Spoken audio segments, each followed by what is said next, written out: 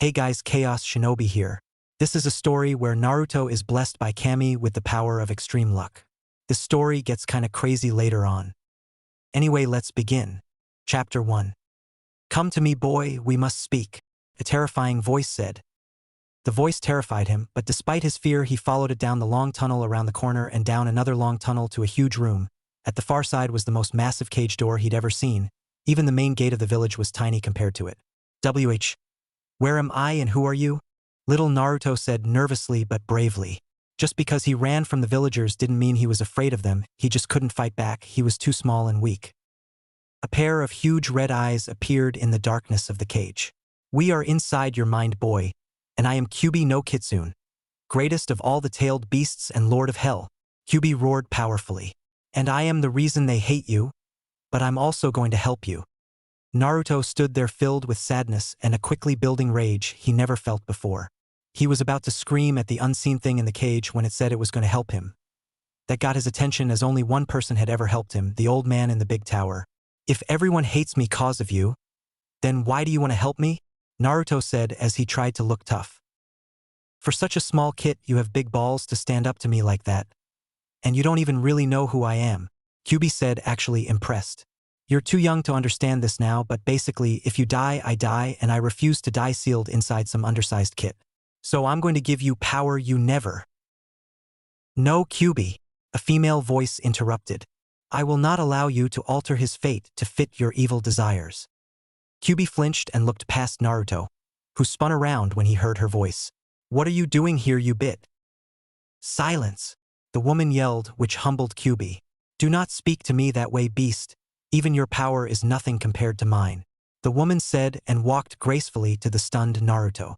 She was 6 feet tall, had white hair past her waist and a silver kimono that showed a beautiful figure and large breasts. She smiled warmly at Naruto, who relaxed and smiled back. Naruto-kun, I wish I didn't have to do this, but Kyuubi is correct. Your fate has somehow been changed and the people attacking you are going to kill you. This wasn't supposed to happen. While I don't agree with his method, someone must intervene. I shall do so. One of your greatest abilities is your luck, but that seems to have been negated. I have many names, but many humans refer to me as Lady Luck. This is what you may call me. For your life to turn out as close to how it should, I must give you a gift no mortal has ever had. The golden kiss. You will not remember this for many years as anything more than a good feeling. You will have good luck beyond any mortal. I can't tell you any more, I'm afraid. I must act now before it is too late, she said in a beautiful motherly voice, then kneeled down and kissed Naruto gently on the forehead before she vanished. Kyuubi watched her and Naruto vanish, then started to laugh. This isn't what he'd planned, but if she did what he thought she just did, this would be even more fun to watch than the slaughter of millions, and for him that was something special. The real world. As they kicked Naruto in an effort to kill him and his demon before the ANBU showed up, 3 stories up in a window ledge above the 2-story building across the alley, the woman tripped, bumped the vase and sent it plummeting straight down, where it shattered on the head on the mob's leader and knocked him cold. Thinking they'd been spotted by someone, they scattered and left the man face down in the alley with a concussion and blood pouring from a wound on top his head. Just after they scattered, 3 ANBU appeared. The leader, a tall thin man with spiky silver hair above his mask. The other was a more muscular man with black hair, and a shorter woman with large but well-proportioned breasts for her build and long purple hair. Venom. Take that garbage to ANBU headquarters and tell Ibiki to have fun with him. I'll take Naruto back to his apartment. Have Hokage-sama's personal doctor meet us there, and stand guard until morning, the silver-haired man said from behind his wolf mask. The purple-haired woman smiled sadistically behind her snake mask and threw the unconscious, bloody man over her shoulder. Though only temporary, she loved being an ANBU guard for this kid. It gave her a chance to hurt people legally. She didn't really like the little blonde kid, but she'd seen how shitty his life was the last month she'd been assigned to guard him, but did have some respect for him because no matter what, he never gave up. She could relate to that. Her life until recently had been just as shitty. I can understand hating what's inside the kid, but even I'm not sadistic enough to kill a little kid for something he has no control over. And those fuckers at the hospital, Venom said, her anger and voice raising with every word. Calm down, Venom. I know how you feel, but even we can't just kill people without good reason, and you know it. We have a job to do. Dismissed, Wolf said. Venom nodded and vanished. You know what will happen if she ever catches anyone attacking the kid? I doubt even we'll be able to stop her from killing them. The big man in the bear mask said seriously. The thin man in the wolf mask sighed, nodded, scooped up Naruto and vanished with Bear. Naruto's mindscape. So the snake bitch has a soft spot for the kid. I can use that. If Cammy and her other celestial bitches are watching over the kid, they'll seal me away in the back of his mind if I try to influence him the wrong way, and I won't even be able to talk to him. They want him to be a hero, fine. But it'll be my way, Kyuubi said and smiled broadly. Naruto, age 6, 6:57 a.m. The academy. Naruto walked down the hall of the academy towards his first class. He didn't show it, but he was really nervous, despite what the old man and his new friends at the ramen stand said. Being around all these people, and especially the ninja teachers, made him nervous. He saw the all-too-familiar hate in every adult's eyes he'd met so far. Unlike with villagers, if they decided to kill him, there was nothing he could do. Even running wouldn't help him against them. He paused at the doorway and looked in at all the other kids. Most of them he'd seen around the village and recognized, especially the kids from the big clans. There's the fat kid with the chips, the lazy kid. The bug kid seems okay, but creepy. There's Dog Boy. They're Mr. Important, Pinky NND Big Mouth.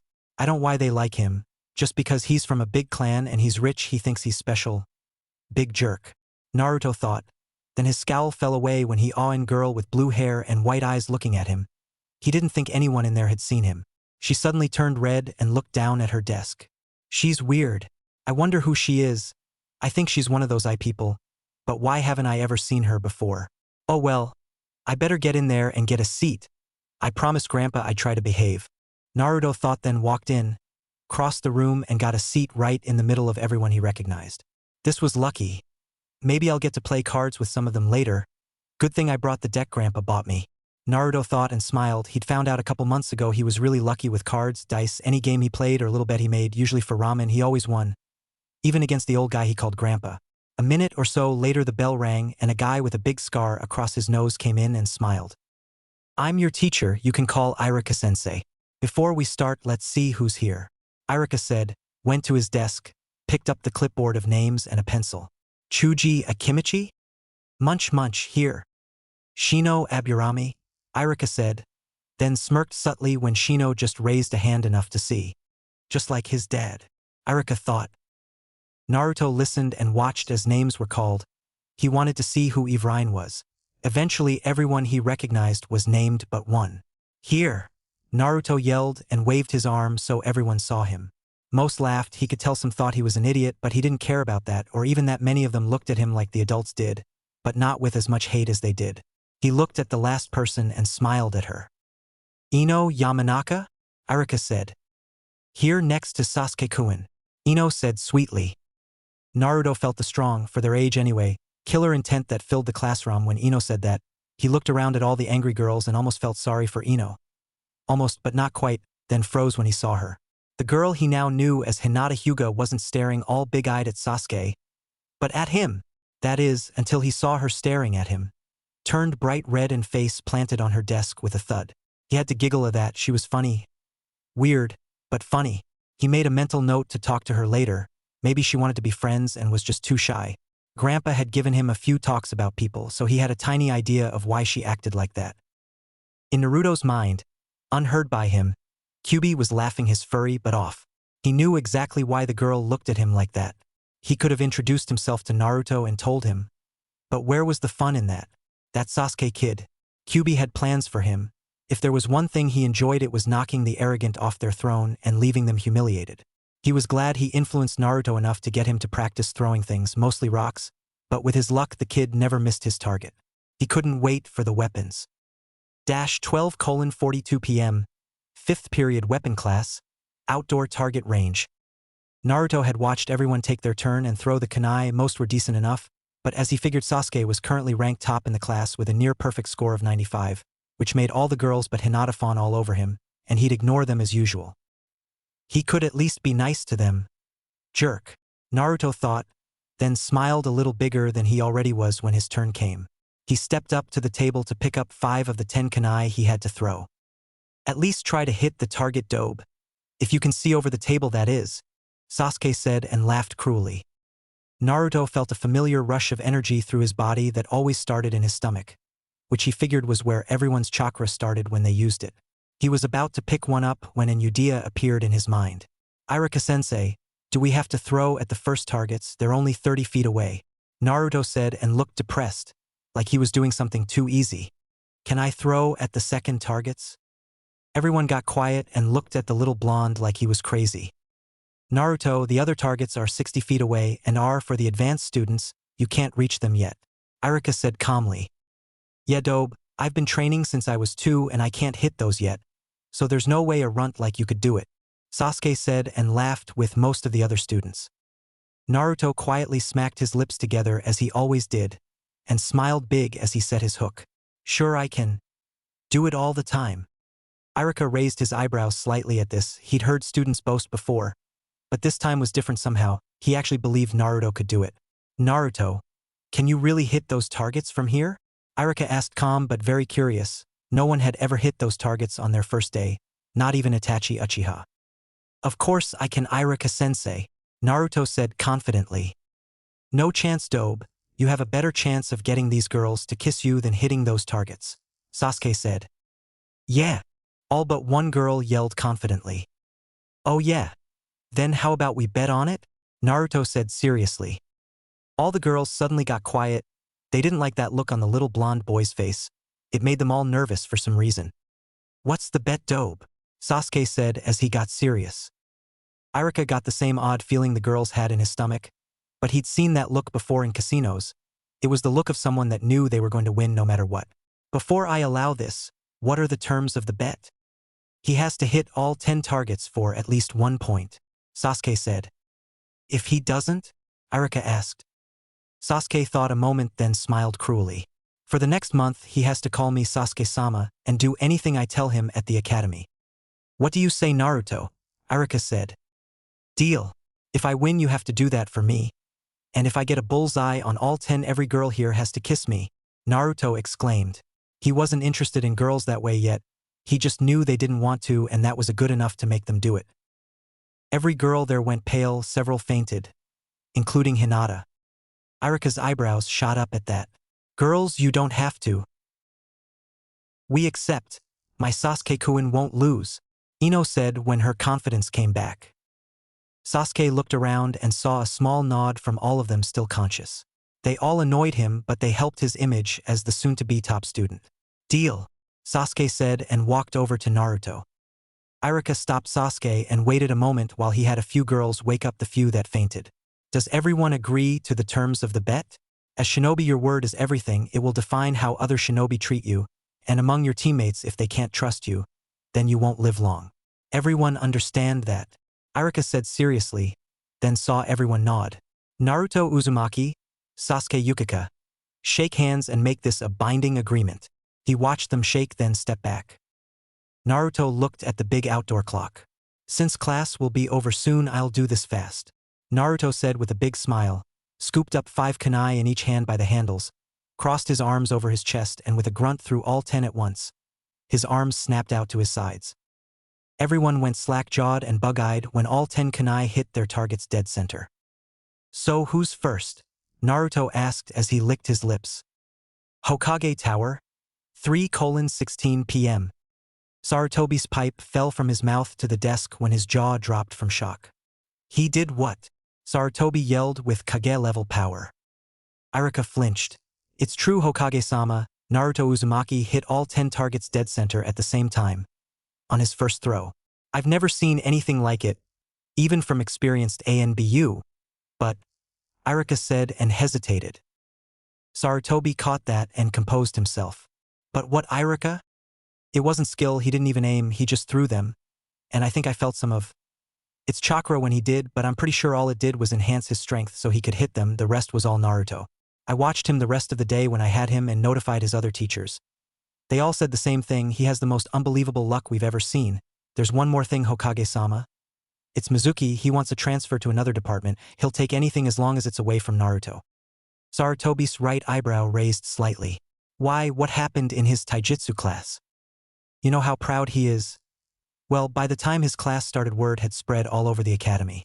Mizuki got into an argument with Naruto, and they ended making a bet that Naruto couldn't hit him, and no matter how good Naruto was at throwing things that wouldn't save him in a fight. Irika said and swallowed nervously. Naruto has the worst, sloppiest taijutsu style I've ever seen in my life.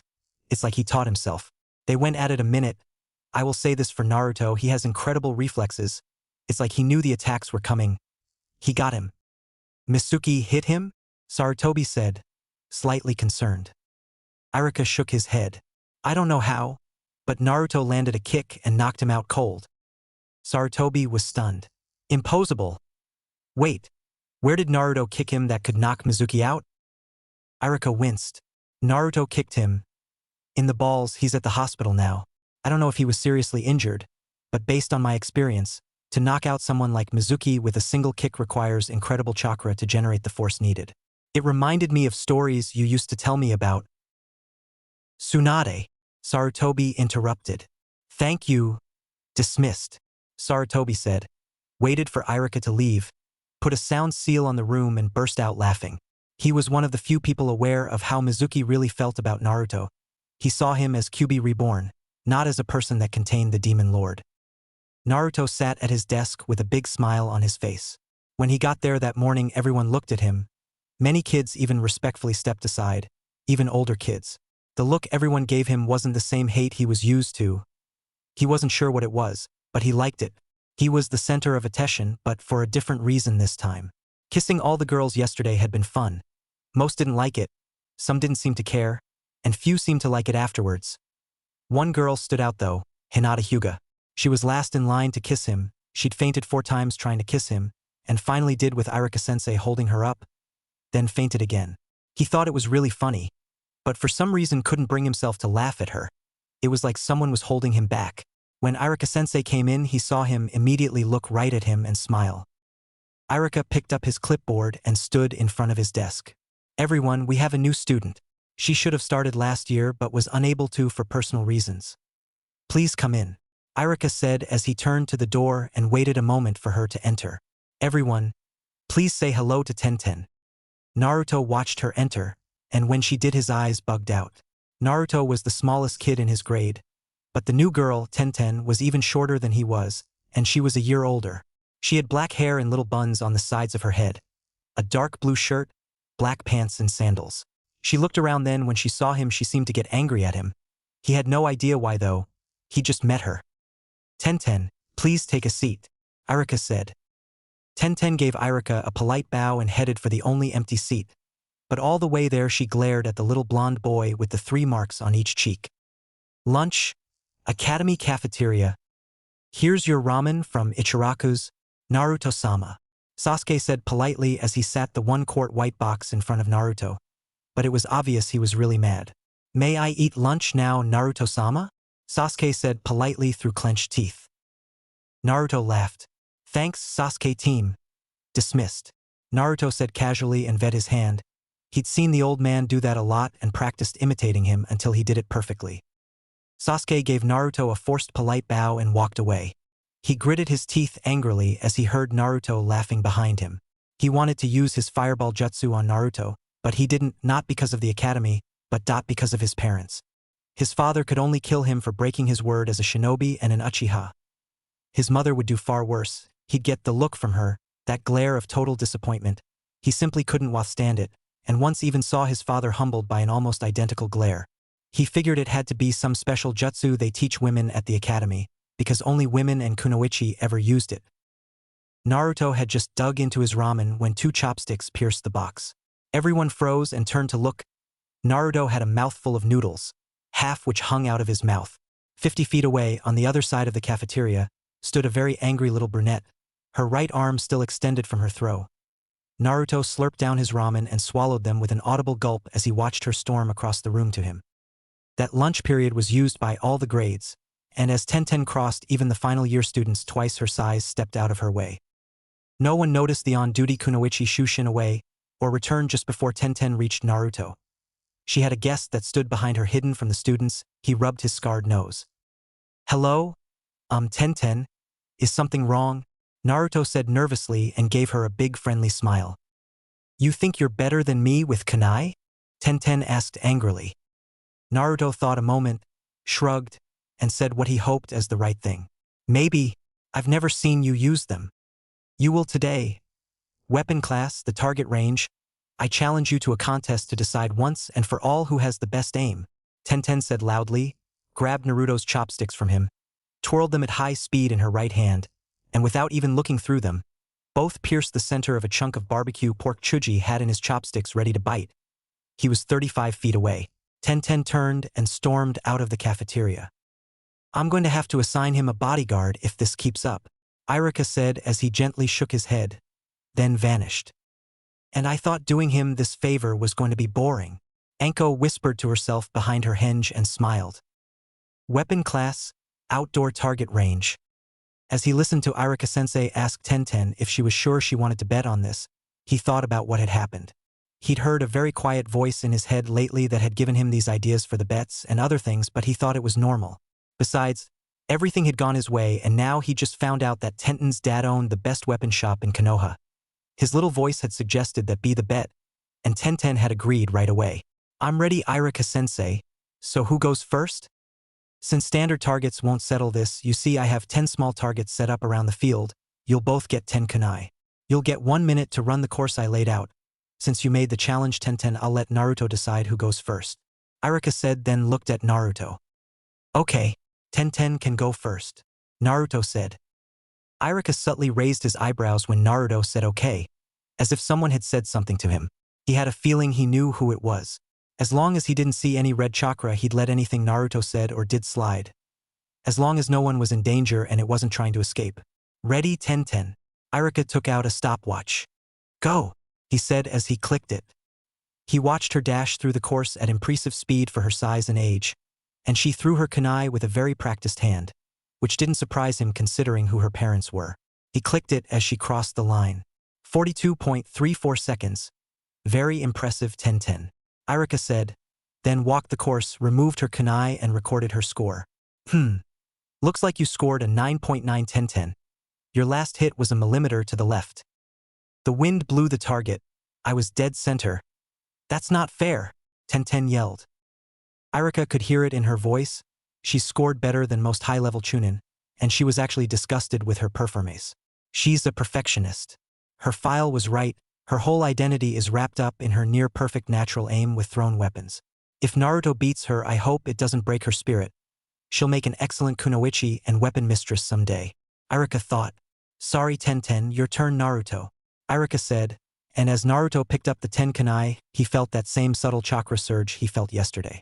If Naruto is the kind of person I think he is, if he does hurt her feelings, he'll make it up to her some way. I hope, Irika thought. Naruto got his kunai ready. Go, Irika said as he clicked the stopwatch. He watched carefully as Naruto ran the course at full speed. He didn't even look at the targets. He just threw his kunai as he passed them, and like before, he didn't aim but hit the target on pure luck. It was like a bloodline limit almost. He couldn't believe it even as he watched it happen. He checked his watch and knew he had her time beat easily. When Naruto crossed the line, he stopped it. 30 seconds even. I'll be right back, Irika said and ran off to check his aim and collect the kunai. When he got to the last target, he knew it was over before he even got close. Like the first 9, this one was dead enter. In fact, the FRST-9 were in the same hole made by Tenten's kunai. He composed himself and returned to the anxious kids, 2 in particular. Naruto's score was perfect, he said almost nervously. The instant he started to say perfect, he saw Tenten's face. Behind her eyes, her self-worth was falling like a lightning bolt from the sky. I lost, Tenten whimpered pathetically as her eyes teared up. Irika watched intently. He saw her emotional mask was about to shatter, but before he could act, it happened. Tenten froze up, her whole body stiff. Don't cry, Tenten. You're way better than me. I just got lucky, Naruto said as he hugged her. You like ramen? After academy, I'll take you out to eat all you want and I'll call us even. What do you say? Sasuke team is buying, Naruto said happily. Then, for a reason even he didn't understand, he kissed her cheek. Near the front, Hinata silently whimpered when she saw him kiss her, but it had been on her cheek, not on the lips. She still had hope. Sasuke clenched his fists and jaw, but didn't react otherwise. Tenten was stunned. She just stood there a moment and stared at him. I love ramen. Thank you, Naruto-kun, Tenten said almost timidly. When he'd kissed her, all her pain had faded away almost instantly and been replaced by something else that made her all happy. She whipped around facing the crowd. From now on, anyone tries to pick on Naruto-kun has to go through me first, Tenten exclaimed. Well, I'll be damned. How the hell did he do that? Irika thought, highly amused, but kept it hidden. Naruto-kun, after we eat, I'll take you to our family shop to get your new weapons. I hope Dad lets me anyway, Tenten said as she realized she'd bet him free weapons from her dad's shop without permission. Sure, Tenten-chan, Naruto said happily, then turned to the crowd when he heard an almost squeaky voice. He looked around and saw her face was all red. Does you say something, Hinata-chan? Naruto said casually, not really realizing he'd called her Chan accidentally. Hinata's head snapped up and her face turned bright red. He called me Hinata-chan, Hinata said to herself, then nodded her answer to him purely on instinct. See, can I join you for our ram, men? Hinata stuttered out badly. She'd never been so nervous in her entire life. Naruto smiled happily, he'd just made 2 friends in one day. Of course you can, Hinata-chan, Naruto exclaimed. Irika glanced at Hinata and saw it in her eyes. She loves him. She's just too shy to tell him. Oh. If Naruto hugs Hinata, her blood pressure might kill her, Irika thought. Everyone back inside, except you, Naruto. You're gonna help me clean up, Irika said. Naruto whined and pouted a moment, then nodded. Hi, Irika-sensei. Can I stay and help Naruto-kun clean up? Tenten said hopefully. I think we can handle it, Tenten, but you can take the kunai back in and put them away for me. I know I can trust you with school property. With the extras, there's too many for one person. Hinata, would you assist Tenten please? Irika said. Hinata calmed down and bowed slightly. Hi, Irika-sensei. Hinata smiled at Tenten, then quickly helped Tenten load the kunai into the box with the others and carry it inside.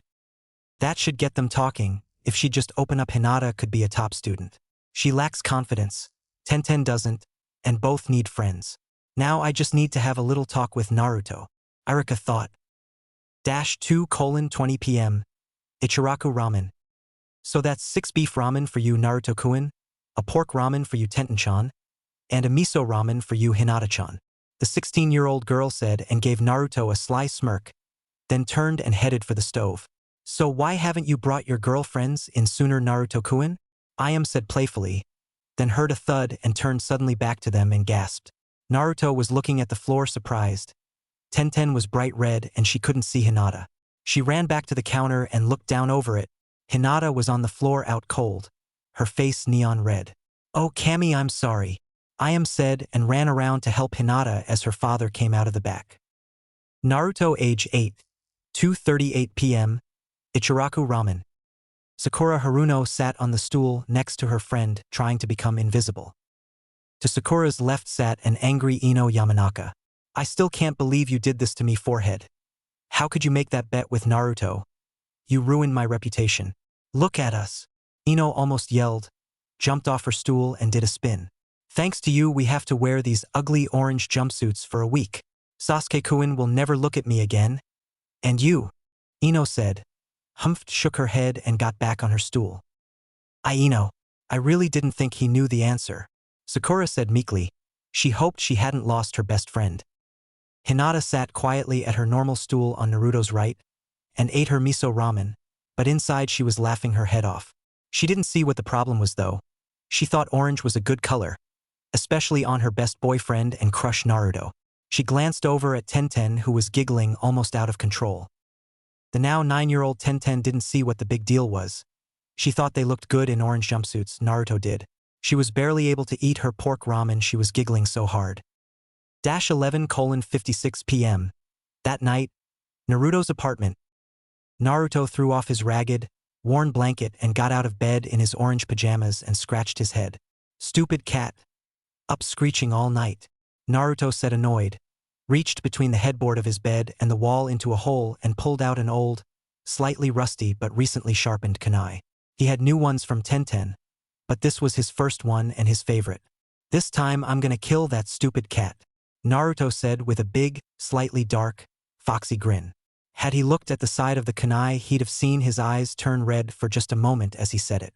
Naruto went to his window, deactivated the alarm he'd recently made for it to keep people from breaking in to trash everything yet again. checked to be sure the coast was clear, then climbed out, kunai in hand.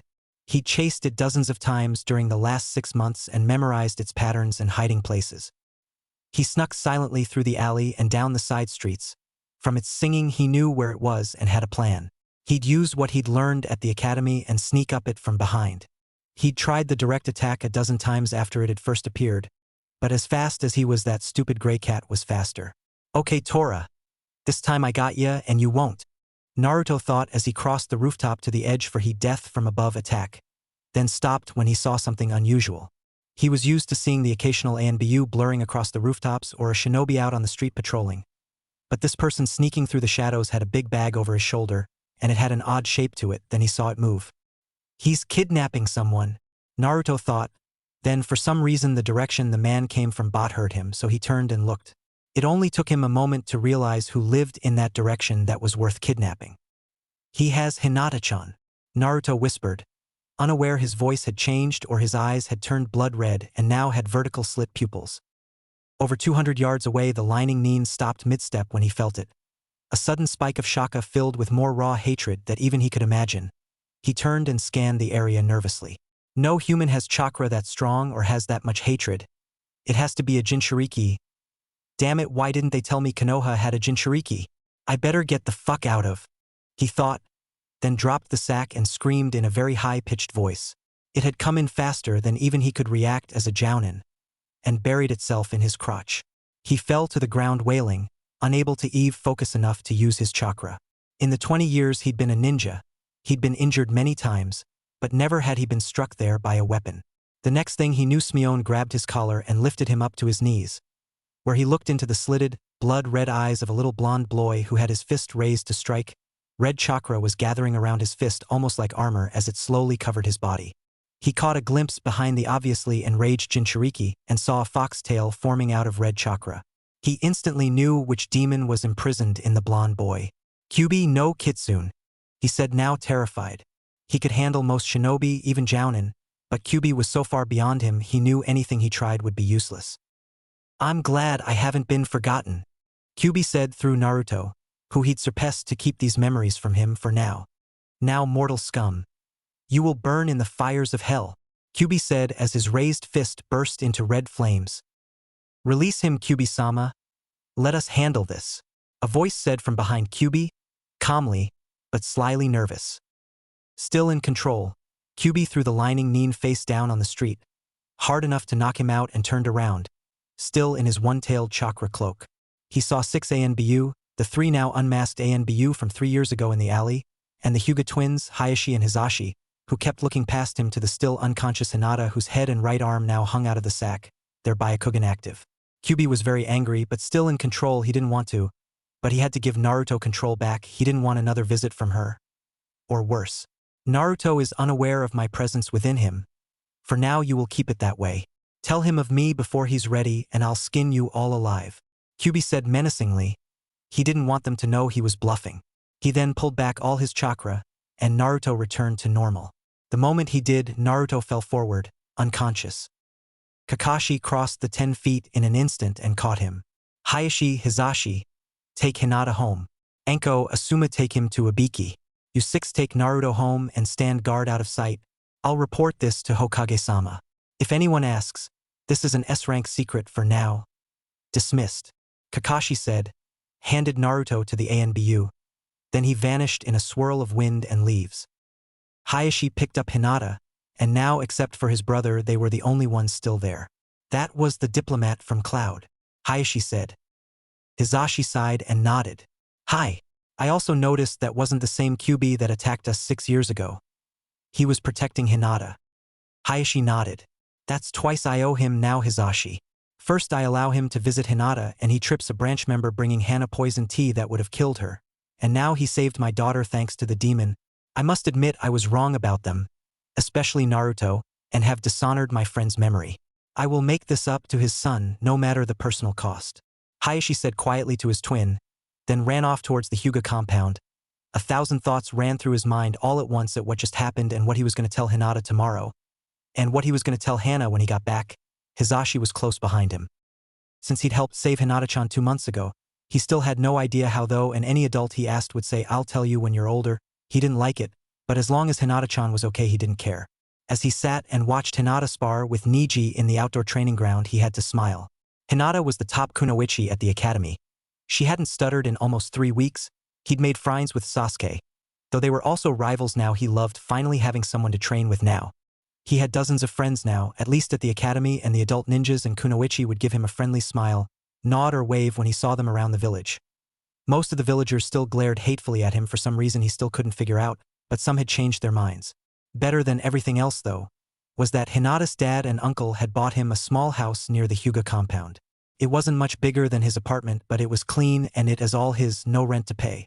He didn't get money from the old man anymore, but they'd solved that too. He had a bank account now that, if he was careful like they showed him, would last him until he graduated and could earn his own money.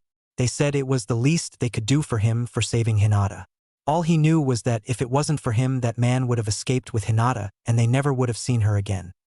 "Come on, Naruto, you must be washed and dressed if you wish to join us for dinner," Hayashi said as he walked up to Naruto. Naruto turned to him and smiled. "Hi, Hayashi-sama," Naruto said, hopped off the bench, bowed, and dashed off to the men's baths in the main house. Hayashi smiled as he smelled lilacs from behind him and turned around. "Hello, Hana-chan. How's Lil Hanabi-chan?" Hana smiled warmly at her husband as she held her sleeping 3-year-old daughter on her shoulder. She fell asleep watching Hinata-chan spar with Niji. She said she was really proud her Nei-chan was so strong now, before she went out. She was tired from her training, I guess. She wants to be just like Hinata when she grows up, Hana said with a warm smile, then activated her Byakugan a moment to be sure Naruto or any other kids weren't around to hear her. Her face got serious, which for her was rare inside the compound. Has he shown up since Hinata-chan's kidnapping attempt? Hayashi's face changed to the familiar emotionless appearance. I've watched him here and had him watched by our Jounin. Even when he gets hit sparring with the Uchiha, there's been nothing. I've discussed this with Sarutobi-sama and the other clan heads. We all agree, for whatever reason we're unaware of, it has changed. Even when he threatened us that night, he was full of rage, but there was no hatred or evil intent when he said it. Hana smiled and relaxed. And what about this uncanny luck he has? I've never seen anything like it. I've watched him. It isn't just throwing things, it happens in any game he plays or anything he wants to do. He seems to almost...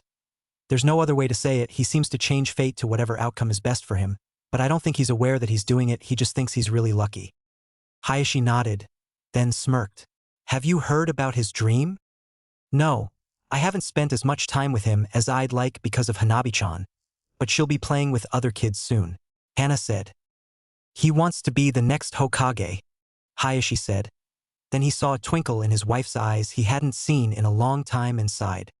Come on, Hayashi-kun, you know Hinata loves him, and we both know with his luck he will be Hokage someday. They'd be a perfect couple. Not to mention what having our son-in-law as Hokage would do for the clan. Hana said happily and gave him her best pleading expression. Leaned forward slightly so her kimono top fell open enough to let him see of her very large breasts. It was a dirty trick to use this outside the bedroom, where she'd have to pay him back tonight, but it was worth it. Hayashi held his ground until he saw down her kimono. He just couldn't resist those big pale breasts. You win, Hana. I'll draw up the paperwork later and take it to Sarutobi-sama tomorrow, Hayashi said and thought a moment. They'd be honored to know you want their son to marry Hinata. I miss them too.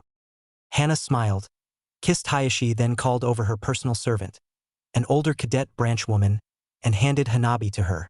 Please put Hanabi to bed. She won't be joining us for dinner. Be sure Naruto-kun is ready and in the dining room by 5 sharp this time, Hana said with a subtle smirk, then nodded to the woman. The woman took Hanabi, smiled subtly, then nodded and left. Naruto, age 9, after sunset. Naruto loved night. He could go out and explore Konoha without having to deal with any people. Except the odd shinobi he'd meet on patrol or ANBU, though they never stopped to even say hello. With one exception. It had started 10 months ago by accident, but had become a regular event. Once a week he'd go there just after sunset. He landed on the roof.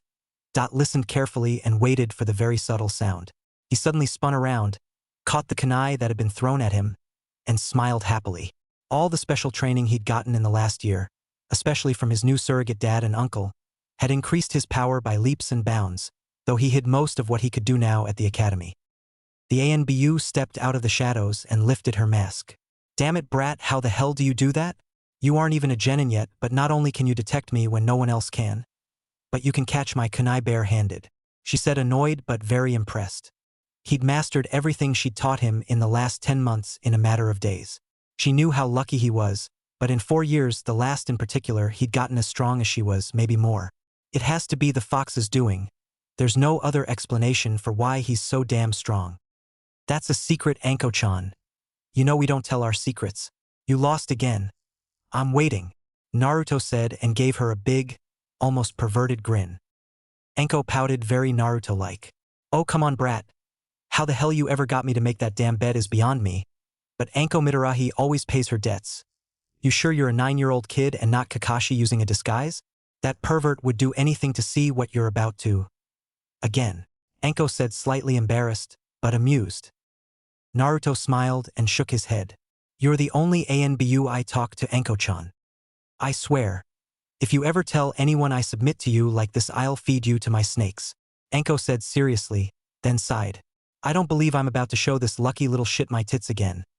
How the fuck a 9-year-old brat got the toughest, scariest bitch in Konoha by the short hairs I doubt I'll ever know. But I'm gonna try. At least he's not older. If he was, I'd probably be on my knees sucking his dick. Or more. Who am I kidding? When he's older he'll probably make me his fuck toy anyway. At least he's cute, he'll be a real stud when he's older. Well, better he see my tits than sneak around peeping on women like that old pervert does. Anko thought, then grabbed the bottom of her shirt. She'd stopped wearing a bra months ago when she'd accepted the fact she was never going to win. It just got in the way. She'd just gotten it up to the bottom of her semi-firm breasts when she saw him raise his hand for her to stop. When she saw his big grin turn serious, she knew something was wrong. He was never wrong. What is it, Naruto? Anko said, a little anxious. I heard a scream, like someone was stabbed or something, Naruto said seriously as he turned his head side to side to find the direction.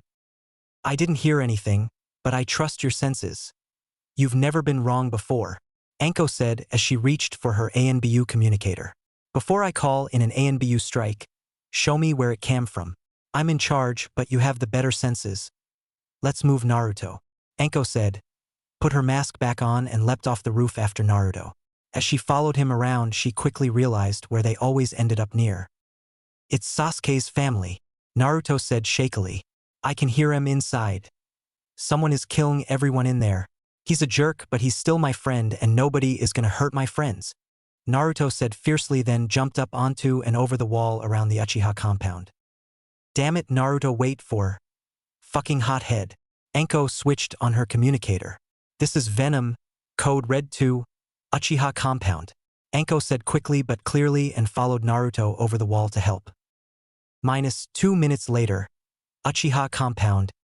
Naruto ran through the halls toward the main bedrooms where Sasuke and his parents were. If he hadn't been here a few times already, he'd have gotten lost trying to find everyone. He'd already found the Uchiha elders and many of their jounin that made up the Konoha police force. All of them dead. It made him sick to see it. They weren't just killed. They were slaughtered like animals. Many had been decapitated or split open. He heard screaming and recognized it as Makoto, Sasuke's mother. Makoto kneeled on the floor as she hugged the unconscious Sasuke protectively. Tears poured from her Sharingan eyes. She was a jounin, but knew fighting was useless. Her husband was far stronger than her, and the man before her had decapitated him easily and now stood over her, his bloody sword raised. Why Itachi-kun? Makoto said softly, with extreme sadness and confusion, then closed her eyes and waited for the death blow. Then there was a crash and the sound of wood shattering, and a wave of chakra hit her so filled with rage and power it knocked her out.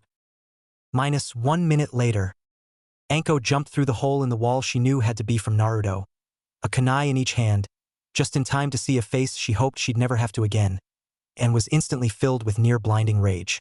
Orochimaru! Anko screamed with every ounce of rage she'd held in for years. Orochimaru smiled very snake-like at Anko as he pulled a kunai from his shoulder. Another time, Anko-chan.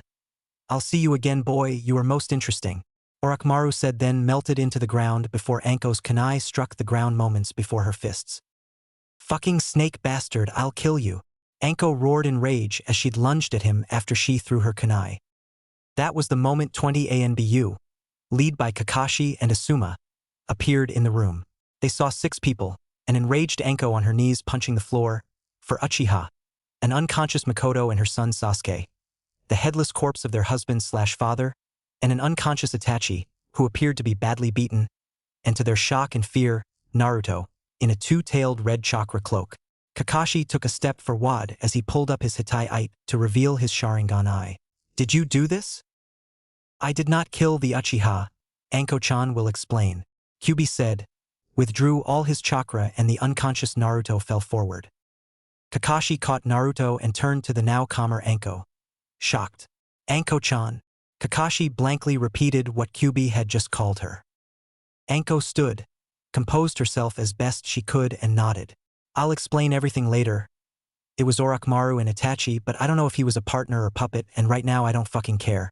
I'll talk to the old man tomorrow. Right now I'm Jinghome Kakashi. Anyone tries to stop me and I swear I'll fucking castrate him," Anko said with calm sadness and anger, then casually walked out and headed home. Kakashi had seen Anko like this only once before and knew not to mess with her until she calmed down and sorted her feeling out. Let her go, call in backup and get any survivors to the hospital. Take Itachi to the maximum security wing for treatment. I'll take Naruto home and stay with him. You give Anko a few minutes, then tell her to go to Naruto's on Hokage-sama's orders. You tell Hokage-sama to meet us at Naruto's place right away. Dismissed. Everyone did as told. Kakashi vanished with Naruto in a swirl of wind and leaves. Minus 58 minutes later. Naruto's house. "Is that everything, Kakashi, Anko?" Sarutobi said calmly. Kakashi nodded. "Hi," Anko said. Sarutobi turned to the being on the bed. "Naruto must be told. If my former student is after your power, Naruto must be told about you and properly trained. If you weren't able to defeat him with two tails, you must be stronger," Sarutobi said and sighed. "Orochimaru is relentless, and now that he knows of you, he will be prepared next time." The red-eyed Naruto sighed, slightly annoyed. "I do not like this. I would have preferred another year, but I have no choice. Two tails wasn't enough power to kill him, only hurt him. To kill him and ensure he can never return, I will need 5 tails. I will not allow Naruto to be used by that bastard, or get any of my power." Kyuubi, in control of Naruto's body, got of the bed, walked up to Anko and put his left hand gently on her cheek. Kakashi's visible eyebrow went up slightly at the "more than just friends" gesture. "Anko-chan, I know I also speak for Naruto on this. We will not let him hurt you ever again. We will kill him for you," Kyuubi said in a very caring, but still demonic voice, slipped his left hand behind her head in her wild purple hair. His right went up under her shirt and gently squeezed her left breast as he pulled her face down into a passionate kiss. "You are as special to us as Hinata-chan, and once I have mated with her, we will give you the happiness you've been denied," Kyuubi said, released the stunned Anko, laid on his bed and pulled back all his chakra. "Anko, have you and Nar?" Kakashi said, then froze. Anko had a kunai at his throat and a big snarl on her face. "You say one more word, Cyclops, or tell anyone, especially Naruto, what just happened with me and Kyuubi, and I swear I'll kill you and feed your remains to my snakes," Anko said in her coldest voice. "Not that it's any of your fucking business, but what just happened is as far as Kyuubi has gone. Naruto has only kissed me a couple times as a friend. I happen to like the brat because he understands the shit I've been through. I respect you as a ninja and my superior, but as a man you're losing ground fast." Kakashi nodded carefully.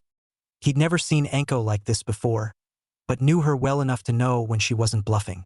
"I'm sorry, Anko, I was out of line. I don't know him as well as you. Anko, please calm down. I'm well aware of your friendship with Naruto and what you've been doing. I'm pleased that you're just friends, but he'll also be told he's betrothed to Hinata Hyuga, as she will be told. As you know Orochimaru better than anyone else and can sense him, I'm reassigning you from the ANBU to be Naruto's personal bodyguard, until he can draw on at least 5 tails. This will keep you near him as well as Hinata and continue his training when he's not with anyone else. And please, put away your kunai, Anko," Sarutobi said calmly. Anko put away her kunai and smiled at Sarutobi. "I accept, and thank you," Anko said, then bowed. "Anko, be in my office tomorrow morning at 8 with Naruto. I'll tell him everything then. Anko, you may stay here to watch him tonight. Kakashi, you will not speak of this to anyone." "Dismissed," Sarutobi said and gave them a slight nod. Kakashi nodded to Sarutobi. If you mind having me around, I'll get to know him as a person, Kakashi said and waited a moment. When Anko nodded, he vanished in a swirl of wind and leaves. Anko lunged forward and gave her surrogate father a quick hug and kiss on his cheek. Thanks, old man. Sarutobi smiled. Anko was the only other person he let call him old man. But unlike Naruto, she didn't do it in front of anyone. Give him a chance, Anko, you know what he's lost. Hi, as long as Naruto doesn't mind having him around, Anko said and sighed. Sarutobi smiled and vanished. Anko pulled up a chair and sat next to bed to watch over Naruto. 8:14 a.m. The next morning, Hokage Tower. Sarutobi looked at the only slightly teary-eyed Naruto. He'd taken it better than he expected, though there had been a few tense moments. Are you all right, Naruto? Sarutobi said in a warm, fatherly voice. Naruto wiped his tears on his sleeve and composed himself. Hi, I'll be fine, old man. At least now I know why everyone hated me and why I have so much chakra. And you've known all along, Anko-chan. Anko sniffled nervously. Hi. I couldn't tell you though.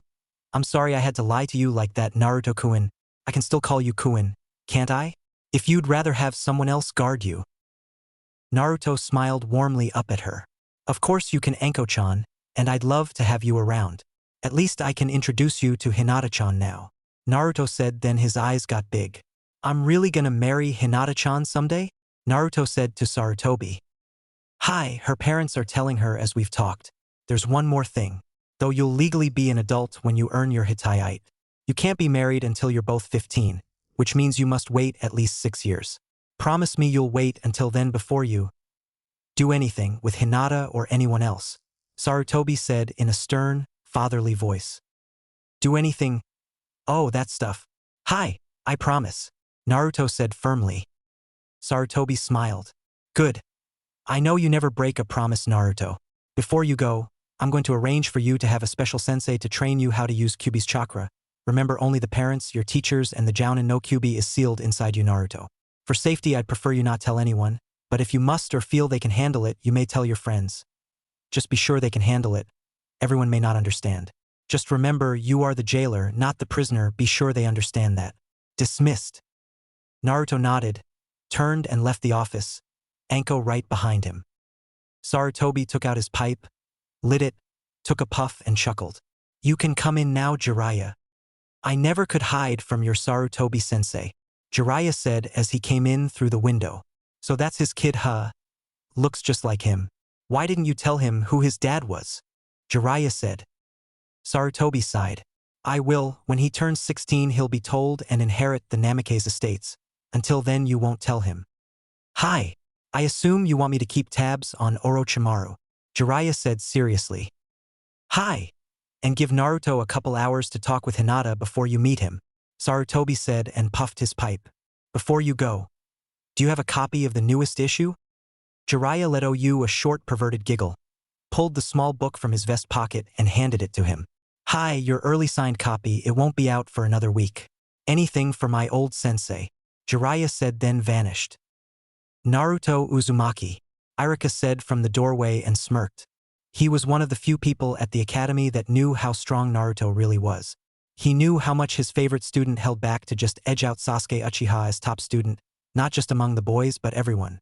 As Naruto headed for him to take his final exam, he knew it was only a formality but he had to do it. Though she wasn't always around where everyone could see her, he was the only other person in the room. The new Anko was outside in a tree watching through the window. He subtly glanced out the window and nodded to her. I'm ready, Irika-sensei. Let's get in there and get my Hitayite, Naruto exclaimed with his usual excitement, then waved to the class and followed Irika into the room.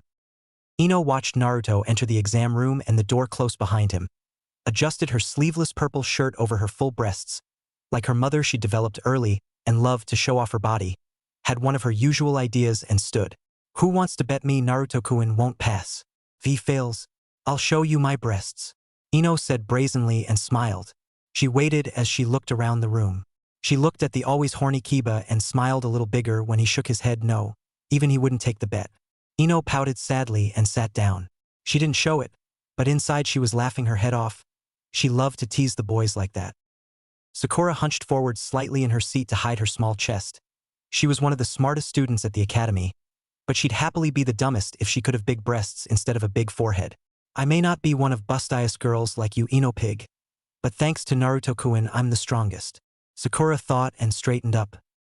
A minute later the door opened and Naruto walked out with a huge smile on his face and a shiny new leaf Hittite on his forehead.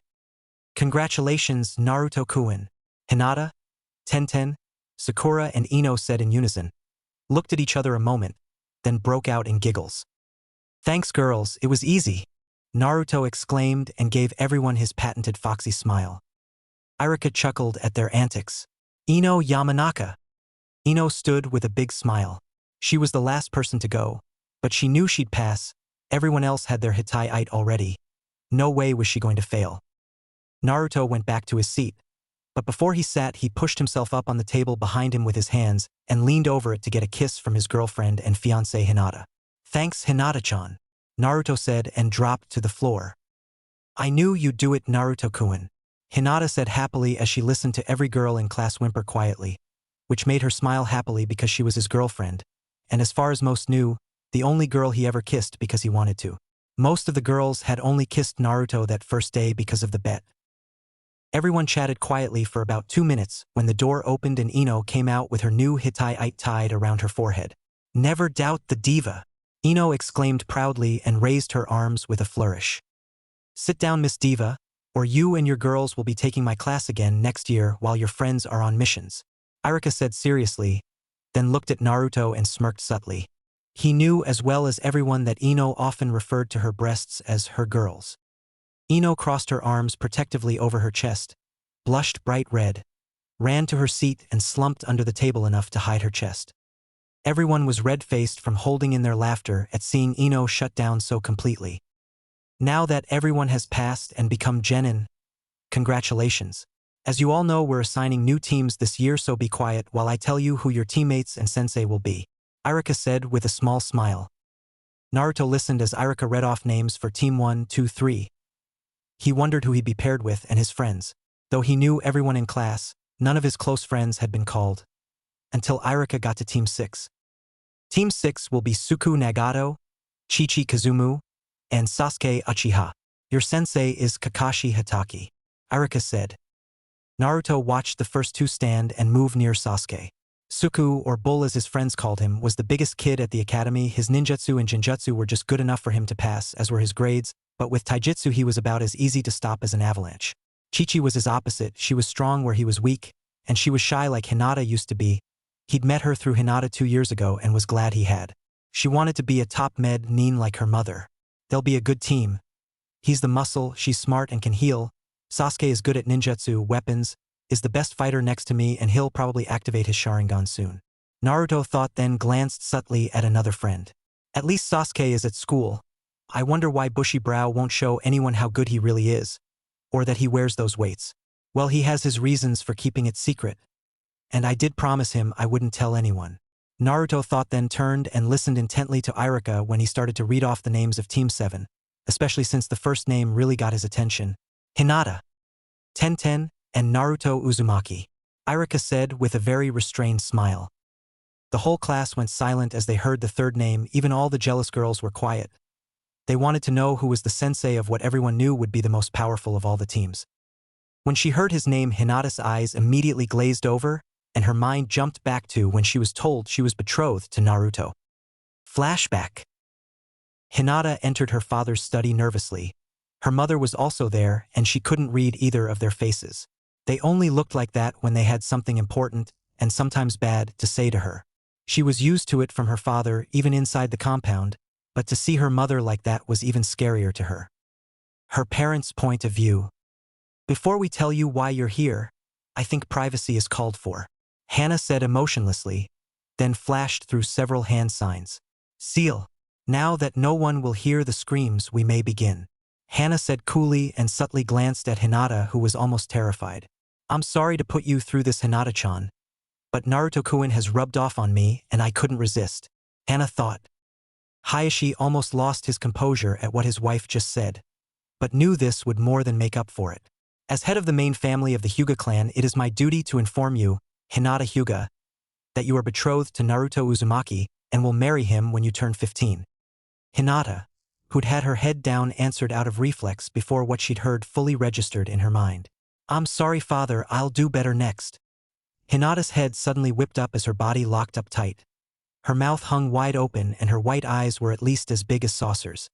I'm what? Hinata said with a severe stutter. Hana's smile was even bigger than Hayashi's ear-to-ear smile. You're betrothed to Naruto-kun, Hinata-chan. When you turn 15, you're going to marry him. Hana watched her daughter's face for a full minute before it started. She saw a smile of happiness slowly appear on Hinata's face, the likes of which even Kami had never seen. She nudged Hayashi and gave him a sub-nod before she focused chakra into her ears to protect them from what she knew was coming. A moment later it happened. She watched Hinata unleash a scream of joy that would have made even Kyuubi cringe years ago when it attacked the village. She watched Hinata leap around the room, throwing up her arms and almost literally screaming her head off. She was so happy. At that moment she doubted even the entire clan could restrain Hinata. She knew putting a sound seal on the room first was a good idea. End flashback. Your sensei is Anko Mitarashi, Irika said, just barely holding back his emotions from showing on his face. The whole room gasped, especially Naruto. All right, Naruto yelled excitedly as he jumped up on his seat, fists raised, a huge smile on his face. Irika broke out laughing hard for a moment before he composed himself. Please sit down, Naruto. Naruto froze a moment, looked around and gave everyone an oops grin, then sat down. Team 8 is Sakura Haruno, Ino Yamanaka and Shikamaru Nara. Your sensei is Kurenai Yuhi, Irika said. Naruto glanced at his friends. A spy team? That'll be useful. Sakura is happy she gets to learn genjutsu from the best. Ino is surprised but doesn't look upset. I guess she figured she'd get put into a new Ino Shikacho. And Shikamaru? He's gonna be surrounded by women like his mom all day. He'll never get any rest now. Kurenai-chan will push him to be his best. It'll be good for him. Naruto thought and almost laughed at his lazy friend's plight. Team 9 is Niji Hyuga, Rock Lee and Chuji Akimichi, your sensei. I'm sorry to tell you, Irika said with amused pity. Is Might Guy. YOSH. Rock Lee yelled excitedly and pumped his fist in the air. Everyone else let out an exasperated sigh, looked down and shook their head. They all liked and respected Guy. He was a great person, but 5 minutes around him and his fires of youth speeches made you want to jam a kunai in your neck and end the torture. Everyone knew if he was around your only hope was Kakashi, Guy's hip eternal rival, or Naruto, with one exception, Rock Lee, who actually liked Guy and thought he was cool. No one held that against Lee though. A taijutsu team, cool. With Niji's Byakugan and Jukin, Lee's speed and special skills, and Chuji's expansion jutsu. They'll be awesome. He'll never be able to use a jutsu, but I'm glad they put Lee on a team this year. Niji too. I guess their lucky Guy wouldn't let them take the Chunin exams last year, and that the graduating class was an odd number because of Tenten-chan. Naruto thought. As we had an odd number of students, 2 of you will have to wait for next year. I'm sorry. Team 10 is Shino Aburame, Kiba Inuzuka and Irika said. There were only 3 kids left and 1 open team spot. The new Kunoichi weren't the bottom students, but they were near it. Kiba looked at the 3 girls as Irika started to talk, one of which was about to be his teammate, and frowned. Just fucking great. I'm gonna get a bitch with a red afro, a pint-sized bully, or... Kiba thought, then smiled when her name was called. Fuki. I'm sorry, Harumi. Ami. Irika said. Fuki squeaked in surprise, looked at her 2 long-time friends with shock. She never expected to get picked over them. She could walk across an empty room and manage to bump into or trip over something. She saw Kiba shrug, give her a half-smile and wave her over. She almost smiled when she heard him tell Shino he thought she was at least cute. She pulled up her big scarf to hide her blush, got up, crossed the room to sit by Kiba, and bumped into 4 desks on the way. She was so nervous. Who's our sensei? Kiba barked out as he watched the oversized scarf and jacket fumble her way across the room. Probably Asuma. He's the only jounin left. Except for... Naruto thought, then had a feeling Irika wasn't about to say Asuma. Itachi Uchiha, Irika said calmly, but inside he was nervous. He was one of the few that knew what really happened that night, and although he'd been a puppet of Orochimaru, he'd personally wiped out about 3/4 of his clan, including his father. He knew Itachi had been cleared by Inoichi, Kurenai, and Ibiki as loyal and mentally stable. Though he'd objected to the idea, he figured that if Sarutobi trusted him, that was good enough for him. "What?" Sasuke said as he stood suddenly and slapped the table with both hands. "Please sit, Sasuke. It's Hokage-sama's idea. You can talk to Itachi tonight at home. Your mother has already been told and approves. Before you ask, no, you can't be transferred to his team. You and Itachi are the only two active male Uchiha, and we can't risk putting you both on one team," Irika said seriously. Sasuke thought about that for a moment, then nodded and sat down. He knew Irika was right. This was best for the clan. The only other remaining male Yukika were old or little kids, not even in the academy yet. "Your sensei will arrive soon to pick you up. Please wait in this room," Irika said, organized the papers on his desk, picked them up and left. Sasuke, Bull, Chi-Chi, you better get comfortable. Kakashi won't be here for about 2 hours, Naruto said with a big smirk. He'd gotten to know him the last couple years and had even learned a bunch of cool jutsu from him privately. Only a few of his friends knew how strong he really was, or about his special friend he always had with him. Sasuke wasn't one of them though. He wanted to tell him, but knew his friend wasn't quite ready for the truth yet. Almost, but not quite. 8:12 a.m. Naruto was talking with Hinata and Tenten when he suddenly smirked and turned to the door. Anko barged in brashly with a big sadistic smile on her face. "I'm Anko Mitarash. Which of you maggots are mine? Let her have her moment. Play along and act intimidated," Naruto whispered to Hinata and Tenten. They knew Anko almost as well as he did, and that underneath what most saw they knew Anko was as much a goofy kid as he was, even more so as she never had a real childhood. Naruto raised his hand. "I am Anko-sensei." Hinata and Tenten nodded subtly and did the same, but looked slightly intimidated. Anko smiled coldly. "Oh good. I get Mr. Lucky and his fangirls. You're just another brat to me. So you and the bimbos get your shit and follow me," Anko commanded, then turned and walked toward the door. Naruto waited until Anko was near the door. "My sensei is that crazy bitch?" Naruto said just loud enough that everyone heard him. At the door, Anko drew a kunai as she spun and threw it at Naruto. It stuck in the chair an inch from his crotch. "What was that, you little shit?" Naruto acted surprised and jumped up with his best scared face. "Sorry, Anko-sensei." Anko smiled cruelly and gave Naruto a very subtle nod the others would miss as she listened to everyone laugh nervously, and the comments about how they were glad she wasn't Their-sensei. "Thanks, Naruto-kun. I owe you one for that. Maybe the 4 of us will play poker tonight and I'll up the stakes from food to something more fun," Anko thought as she turned and left the classroom. 8:26 a.m. Training Ground 13. Naruto-kun, Hinata, Tenten. "Just between us, this final test is a waste of time. You 3 are already a team, but I have to do it as your sensei. Naruto, stay at Their level. You know, out on missions you can't show your true strength except in a real emergency, so think of this as just another practice," Anko said, pushed up the left sleeve of her trench coat, bit her right thumb and smeared the blood over her snake tattoo. "Summoning jutsu," Anko said. There was a huge puff of smoke 20 feet away, and when it cleared a moment later it revealed a huge coiled green snake that reared up to almost 20 feet and nodded to Anko. Naruto, Hinata, and Tenten were impressed. That was the biggest snake they'd ever seen her summon. "This is Laniran. I rarely get to summon him, but he has a special ability I can use here," Anko said and turned to Laniran. "Remember what I told you to do," Anko said, then took 3 blank tags from her pocket, gave one to each of them and nodded to her summon. Laniran started turning and twisting his head and neck a moment, then split down to where it started to coil into 2 complete heads. A moment later the main head did it again.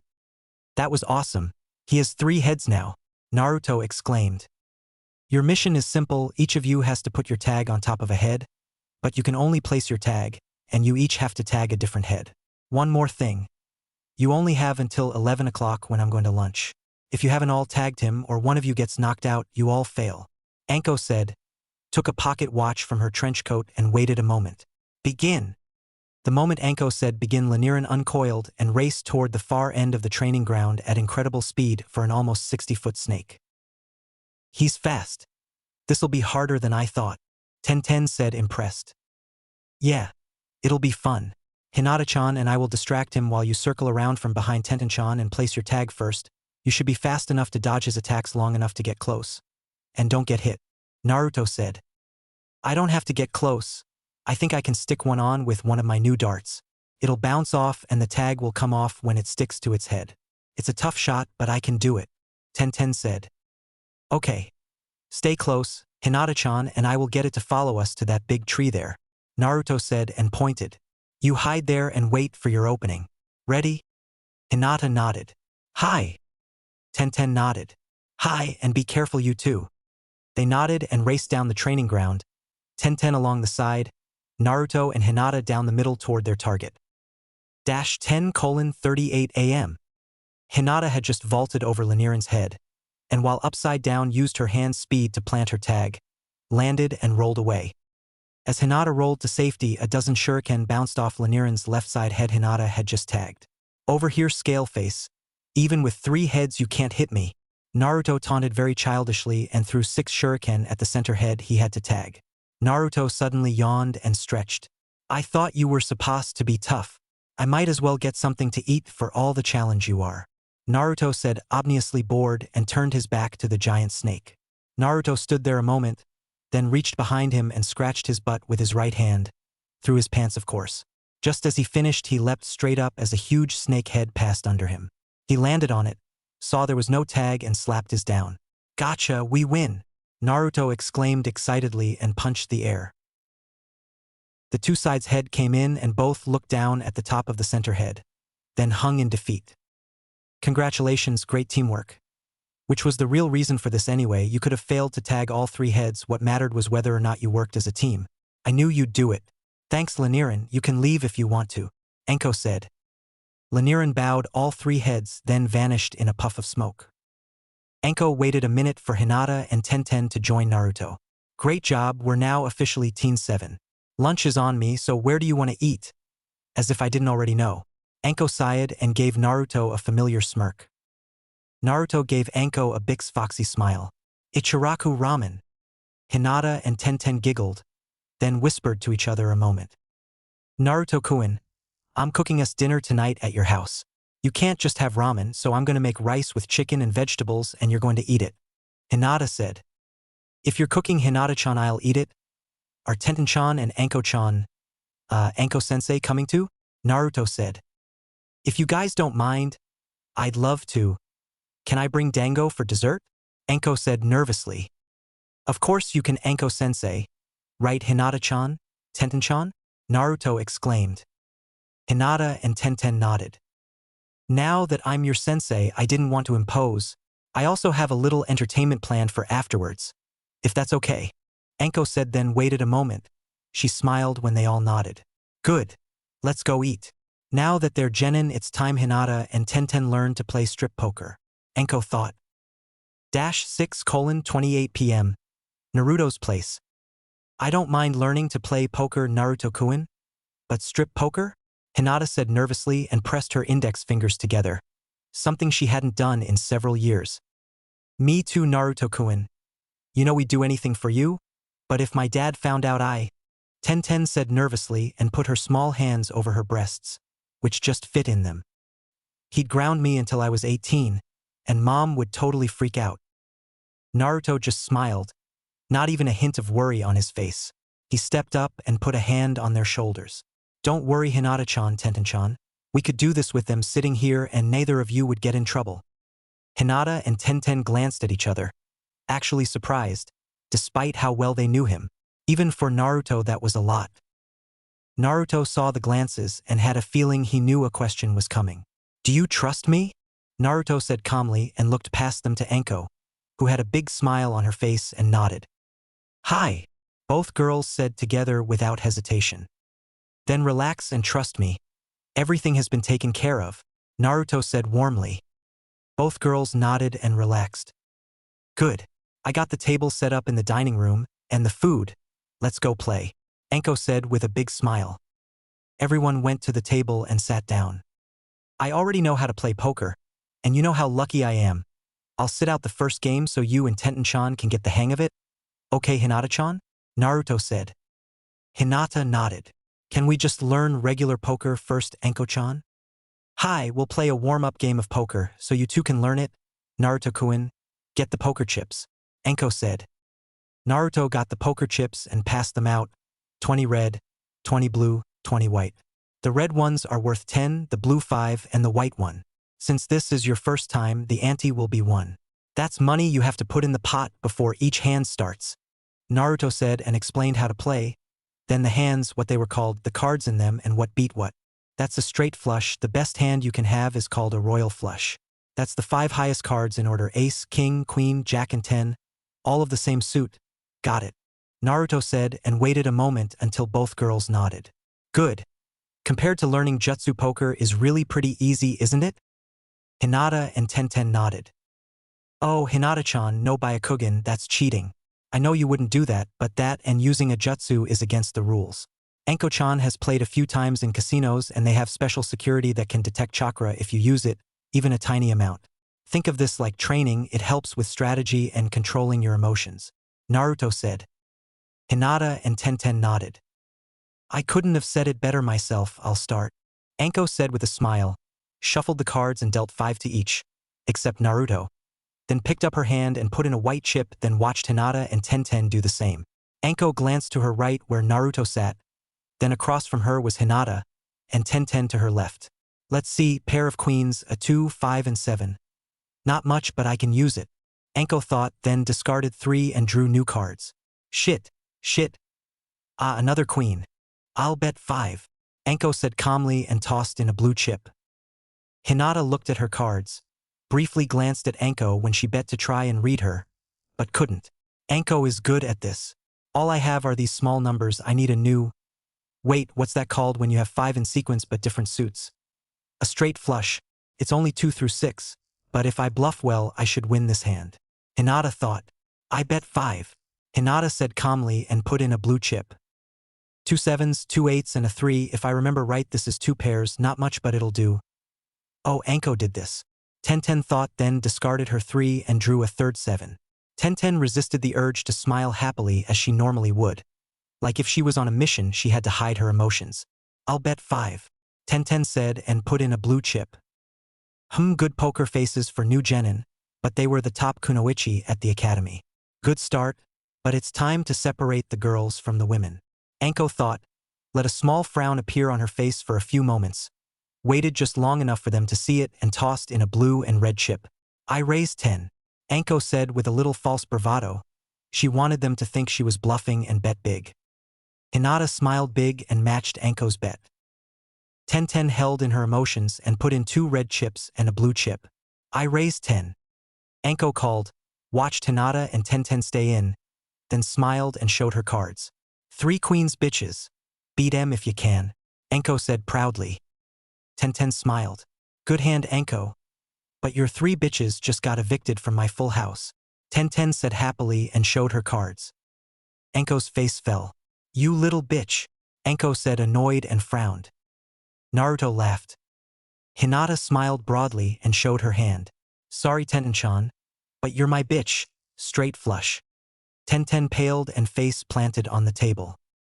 Naruto fell off his chair and rolled on the floor holding his stomach, he was laughing so hard.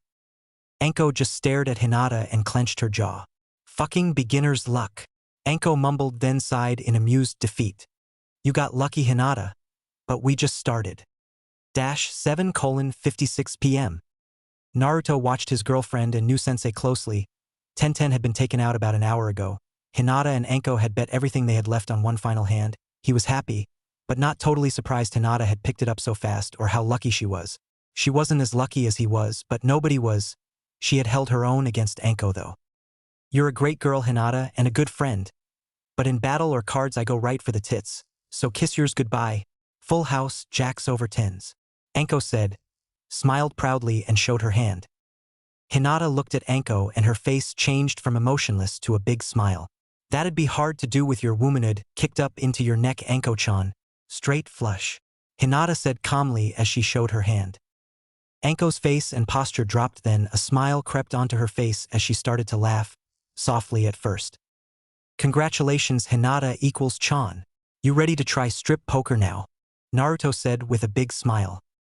I'm still really nervous about this, and even with you, Tenten-chan and Anko-chan, I'm pretty shy. But for you, Naruto-kun, I'll do it. Hinata said, slightly nervous and with a small blush. I'm ready. It's no different than going to the hot spring. Except you'll be here, Naruto-kun. Tenten said, then paused a moment and turned to Hinata. Speaking of the hot springs, why haven't you ever joined me, Hinata-chan? Too embarrassed. I'm used to being alone or with Hanabi or Kasan. Hinata said shyly. Well, you're from a big clan, not like me and Naruto-kun, so you were raised differently than we were. Tenten said and smiled. She is a princess, Naruto said and smiled when Hinata blushed. Then she'll be royally embarrassed when I leave her naked, Enko said and laughed. Since this is their first time, Enko-chan, I want to change the rules a little. Before I do, I want to remind you that shoes count as one thing, so do socks and everything else you wear too can only bet what you have on. But you don't take it off unless you lose that hand, only the winner of the hand keeps their clothes on. When you lose all your clothes, you have to stand over there so everyone can see you, and you can't cover up? That okay with everyone? Naruto said. Enko nodded. That's fine with me. Hi, Tenten said casually. Hinata nodded. As she cleared the table, Enko looked at Naruto. Naruto, we know if you play to win, we'll all be naked in 5 or 6 quick hands. So I'm asking you as your friend and sensei, give us a chance. Enko said calmly, almost submissively. Naruto sighed and nodded. Hi, that's only fair since Hinata-chan and Tenten-chan are playing. Naruto said. Thank you, Naruto-kun. Enko said. If you don't mind, I'll deal. Naruto said.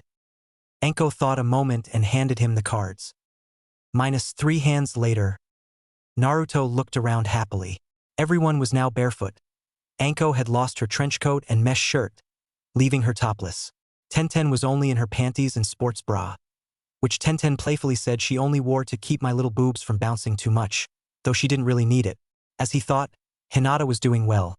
She still had on her black knee shorts, dark blue shirt he could only seen the collar of, and her gray jacket he'd never seen her without. He'd lost one on purpose so he could take his shirt off.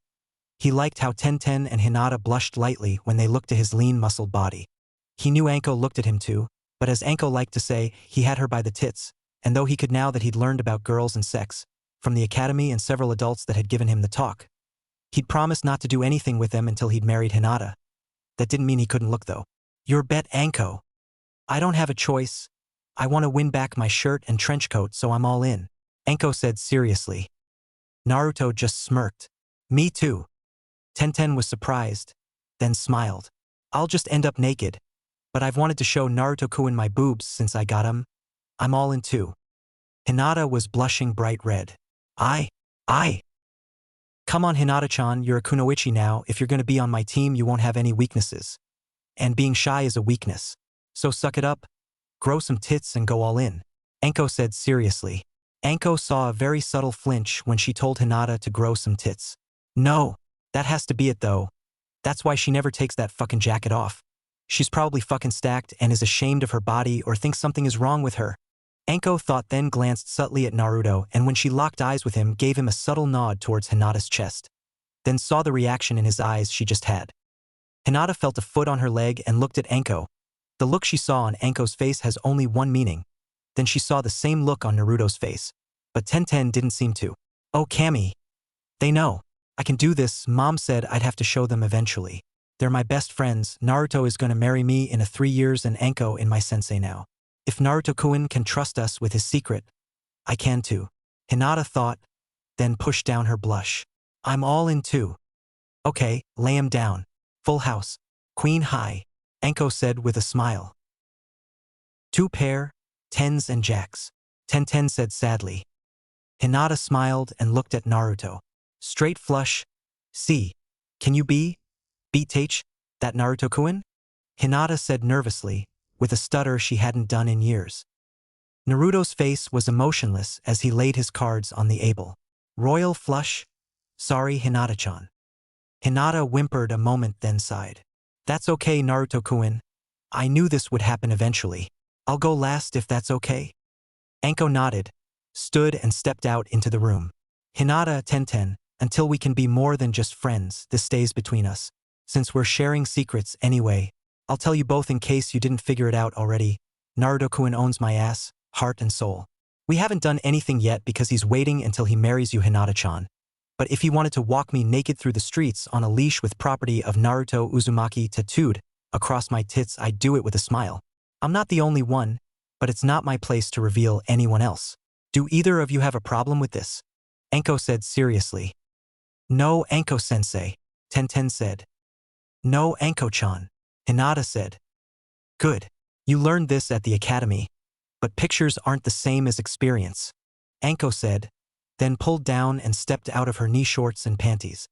This is what a real woman's body looks like. Any questions? Enko said proudly. Naruto just smiled, he'd seen her already. Hinata stood. I do. When did you develop and how big are you? I was 10 and had these babies before I was 11. I'm a big D cup, almost an E, and one of the biggest kunoichi in Konoha. As you all know, the biggest kunoichi tits in Konoha belong your mother Hana. Both of mine together are almost as big as one of hers. Lucky bitch. No offense, Hinata, Enko said. Hinata smiled, blushed and nodded. I know, and it's okay, Enko-chan, I know you're friends. My turn, I guess. Besides, I may be a genin now, but mom would blister my butt if she found out I went back on a deal, even one she didn't like. You know how she is, Naruto-kun. Dad wouldn't let me help him at the shop for a month at least, and he'd blister my butt too.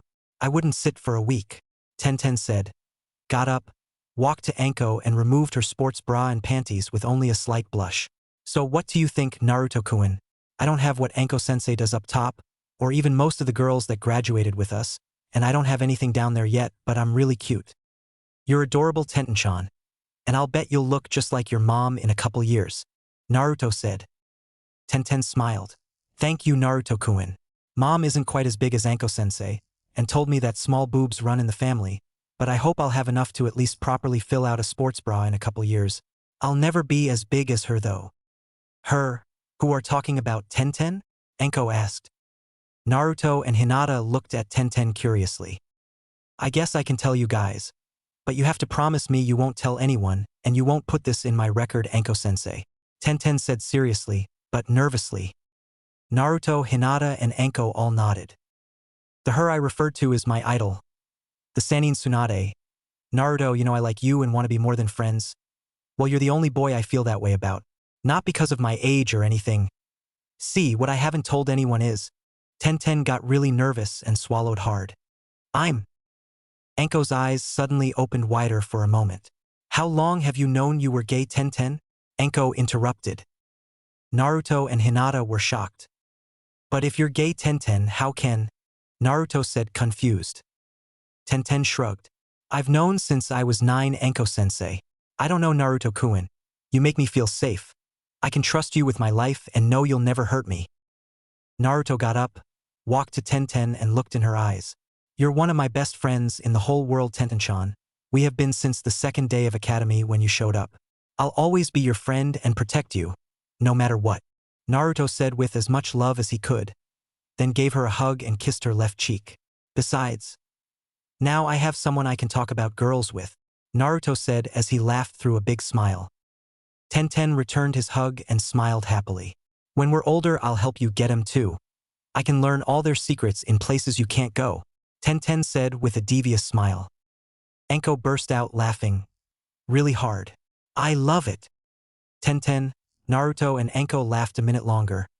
Then Tenten noticed Hinata wasn't. Hinata-chan, are you mad at me? Or disgusted that I like girls that way? Tenten said nervously. Do you think about me that way? Hinata asked, then sighed when Tenten nodded. Naruto-kun, when we're finally married, will you want Enko-sensei, Tenten-chan, or others to join us? Naruto was quiet a moment, then sighed and nodded. Hi, Hinata-chan.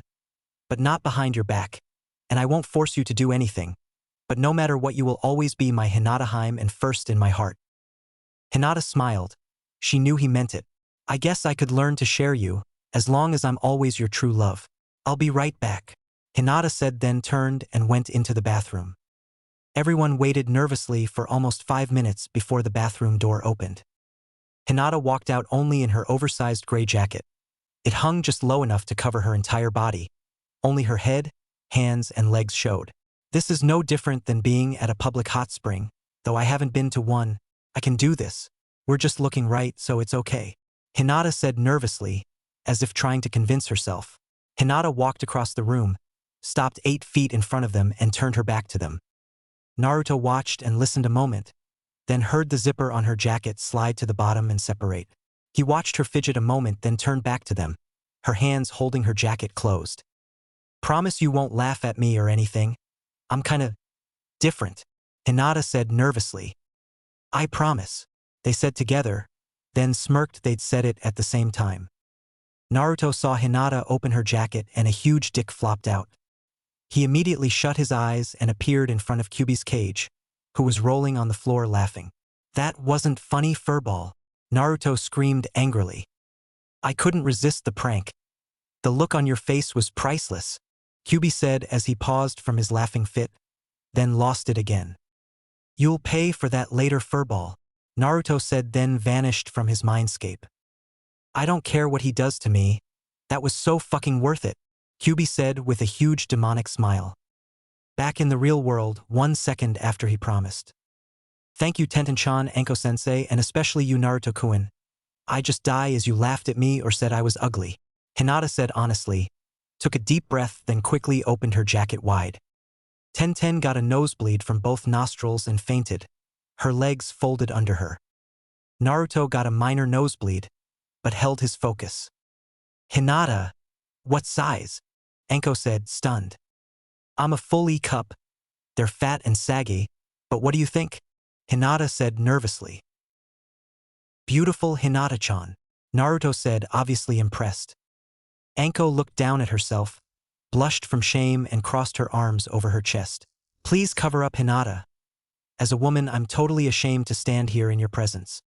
Hinata closed her jacket, zipped it up, ran over to Anko and hugged her. "Please don't be Anko-sensei." "Thank you. Please get dressed, Hinata-chan. I'll wake Tenten and we'll get dressed. At the table I figured out from your reaction that you were hiding big breasts. But I expected C-cups, maybe D. And if you're like your mother, you probably aren't done growing yet. Then there's Tenten. We all have a lot to talk about," Anko said calmly, but inside her emotions were churning. Hinata nodded, turned and went back to the bathroom to get dressed. In Naruto's mindscape, Kyuubi was worried. Maybe I should have told him what Hinata was hiding last year when I figured it out.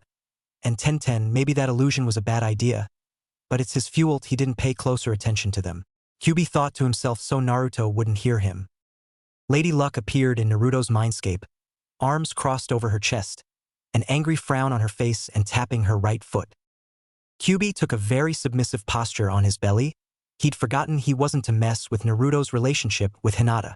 "I'm fucked," Kyuubi said worried, then really got scared when he saw her smile sadistically, which on a celestial being was truly terrifying. August 6th, 8:04 a.m., Hokage Tower, a month after graduation. Sarutobi smiled at Naruto. Naruto. "Anko, your team will escort our client back to Wave Country to finish the bridge." "All right, we finally get a C-rank mission," Naruto exclaimed and punched the air. "Don't get too excited, brat. A C-rank escort mission is only a small step up from a D-rank mission. If we're really lucky, and not a word brat, we'll get attacked by some bandits, not trained shinobi. I've done almost 200 of these.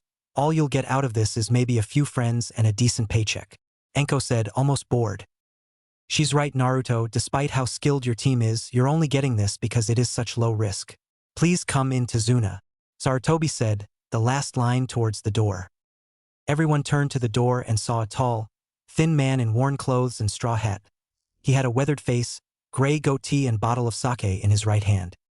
"A bunch of kids? I thought I was getting trained ninja. They should be in school, and you should be dancing in a bar showing off those great TI," Tatsuna said, obviously a little drunk, then froze when 4 kunai buried in the wall around his head. 2 on each side, not an inch from his head, the top 2 pinning his hat to the wall. "What did you say about Anko-sensei?" Naruto said angrily, his arm still extended from his throw. Sarutobi sighed and slowly shook his head. "Naruto, that's no way to treat a client. Regardless of what they say or how they treat you, your job is to protect them. You don't have to like them." Anko stepped up to Tazuna and pulled the kunai out of the wall. "I would have aimed lower and pinned something else to the wall," Anko said softly but coldly, then handed the kunai back to Naruto. Tazuna swallowed very nervously and suddenly felt very sober. "I obviously misjudged your skills. I apologize. The bandits have me on edge. I'm not a fighter. I'm a bridge builder." August 9th, 5:42 p.m., outside Wave Country border. They sat around the campfire, Anko across from Tazuna, Naruto to her right, Tenten to her left. Hinata sat next to Tazuna. She just deactivated her Byakugan after a scan of the area. Still clear, Hinata? Anko asked. Hi, Anko-sensei. All clear within 500 yards of us. Hinata said. Good. Naruto, since you don't sleep much anyway, you take first watch again. Wake me at midnight, we're leaving early in the morning, we should be in Wave tomorrow, and reach the bridge in 2 days. Right? Anko said. Tazuna nodded. If we keep up this pace, we should reach the bridge in 2 days. Sorry I can't walk any faster, but I am an old man. Everyone laughed, they'd gotten to know him, and despite their first impression, he was a good guy. A bit of a pervert as he glacéed at Anko's basically bare chest beneath her mesh shirt when her trench coat allowed it. But they let that slide since he didn't say anything like he had in Sarutobi's office when they met him. Anko wasn't going to tell anyone, but she actually enjoyed teasing the old guy with intentional flashes. Knowing he wouldn't say anything out of fear, she's castrate him. It'll be dark soon, so get your bed set up. It won't rain tonight, so no tents. Tazuna, you can use my bedroll, I won't need it. Set up next to the fire, we can't have you getting sick. It gets chilly out here at night. Anko said, and got comfortable on the log she was sitting on and closed her eyes. How does she do that without falling over? Tazuna said, amazed. It's a shinobi trick. She doesn't fully go to sleep. If anything happens, she'll come out of it instantly. Just be quiet and don't bother her. She gets cranky if you disturb her and nothing is wrong. Trust me, you don't want to see Anko-sensei in a bad mood. Even our Anbu avoid her when she is. Naruto said quietly but seriously. Tazuna swallowed nervously and nodded. He wasn't from a shinobi village, but knew basically what Anbu were. If she scared them, he sure as hell wasn't going to upset her. August 11th, 2:51 p.m., 2 miles from town. They were walking down the dirt road in a very casual diamond formation around Tazuna only a experienced shinobi would recognize as being a formation. Anko was 4 feet in front of him, Tenten close on his left, Hinata about a foot away on his right, Naruto 2 feet behind him. All were walking casually and chatting about nothing in particular. Naruto reached up and casually scratched his head with his right hand, but pressed the talk button on his hidden communicator. You saw the puddle, Anko-sensei? It hasn't rained in at least a week. Naruto whispered and lowered his hand. A moment later he saw Anko subtly nod. Naruto focused his chakra into his senses. Found em. Naruto thought. Hold up a sec. I have make stop. Naruto said. Then when they turned to look at him, he subtly mouthed ambush to Tenten and Hinata to alert them. Then ran into the woods out of sight. Byakugan, Hinata subtly whispered to herself and the veins around her eyes bulged. A moment later a masked shinobi flew out of the woods near where Naruto entered and slammed into a tree. Before he could fall, almost 60 kunai pinned him to the tree by his clothes from his collar to his wrists and ankles. A moment later a short brunette with her hair in buns had a kunai pressed to his throat.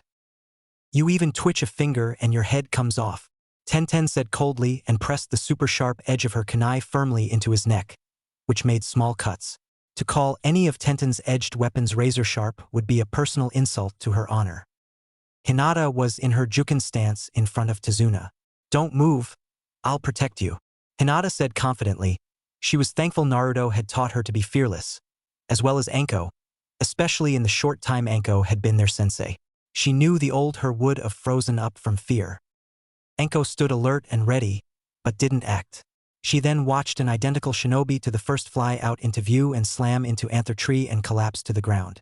Naruto leapt out into view over the road and drove a devastating punch into the back of the man's head as he began to rise, obviously knocking him out. Hell, she knew that punch would put her out cold. Anko then saw the bladed gauntlet on the men's arms and snarled as she recognized them. She immediately stormed to Tazuna and grabbed his collar. Those are the Demon Brothers, C-rank Chunin assassins. Who's after you? And don't give me any bullshit about bandits. They're in the bingo book.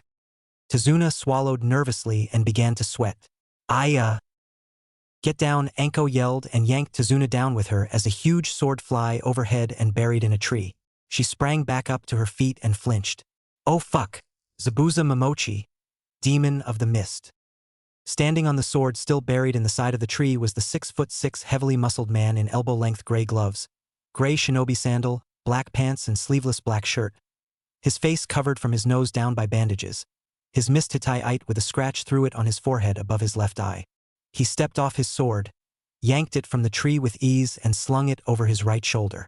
Nice job taking them out, and you've got some nice moves too, babe. I love the shirt, shows off those great tits. Tell you what, hand over the bridge builder and I'll let you and the girls keep your heads and their virginity. I gotta tell you though, the little bitch with the kunai looks feisty. She'd give me a good fight when I raped her, Zabuza said casually. Tenten was angry, but paled in fear. She didn't know the name, but the sword he had she did recognize and knew it had one purpose, to cut people in half, and it was forged by a master. That was the blade of a killer. It's good to know I haven't been forked in, Zabuza said proudly. Protect Tazuna, Enko commanded and pulled several kunai. Forget it, asshole. You want him, you'll have to go through me first. You might be stronger than me, but I won't go down easy. I still want to kill the son of a bitch, but I was personally trained by Orochimaru. You don't scare me, Enko said with no fear. Zabuza's eyebrows went up noticeably. Ah, you must be Enko Mitarashi. I've heard about you. You're supposed to be a pretty tough bitch. This will be fun, Zabuza said as he lifted his sword off his shoulder. Naruto, protect Tazuna. Get everyone out of here. Now, Enko commanded. She'd felt his chakra start to rise, but didn't want him to lose control if she lost. Naruto clenched his jaw and hands around the kunai he held. He wanted to argue, but knew his priority was to protect Tazuna. Zabuza laughed. Tell you what, watching that little fight, you having the guts to face me alone. And I haven't seen great tits like yours in months. I'll cut you a break.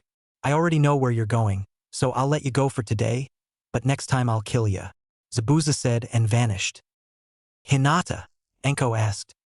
Already active, Hinata looked around with her Byakugan as far as she could.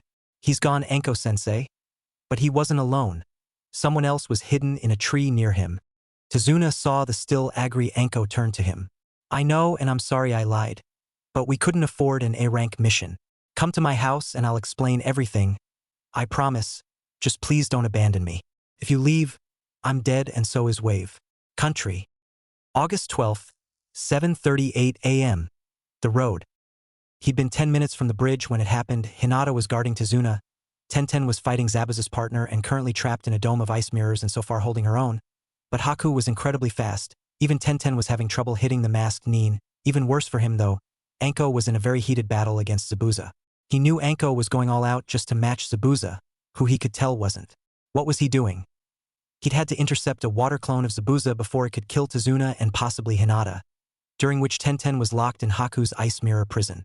He watched Tenten and Enko closely, hoping nothing bad happened. But it did. Zabuza hit Enko with a massive water dragon that slammed her into a tree. It was obvious to him she had broken ribs. Her right arm was useless and her right leg was probably fractured. Maybe broken. Her scream told him everything he needed to know. She was in serious trouble if she screamed. Zabuza was walking to the stunned Enko sword ready. As he got Vlos, he raised it to strike. Zabuza suddenly pivoted in time to dodge or block a massive barrage of kunai and shuriken. He looked at the attacker and saw the blonde kid standing there, for obviously blank scrolls on the ground around him, and putting off a massive amount chakra. Damn, someone's been hiding their power. Red chakra. Oh shit, he's a fucking Jinchuriki. Zabuza said to no one, then rushed him at incredible speed. Feeling Kyuubi's chakra rushing through him, Naruto knew he wasn't supposed to call on it. But at the moment he didn't care. He'd be damned if he was going to let his friend and sensei get killed. He ducked a head swing, then jumped the back swing that an instant later would have cut him in half and threw a kick at Zabuza's head that was dodged. I will not let you kill my sensei, Naruto/Kyuubi said as a chakra cloak formed around him. If he's just an animal I can handle 3 or 4 tails and still kill him, but if he has full control I could handle 1. I have a slim chance against 2. I just wish I knew which demon he had. It'd help if I knew which one I was dealing with, Zabuza thought. Let's change the field, Zabuza said and flashed through several hand signs. Hidden mist jutsu, Zabuza said, and within seconds everything within 50 yards was covered in a thick chakra-laced fog. Naruto just smiled, inhaled deeply through his nose. 2 red chakra tails formed behind him and an instant later landed a devastating punch to Zabuza's stomach that folded him in half, dropped him to his knees and made him drop his sword. Naruto quickly picked it up with his right clawed hand. His left grabbed Zabuza's hair and raised his head as he raised the sword to kill Zabuza with his own weapon. Naruto's face suddenly changed from anger to slight confusion as he sniffed the air.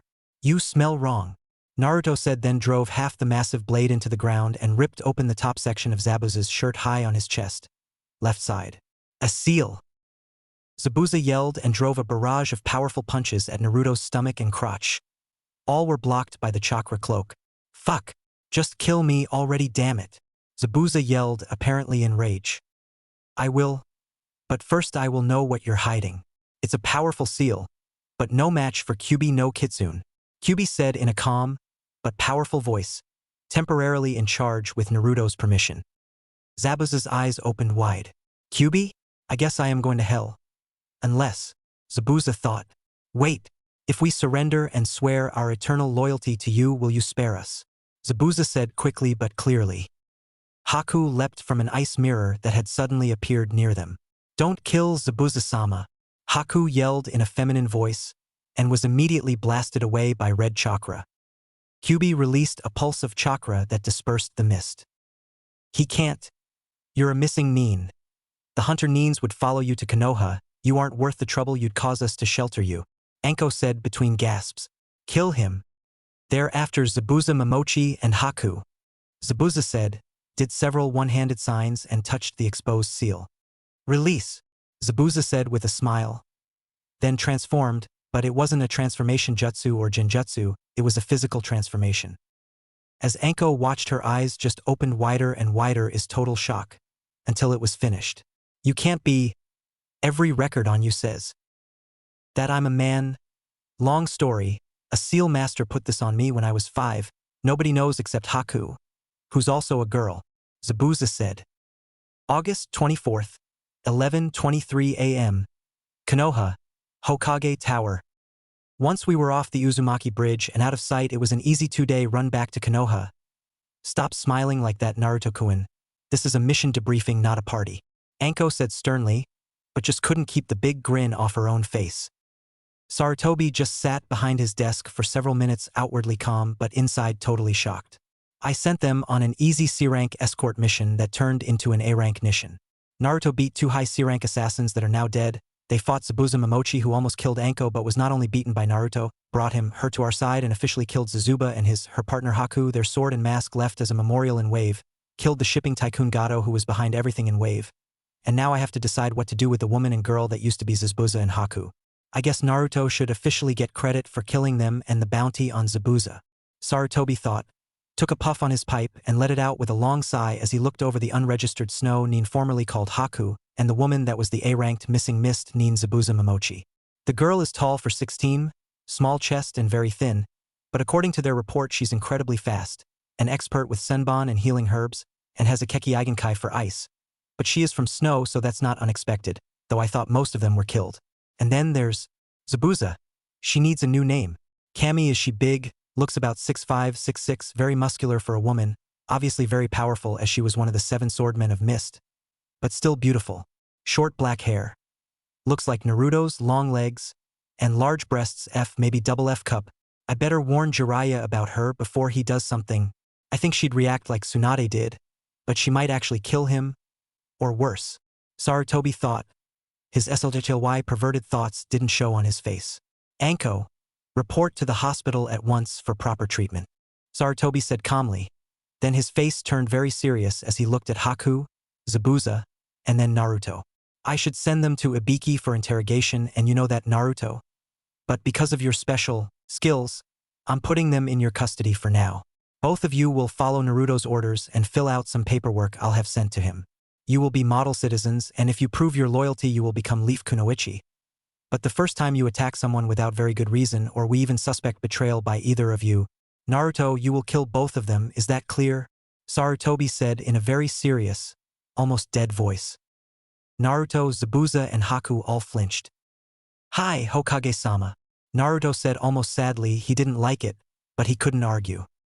You have my word, Hokage-sama. We have sworn our eternal servitude and loyalty to Naruto, and make the same promise to serve Konoha faithfully, and if needed die to protect it. As you know, Naruto is a special kid. Even before his friend showed up, I knew there was something special about him the moment I saw him in action. I didn't want to admit it myself at first, But I knew I wasn't going to beat him. I've been dodging Hunter Neens most of my life, the last 5 years with Haku. But that's no life for a kid, so when I saw my chance to finally kill Zabuza Momochi, I took it. It was a major blow to my pride to do it, but submitting to that brat as my true self was the only way to stay alive. I don't fear death, but I've come to think of Haku as my daughter and couldn't let her die so young. Zabuza said and gave Sarutobi a full, formal bow of submission, and saw the smiling Haku do the same a moment later. Sarutobi nodded and smiled subtly. Dismissed. Naruto nodded and smiled. Sorry, Anko-sensei. Carry her to the hospital. Hey brat, don't. Anko said before she was scooped up. I meant what I said when we first met, so enjoy the ride, baby. Zabuza said with a big smile, then leapt out the open window to the nearest roof and raced across them towards the hospital. I'll follow them. Ten, Haku. Follow Hinata-chan to the hospital. Naruto said, then jumped out the window. The three kunoichi just giggled a moment, nodded to Sarutobi and ran out of the room. The door quickly but quietly closed behind them by Haku. Sarutobi chuckled and pulled a little orange book out of his desk drawer. How does he do it? I'm gonna figure how he can wrap any female, civilian, or kunoichi around his finger like that. I just hope I live long enough to see him make Hokage. Maybe he'll send a couple my way.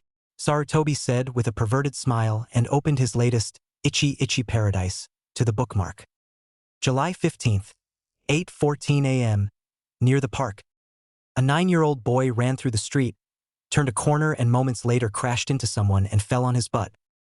Watch where you're going, you little shit, he said, reached down and lifted the boy off his feet by his collar. He looked at the Hittite on the man's head. He wore a black suit that covered everything but his face, which was painted, and had a big bundle on his back. You're from Suna, here for the Chunin exams, and my name is Konohamaru Sarutobi, grandson of the Hokage, so you better put me down. Cat face. Kankuro smirked, amused. Oh really? Big deal, shitstain. I'm the son of the Kazekage, so I don't care. Either apologize for running into me or I'll beat you bloody. A kunai suddenly passed between them, cutting Konohamaru's shirt, which ripped and dropped him to his feet. A moment later he was behind his friend. I don't care if you're the Kazekage. You threaten a kid again, especially one of my friends, and I'll beat you bloody, Naruto said fiercely, then ruffled Konohamaru's hair. You okay? I'm fine, boss. I was gonna apologize until he threatened me. Now I'm not going to. Cat face, Konohamaru said. It's war paint, you little.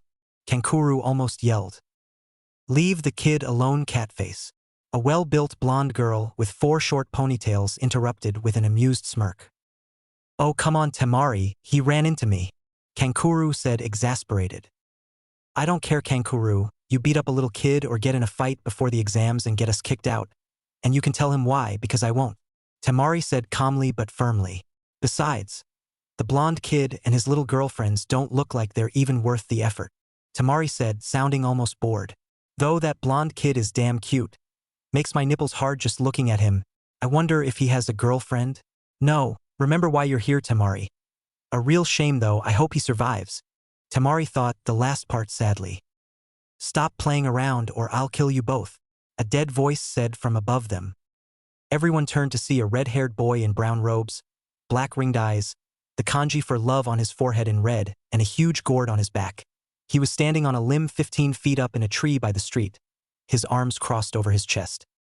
Naruto saw the black-clad boy called Kankuro and the blonde girl he'd called Temari look at the new boy and cringe in terror. Naruto went to full alert when he saw him. Something about the redhead bothered him, but was very familiar. Naruto saw him do a sand shushin from the tree to the street next to the other two, who stepped back in fear. He could tell they were both strong.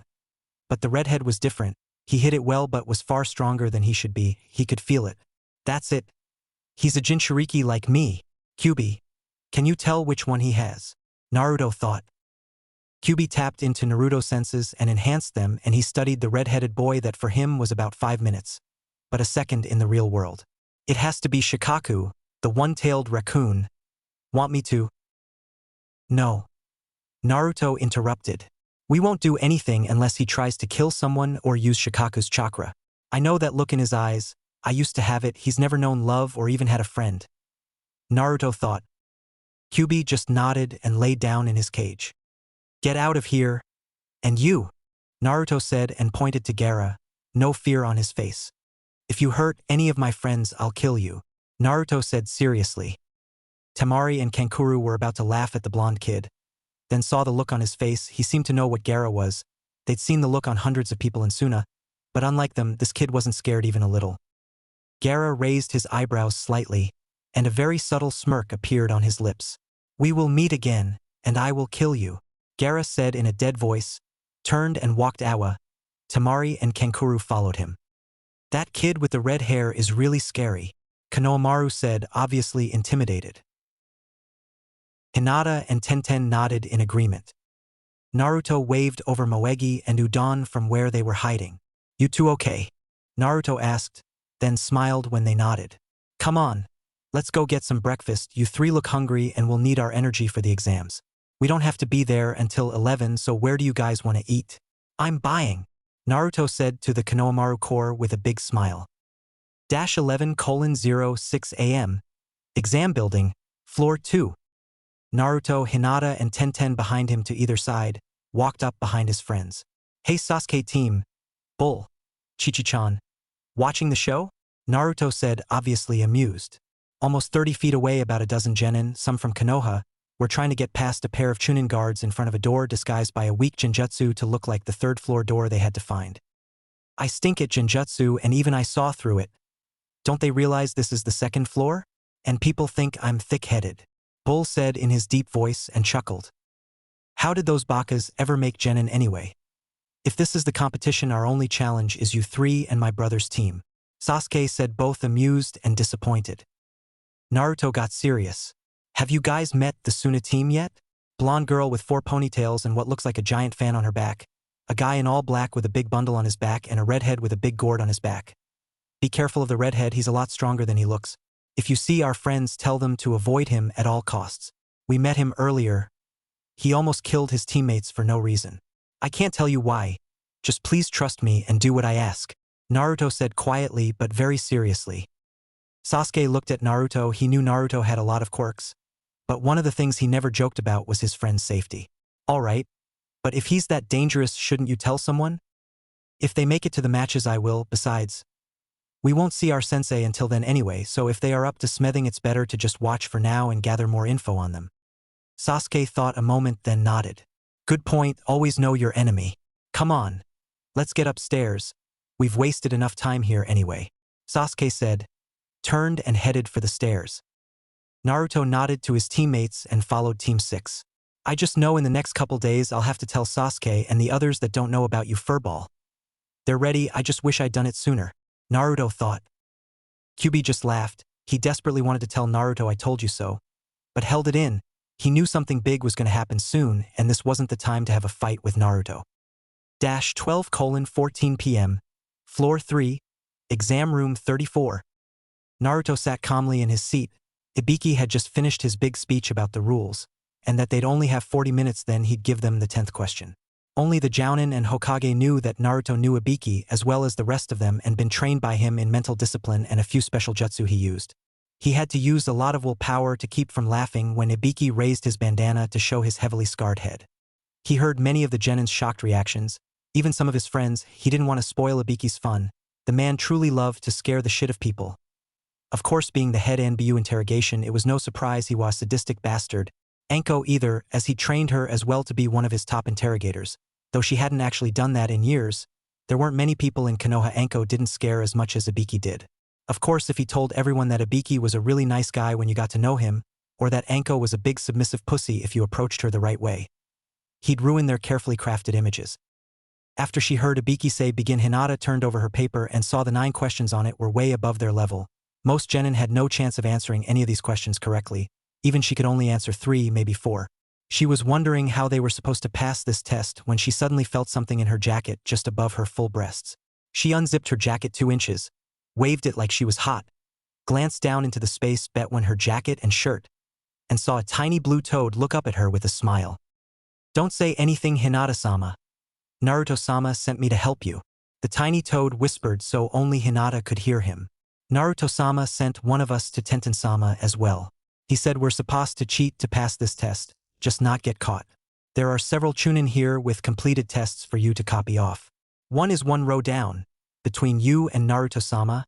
Do you see him? The tiny male toad whispered.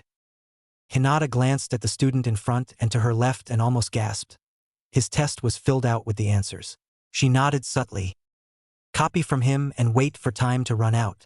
If you want to pass a message to Naruto-sama or Tenten-sama, tell me. I'll pass it on to the others, they'll translate and relay it to them. Oh, Naruto-sama wants me to tell you to stop calling your breasts fat and saggy. They're full and only sag a little because they're heavy. He loves his sweet melon girl and can't wait until she's ripe and ready to pick. It whispered, almost embarrassed. Hinata looked down at the table and blushed bright red at Naruto's nickname for her. It took her a few moments to suppress her blush, but when she did, she raised her head and started to copy answers. Please tell Naruto-kun thank you, but he'll have to wait 2 years to harvest them. Hinata whispered and blushed again, but just for a moment. Soon after, she heard a quiet chuckle and turned to see Naruto blushing subtly.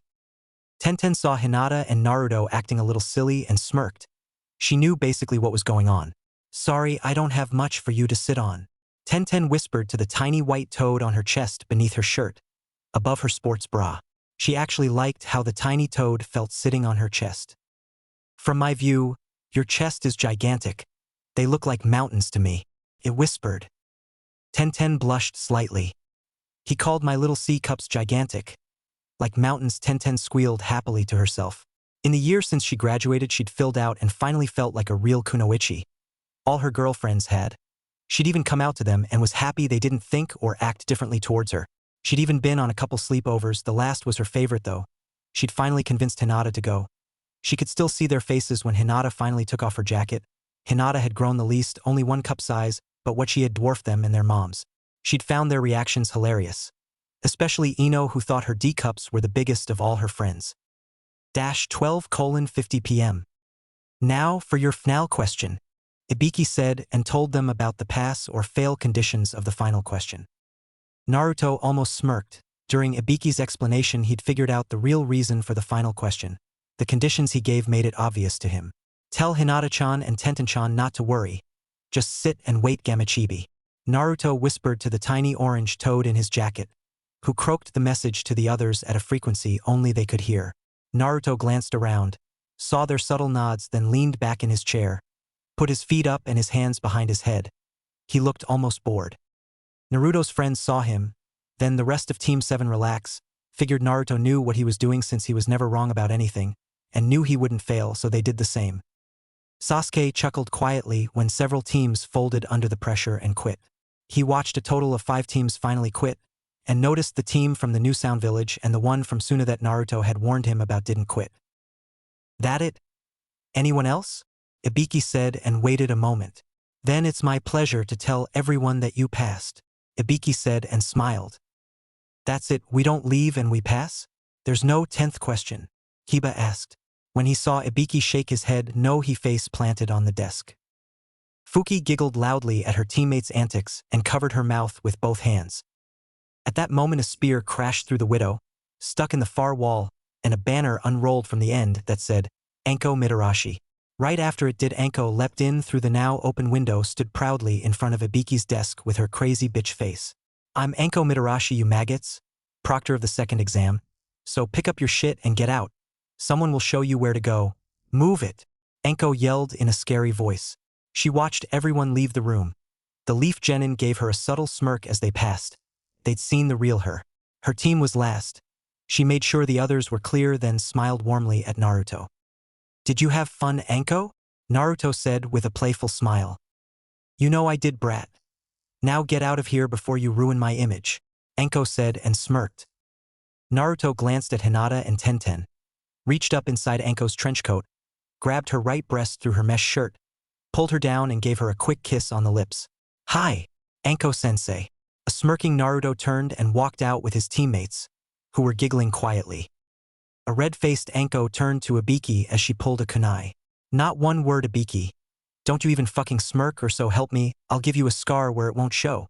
So 38 passed, you're slipping, but the next exam will thin him out. He didn't show it, but Ibiki was laughing on the inside at what Naruto had done to her. Something he knew Anko would kill anyone else for doing. Shouldn't you be on your way already, Anko? Ibiki said calmly and gave Anko a small smirk. A moment later a kumai flew past his head and stuck in the wall behind him. He didn't even flinch. You seem tense, Anko. You need to work off that stress with a good bar fight? Or maybe just get laid, Ibiki said casually. Anko took a quick deep breath and sighed. Understatement of the year. But during the exams I can't afford to do either of those. Especially the second one. I don't do that anymore and you know why. You're really going to wait 2 more years for him. I'm proud of you, Anko, Ibiki said seriously. Thanks, Ibiki-san, Anko said, smiled and vanished in a swirl of wind and leaves. Ibiki smiled. Anko hadn't called him that since she was his apprentice. Outside. Naruto-kun, did you have to do that to Anko-chan? I know she's special to you, and I don't mind when we're alone, but, Hinata said quietly. I know, Hinata-chan. Naruto interrupted politely. Didn't you notice that Ibiki wasn't surprised I did that to Anko-chan? Naruto said quietly. Hinata stopped and thought a moment. Then her eyes opened wider. He knows already. So he's one of your… Naruto quickly put a finger on Hinata's lips to stop her and smiled. That's one of those secrets I can't tell you, but you're right that he is one of the people that's trained me. Hinata-chan, Tenten-chan, you know I hate keeping things from you, but I can't tell you everything yet. I told you about my special friend, Naruto said and glanced down at his stomach so they knew he meant Kyuubi. For now that'll have to be enough.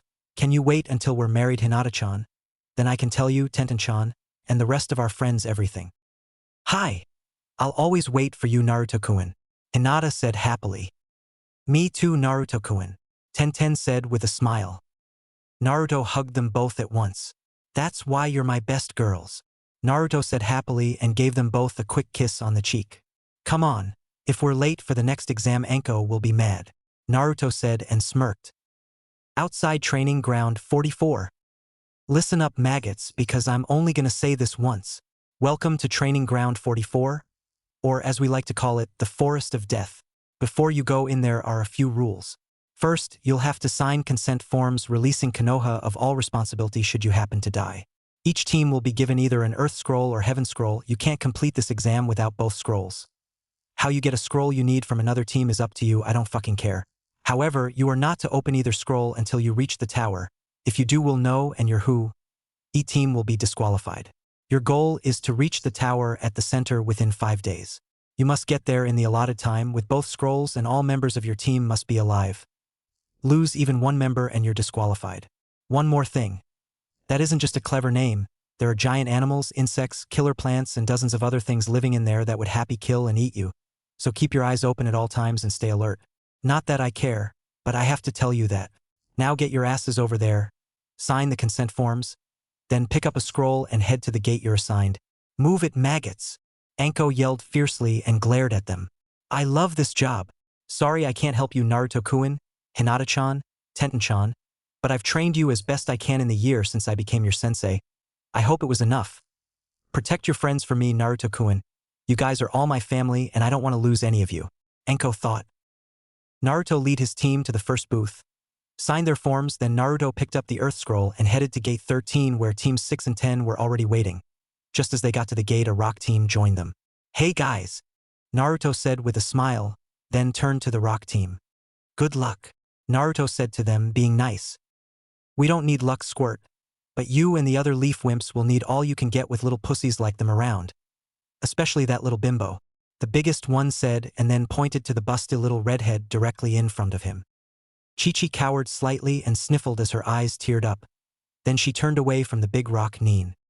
You shouldn't have said that, Sasuke said with a big sadistic smile. He'd interrupted Naruto before he acted. Why not? You going to do smething about it? Pretty boy?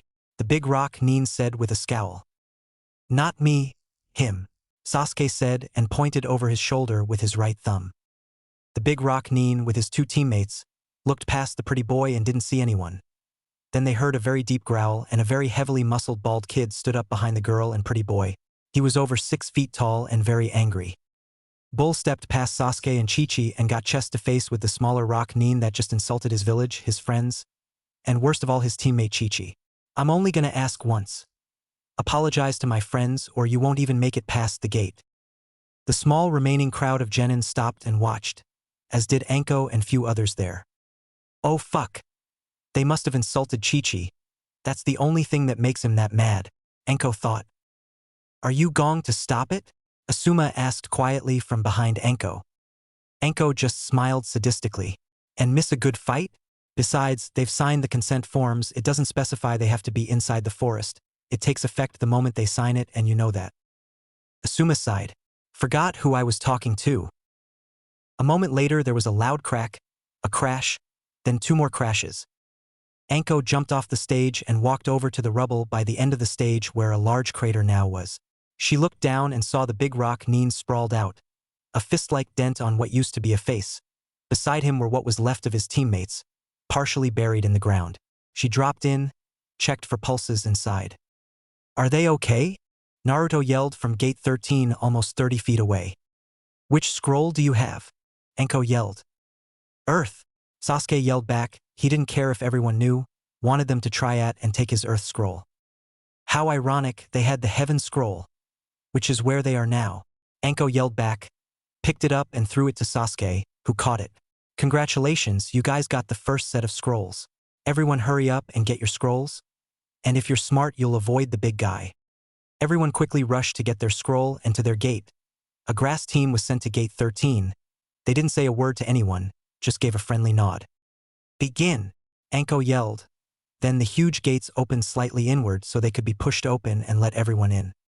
-12:10 p.m. Forest of Death. Naruto watched Hinata knock out her opponent, the last grass Neen from their gate, with a Juken strike to the neck. Good work Hinata-chan, Tenten-chan. Hated to do this to them so soon, but they had the Heaven Scroll we needed, and they'll be able to walk out of here. Well, if something doesn't eat them while they're unconscious. Naruto said, then laughed briefly and scanned the area. Since no one is watching, how about we set a new record for finishing this exam? Naruto said with a big foxy grin. Hinata traded smiles with Tenten. Hi. Sounds fun, Naruto-kun. We rarely get to cut loose. Minutes later they were miles away, bounding from branch to branch at blinding speed. When Naruto signaled a stop, they landed next to him on the huge branch. Why'd you stop, Naruto-kun? Is something wrong? Tenten said as she put a hand on the weapon pouch on her right hip. Her only one as far as anyone could tell. Hi, we aren't alone. Naruto said seriously as he pulled the short from under his shirt on his back and held it near his chest in his right hand. Tenten gasped quietly. That was a gift from Izara, formerly Zabuza Momochi, for letting her and her daughter Seka, formerly Haku, live at his new house in the shinobi-only residential section of town he bought with part of the bounty he got from Mist. Hinata had a similar reaction. Naruto had told her he'd only use it in a serious battle or... Hinata gasped quietly. Naruto-kun, is he here? Hinata asked nervously. When she saw Naruto nod, Tenten swallowed nervously. There was only one person they referred to as he. Anko's former sensei Orochimaru. Hinata-chan, Tenten-chan, stay hidden and no matter what, don't get involved. He's way out of your league and I don't want either of you hurt. Naruto said seriously but with love, leaned to the side and gave Hinata then Tenten a quick kiss. Always remember that I love you both. And if anything happens, take care of Anko-chan for me. Naruto said calmly, but with a hint of sadness.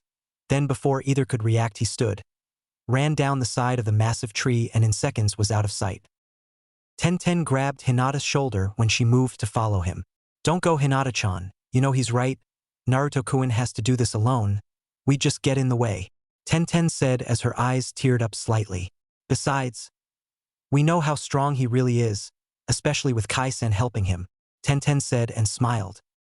Hinata pushed down her emotions and smiled at Tenten. Hi, thank you Tenten-chan. But if anything happened to him before I even got to, I'd just die. Hinata-chan, do you think there's anything that could stop Naruto-kun from marrying you? Tenten asked seriously. Hinata thought a moment, then smiled broadly. No, Naruto-kun would move heaven and earth to be with me. -200 feet below on the ground.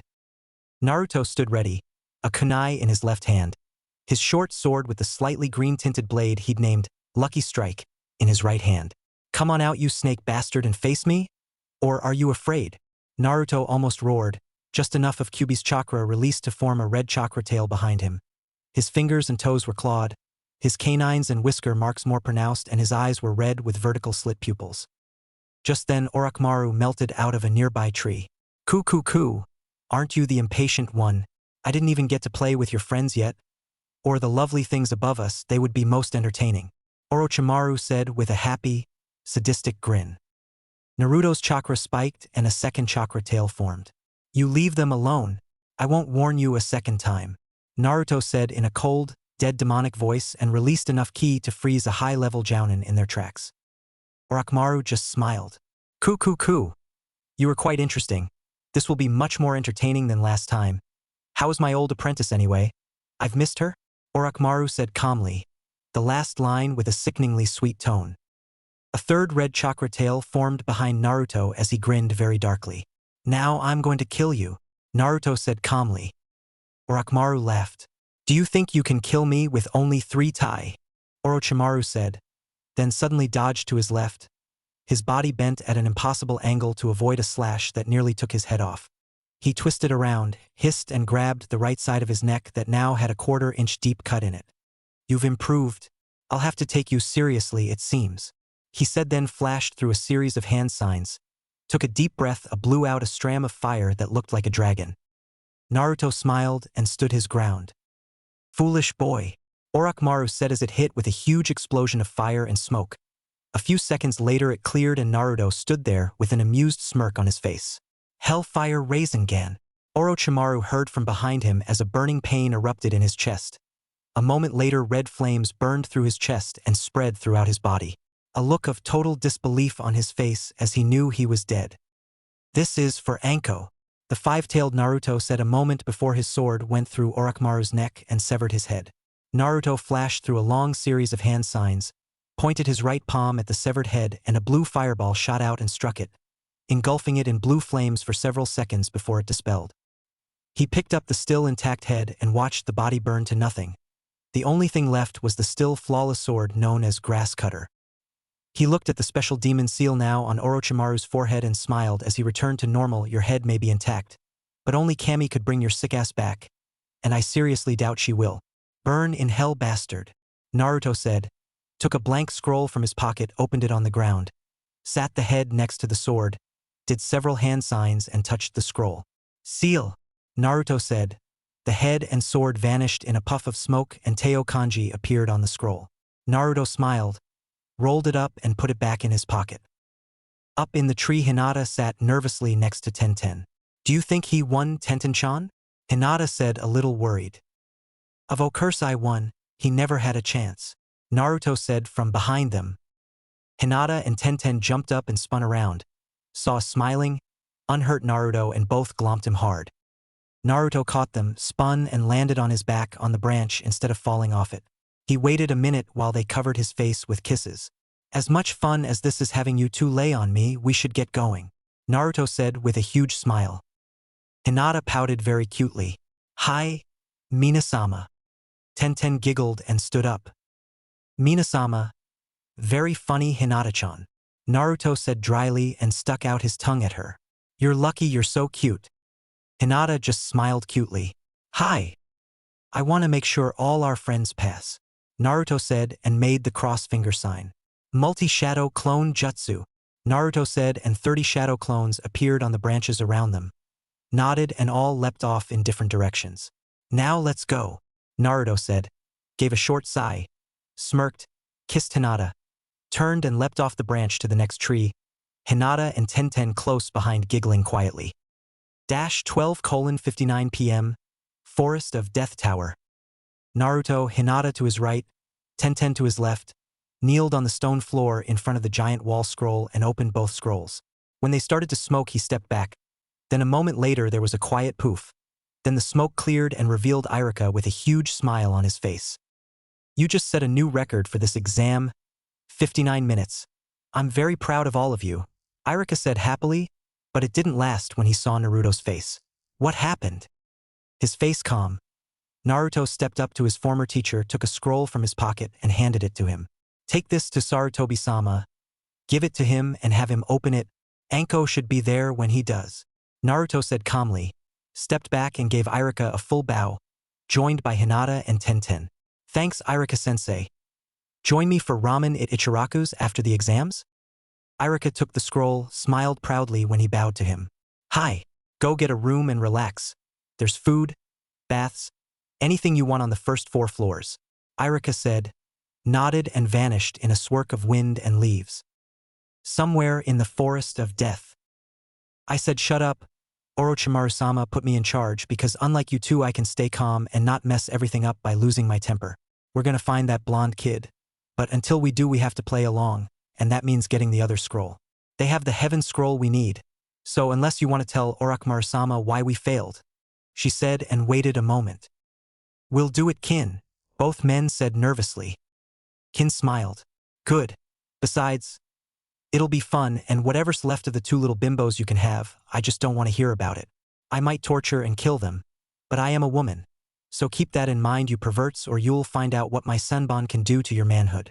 Kin said, the last part coldly, then signaled them to follow her out into the clearing. Hidden in a nearby tree, a Naruto clone listened to the 3-sound nin. If they think Sakura-chan and Ino-chan are weak, they're in for a big surprise. And if I know Shikamaru, he's already set up a few. Just then there was a big crash, followed immediately by a crunching thuds and screams. The Naruto clone looked at the edge of the clearing where Kin now stood alone and fairly shocked. Her 2 male teammates had stopped the first trap. But they didn't know Shikamaru. No one planned traps like he did. One of his backups had killed both of the male sound nin. He watched Kin take on Ino and Sakura. She'd done pretty well until she made a crack about Sakura's forehead. Naruto winced in fear. He knew Sakura very well, and unless you were a close friend, there were 2 things you never did. You never made fun of her small breasts, and if you ever wanted to have kids one day, you never, ever made fun of her forehead. The second Kin had said it. He saw Ino pale and start to back up. Shikamaru shook his head, and he just made out what his lazy friend said. You just made the worst mistake of your life, lady, Shikamaru said calmly. Kin saw the pink-haired girl's face lock up with anger before she started walking towards her with her fists clenched tight. Kin took out several senbon and threw them at the angry little genin kunoichi and struck several points that should put her on the ground screaming, and gasped when she didn't even flinch. Impressed but only slightly worried, she threw several more. The girl swatted away the few aimed at her head. She took out the rest in her pouch and began throwing them, but Pinky blocked every one that would hit a fatal point with her arms, ignored the rest, and every senbon that hit just seemed to make the girl madder. When the girl got 10 feet away, she began to panic as her taijutsu was very basic. This had never happened to her before. She'd never met anyone so young that could withstand so much pain without even flinching. She then heard 2 words that would be burned into her memory and forever strike fear in her heart. Cherry splitter. Suddenly the girl was gone, and an instant later a pain like she'd never felt before exploded between her legs. As her head went down, she saw Pinky standing there with her big fist buried in the sensitive flesh between her legs, and knew instantly that if she lived, her sex life was dead. Her guts were on fire, especially in her lower belly. She destroyed my pussy with 1 punch, was Kin's last thought before everything went black. As she woke, she realized she was in a stone room. You'd be dead if it wasn't for me, Kin, a young male voice said. Kin turned her head towards the unknown male voice and got scared when she recognized him. Naruto Uzumaki? Oh, Kami, are you going to kill me? Naruto looked at her coldly. I should for trying to kill my friends and for what you said about Sakura-chan. But what she did will do for now as punishment.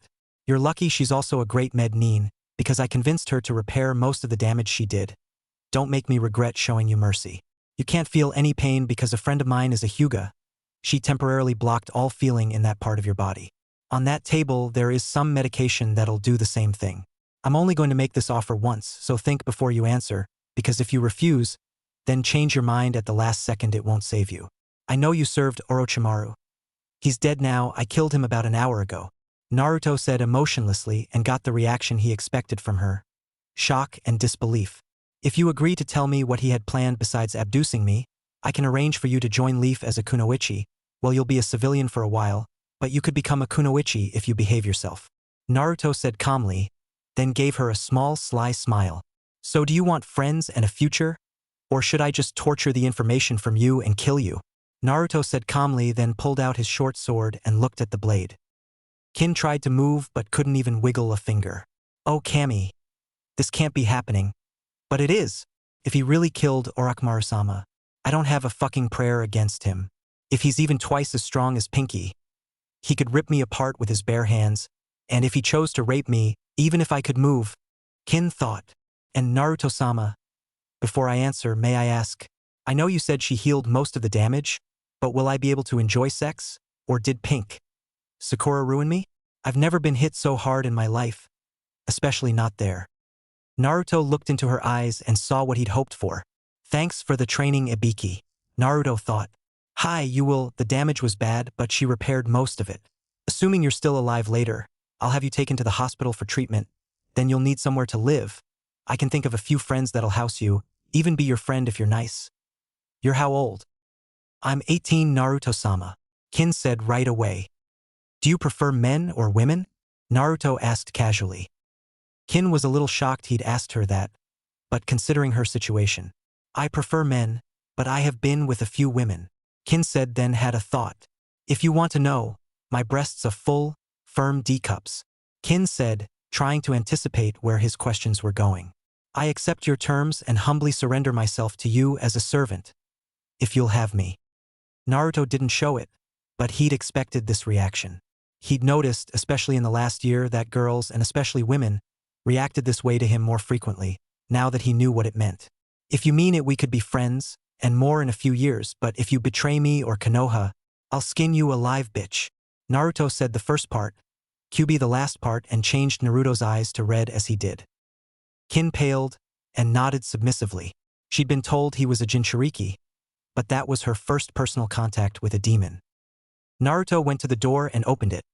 A moment later, two female med-nines walked in and smiled at him as they passed, followed by Kurenai Yuhi.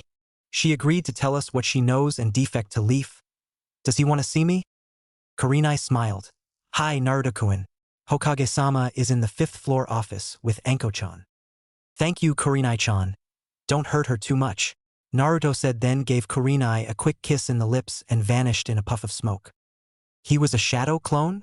Kin said, amazed. Hi. So relax, if you don't resist, this genjutsu won't hurt. This is the fastest way to find out what you know. If you cooperate anyway. You don't want our head interrogator to question you. So relax and open your mind. If you do try anything, I'll wipe your personality and leave you a mindless slave. Kurenai said seriously, then started a series of hand signs as she stopped next to the table by Kin's head. Forest of Death Tower, 5th floor office. The Real Naruto knocked on the double doors and waited a moment for permission to enter. When he heard Sarutobi's voice, he took a deep breath, let it out slowly, and went in. The instant he did, he saw the old man sitting calmly behind a desk smoking his pipe, but to his right of the old man stood Anko. She had a huge smile on her face. He knew she couldn't hold in if her life depended on it, and her whole body was twitching from unbridled joy. As he walked to the chair in front of the desk to sit down, he knew it was taking every ounce of willpower. Anko had to not rip off her clothes and ravage him right there on the floor like the women in Jiraiya's books. He sat in the chair. You wanted to see me, old man. This is about him, I guess. Naruto said politely. Sarutobi sighed with amusement as he blew out a plume of smoke. Naruto, Anko, and two of his former students were the only people he ever let call him old man. But Naruto was the only one that did it in front of people, but he did sort of raise Naruto, who thought of him like a grandfather, so he allowed it. He even liked it a little, but he wasn't going to tell anyone that. Hi. It pains me it had to be done, and that I didn't stop him when I had the chance. But I want to thank you, Naruto. Sarutobi said solemnly. Anko, remain where you are. I understand how you're feeling, but you will remember you are a respected jounin. Do not embarrass yourself or Konoha by letting your emotions control you. Naruto, please tell me what that seal on his forehead does. I assume you put it there. Sarutobi said seriously. Anko suppressed her emotions a little, but not enough to stop herself from shaking slightly. She was so happy. Naruto nodded, then glanced at Anko and smirked. Before I do, can Anko-chan hug me? It'll help her get her emotions under control. Sarutobi thought a moment, smirked subtly, and nodded. Anko ran around the desk to Naruto, who stood just in time for her to scoop him up in a monster hug and spin him around the room for a minute. When she stopped, she covered his cheeks with kisses. In her 22 years, she'd never been so happy. The pain and blinding rage she'd carried around since she was 10 years old was finally gone. Orochimaru was dead. She was free. Anko put Naruto down and yanked down the left side of her trenchcoat collar to show her bare neck. It's gone, Naruto-kun. When you killed him, his seal was broken. I'm free. Anko squealed like a little girl as she almost bounced on her toes. From now on, Anko Mitarashi is Naruto Uzumaki's most loyal bitch, and I don't care who knows, Anko declared proudly. Sarutobi sighed and shook his head. He knew she was serious and even he couldn't stop her. Anko Mitarashi, he said with authority to get Anko's attention. I'd prefer you didn't do that, but short of locking you in a cell I can't stop you. So I'm asking you to keep your first promise to wait until Naruto and Hinata are married. As to telling the village you belong to Naruto, could you at least wait until after the Chunin exams are over? Anko looked at Naruto a moment then pouted slightly. Hi. For you and Naruto-kun I'll wait to tell everyone, and will keep my first promise. Thank you, Anko. Now, Naruto, I understand that you captured a sound Nin that was defeated by Sakura Haruno, and that Kurenai is interrogating her now. Before she debriefs me on what she learned, tell me about the seal. Sarutobi said calmly, but inside he was smiling. He'd heard about Sakura's special attack. As the best med Nin of her age group and the physically strongest kunoichi in that year's class, she'd combined them to create a truly devastating taijutsu attack. He knew most of the Leaf Shinobi knew about it, but few had seen her use it. Kyuubi actually placed the seal, but he told me what it does. It will prevent anyone from learning anything from his head using jutsu or any other method. It's an ancient demon seal, only Kyuubi can break it since he placed it. It will also prevent anyone from bringing him back. Not that he could anyway, Kami has his soul locked up.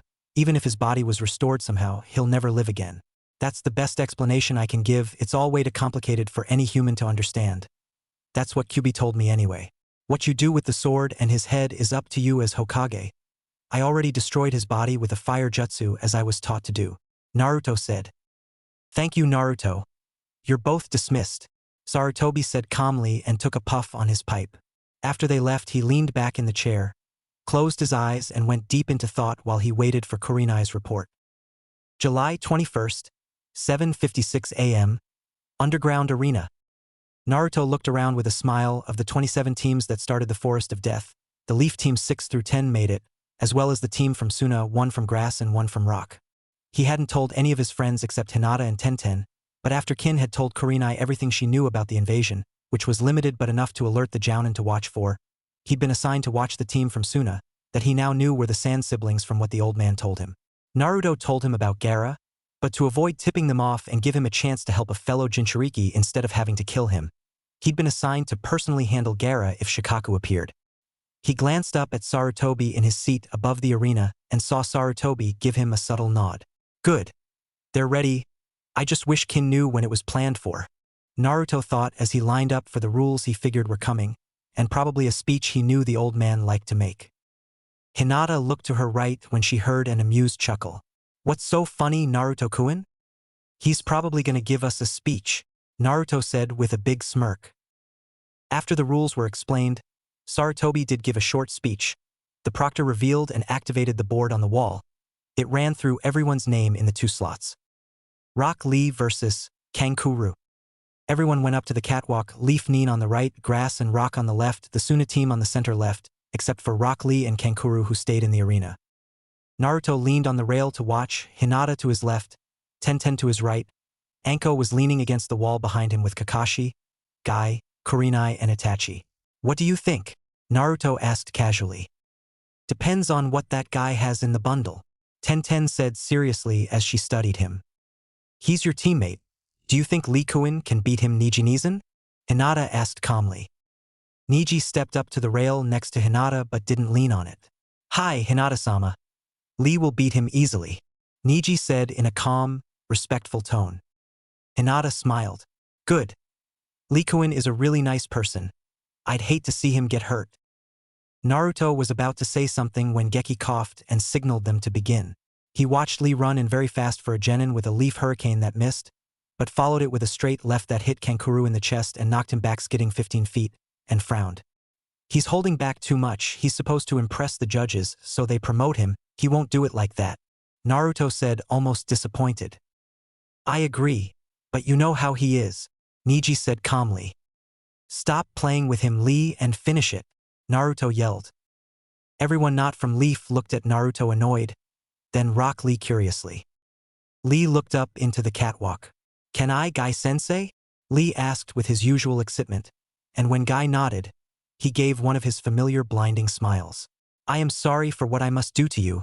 Please forgive me, Lee said seriously and gave Kankuro a polite bow. Kankuro stood up straight, amused and confused. Is this guy serious? He thinks he's about to kick my ass and he apologizes first. When Lee vanished, everyone gasped in surprise.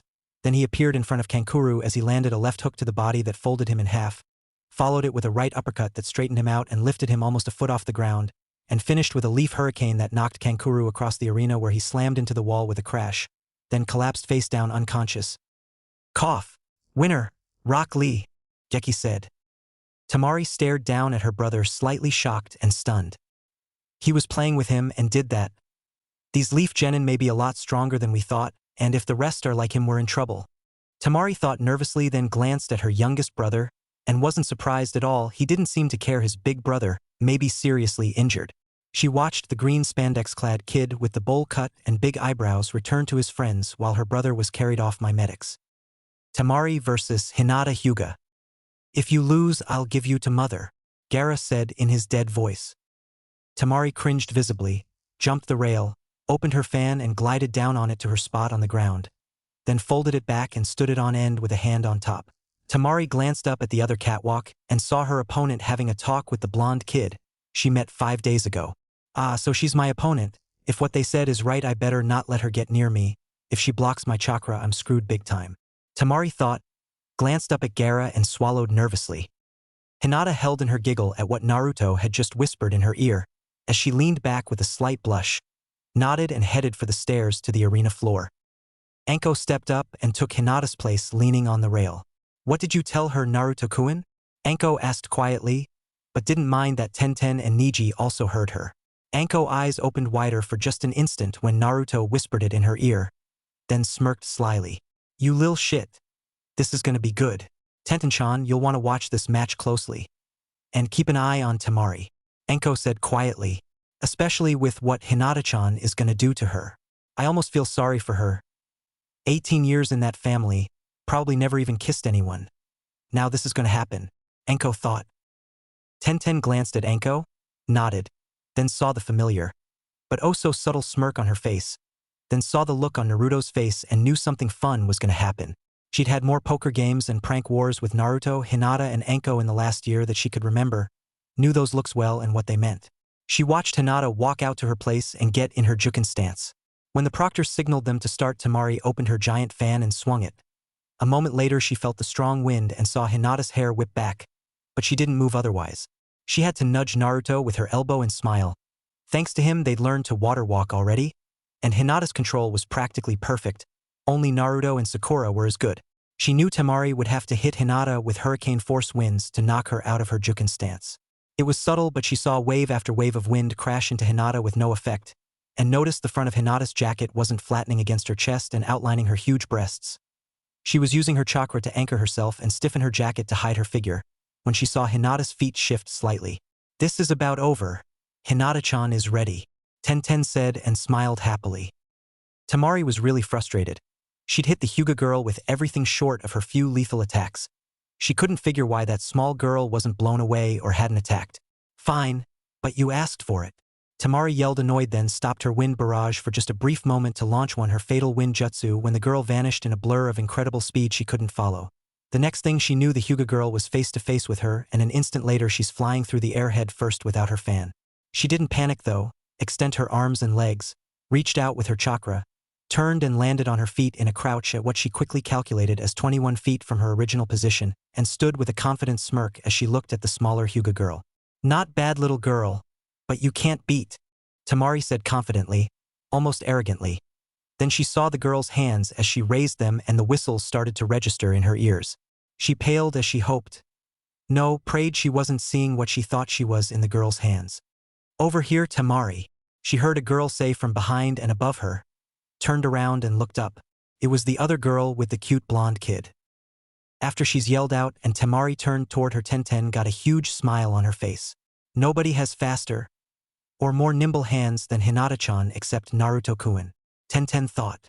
Hey Tamari, you seem to have lost your shirt. And that sports bra you had on is for girls with B and C cups. Not big melons like yours. What are you? An E cup? Tenten yelled with a slight hint of lust in her voice. If she hadn't seen Hinata's huge breasts dozens of times already, she knew she would have fainted with a severe nosebleed already. Tamari spun back around facing Hinata. Her firm, roundy cup breasts shook side to side like fighting puppies when she stopped, and saw Hinata standing there with a big smile on her face, her shirt in her right hand. Her sports bra she wore to compress and hide them was hanging from her left.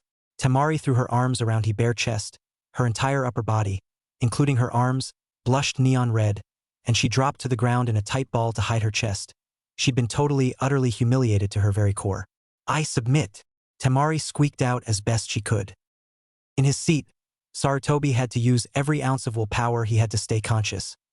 He couldn't afford to faint in front of this crowd. "Kami, give me strength," he prayed. Hinata wins," the proctor said, still stunned by what he just saw. Hinata ran across the arena and helped Tamari up as she covered her chest with her shirt, then escorted Tamari out the door to the back where the med center and recovery rooms were. Niji Hyuga versus Fuki. "I submit," Fuki yelled from the catwalk immediately. After what she just saw, there was no way in hell she was getting in there. "I'm not as big as Tamari, but I'm not showing my boobs to everyone. Well, except Kiba-kun if he wanted to see them."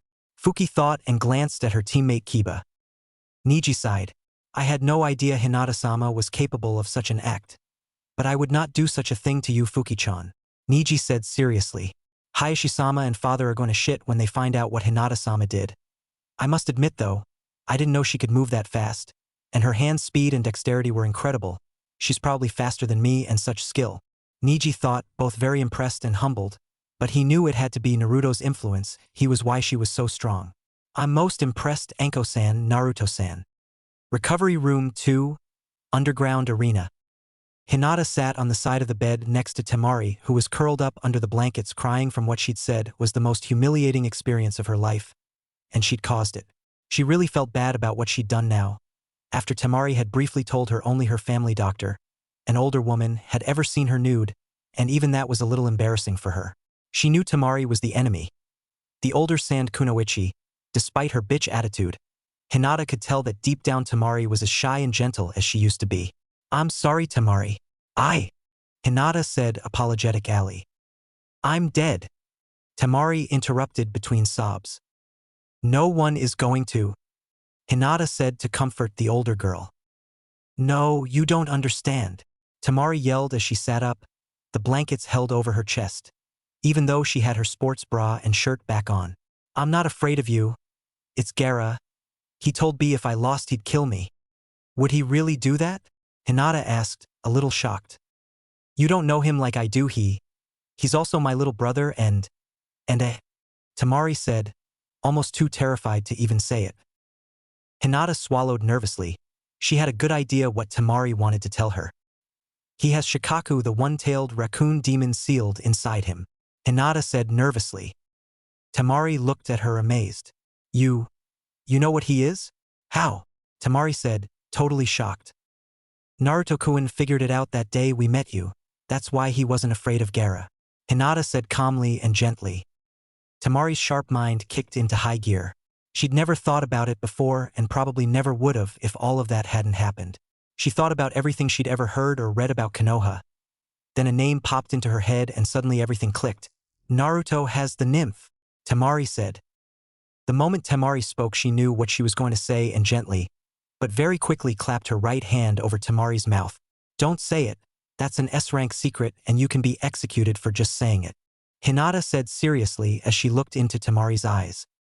Tamari nodded, she understood, and a moment later Hinata removed her hand. She thought about her words carefully. "So I'm right. And you know?" Tamari asked cautiously, and was only a little surprised when Hinata nodded. "But you aren't afraid of him, and no one else in Konoha seems to be either, do they know?" "The Jounin and some of his friends do, like Tenten-chan. She's the other girl with Naruto-kun, the one that called to you after I," Hinata said, then looked down a little ashamed. "There's one more thing. If Gaara tries to kill any of our friends, Naruto will kill him. He has orders from Hokage-sama. And we know you're allied with Sound and are planning to invade us, we just don't know when. If you hurt me for what I did or to escape, please don't. Naruto-kun will kill you. We're betrothed," Hinata said calmly, Her gaze never left her lap. Temari flopped back on the bed, pale and very scared. She laid there in silence for almost 5 minutes, then sat up, her face solemn. He may be a monster and psychotic killer, but Gaara is my baby brother. Him and Kankuro are my only family now. Orochimaru killed my father, the Kazekage, and took his place. I'm not supposed to know that, but I noticed the change in his personality. I hated him as a person and my father and won't miss him. But I don't want to lose any more family. Can Naruto beat Gaara without killing him? Gaara is obsessed with finding someone worth fighting to prove his existence means something. I think that if Naruto can defeat him, I can find my brother under all that hatred and sadness and save him. Temari said sincerely, pulled off the blankets, slipped past Hinata onto the floor, and kneeled to her in submission. Please, I'm begging you. If Naruto can save my little brother, I'll do anything. I'll betray Suna and Orochimaru. I'll defect to Konoha, go to prison.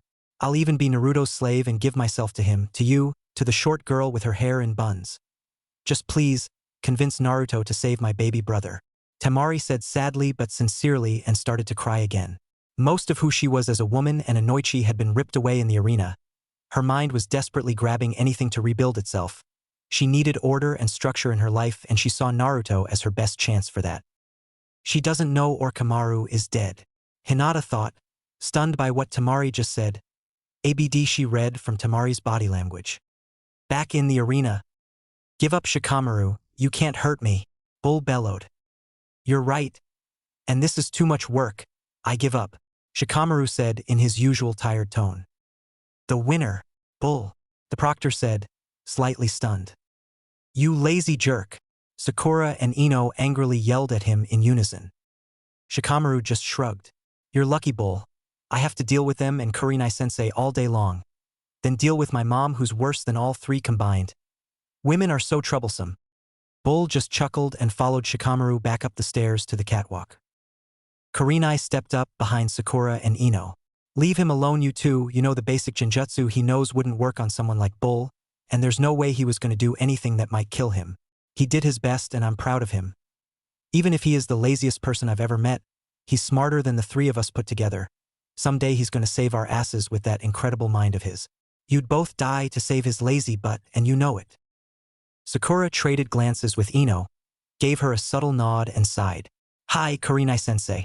He's a lazy, good for nothing, but we do like him despite that. And he is our teammate, Sakura said softly. Shikamaru finally reached his teammates and sensei, stopped and waited for the verbal beating. Instead of yelling, they both kissed him, one on each cheek, and congratulated him on a great match. Everyone around him laughed when Shikamaru blushed, slightly stunned and confused. I'll never figure women out. Temari might be my type though. Ino Yamanaka versus Kiba Inuzuka. Ino gave Sakura and Kurenai a devious, sly smile. I'll be right back. Then turned and headed for the stairs. Sakura, you know Ino better than most. Is she going to do what I think she is? Kurenai said with a small smirk. Sakura just smiled, amused. Hi, she is Kurenai-sensei, Sakura said calmly. In the arena, Kiba had just jumped down and was waiting for Ino, Akamaru to his left. He squatted down and rubbed the white puppy's head. Okay, Akamaru, now we get to pay her back for teasing us all those years. She's still our friend, so don't hurt her too bad. We want her humiliated, not dead, Kiba told him quietly. Akamaru barked his agreement. Since Kiba had his back to their friends, she took the spot facing them and waved, mainly at Naruto. Though she still joked with them about stealing Naruto from Hinata, she'd long since stopped actually trying to do it. It had become a fun game she played with Hinata when they were out eating, shopping, or at a sleepover. Ino watched Kiba just over 20 feet away and instead of her fighting stance stood there, feet shoulder-width apart, hands on hips, chest out and smiling. When the proctor told them to begin, she watched Kiba do his clone jutsu and turn Akamaru into his clone, then the all-fours jutsu and charge in. This is too easy, Ino thought. She knew she couldn't match his speed or strength, only a couple people had as much stamina as him, so she went after his weakness, namely his biggest one she knew she could best exploit. She waited until they got about 10 feet away and as fast as she could yanked up her purple shirt. She wasn't wearing anything under it as usual. Both Kibas froze dead in their tracks. She sat her shirt on the top of her breasts, walked up to them, stood both with a hand under their chin, and once they were standing straight enough she reached down low, grabbed both Kibas by the balls and squeezed really hard for about 10 seconds before she released them. They collapsed to the ground, out cold. Akamaru changed back to himself after he hit the ground. Ino pulled down her shirt and looked at the proctor with a big smile. Well, don't keep a girl waiting. Winner Ino Yamanaka, the proctor said, winced slightly and coughed. Ino walked back to the catwalk while medics came out and took Kiba and Akamaru to the back for a quick checkup. Ino stopped next to Tenten, all her friends and the Jounins staring at her with smiles and her shock. Don't act so surprised I did that. I've been teasing everyone since I got him. I just figured it was time I showed him. Besides, I didn't want to be outdone by Hinata and some sand kunoichi. I'm top diva around here and don't you guys forget it. Ino said proudly. The rest I owed him for accusing me of stuffing. I told him he'd regret it for not apologizing. Before she could walk away, Tenten took Ino's arm and pulled her close. That was incredible, Ino-chan. I'd love to have a private show, if you're interested. Tenten whispered in her ear seductively. Ino looked Tenten in the eyes and gave her a left eye wink no one would see. I'd love to, Ten-chan, Ino subtly whispered so only Tenten would hear her or know she said anything. Thank you, Tenten. Ino said happily to a smiling Tenten, then walked past everyone to Sakura and Kurenai. Naruto, like every other guy there, made a mental note about Ino and pushed the thought aside. He subtly glanced at Hinata and Anko as he motioned subtly with his head to Tenten. When he saw them subtly smirk back, he knew they were thinking the same thing he was now. Tenten had finally made the first move and Ino accepted. It's about time, Naruto thought happily. July 21st, 8:23 a.m., Underground Arena. There was a short break after the last match when Itachi, though inwardly very amused by what Ino did, asked if what Ino did was legal. He was disappointed that Kiba, his most powerful team member, was taken down so easily by a nice pair of tits, and made a mental note to give Kiba some special training to control himself. He was also mad at himself that he hadn't taken the powerful Inuzuka sex drive into account during training. Sarutobi had allowed it, though unusual, it was a legal tactic. Chuji Akimichi versus Sasuke Uchiha. Sasuke jumped down from the catwalk, crossed to his place and waited for Chuji. Try to give me a decent challenge, Sasuke said confidently. Chuji just nodded and took a slightly modified basic taijutsu stance, like a defensive boxing stance. When the proctor gave the signal, he didn't move, just watched Sasuke closely as he gathered and focused his chakra.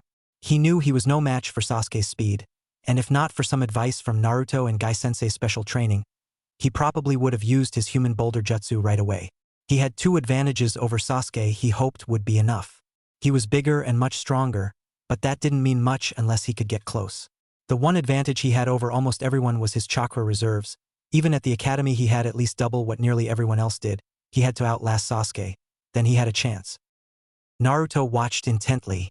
Come on Chuji, you can do it, Naruto thought. He saw Sasuke suddenly leap almost 30 feet in the air, pull 5 kunai from both weapon pouches and throw all 10 at Chuji. His aim is off, those won't. Oh shit, it's a trap, Naruto thought as he saw them.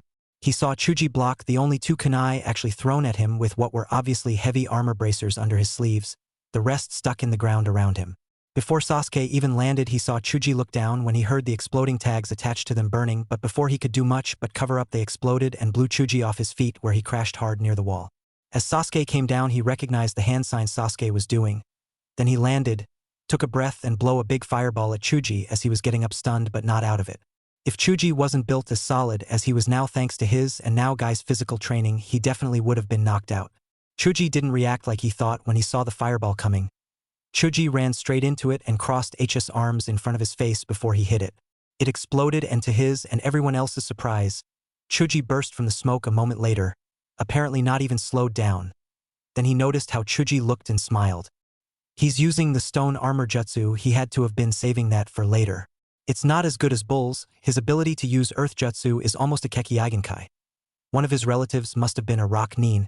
He's only the second generation born in Konoha. He snapped out of his thoughts when he saw the mild surprise on Sasuke's face, and when Chuji got close through a surprisingly fast punch, unfortunately for Chuji Sasuke was faster, did a front flip over him and knocked Chuji face first to the ground with a thunderous heel kick, pulled 5 more kunai, all with exploding tags on them, threw them around Chuji, then leapt back. Just as Chuji got to his hands and knees, they went off.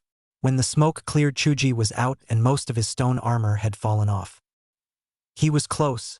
I hope he did well enough to get promoted, Naruto said.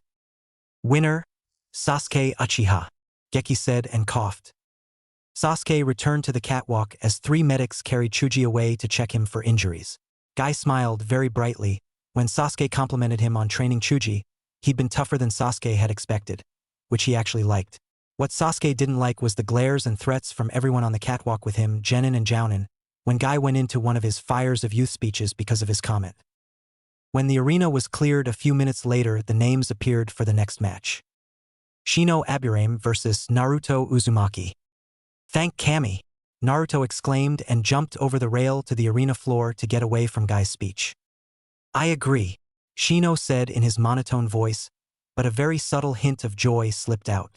He wouldn't say it, but he was thrilled to be able to get away from Guy's speech also. He leapt over the rail like Naruto.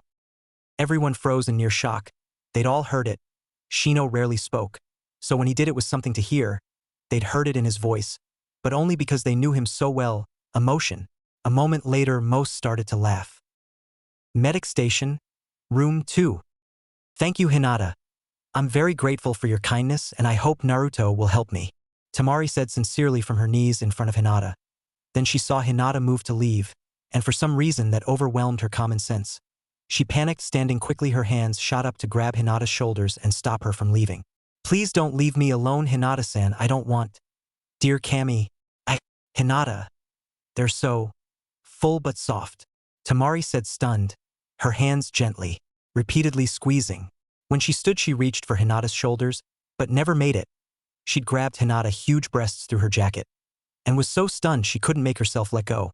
When she finally looked at Hinata's face, it was neon red and Hinata was sucking her bottom lip, her eyes closed, and her body was locked up from shock. Hoping she hadn't just cost Gaara his life, as well as her own, she released her firm grip on Hinata's breasts. When she did, she saw Hinata's eyes snap open, then felt like a dozen exploding tags went off in her panties an instant before everything went black. She woke with a burning, throbbing pain in her pussy and slowly opened her eyes. She knew she was still on the floor. That didn't surprise her. But what she saw actually made her forget about the agony between her legs.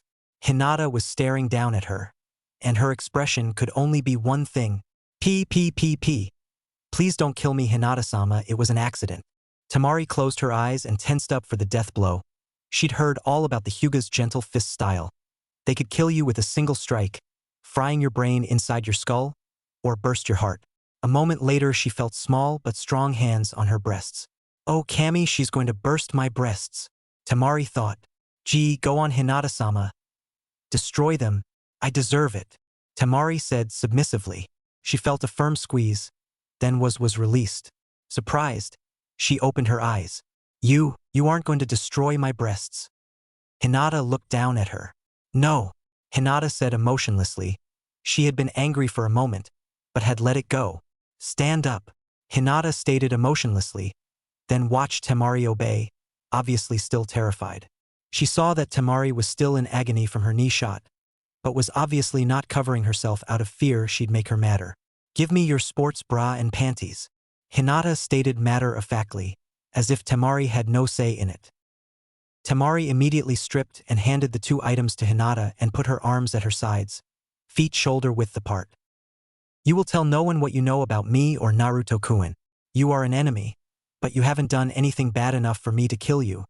But if anyone I love gets killed by your brother, I'll do something I'll regret. It's not in my nature to hurt anyone, but I've learned that sometimes a hard lesson is needed. Hinata said emotionlessly, folded Temari's sports bra and panties and put them in her med pouch. Until I release you, you're my servant. We may become friends one day, but until then, in exchange for your brother's life, I own you. I won't hurt you, but you will be punished. Hinata said, took a step back, activated her Byakugan and struck a dozen Tenketsu, chakra points, on Temari's body in a certain order. Temari flinched but didn't feel any pain. In fact, the pain between her legs was suddenly gone. She stood there for a moment trying to figure out what Hinata did to her. Then it hit her. An intense feeling of sexual pleasure was quickly building her lower belly. It got more intense by the second. Her nipples got hard and she felt another part of her was too. You'll feel this way until I release you. I'll be back later, Hinata said calmly, turned, left the room and shut the door behind her. She called over a medic in the hallway. No one is to enter this room except me. under my authority as heir to the Hyuga clan.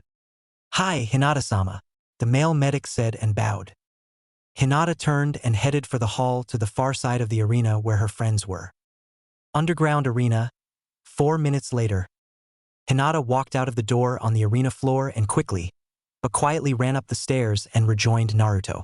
What did I miss? Naruto smiled at Hinata. Niji and Fuki were picked for the third match, but Fuki gave up right away because of what you did. Then Bull and Shikamaru had a short match that Bull won because Shikamaru gave up. Then Ino-chan and Kiba had a short match. Ino won by flashing her chest. Then knocked out Kiba and Akamaru, who was transformed into Kiba, with one move I'll let her tell you about later. Naruto said, then heard Ino giggle and Kiba and Akamaru whimper quietly. Next was Chuji and Sasuke. That was a great match, but Sasuke won. Then Shino and I had the longest, best match so far. I finally won when he got low on chakra and had to give up. Then a grass Nin fought a rock Nin, and now the other two are fighting. It's like the same match twice. And it's over just as fast. The rock Nin won this one also. Hinata looked and nodded. Anko-sensei, Naruto-kun, Tenten-chan. After the matches are done, I need you to join me in the medic station. Hinata said seriously. Anko looked at Hinata's face and knew that expression. If she was that serious, it was important. Hi! Sakura Haruno versus Fubiki. Sakura was down and in place first, straightened her red shirt, put her shoulder-length pink hair in a ponytail and took her fighting stance. Her opponent was the final grass Nin, the only other kunoichi, besides Temari, not from Konoha. She was looking forward to beating the taller, more developed girl and proving that Konoha had the best kunoichi of any elemental country. Naruto looked past Sakura from the far side where the grass kunoichi was casually strolling towards Sakura wearing brown pants. Long-sleeve dark green shirt tied closed with a belt to highlight her figure and a straw hat like the other two had worn. Her brown hair flowed down her back to her waist. About 5'7". Can't tell how strong she is with those loose clothes. Nice tits though. Looks like big C-cups. And pretty firm too. Oh. From that look on her face, she isn't gonna take Sakura-chan seriously. That'd be a mistake. I just hope she doesn't do or say anything stupid. But I can't shake this feeling something big will happen. Naruto thought. Did anyone encounter them during the last exam? Naruto asked. We did, Naruto-kun. Fuki said. Quickly walked over to Naruto and stood to Hinata's right, leaned on the rail. We didn't fight them. But we did see them fight another team on the way to the tower. She uses a lot of edged weapons like Tenten-chan. She has them hidden all over her body. It looked like the way she was always able to pull a new one. Thanks, Fuki-chan. She has a good chance of winning if she can keep her distance and not get caught in one of Sakura-chan's genjutsu. Naruto said quietly to his friends, and saw them nod subtly in agreement. Naruto knew Sakura's style. She was a close to mid-range fighter, and though good with kunai, she normally saved them for traps or for one or two big attacks with a bunch of explosive tags attached, both of which she carried a lot of. Well, not as many as Tenten, but no one carried as many weapons as she did. Naruto glanced at Tenten and smirked. He watched closely. The second it started, Fubiki threw 4 kunai at Sakura, who barely managed to duck and roll to her right, pulling 2 kunai as she stood, 1 in each hand. Tenten watched intently. She'd heard what Fuki said. She wanted to be ready in case her friend lost. She watched Sakura and Fubiki exchange several kunai barrages as they sent each other around the arena, shifting her weight from one the other to rub her upper thighs together. She couldn't help herself. Kunoichi fighting with weapons excited her. Tenten's subtle moments didn't go unnoticed though. Oh, Cammy, look at that tight little ass. I don't know how much longer I can keep my feelings hidden from her. If she came out then Kurenai glanced subtly at her student, but kept her smile hidden. Enjoying the match, Ino? Ino tensed in surprise for an instant and quickly shifted her gaze to the arena. Hi, Kurenai-sensei. Come on, Sakura. Kick her butt. Ino said and gave Kurenai her best. I wasn't doing anything, innocent smile. Kurenai nodded as if she'd been fooled by Ino's fake smile and turned back to watch her other student. Sakura looked at the kunai in her hands. 4 should be enough to cover me. Sakura said to herself, crouched in the shadow of the big hands statue by the Hokage's seat above the arena. She leapt out from her hiding spot and threw the 4 kunai with exploding tags in a short line 10 foot in front of the grass kunoichi. They exploded 2 seconds after impact, just enough time for her to react and cover her face. The instant she landed, Sakura ran at the temporarily blinded grass kunoichi full speed and sent her flying into the far wall with a powerful overhand right to the chest, right between the bigger girl's ample breasts. As the dust cloud settled, Sakura watched her slumped against the wall and smiled. That should? Sakura said, then gasped when the girl shook her head and stood up, her left arm over her chest. How dare you hit me in the tits? Fubiki yelled angrily, suddenly pulled 2 kunai with her right and threw them at Sakura at blinding speed. Sakura was caught off guard a moment and tried to duck the kunai heading for her chest. She almost made it. Sakura had dropped to her belly in the dirt. She quickly hopped back to her feet angry and started to brush off her shirt. Hey bitch, watch it, you could have killed. Sakura yelled, then suddenly froze in shock. Looking at the side of the arena, Naruto watched Sakura from above and behind Fubiki. When Naruto saw Sakura brush the dirt from her chest, he knew what had happened. The kunai had missed Sakura, but not her sleeveless red shirt. It ripped from the collar to the shoulder, and the shirt, from her belt up, fell down like flaps over the front and back of her shorts, which left Sakura topless, her becup breasts fully exposed. Fubiki started laughing hard. You call those tiny bumps tits? He turned suddenly when he heard Kurenai gasp in fear. No one laugh at Sakura, and I mean it, Naruto said quickly and as seriously as he could. Dear Kami, please, don't do it, Sakura-chan. You don't know what'll happen, Kurenai said, almost terrified. Don't do what, Kurenai-sensei? Naruto asked, heard Sakura yell a word, then he felt it and turned back to the arena.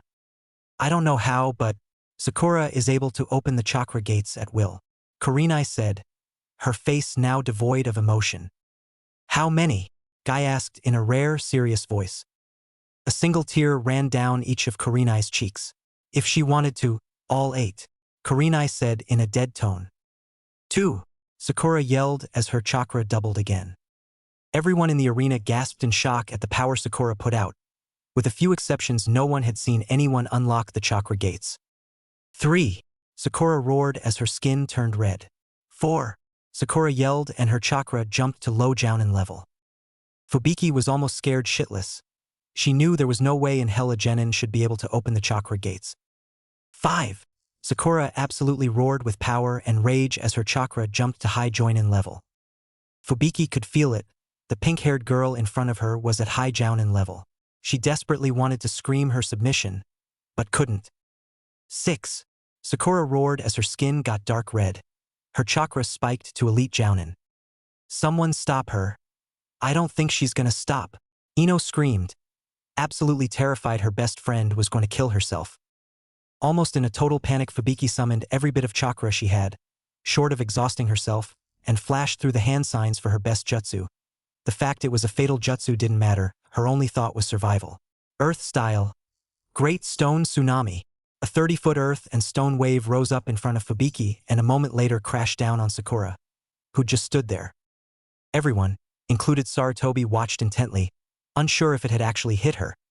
A few moments later, the area where Sakura stood exploded, debris flew everywhere. As it did, they heard Sakura yell 7. They all looked at her in slack-jawed silence. The left side of her face was bloody and obviously crushed. Her arms were broken in several places, and most shocking, so were her legs. Yet somehow, against all logic, somehow Sakura was standing on broken legs. How was beyond their comprehension.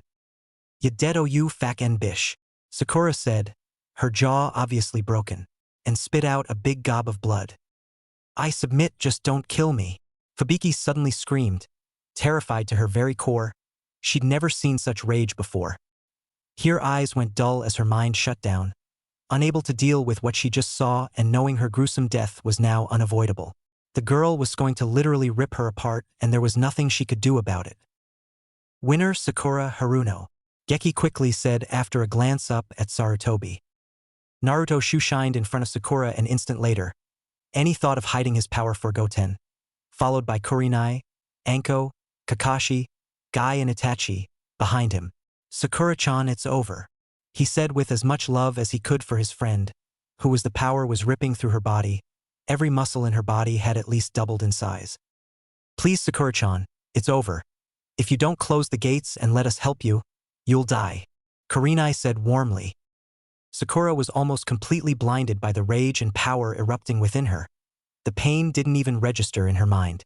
She looked at the people in front of her, her broken hands clenched in tight fists.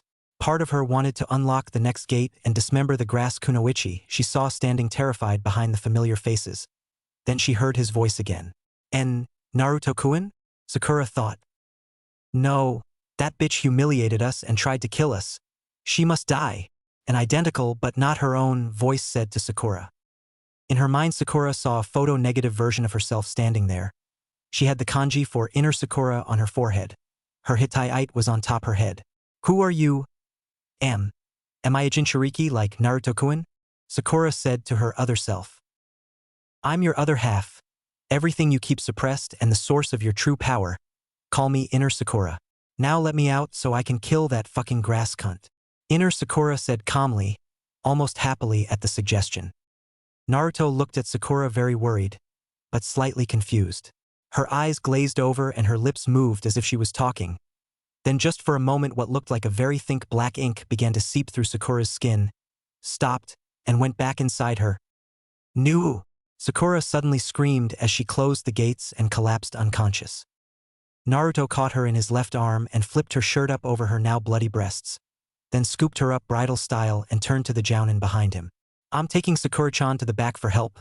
I want that bitch Fubiki there too, in another room, Naruto said matter-of-factly. Anko looked up at the Hokage for orders, saw him take a quick puff of his pipe and nod. Go, I'll get Fubiki. While Naruto and Anko took the girls to the back, the other jounin returned to the catwalk. Ino ran up to Kurenai when she appeared. Is Sakura-chan going to be okay? Ino asked very worried. I hope so, Ino, Kurenai said seriously, and knew Ino was truly concerned. She usually called her either Sakura or Forehead. If Ino called her Sakura-chan, it came from her heart and true friendship, though she suspected Ino wanted a closer relationship with her best friend. How did Sakura open 7 gates so easily? You didn't teach her. Only Kakashi and I know how to do it, Guy said seriously. I can only open 2, and even then I'd only do it in an extreme emergency. How can she open 7 without training? Kakashi said, also in a serious voice. Select the next fighters, Sarutobi said, loudly but calmly. He didn't show it, but he was very worried about Sakura. She loved reading as much as he did. He wanted to stop the exams and check on her but knew he couldn't do that, even though he was one of the few people in the world that knew what had really just happened to Sakura. As soon as these are over, I'll have to send for her. She won't like it though. He could bring her back. If anyone could get her to return, it's Naruto. I better send Jiraiya with Team 7. You're the only person that can heal Sakura. If you don't, her life as a kunoichi is over. She reminds me so much of you, Tsunade, Sarutobi thought sadly. Chi-Chi vs. Tenten. Chapter 11. Are you ready, Chi-Chi? Tenten asked as calmly as she could after what she'd just seen. Chi-Chi looked at Tenten from next to Bull, who had his huge right hand on her shoulder. She was still shaking slightly. She'd never been so scared before. Hi, I'm ready, Chi-Chi said, gave Bull's arm a pat, then was carefully picked up and given a warm, but gentle hug, then put back down. Good luck, Chi-Chi-chan, do your best, Bull said in a warm but deep voice. Don't hold back, Chi-Chi, Sasuke said and gave her a brief smile. Though only slightly taller than Tenten, getting encouragement from both her teammates, especially the normally reserved Sasuke, made her feel 6 feet tall. She stood as tall as she could, brushed back her red hair and stuck out her D-cup chest, which she knew looked a few cup sizes bigger on her small frame. Let's show 'em how the little girls kick butt, Tenten, Chi-Chi exclaimed, then headed for the stairs, her breasts bouncing under her shirt. Bull was her best friend, but she respected Sasuke for his skill, so getting encouragement from both was big. I don't know if I want to fight her or kiss her, Tenten said seriously, a big smile on her face as she watched her fellow small but busty kunoichi bounce down the stairs. Everyone just smiled, especially Bull. Maybe there's a way I can do both, Tenten said playfully. Don't worry, Bull. I won't seriously hurt her. I'm just glad I didn't get paired against you. Most of my attacks won't work on you, Tenten said seriously with a smile, gave a small bow and headed for the stairs. Before Tenten got more than a step, Anko grabbed her arm, pulled her close, leaned down and whispered in her ear. When she straightened up, she had a devious smile on her face. Tenten looked up at Anko with mild surprise, smirked and gave her sensei a subtle nod. Chi-Chi watched her friend, and soon-to-be opponent, come down the stairs and head towards her. She got a little nervous when she saw the playful, definitely lust-filled, and she knew most likely very embarrassing for her, smile. She knew that at most she'd get a painful beating, but no worse than she would in a hard sparring session with her teammates. But two things bothered her. First, there were 3 spots on her body that her male teammates wouldn't touch her in a spar. Tenten wouldn't just touch them, she'd strike them. And second, Tenten was not only a fellow kunoichi, but a lesbian that she knew thought she was very cute. When her mother had given her the talk, she didn't just cover boys, but told her in detail about jumping the fence and said she'd done it many times over the years, both before she'd married her father, and to her surprise after he'd died. She hadn't given any names though, out of respect for their privacy. Not that she'd mind a little friendly experimentation, but this wasn't the place for that. But knowing them like she did, the look on Tenten's face told her everything she needed to know. I'm gonna get felt up, and probably end up showing everyone my boobs. Oh well.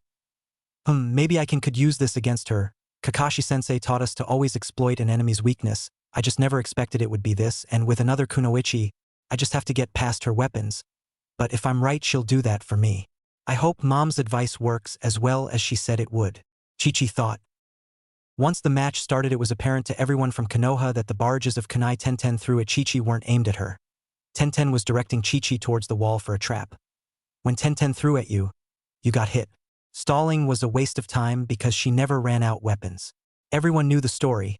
Tenten's first period teacher at the academy had gotten upset with her for throwing a kunai in class. The fact she had done it to kill a wasp didn't matter. The woman had tried to totally disarm her, and spent the rest of the school day removing weapons and scrolls of weapons from her clothes. Nearing a total breakdown, she just gave Tenten a hug and sent her home.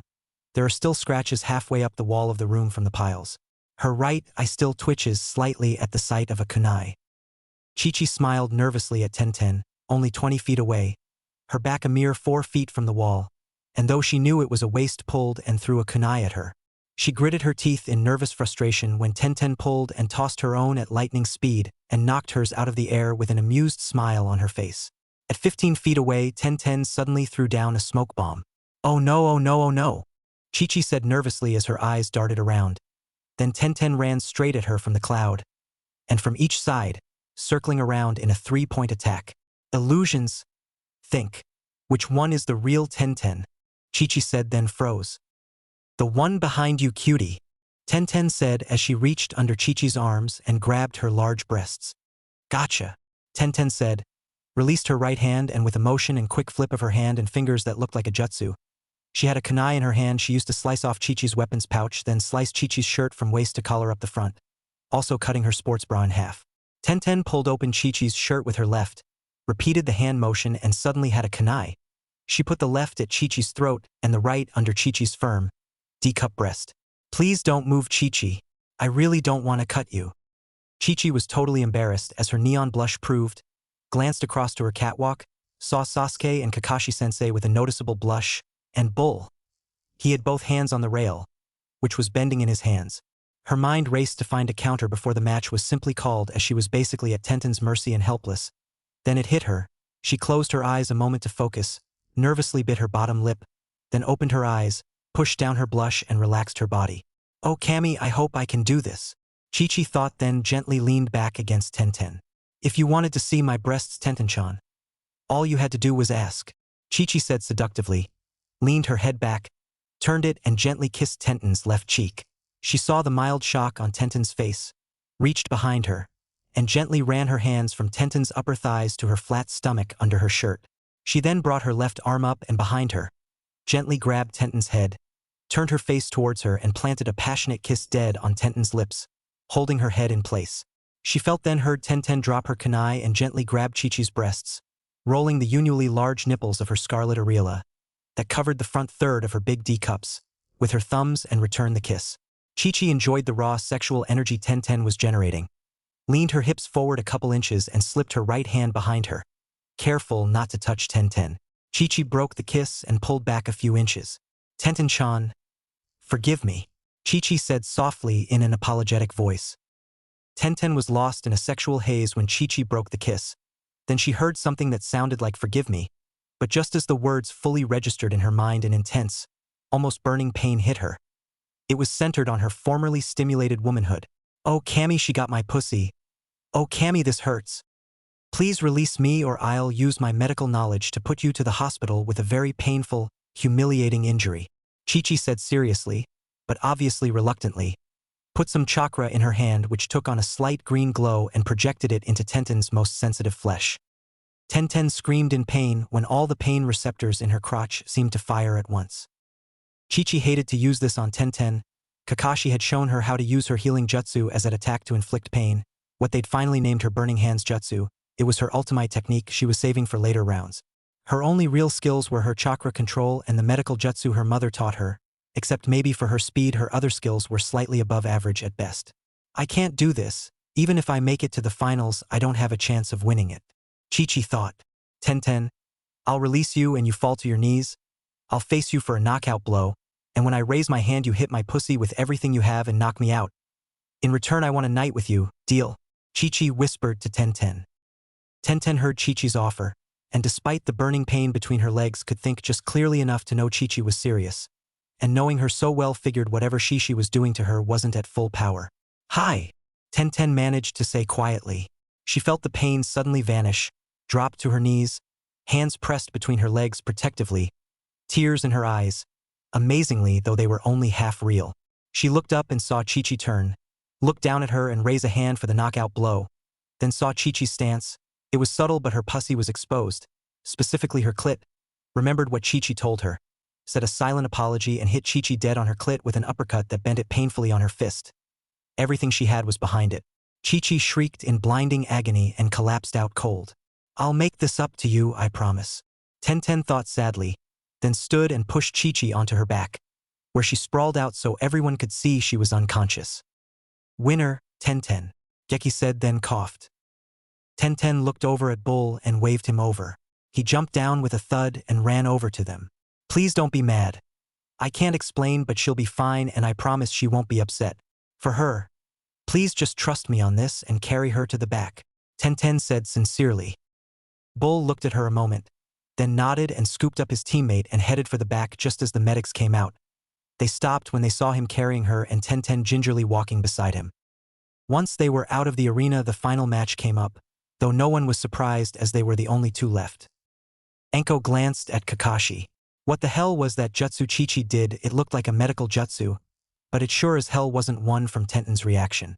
What did you teach her, Kakashi? Kakashi gave her an eye smile. We call it Burning Hands, it's a modified healing jutsu. I had to work with what I had. So you taught one of the nicest girls I've ever met what's essentially a torture technique? I should kick your ass, you son of a… Anko said as she got angry, then stopped when she felt a hand on her shoulder. He's right, Anko-sensei. Chi-Chi's healing jutsu and speed are all she has. She needed a non-fatal jutsu for protection, Naruto said calmly. Anko grunted in annoyance, then sighed and relaxed. Damn it, you're right. You better train her well, Kakashi. If something happens to that sweet girl because of you, I swear to Kami I'll castrate you with a dull kunai. Kakashi nodded. He knew Anko very well and had no doubts she was dead serious, or that she'd do what she threatened. She could and would. Gaara versus Otokashi. This should be interesting, Naruto said with a smile. I wonder what jutsu he uses? Hinata asked, then turned to Naruto. Natuto-kun, I made a deal with Temari. I promised her you'd save Gaara from himself. She wants her baby brother to… I will, Hinata-chan. Naruto interrupted politely. I won't let my lil princess be a liar. I promise you I'll do everything in my power to help him, Naruto said seriously but quietly. Hinata smiled happily at him. She knew he'd rather die than break a promise to her. And he'd never failed to do anything he said he would for as long as she'd known him, even before they were friends. They watched the Rock Nin throw a barrage of kunai at Gaara. Everyone was surprised he didn't even attempt to dodge. Then at the last second a wall of sand sprang up in front of Gaara and blocked them. Even more amazing to everyone was that Gaara never even flinched. He just stood there, arms crossed over his chest with a cold dead stare. He wasn't bored. It was as if his opponent wasn't even there. The Rock Nin attacked again. Same result. He tried several earth jutsu. They all failed even more pathetically than the kunai. They only seemed to give Gaara more sand. Mother wants her sacrifice, Gaara said in a dead voice. There was absolutely no emotion in it. He almost sounded mechanical. Sand shuriken, Gaara said, and dozens of balls of sand shot forward, quickly changing into sand kunai. Only a few hit him, but those that missed stuck in the stone wall. Then Gaara raised his right arm and pointed his open palm at the sand coffin, Gaara said emotionlessly. Then sand rose up from the ground and in seconds totally engulfed the rock Nin in sand. Naruto saw a dark smile appear on Gaara's face and knew instantly what it meant. "He's gonna kill him," Naruto yelled. Unfortunately for the rock Nin, they weren't as fast as Naruto. "Sand burial," Gaara said in a cold, sadistic voice as he closed his hand into a fist. A moment later he heard the satisfying scream and shattering of bones as the sand crushed the rock Nin to pulp. His blood sprayed everywhere except him. The sand blocked and absorbed it wherever they touched as it returned to the gourd on his back. "Winner, Gaara," Geki said. Even he was stunned by the absolutely cold-blooded, sadistic murder of the rock Nin. While it was technically legal, it was rare for anyone to die in the preliminary matches. Naruto looked across at the remaining rock Nin. Their shock and rage was obvious to anyone that looked. Then he saw them draw some kunai. "Don't do it. He'll kill you both just as easily," Naruto yelled to the two rock Nin. He didn't like them, but he didn't want them to die for no reason. Even an enemy deserved a chance as far as he was concerned. Gaara turned and looked up at the two rock Nin. "Come. Mother always accepts sacrifices. Give us your blood," Gaara said to them in a dead voice that made them pause. The rock Nin looked at each other with the same thought. Killing was one thing, but there was something about that kid Gaara that wasn't normal. No one should have that kind of control over sand, and he didn't even use a hand sign. It seemed to move on its own like it was alive. They were mad, but they weren't stupid. This wasn't the time or place for this, especially if the Konoha Nin got involved. Both backed down. Gaara almost looked disappointed, then did a sand shushin back to the catwalk. Sarutobi stood, his face stern. "First I want to congratulate the winners and apologize to IWA for your lose. The finals will be held in 1 month at the outdoor stadium. Use this time to train and prepare. You've seen some of what your opponents can do, so pepper yourselves accordingly. Please gather in the center of the arena," Sarutobi said, then nodded to an ANBU next to him, who shushined down to Geki and handed him a bag, then returned to his place. Geki had the available winners line up, then went to the end. "Pick a number," Geki said, then coughed. Everyone drew a number 1 through 12, each called out their number as they picked it. Except for Tenin, who was still in back, her sensei Anko drew for her. Everyone waited a minute, then were told to turn and see their final opponent. When they did, a huge chart was on the wall. Most moved a little closer to see their opponent. This is the pairings for the finals. Bull vs. Tsuchi Rock Nin. Rock Lee Haro Rock Nin. Niji Hyuga vs. Sasuke Uchiha. Tenten vs. Ino Yamanaka. Hinata Hyuga vs. Sakura Haruno. Naruto Uzumaki vs. Gaara. "This is gonna be fun," Bull said with a big grin, then squeezed his right fist and cracked the knuckles loudly. "Hi Bull-san. Our fires of youth will burn very brightly," Rock Lee said. "You will lose to your superior Yukika team," Niji said in a friendly but very competitive tone. "Bring it on deadpan," Sasuke said with a big competitive smile. All of Niji and Sasuke's friends shook their heads and sighed. They knew the next month would be tough as the boasting by both would be intense, but the match would be well worth the trouble. An Uchiha against a Hyuga was a fight you didn't miss unless you were dead. "Fuck me sideways," Ino said with a mix of emotions that made her true feelings impossible to read. All her friends looked at Ino shocked. Despite her attitude, she rarely actually cursed like that, so her comment worried them a little. Hinata bit her bottom lip nervously and hugged Naruto. "I'm sorry, Nata, but if she's able to compete, you'll have to fight her. I know you don't want to, but they have her listed for the finals, so they believe she'll be able to compete," Naruto said as he hugged Hinata back. He knew wasn't afraid of getting hurt. She was afraid she'd hurt Sakura, and even hurting someone just a little that she cared about, even in a friendly spar, would upset Hinata afterwards. She hated to hurt anyone, even if they deserved it. Gaara suddenly stepped in front of Naruto. "You will be Mother's greatest sacrifice and prove my existence. Do not disappoint us," Gaara said with an almost happy, but very dark voice. Everyone around them felt a chill run down their back, except Naruto, who didn't even flinch. Everyone but Hinata took a few steps away from them. Naruto gently pushed Hinata away from him, then got face to face with Gaara. "I know who and what you are, and you can't beat me. If you hurt anyone I care about between now and our match, I'll kill you," Naruto said quietly so only Gaara heard him and hit Gaara with 6 tails worth of killer intent as his eyes turned blood red and his pupils turned into vertical slits for a moment. Kyuubi could be seen for an instant if you had looked into his eyes. Gaara flinched in fear, something he'd never felt before, and took a step back. Gaara straightened up, regained his composure, gave Naruto a nod of respect and did a San Shushin to the farthest side of the crowd from Naruto and everyone from Konoha. Everyone from another village and those that didn't know Naruto contained Kyuubi went bug-eyed in shock at what they just saw, and wondered what could Naruto have said to Gaara that could have caused that reaction in someone that was obviously a stone-cold killer. Sarutobi sighed as he blew out a plume of smoke from his pipe. He knew exactly what had happened. -8 minutes later. Arena Medic Station. Outside room 2. I know she's in there. Now open the fucking door and let me see my sister. Kankuro yelled in the med nin's face and again tried to push past him. I'm sorry, but only Hayashi-sama, Hizashi-sama and Hokage-sama can overrule Hinata-sama's orders. There she is, the med nin said and pointed down the hall. Kankuro turned, saw Hinata and snarled. Hey you little bye. Kankuro caught himself at the last moment as Naruto caught his attention. Hinata Hyuga. Tell this asshole to let me in to see my sister.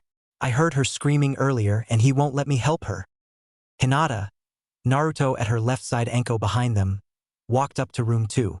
Please have Tenten join us right away. We can handle this. Hinata said to the med nin who left for Tenten's room. Your sister is being punished by me.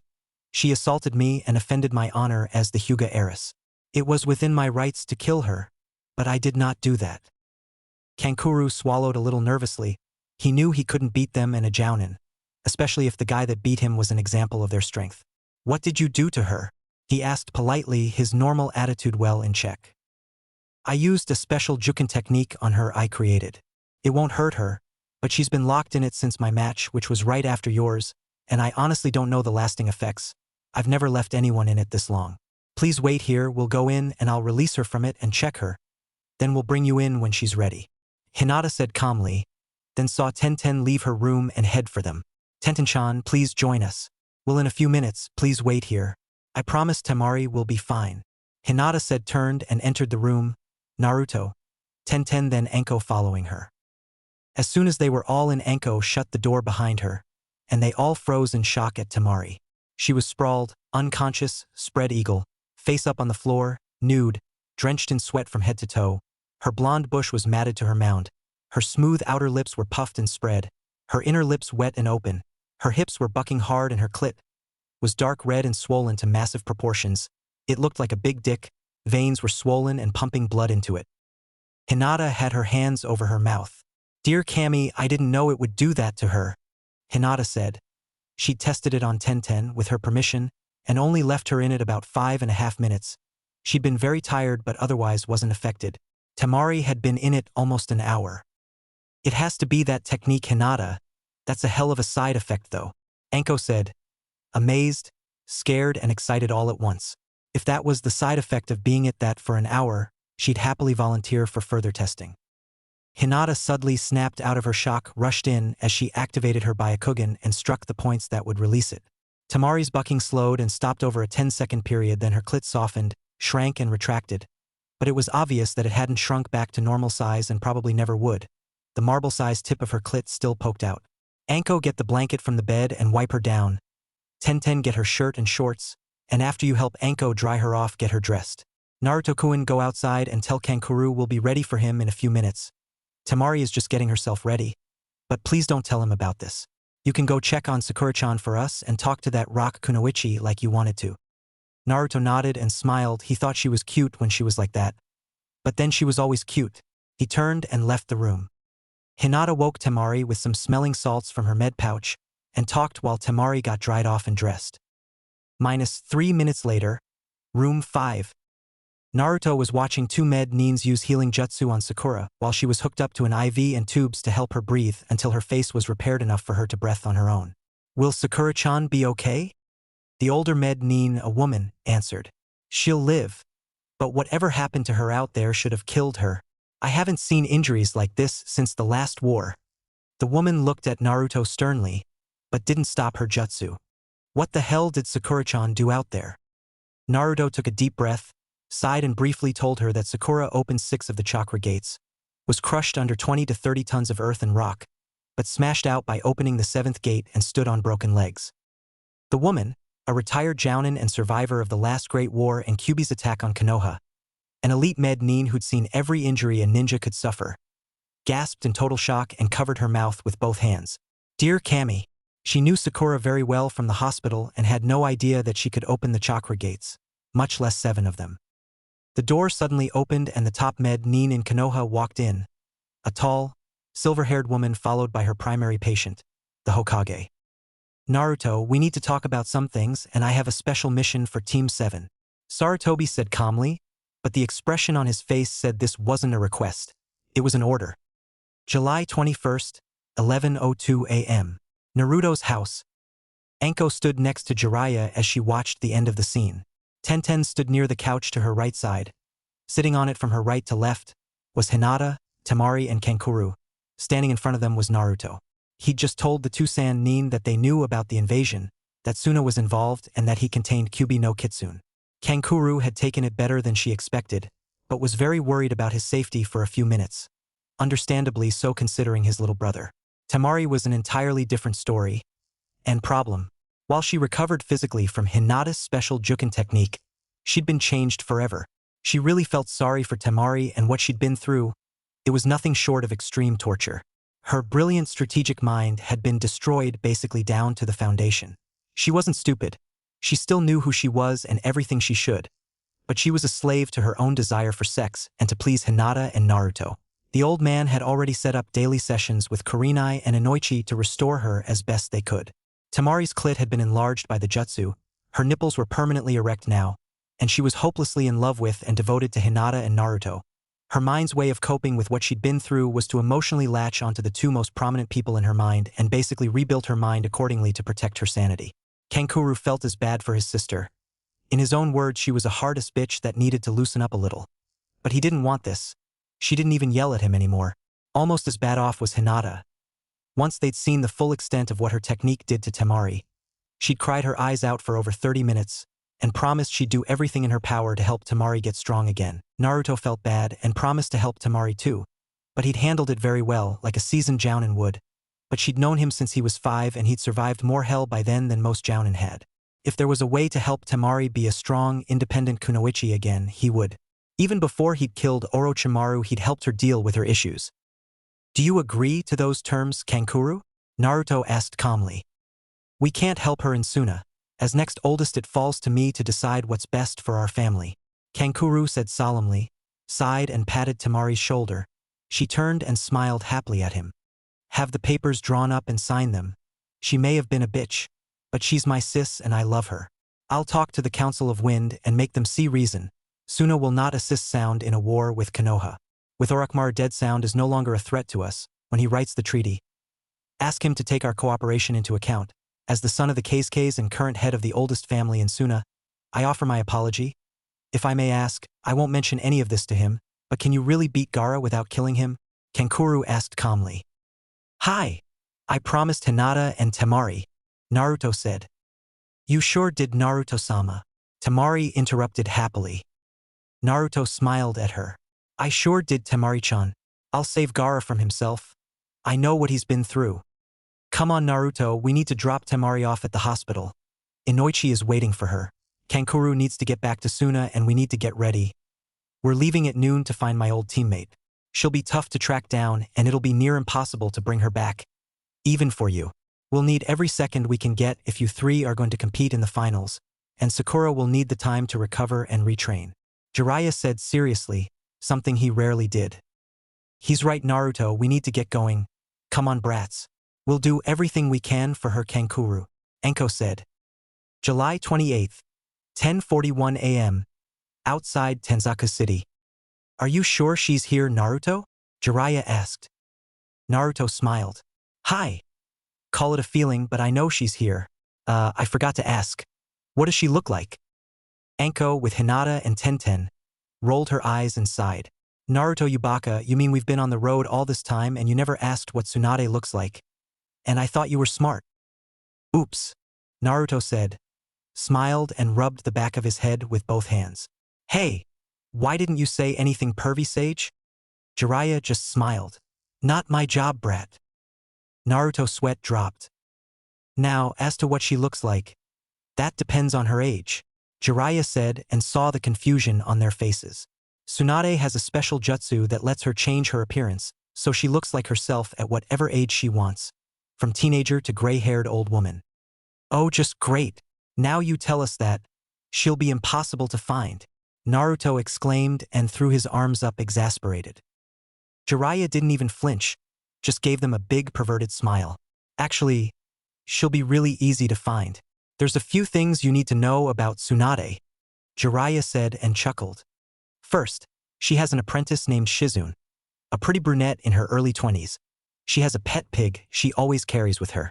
Tsunade might have changed it, but I doubt it. She has long blonde hair she usually wears in 2 ponytails. Her favorite outfit is black pants, gray shirt with a big black belt, and a green jacket.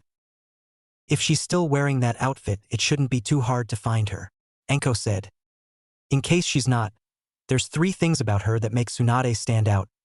First, she has a wicked temper and could level that castle with a single punch, so don't upset her.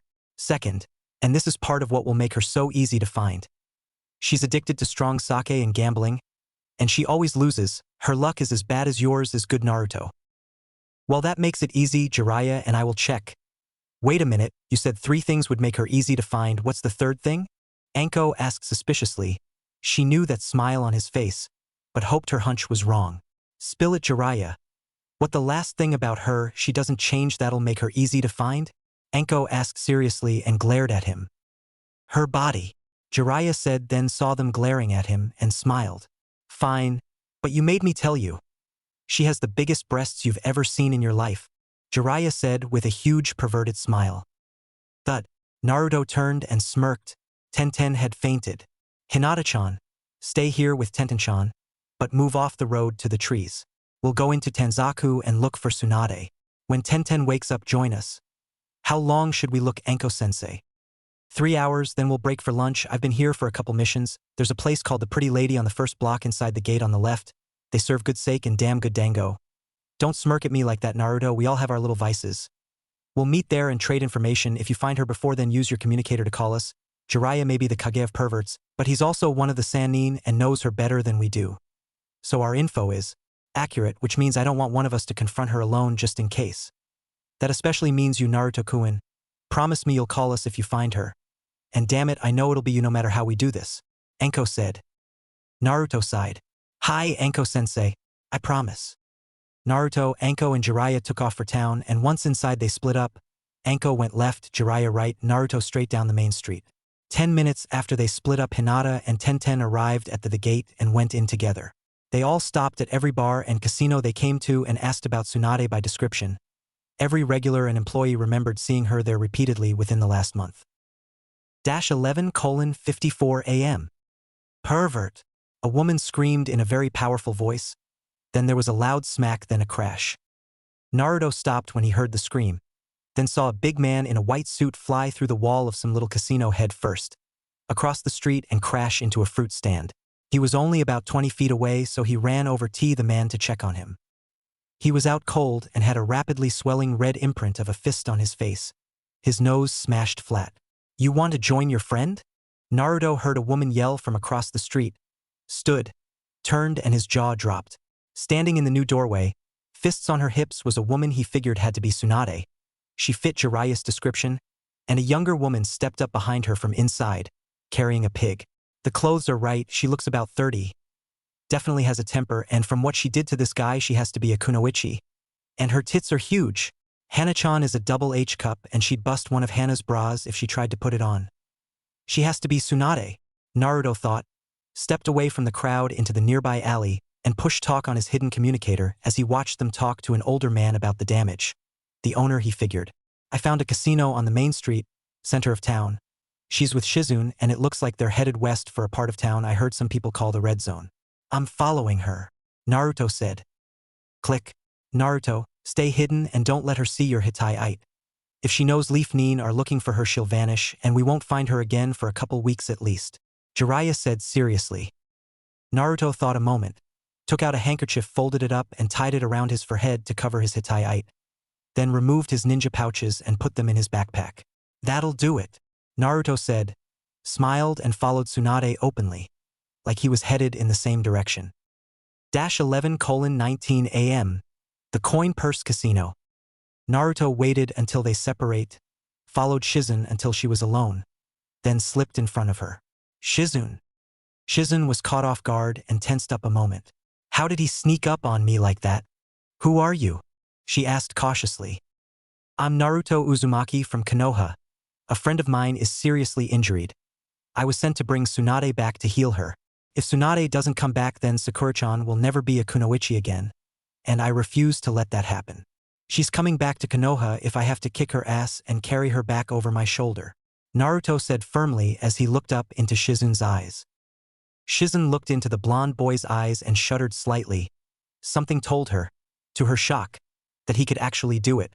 "I haven't seen such determination since." Shizune thought and swallowed hard, unable to even think his name. "Hi, I'm Shizune. Sarutobi sent you, so you must be a ninja." "Hi, and I am. I have friends outside and would rather do this the easy way. But I doubt she'll listen to me." Jiraiya-sensei said she doesn't like Konoha, but didn't say why. "Will you help me or try to stop me?" "I really hope you help me. I don't want to hurt anyone or destroy this city fighting her," Naruto said seriously and briefly clenched his fists. "I believe you, Naruto, and I truly want to help you, but I can't go against," Shizune said, then froze in shock when her breasts were grabbed, firmly but not painfully.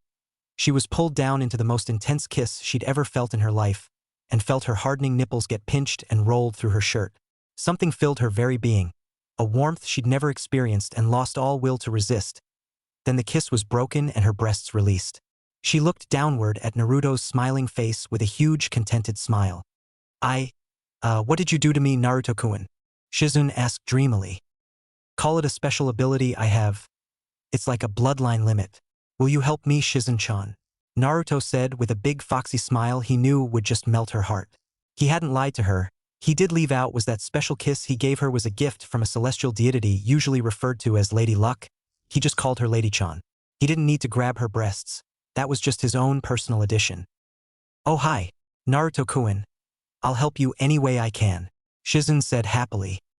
If she lost a bet, would she honor it regardless of what it was? "Even coming back to Konoha with us?" Naruto asked. "Hi, she'll usually run out on a money debt from gambling, but she'll never welch on a personal bet. If you want her to go back to Konoha and heal your friend, that's what you have to do," Shizune said calmly, then smiled at Naruto. "Thank you, Shizune-chan. Go back to Tsunade but act like nothing happened. I'll join her at the table in a few minutes." Shizune nodded, then bit her bottom lip nervously. "I can't believe I'm going to say this, but can I kiss you first? And squeeze my breasts again?" Naruto smiled and nodded. When Shizune kissed him, he repeated his special technique. Then she left. In Naruto's mind, Kyuubi had a huge smile that literally went ear to ear. Now that was smooth. "Kid's a natural," Kyuubi said to himself. "You're welcome," she said in Naruto's head, unheard by him. Kyuubi turned and saw Lady Luck standing inside his cage, leaned casually against the bars, smiling. "You keep being a good boy and I may see what I can do about improving the view in here. Maybe a nice forest." Kyuubi smiled and gave her a polite bow of respect. He'd come to respect her, he even liked her. She was the only person he could talk to on his own level, immortal to immortal. He liked Naruto and his friends, especially the girls, but they weren't immortal or thousands of years old. Besides, being good seemed to get him access to more beautiful women than being bad, and if there was anything stronger than his desire to kill and destroy, it was sex. So if he had to be a good guy sealed in Naruto, he could live with actually enjoyed being good now. Not that he was going to tell anyone. -8 minutes later, casino poker room. Naruto walked out to the table where 3 people were playing, one of them Tsunade, Shizune standing behind her, and took the only open seat, which was on Tsunade's right side. When their hand ended, Naruto casually took out a fat roll of bills in 10,000 Ryu denominations, peeled off 20, put the roll away and put them on the table. Chips. The other 2 players were stunned. Tsunade was almost drooling and already planning a private game with this high roller. "You don't belong at this table," Tsunade said calmly as she put her hand over the bills. "Let me take you to the second floor. That's where real players like us belong. Tsunade said with a seductive smile and subtle lean forward to show a little more of her massive cleavage. Naruto saw right through her little trick. He could tell she was an expert at this, but compared to him she was a rank amateur. Without even a hint of emotion he looked at her, glanced at her cleavage, not even trying to hide it, and gave a subtle nod. Could be interesting. Lead the way, Naruto said smoothly, stood and followed Tsunade and Shizune towards the stairs. She with you? Naruto asked casually and nodded at Shizune. She's my friend. Her name's Shizune. I'm Tsunade. Tsunade said. Nice to meet you, Shizune. Name's Naruto, he said casually as they reached the stairs, followed them up, down a hall to room 7, which had a small sign on it that said, Available. He saw Tsunade remove it and enter, followed by Shizune, who he followed in. The room was large, about 20 by 20, and very well furnished with all the modern luxuries. Nice place. One of the best casinos in Fire Country. Shizune, would you bring us some sake and snacks? Tsunade said with a smile, then took a seat at the heavy oak table and took out her entire bankroll, $476,300. Hi, Tsunade-chan. Shizune said with a smile, then turned and headed for the small bar/kitchen. She knew Tsunade normally didn't do that, but she knew Tsunade's greed had overwhelmed her common sense. She wanted to impress Naruto, so he'd bet big. I'm sorry, Tsunade-chan, but this has to be done. I hope you'll forgive me, Shizune thought. 1:37 p.m. Yama's Hotel, room 22. Across the street, Jiraiya stood near the bed, Anko to his right, Hinata and Tenten sat on the side of the bed facing the wall towards the coin purse casino. In Hinata's lap was Gamakichi. What's happening? He just lost another hand. He's got 132,000 left of his first roll, Gamakichi said, then paused a moment. Gamachibi said she's falling for it. They'll be done in about an hour, then we can head home. Mission accomplished. I wish I could watch this, Jiraiya said, almost depressed. All that money and he won't share it with me. Because you'd spend it on sake and bimbos, Anko said with a smile. Rested again, Hinata activated her Byakugan once again and looked into the room.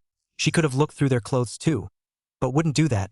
She'd promised Naruto she'd never do that. Naruto-kun just took out the other roll of bills, the big one, and bet it and the rest of his money. Tsunade is staring at it, Hinata said and giggled. Back in room 7. That's bigger than the first roll. I can't cover that bet, Tsunade said, nervous and a little sad. Now I've got you, Naruto thought. Too bad. I thought you were a real player. You must have something of equal value to bet? Naruto said with a subtle hint of disappointment in his voice and was sure he let Tsunade catch him looking at her cavernous cleavage.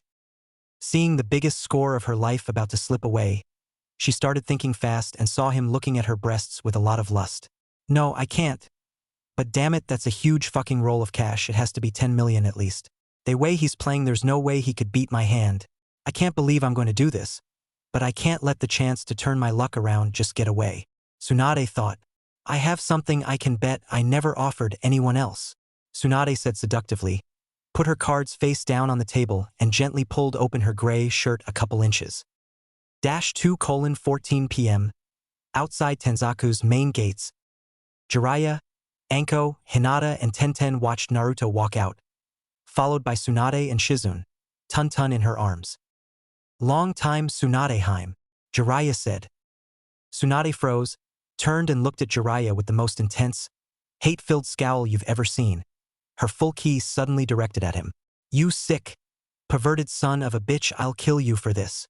Tsunade roared, raised her right fist and lunged for Jiraiya to take his head off. Jiraiya froze. Never in his life had he seen Tsunade so angry. He had no doubts that this time she was going to take his head off, as she'd repeatedly threatened to do over the years. The only thing he could do was shut his eyes. For once he was too scared to move. He heard for female gasps. Then a moment later heard a light smack of flesh hitting flesh in front of his face.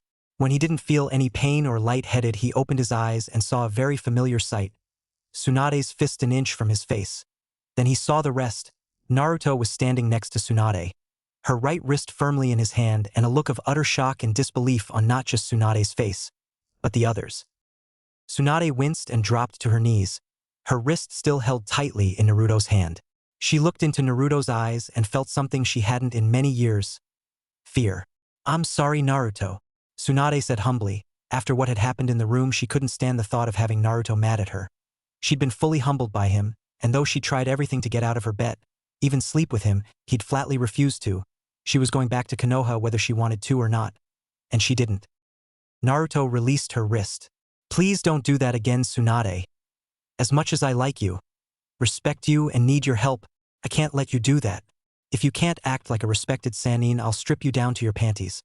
Tie your hands and feet with your clothes, put you over my shoulder and carry you back to Konoha, humiliated and disgraced. Jiraiya's eyes got big as the mental image and reached for his notebook in his jacket. Forget it, Jiraiya, that goes for you too. Now are you two going to act like respite Sannin or little kids? Naruto said sternly.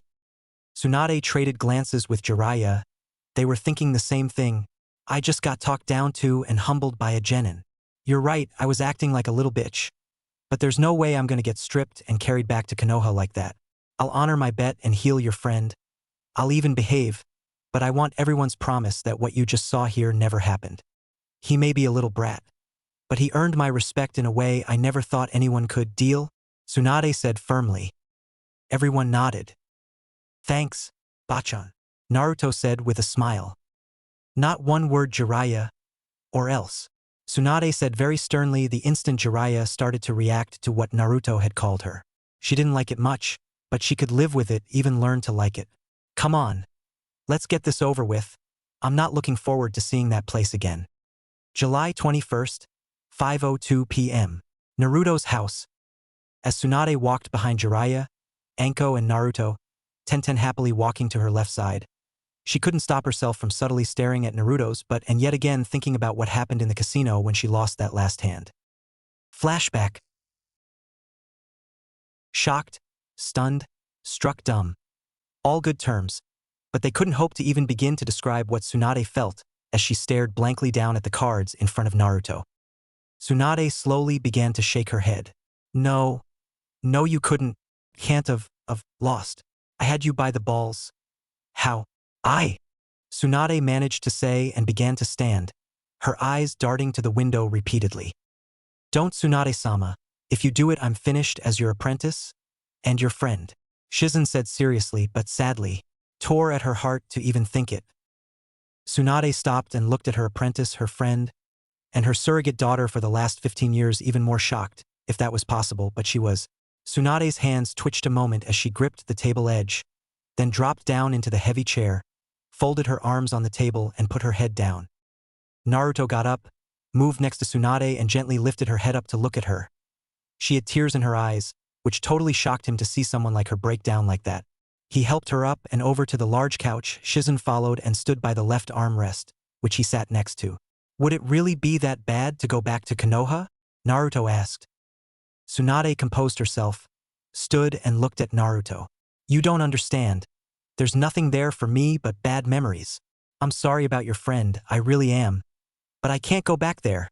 I'll do anything else. Tsunade said passionately. I mean anything else. I'll do the rest of the bet. I'll give you a striptease that'll be burned into your memory forever. Shizen will strip for you too. I'll even break my personal rule and have sex with her right here in front of you. I'll even have sex with you, something I haven't done with anyone since in a very long time. But please, don't make me go back to Konoha. Tsunade pleaded sincerely and began to open the big black belt holding her gray shirt closed. Her green jacket was on the back of her chair at the table. No, Naruto said calmly as she grabbed her wrists. Tsunade was stunned. No one, since she first developed, had ever refused a chance to see her breasts. And he'd not only refused, he'd turned down a chance to have sex with her. She knew he was straight. Her finely honed instincts told her that. You're very beautiful, Tsunade, but right now I need you to come back to Konoha and heal my friend. If you don't, she'll never be a kunoichi again. If reason won't work, I'm really sorry, but I'll have to force you to come with me. Naruto said seriously, relised her wrists, and he pushed her back a couple steps then stood. Please, Tsunade, will you return to Konoha with me? Tears still in her eyes, she hardened her expression. I hate breaking a promise, and I'm sorry, Naruto. Shizen, but I can't do it. I don't want to hurt you, Naruto. You remind me of two very special people I've lost. But I will if you try to force me, Tsunade said as she fastened her belt on her shirt. Please Tsunade, well destroy the room. Naruto UCA. Shizun said then froze when she looked at Naruto. Her eyes locked with his a moment and what she saw sent a shiver through her body. She swallowed nervously. Please. There must be a way to do this without destroying the room and probably the hotel. Tsunade thought a moment, and had an idea that would get her out of the bed and let her fight Naruto without destroying the room, but still take advantage of her best weapons, her strength, and her massive breasts. You good at taijutsu? Tsunade asked, then smiled when Naruto nodded. I'll make you a bet, double or nothing. I win, you pay me all the money you have on you and you go back to Konoha without me. I'm not heartless though. I'll recommend someone else who can help you heal your friend. If you win, I'll go back to Konoha with you willingly and do everything in my power to help your friend, and I'll still do that striptease and show you the biggest tits you'll ever seen in your life. I'll tell you what the contest is if you accept, so what do you say? Brat. Tsunade said, the last word in a very condescending tone. Naruto caught the tone in her voice on how she said brat, and though he didn't show it, she just pissed him off with that, and her terms. I'll accept if you agree to my terms for winning. What do you say, Bachan? Naruto said the last word with a big smile. Her reaction told him she hated to be called that. Gotcha, Naruto thought. Hi, just name it, Tsunade said, visibly upset at being called grandma. She didn't care what his terms were. She was going to make him pay for what he said. My friend is Sakura Haruno. She's a med nin like you. I have a girlfriend named Hinata Hyuga who's also a med nin. If I win, you'll not only stay in Konoha, but take over as the 5th Hokage so Sarutobi can retire and just be a grandpa. Plus you'll take them both as apprentices. Naruto said. Deal. Tsunade agreed immediately. The very idea of becoming Hokage was the dumbest thing she'd ever heard in her life, and she didn't see the big deal. It was nothing but lies and pain as far as she was concerned. I'm not done yet, Bachan, Naruto said very cheeky, which made her right eyebrow twitch and her hands clench into fists. He saw Shizun holding in her laughter at his terms. She did several gestures and mouthed something from behind Tsunade that made him smile. I'll accept your terms, but with one little change. You do it for me anytime I want you to, no complaints. During and after that you'll do anything I want you to sexually or otherwise.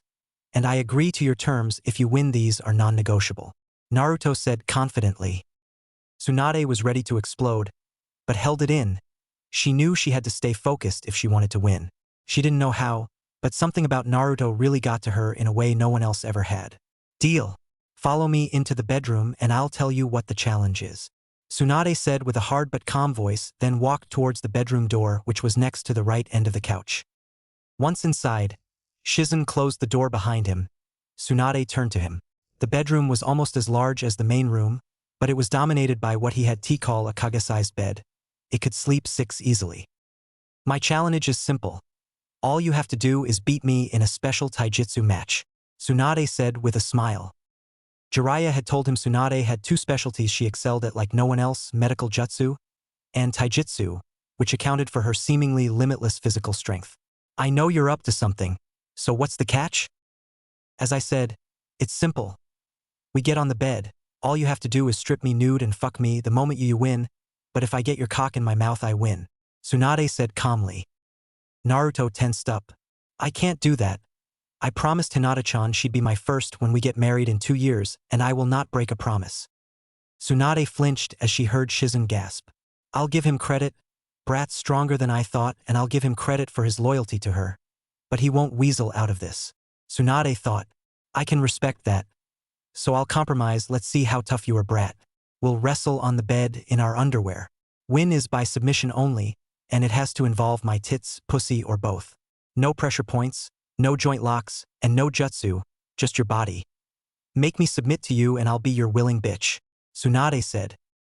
Naruto let that soak in a moment, then heard 2 voices in his head, one male, the other female. He smiled. Deal. So how do you win? Naruto asked calmly, though he had a very good idea what she'd say. At this type of fight against a woman she has only one target. Tsunade smiled sadistically. I think you know already, Brat. I'm gonna twist your cock and bust your balls. I promise you though, any damage I do I'll heal. You have my solemn vow on that. Tsunade said that last part sincerely. Naruto could tell she meant it, and a glance at Shizun confirmed it. Deal. Naruto said, then removed his orange jacket and tossed it by the wall, then his shirt, shoes, and finally his pants, then stood there in his orange boxers with a big green frog face over the crotch. Tsunade and Shizun giggled. Cute, Tsunade said, amused, then removed her sandals first, then her pants, which she handed to Shizun, then undid her belt and pulled off her shirt with a flourish, like it was some show, and tossed it to Shizun, who caught it. She didn't have a bra on. Naruto couldn't stop himself from gasping in shock and awe when he saw her bare breasts hang in the air for a moment, then flop down onto her belly and half cover her almost boxer-like thick cloth white panties. They were incredible, wide, thick. They hung almost to her crotch. Her slightly puffy reddish areola were as big as his face and topped by thick nipples as long as his thumb. Wow, Naruto said, obviously impressed. What's wrong, brat? Never seen a set of M-cup tits before? Tsunade asked calmly, and smiled a little bigger when Naruto slowly shook his head no. Well, get a good look, brat, because you're the only man to see these in a long time, and if you're lucky you'll touch them before I bust your balls, because you'll never see them again. A moment later Naruto smirked. We'll see. Naruto's mindscape. I don't believe you told him to do that to her? And you're the celestial being? Kyuubi said and started to laugh. If the mortals knew the real you, they'd. Oh, shut up or I'll tell Naruto your true name. Lady Luck interrupted. I was dealing with mortals thousands of years before you were born. This is within my sphere of influence. And more, she said, then gave him a sly wink and smile. Kyuubi swallowed very nervously when she mentioned telling Naruto his true name, and just smiled weakly at the absolute humiliation. Naruto would literally own him if she told Naruto his true name. Lady Luck giggled briefly. Relax, Kyuubi, I wouldn't do that unless there were no other options. And at this point his body couldn't handle your full power. He needs a few more years before he'll be strong enough to handle 9 tails. For now, he can handle what's coming with 6 tails. What about the other half of? Kyuubi said, then stopped when she glared at him. Don't even say it, he might hear you, Lady Luck interrupted. Real world.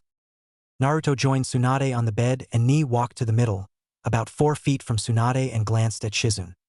I can't believe I'm going to do this, Shizun thought, then removed her shirt and pants, leaving her only in panties, her full firm D-cups on display. Shizun blushed lightly and smiled when Naruto gave her an appreciative smile. I felt overdressed. Ready? Wrestle. The instant Shizun said wrestle, Naruto used all the speed he had to send his right hand between Tsunade's breasts, shielding her body like armor, and down the front of her panties. He slipped his middle and index fingers inside her and drove his thumb into the base of her clit. His left shot forward. He buried his fingers deep into the flesh near the base of her right breast, found what he was looking for, and clamped down hard on both areas. Tsunade froze in agonizing pain on a level even she'd never experienced just before her right hand reached his undefended crotch. He looked deep into her shocked, teary eyes and knew he had her beaten. A very close friend of mine taught me this.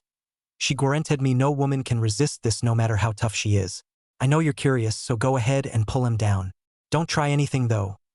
As a med-nin, you know female anatomy even better than I do, so you know what I can do to you if I wanted to. He saw her gently nod yes as she tried to fight back the agony and her tears. He waited a moment while she carefully pulled his boxers to the top of his knees. Shizun gasped in awe and covered her mouth with both hands. Dear Kami, he's hung like a bull, and he's not even hard, Tsunade thought as she looked down. I'll ask you once politely, out of respect. If you refuse, I'll be upset. Now, do you submit? Naruto said calmly. Hi, I submit to you. You beat me and won the bet. I'm your most willing bitch, Naruto-sama, Tsunade said sincerely. When Naruto released her a moment later, she sighed in relief and fell onto her back, her hands shooting to her right breast and down her panties to her pussy. Oh, Kami, how the hell did you do that to me? Shizun, Naruto said and motioned to Tsunade. Shizun immediately jumped onto the bed at Tsunade's side, flashed through the hand signs and started healing Tsunade, making her moan in pleasure. Naruto pulled up his boxers, rolled off the bed and slipped on his shirt, careful not to dislodge the tiny passenger at the collar, and whispered to the tiny toad. A moment later he replied and Naruto smiled. When you feel better, I want to get going. My friends will be waiting for us outside the main gate. As I said earlier, I'm engaged to Hinata-chan. I promised her, her father, and the old man I wouldn't do certain things with anyone until we were married. But there are a few things I can do with both of you. If you want me to, you'll honor your bet without complaining. I promise you both I'll do anything I can to help you. It's obvious you've both lost people very close to your hearts. I won't press you, but if you'll let me, I know I can help you both. Shizen finished healing Tsunade and looked into her eyes a moment. She smiled slightly when Tsunade reluctantly nodded. Hi, Naruto-kun. Naruto finished getting dressed, went around the bed, helped Tsunade off it and gently took her cheeks in his hands. I need you to trust me, Tsunade-chan, and open your heart. Will you do this? Tsunade looked down into his eyes. Normally she'd have punched him through the wall, but she saw something in his eyes radiating from his soul that reminded her so much of her little brother and lover Dan. It almost scared her, but she just couldn't resist him. Something deep inside her wouldn't let her. Hi, Naruto-kun. Tsunade ate softly and lovingly, like she had to Dan and her little brother. Naruto closed his eyes a moment, went into his mindscape for a quick talk with Lady Luck, returned to reality as he opened his eyes, called up all her power and looked into her eyes. I don't want to replace anyone you've lost, but I'd really like to be your friend, and except, I'd like you to be my Bachan, Naruto said gently. Then when Tsunade smiled, he leaned in, planted a kiss on her lips and poured all of Lady Luck's power into Tsunade to heal her soul. When he broke the kiss, a minute later Tsunade fell backwards onto the bed, eyes still closed and a happy smile on her face. A few moments later Shizun stepped in front of him. Did you do to Tsunade-sama what you did to me earlier? Shizun asked calmly. Basically, just stronger. You too? Naruto asked, and when she nodded he put his hands on her cheeks and kissed her, but didn't need to use as much power on her as he did on Tsunade. Shizun wobbled a moment after he released the kiss, and smiled. She hadn't felt this good in many years, and the emotional pain was gone. The memories just weren't as painful as they used to be. She'll open her eyes in a minute. She's just a little overwhelmed right now. I'll be downstairs. Join me when you're ready and we'll leave, Naruto said, smiled and left the bedroom. Shizun watched Tsunade a minute before she opened her eyes and sat up with a genuinely happy smile she hadn't seen in a very long time. End flashback. It's almost 6. Let's stop here for tonight and eat some supper. We'll head out first thing tomorrow morning after breakfast. If we use the trees and head straight for Konoha, we can be there in about 3 hours. No need to kill ourselves rushing home tonight. Tsunade-san and Shizun-san will need to be rested and clear-headed to help Sakura-chan, Anko said after she signaled for a stop. Naruto, Hinata, and Tenten nodded. Shizun set up our beds. Hinata, can I talk to you alone? Tsunade said.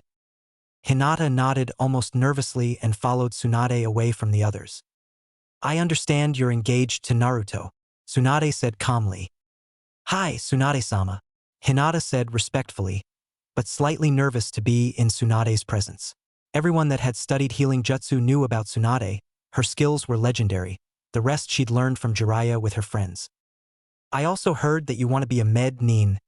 What's your medic rank? Tsunade asked. Tsunade wants to know about me, Hinata thought excitedly. Level 2, Class B. Tsunade's eyebrows went up slightly. Impressive for a genin. What can you tell me about Sakura Haruno? Sakura-chan is a sweet girl, but she kinda reminds me of you now. She has a temper too, Hinata said and watched Tsunade's reaction carefully. She was relieved when Tsunade only smirked and chuckled lightly, obviously amused. Sounds like me, Tsunade said as she barely held back a laugh. She's the best med-nin of our class and, Hinata said. Wait, Tsunade interrupted, looking slightly annoyed. Naruto never mentioned that. What's her medic rank? Hinata fidgeted a moment, her confidence was dropping fast.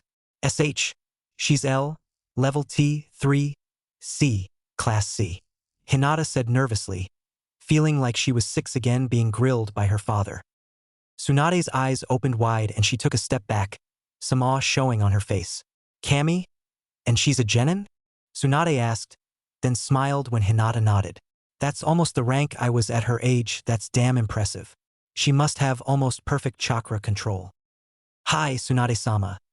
Better than everyone we know, except Naruto-kun, many of the Jounin and Hokage-sama, Hinata said immediately. Tsunade nodded. She was definitely impressed, and a little annoyed Naruto hadn't told her any of this. If she'd know, she might have come just for Sakura. The girl was very gifted. If Shora is so good, how'd she get hurt so bad she couldn't heal herself? Tsunade asked as she crossed her arms over her chest menacingly, her face now emotionless. If Sakura is that good, then how in Kami's name did she get hurt so bad? The old man would never send Genin on a mission where something like that could happen. Tsunade thought. Hinata directed them to a nearby fallen tree to sit on, and she was afraid she might faint if she didn't sit down soon. Once they were seated, Hinata told Tsunade the whole story about Sakura's match, both what she'd seen and what Naruto told her. No detail was left out. Tsunade listened to Hinata's story. Outside she was calm, but inside, the more she heard the madder she got. And by the time Hinata finished with the reposert on her recovery and the injuries, she was absolutely boiling mad. They were just inside the forest of giant trees that surrounded Konoha for hundreds of miles. So when they heard the scream of rage, everyone turned in time to see Tsunade punch a tree whose trunk must have been 30 feet thick. It snapped in half like a twig and collapsed, crushing about a dozen smaller trees. Jiraiya swallowed nervously. Somebody is about to get hurt. Naruto Uzumaki. Get your ass over here, Tsunade roared in rage. I'll see that they give you a funeral worthy of a Kage, Jiraiya said seriously. Thanks, Naruto said dryly and walked toward Tsunade. He wasn't really worried she'd kill him. Well, maybe a little bit, but he had a feeling that this was about Sakura. When he reached Hinata, he gave her a kiss and sent her back to the campsite. You wanted to see me, Bachan? Naruto asked, only slightly nervous. Tsunade twisted Naruto's shirt in her left fist and lifted him 6 inches off the ground so they were eye to eye. Why the fuck didn't you tell me about Sakura? If you had this shit, wouldn't have been necessary. I'd have come back right away to help someone like her. Tsunade said calmly, at least her voice was calm. Naruto let out a nervous laugh. I think that's Jiraiya's fault. He said we'd have to force you to return, even to help Sakura. Tsunade dropped Naruto to his feet, slowly turned and locked her death glare on her target. Jiraiya! Tsunade roared in rage. The trees around them actually shook from the force of her voice. Jiraiya paled as white as his hair. He knew that new levels of pain were coming. I'm dead.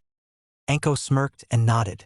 Don't worry, we'll give you a big funeral, Anko said seriously, but inside was laughing her ass off. She knew Naruto wouldn't let Tsunade actually kill him. Hurt him, yes, but kill him, no. July 22nd, 8:49 a.m., 1 mile from Konoha. 2 Naruto clones grumbled as they walked along the road, one in front, the other in back of an improvised stretcher. On that stretcher, moaning in pain, was a heavy bandaged Jiraiya. You could see his right eye, left arm, and most of his left leg. The rest was wrapped in bandages to keep him immobile. I'm going to get you for this, Jiraiya. I had to carry your ass all the way. Come on, Bachan. Couldn't you just heal him? Forget it, brat. I don't care how much pain he's in, he'll live. Besides, he'll still be a shinobi when he heals. I didn't hurt him that bad, Tsunade said with a happy smirk. Didn't hurt him that bad? The real Naruto said from in front of her, turned around and walked backwards. You broke his jaw, the left side of his face, his right arm in 4 places. 7 ribs are broken, 3 are fractured, and his leg is broken in 2 places, not to mention the internal damage, and that if I hadn't stepped in you would have castrated him, Naruto said, exasperated. Tsunade smiled happily. Oh, come on, I wasn't gonna castrate him. Well, not completely, he'd have been fine with just 1. Jiraiya whimpered loudly. He's had worse, Tsunade said casually. And you pro-baby did it, Naruto said as he turned around. I know I'm gonna pay for that, but anything Naruto-kun does to me will be worth it, no matter how painful or humiliating, Tsunade thought. Konoha main gate. The 2 Chunin guards were staring at Jiraiya in shock as they greeted Anko and checked her papers. What happened to Jiraiya-sama? One asked. Accident, Naruto said. Tsunade-sama. Welcome to Konoha, the other guard said, nervous but excited at meeting the legendary Nin. Yeah, Tsunade said emotionlessly. The first guard could tell Tsunade didn't want to be there, but he wasn't going to say anything. He just unlocked the gate and let them in. They entered and immediately headed for the hospital, except for Anko, who went to the tower to inform the Hokage. Hospital, 12 minutes later. The instant they entered the hospital, Naruto saw awe on the face of every nurse and doctor. Tsunade had gone right to the front desk and asked what room Sakura Haruno was in, but she'd done it in a voice that would have made Gaara shit his pants in fear.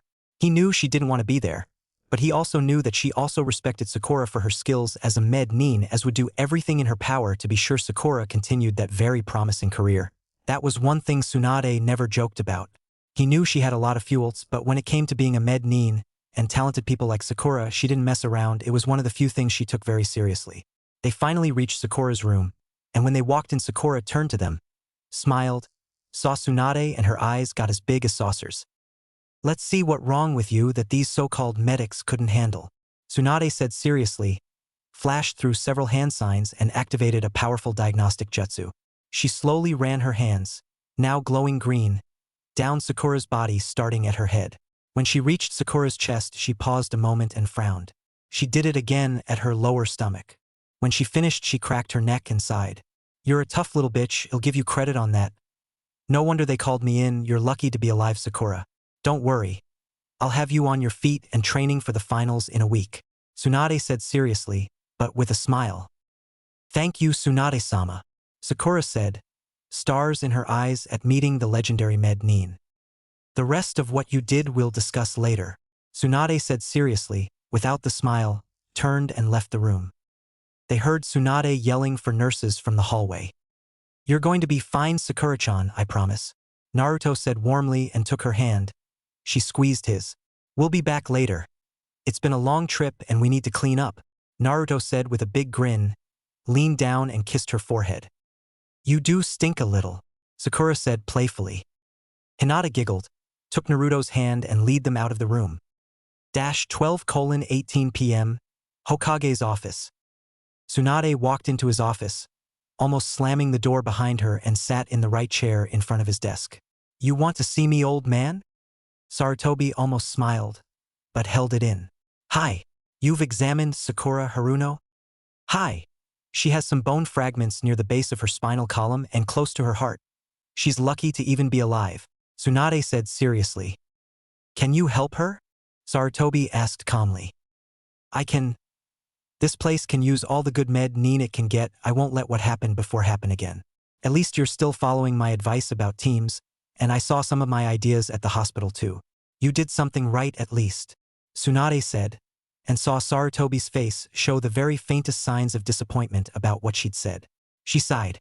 "Look, I came back just to help Sakura," Swad said, then a small smile appeared on her face. "That brat you sent after me is one talented little shit. I've never met anyone that can do what he does. Tell me about him." Sarutobi smiled. He could see her feelings for him in her eyes and on her face. Have her tits gotten bigger since she left? Or am I getting senile? Sarutobi thought, hoping it was the first. July 23rd, 7:05 a.m. Hospital operating room. Shizune checked Sakura's vitals and nodded. "She's out, Tsunade-sama." Tsunade nodded to Shizune and the other Med Nin in the room. She'd personally selected them. "We'll start with the fragments near her heart, and if anyone slips up and this girl dies or gets crippled, you'll be next," Tsunade said in an absolutely dead voice. Even Shizune shuddered. She'd only seen Tsunade like this once before and knew that was no idle threat. She'd kill them. Tsunade focused and created a chakra scalpel sharper than any metal blade could hope to be with her right hand, and very carefully, but masterfully cut open Sakura's chest with it, while Shizune and the Sakura's blood flow and kept her alive. -3 hours, 12 minutes later. Tsunade walked out of the operating room into the hallway as Sakura was taken to recovery. She pulled down her mask, wiped her forehead and smiled tiredly. "We did it, Shizune." Shizune smiled happily as she pulled her mask down. "I've never seen such delicate work, Tsunade-chan. You were incredible," Shizune said, then glanced around to be sure no one was listening. "Naruto-kun will be proud of you. I did it for Sakura, but thanks, Shizune-chan. I know he's still upset about Jiraiya, but this should get me some mercy," Tsunade said quietly so only Shizune heard her. "Care to buy your sensei some lunch and a bottle of sake?" Tsunade asked. Shizune sighed and shrugged. "Hi, this once I'll buy. I'll even celebrate with you. But only one bottle, you still have to heal Jiraiya later." Tsunade smiled. "Let's get out of these gowns. Anko mentioned a restaurant where we can get a good breakfast and some sake." Shizune nodded. July 30th, 8 a.m. Konoha Hospital. Sakura stood from her wheelchair and took a deep breath of the fresh morning air, happy to finally be out of the hospital as a patient. She nodded to the nurse behind her, who took the wheelchair back inside. All her friends were standing there smiling. With Anko and her new sensei Tsunade, "Are you gonna hug me, or do I have to hurt you?" Sakura said with a big smile. Then her friends swarmed her. Tsunade let it go on a few minutes, then broke it up. Now that you're healed, we have some things to talk about, Sakura. Like how you can open the chakra gates so easily. Everyone's face got serious. The memory was still fresh in their minds. Naruto, Hinata, you two can stay, everyone will have to leave. You can see her later. Tsunade said. Returned their group nod, then watched them leave. We can talk at my house, Naruto said, then smiled when Tsunade nodded. Lead the way, brat, Tsunade said calmly. As she followed them, she still couldn't believe what Sarutobi had told her about Naruto. Flashback. Anko told me you came back because you lost a bet to Naruto. She didn't have any details of what it was. Just that you agreed to return to Konoha to heal Sakura, but also that you agreed to become the 5th Hokage, Sarutobi said calmly. Tsunade frowned and grumbled. Hi, I don't know how he did it, but there's just something about that brat I can't figure out. I'll tell you, but this is an S-rank secret. Only a handful of people know this. Do you agree to keep what I'm about to tell you a secret? Sarutobi asked, then smiled when she nodded. Naruto had the Kyuubi sealed in him when he was born by Minato. It was the only way to stop it. Tsunade gasped in shock. Sarutobi opened his desk drawer and took out a very thick manila folder and put it on the desk in front of Tsunade. There's a lot more. This is Naruto's private file, Hokage eyes only. Read it. Tsunade took the folder, unsealed it and opened it. Unlike most people, his file started even before he was born. Tsunade almost fell out of her chair when she saw who his parents were. She had to look in his eyes. He's really high, but he doesn't know. I'm going to tell him when he turns 15 and can claim his rightful inheritance, Sarutobi said. Tsunda went back to reading. As she read about the first 5 years of his life, the frown on her face turned into an increasingly intense snarl of rage at how he'd been treated. She couldn't believe the list of injuries he'd suffered. Most experienced jounin were never hurt this much, even during the war. She was amazed he was even alive, then remembered his guest and knew why. Just as she got to the incident in the alley when he was 5, she slammed T folder on the desk and stood, almost in a full rage. I'll kill him. He should have been the fucking hero of this shithole, and they treated him like less than garbage when they should have been kissing his ass. Tsunade roared in rage. The secretary rushed in, and froze when Tsunade gave her the coldest glare she'd ever seen in her life. She paled in terror, immediately turned and ran out, shutting the door behind her. Sarutobi sighed and quickly put a sound seal on the room. Please calm down, Tsunade, and sit. Tsunade took several deep breaths to calm down, sat, picked the folder up and continued reading. As she read, she quickly realized why Naruto beat her so easily, and that if he wanted to he could have actually killed her. She knew she never really stood a chance against him, not bows of Kyuubi's power, but because of what it said had happened when he was 5. As a gambler she believed in Lady Luck, but to find out that not only was she a real deity, but had actually blessed Naruto and given him this incredible power. That he actually talked to her on a regular basis simply astounded her. All that power and he acts like a normal kid. Maybe I can get him to introduce her to me. She was in there, how he'd saved Hinata, what was said, his training by every clan, his nightly trips out, chasing the Deimos cat, his special relationship with Enko Mitarashi, the incident with the Uchiha, everything up to and including his battle with Orochimaru and the Chunin exams. What put the biggest smile on her face was that Orochimaru was dead. She actually burst out laughing hard when she read that. She read the list of jutsu he knew. There were only a handful of people in Konoha that knew more. It simply amazed her that overall he was almost on par with Sarutobi, but not quite. He was definitely stronger than her though, there was no doubt about that. Even if he had to use Kyuubi and her power to reach that level, it was still incredible. On his own he could match a mid-level jounin in skill and power. With her power and the 6 tails of Kyuubi's chakra he could almost match Sarutobi's full power. No wonder he caught Orochimaru off guard. Even after the first encounter he underestimated Naruto and it cost him his life. Not that she cared. She never liked that snake bastard anyway. He'd always creeped her out, even as kids. Sarutobi watched her finish, closed the folder and hand it back to him. Tsunade slumped in her chair, closed her eyes and thought for several minutes before she opened them, straightened up and sighed.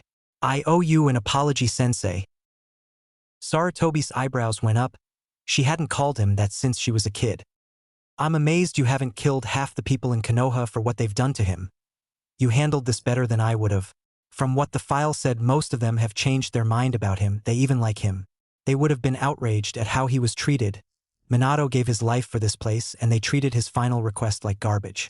Kushina would have beheaded most of Konoha by now, civilians and shinobi. This place has changed since I left. I guess it's not too bad a place to live. Tsunade said, then sighed again. I guess I could learn to care about this place as much as you as long as Naruto is here and they treat him well. But I'll tell you this, old man. After I'm Hokage, I'll personally kill anyone that mistreats Naruto. This isn't negotiable. I'll be Hokage, but I'll do it on my terms, and I won't bow to that fucking council either. Any of those dried-up bastards insult him and their history.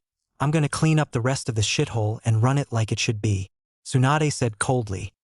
Sarutobi sighed inwardly. He knew she was serious and wasn't going to back down, even for him. Done. Once you've healed Sakura, I'll arrange a meeting with the council and announce you as my replacement and 5th Hokage. I'll support any decisions you make. He would have done more, but he had too much history with the current members, but Tsunade wouldn't have that problem. He knew at least 3 members that wouldn't be there for much longer. Tsunade smiled. Thanks, Sarutobi-sensei. Tsunade said as she stood, then leaned over the desk, kissed his nose and left.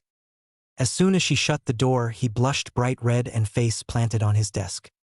End flashback. Naruto's house. Tsunade sat on the couch. Naruto and Hinata were in the chair to her left and right. Between them stood Sakura. Okay, Sakura. I want to know everything you can do. Specifically about the gates and that black stuff that appeared briefly when Naruto confronted you. I think I have a split personality. I usually see her when I get really emotional. She looks like me, but is like a negative. She's all black with a white outline, and on her forehead is the kanji for inner Sakura. She's me, but not me, she. Sakura said. Wait. Tsunade interrupted and seemed to be thinking a moment. This other you, inner Sakura? She's more aggressive than you, and usually angry, right? Tsunade asked, then smirked when Sakura nodded. I thought so. You have a bloodline limit, Sakura, that's what she is. She's a living representation of all your repressed emotions, like your true feeling brought to life. She's what lets you open the gates. Am I right? Sora was stunned. She'd never really given her other self that much thought. But now, everything suddenly made sense. She felt really stupid for not thinking of this herself. She normally suppressed her other self. Hi, Tsunade-sama. Tsunade-sama? But the Haruno aren't even a clan. How could she have a bloodline limit like me if her parents didn't? Hinata asked. I don't know, but I intend to find out. With Sakura's permission, I'll take some blood samples from her and her parents and have them examined. Tsunade said. You can't do that, Sakura said nervously. My father died when I was little, Sakura said sadly. Tsunade winced. She hadn't known that. I'm sorry, Sakura. I never thought to ask, and only met your mother Sakari a couple times when she visited you after the operation. Tsunade thought for a moment. Sakura, I want to do a test and I need you to trust us. I trust Naruto-kun with my life, Sakura said immediately and confidently. Tsunade glanced at Naruto. His friends have total trust in him, and I don't doubt they'd die for him without hesitation. Tsunade thought and smiled. As I understand what happened, after the match your inner self wanted out. I want you to let her out, Tsunade said, then saw Sakura get nervous. Trust me, Sakura. She may be more aggressive than you, but I think she likes Naruto as much as you do and would listen to him. Sakura nodded. She was nervous, but she trusted Naruto with her life. She relaxed, closed her eyes and went into her mindscape where she found inner Sakura just floating there. Naruto watched Sakura, then saw it, the thick black liquid from the arena. It slowly seeped out through Sakura's skin, turning it, her hair and her clothes absolutely black. She looked like a photo negatives he'd seen. He stood and moved by Tsunade as it completely covered Sakura. Then she opened her eyes, which were also black. Sakura-chan. Call me Inkura Naruto-kun, she said in an almost twin voice. You're even better looking in person. If I thought I had a chance of taking you from Hinata, I'd fuck you right here, Inkura said with a devious smile. Hinata was a little shocked, but not totally surprised. She knew Sakura liked Naruto, but then most of the females say the same thing. She wasn't worried though. She knew Naruto would never betray her. Cool it. You know why you're here, Inkura, so you can cooperate or we can send you back into her mind, Tsunade said very sternly. Fine. Just having a little fun. This is my first time out. So what do you want me to do? Inkura asked. Just testing a theory. Just make a couple bush-ins, Tsunade said casually. Inkura laughed. That's it? I thought this was going to be fun, Inkura said and flashed through the hand signs. Bushin, Inkura said almost bored. But nothing happened. What the fuck? Inkura exclaimed. I thought so. Whatever that is that lets you take her over is impervious to chakra. Hinata, scan her via diagnostic jutsu, Tsunade said. Hinata nodded, stood, went to the anxious Inkura, did the hand signs, and when her hands glowed green she held them to Inkura, going up and down her body several times. I can't detect anything. It's like she not there. You mean if I come out we can't use jutsu? Inkura asked, half angry, half depressed. That's right. But I think that can be used to our advantage on a mission, Tsunade said, suddenly pulled a kunai from Naruto's weapon pouch and threw it at Inkura, who crossed her arms over her face out of reflex. It bounced off and clanked on the floor. Hey, watch it, you could've, Inkura said angrily, then saw it on the floor at her feet and checked herself for injuries. I'm not hurt. It didn't penetrate. Cool, Inkura said, the last word very excitedly, and punched the air. A little warning next time, Tsunade. Okay? Naruto said. Tsunade smiled. Hi. August 1st, 8 a.m., Blue Leaf Hotel, Room 14, security hotel used by the hospital, across the street from it. She heard a knock on her door, and though still slightly shaken from what happened at the Chunin exams in her match, she'd had several guests come to check on her, the most recent being her opponent to apologize for what happened. Checking her t-shirt and shorts to be sure she was decent, she opened the door, and was totally caught off guard by who was there. I remember you? Would you like to come in? She asked. Her guest just nodded and walked in. Seeing how her guest was dressed reminded her of home, and her t-shirt did nothing to hide her ample chest, which made her uncomfortable for some reason. So she grabbed her coat and slipped it on. She'd have felt better if she had her weapons, but she was on a medical watch and couldn't have any until she was cleared. Shino Aburame, right? She asked. Shino nodded. Not that I mind, but why did you come to see me? I know why Naruto, Kurenai, Inoichi, those Jounin, and even Sakura came by.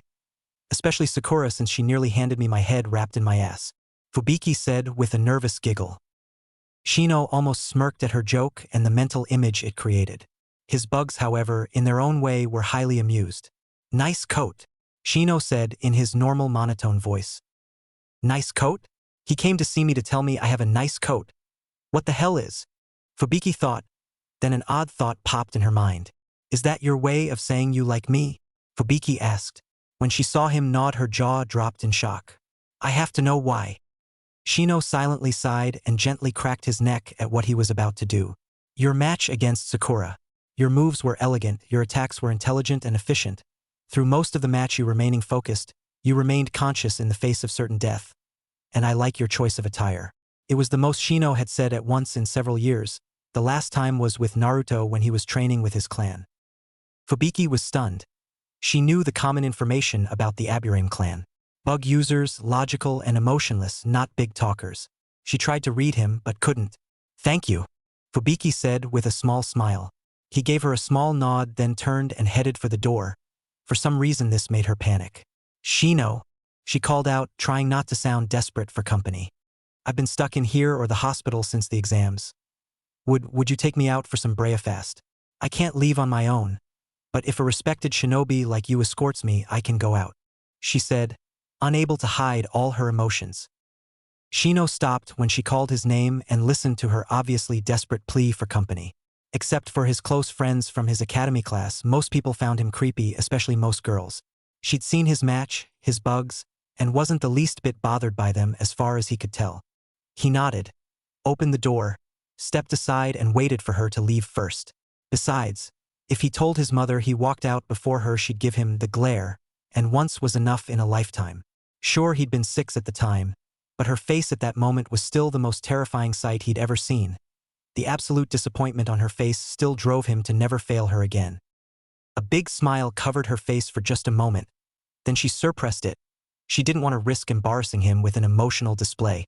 If he liked her how she was before, that's what she'd be again.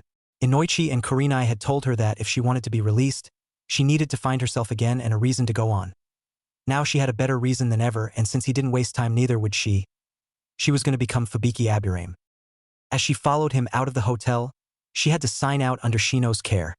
Not that she'd try, but she knew she couldn't get out of Konoha if she wanted to. And at the moment, her home in Grass was quickly becoming an old memory, as was her loyalty to them. Her teammates, who she thought she trusted, had simply left her after the exams ended. No messages to checking on her as friends or even teammates, they just returned home. Hell, she hadn't even received a form letter from her sensei or village leader. Nothing. Fuck 'em, I would have at least checked on them. If they can't even do that, they don't deserve my loyalty. I devote my life to becoming the best kunoichi in Grass Country. And this is how they repay my loyalty. She knew kunoichi didn't get the same respect as the men. Even the top kunoichi in Grass, elite jounin, got the same level of respect as the low-level jounin men. She noticed during her time in Konoha they didn't do that here. You were respected for your skill regardless of your gender. Her guards had shown Kurenai the same respect they had in Oichi. As he walked, the bug he'd planted on her relayed information about her to him. Her emotions had spiked several times. Anger, disgust, betrayal, all easily identified by his bug. But based on what he saw from her, it wasn't directed at him, or even Konoha. He ran the list of names on the visitors list when he'd arrived. He hadn't seen the names of her teammates. And thinking about it, he hadn't seen them around Konoha since the exams. They abandoned her. Teammates never abandon each other. Shino thought. Inside he got rather angry at that. As an Aburame and bug user, the hive was all important. Be it your clan, your family, friends, or just your teammates, loyalty to them above yourself was all important. In the insect world, hive insects worked together or they died. The group was more important than the individual. This type of loyalty to friends, family, and teammates was the very heart of all Aburame. And just the thought of her teammates simply abandoning her deeply offended, disgusted, and angered him to the very core of who he was as a person, a man and a shinobi. To him, to betray your collective was an unforgivable act. He suddenly stopped and turned to Fubiki. "Do you wish to stay in Konoha?" he asked. His monotone voice showed none of his feelings. Fubiki was caught totally off guard.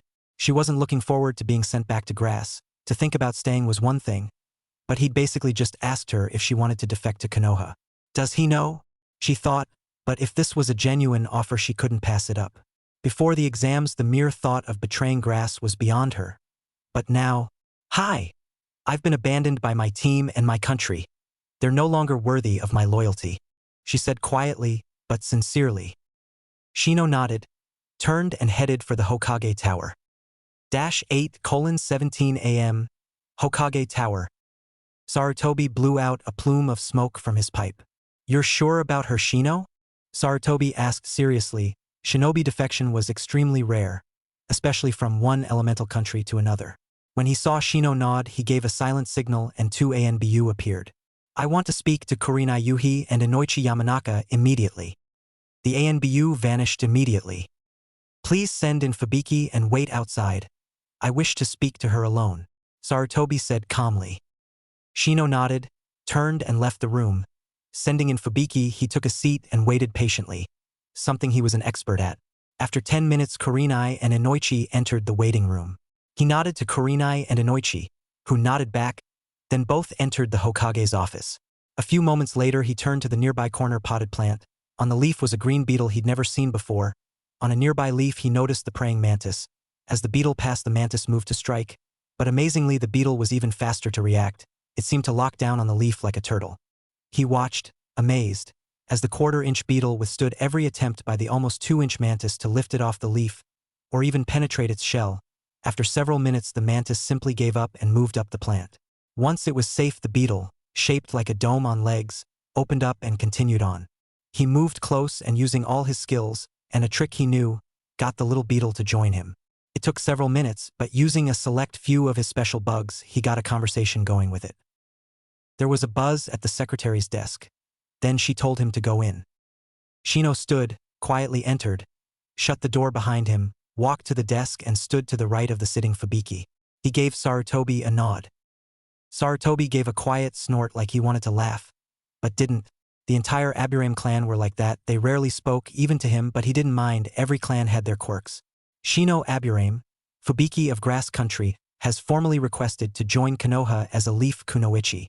Though rare it is within my power to grant, however, she must have permission from her hometown or she'll be declared a missing nin by them. which I can't allow despite her lack of useful information about grass. They won't see it that way. Team Itachi will escort Fubiki back to grass, with documents from me, and formally request Fubiki be allowed to join Konoha. Itachi will be given permission to negotiate if needed. If you succeed, you will help her pack her belongings and bring her safely back to Konoha. As she is only a genin, I don't expect any trouble, but due to the nature of the mission, I'm assigning it as a C rank. You leave at 10 from the main gate. Your sensei and teammates will be informed immediately. Dismissed, Sarutobi said. Shino nodded, waited for Fubiki to stand and thanked the Hokage for his help, then escorted her out and headed home to gather his equipment. She came along. Inoichi waited until they closed the door, then turned to Kurenai and smiled. She really likes him.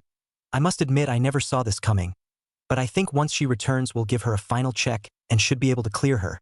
He's just what she needs. Kurenai smiled happily. I agree, Inoichi. After what happened with Sakura, Shino is exactly the kind of stability she needs to pull herself out of this.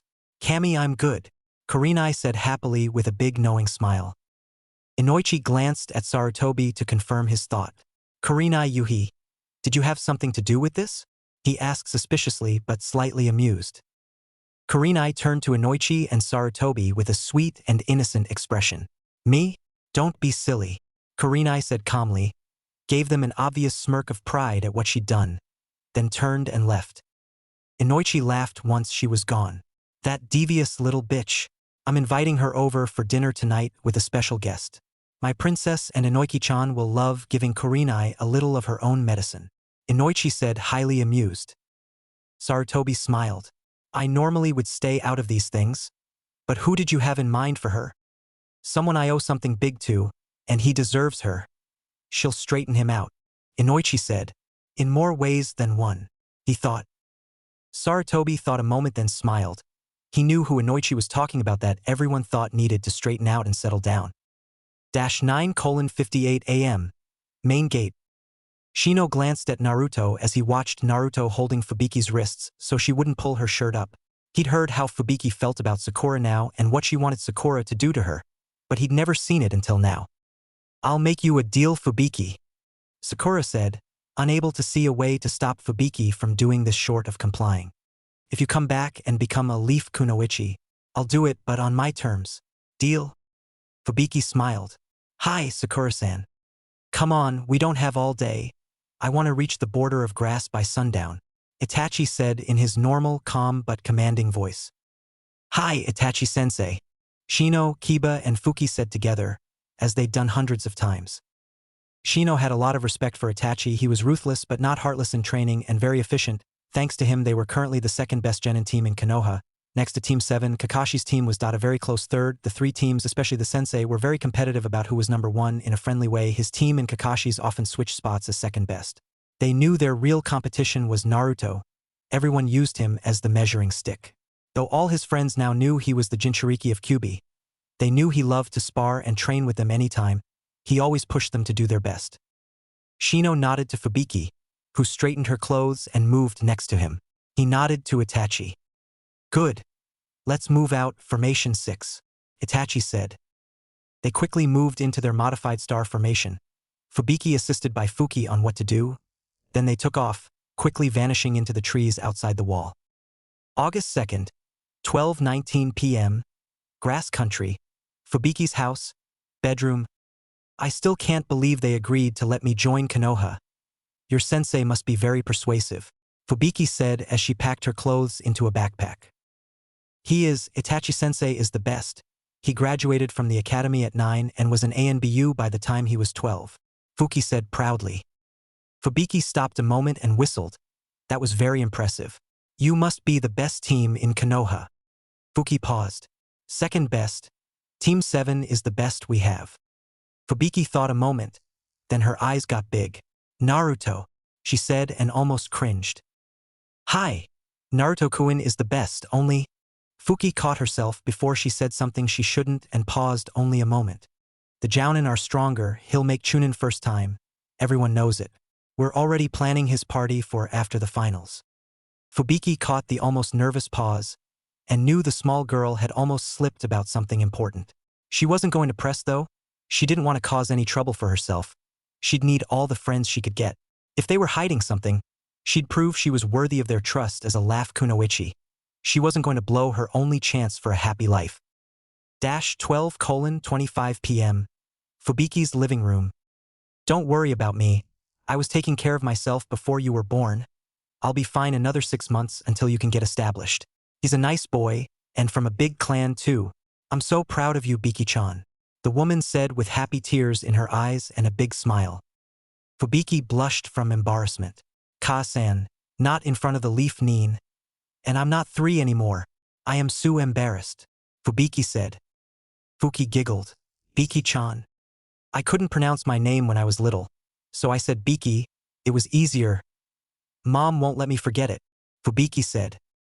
Shino liked Fubiki's mother, early to mid-30s, nice face, brown hair to her waist, 5'7" and athletic if slightly thick, build for a civilian.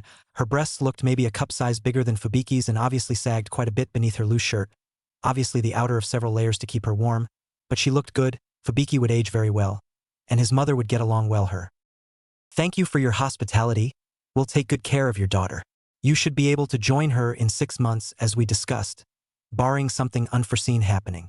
I don't mean to scare you, but a ninja's life can be very dangerous, but as a genin, or even starting chunin, the danger she may face on a mission would be minimal, Itachi said calmly. I'll be fine, Mom. Konoha has as many shinobi as our town has people, and they're very strong. Trust me on this, Fubiki said, gave her mother a hug and kiss, then left with Team Itachi. Take good care of my baby Shino-san. She's all I have, she said to herself as she watched them from the door. Once she lost sight of them, she closed and locked the front door, went into her bedroom, flopped back first on her bed. Her left went up under her shirts to her tits, her right down past the waist of her pants and panties and through her very large, thick bush to her pussy. Dear Cammy, I almost lost it. I've never seen anyone so damn sexy. She almost moaned lustily. She hadn't had sex in over a decade and was extremely repressed. She stopped and removed her hands. I need a cold shower before I take Hachimi-ai up on her offer, she said as she got off the bed and began to strip. 6 months, I just have to make it another 6 months until I'm in Konoha. Then I'm gonna make someone very happy, even if it's not who I want. 10 years is long enough. August 3rd, 2:09 p.m., Hokage Tower. Fubiki finished signing her name to the last page of the form, then stood. Thank you, Hokage-sama. Remember, you aren't a full-leaf kunoichi yet. You're only probationary for 6 months and you will be watched carefully at all times. If we believe you've violated your probation and betrayed Konoha in any way, you'll be arrested immediately and we will find the truth. One way or another. I hope you fully understand the implications of what you're doing, Fubiki. He looked into her eyes and read her body language as only he could. She was intimidated, scared, nervous, and excited all at once, but he couldn't detect any deception from her. She did honestly want to stay in Konoha, but as much as he'd like to, he had certain duties as Hokage. He hardened HS expression to be sure his message was clear. For now, you are a leaf kunoichi. Welcome to Konoha, Fubiki. Do not disappoint me, Sarutobi said emotionlessly and saw Fubiki flinch. She'd gotten his message. You'll be staying with the Aburame. Dismissed. Itachi, Kiba, Shino, Fuki and Fubiki all bowed. Then all but Itachi left his office. You know she won't betray Konoha. I saw it in her eyes and know you did. You were a little harder on her than I expected, Itachi said. Sarutobi sighed and relaxed. Hi, I saw it in her eyes, but as Hokage I have certain duties I don't always enjoy. I assigned Yugugo to watch her with you. She'll meet you at sundown. Dismissed.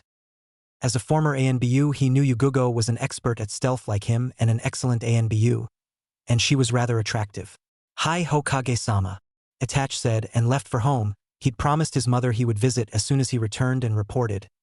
And he missed his little brother. They hadn't talked in a couple days and he wanted to find out what he missed while he was in grass. He hated to admit it, but he enjoyed the local gossip. It was very similar to information gathering on missions, one of his specialties, and he loved to learn new things, whether facts, skills, or jutsu didn't matter, knowledge was power. Cammy, I hope Kakashi never finds out I'm as into the local gossip as Kurenai and Anko.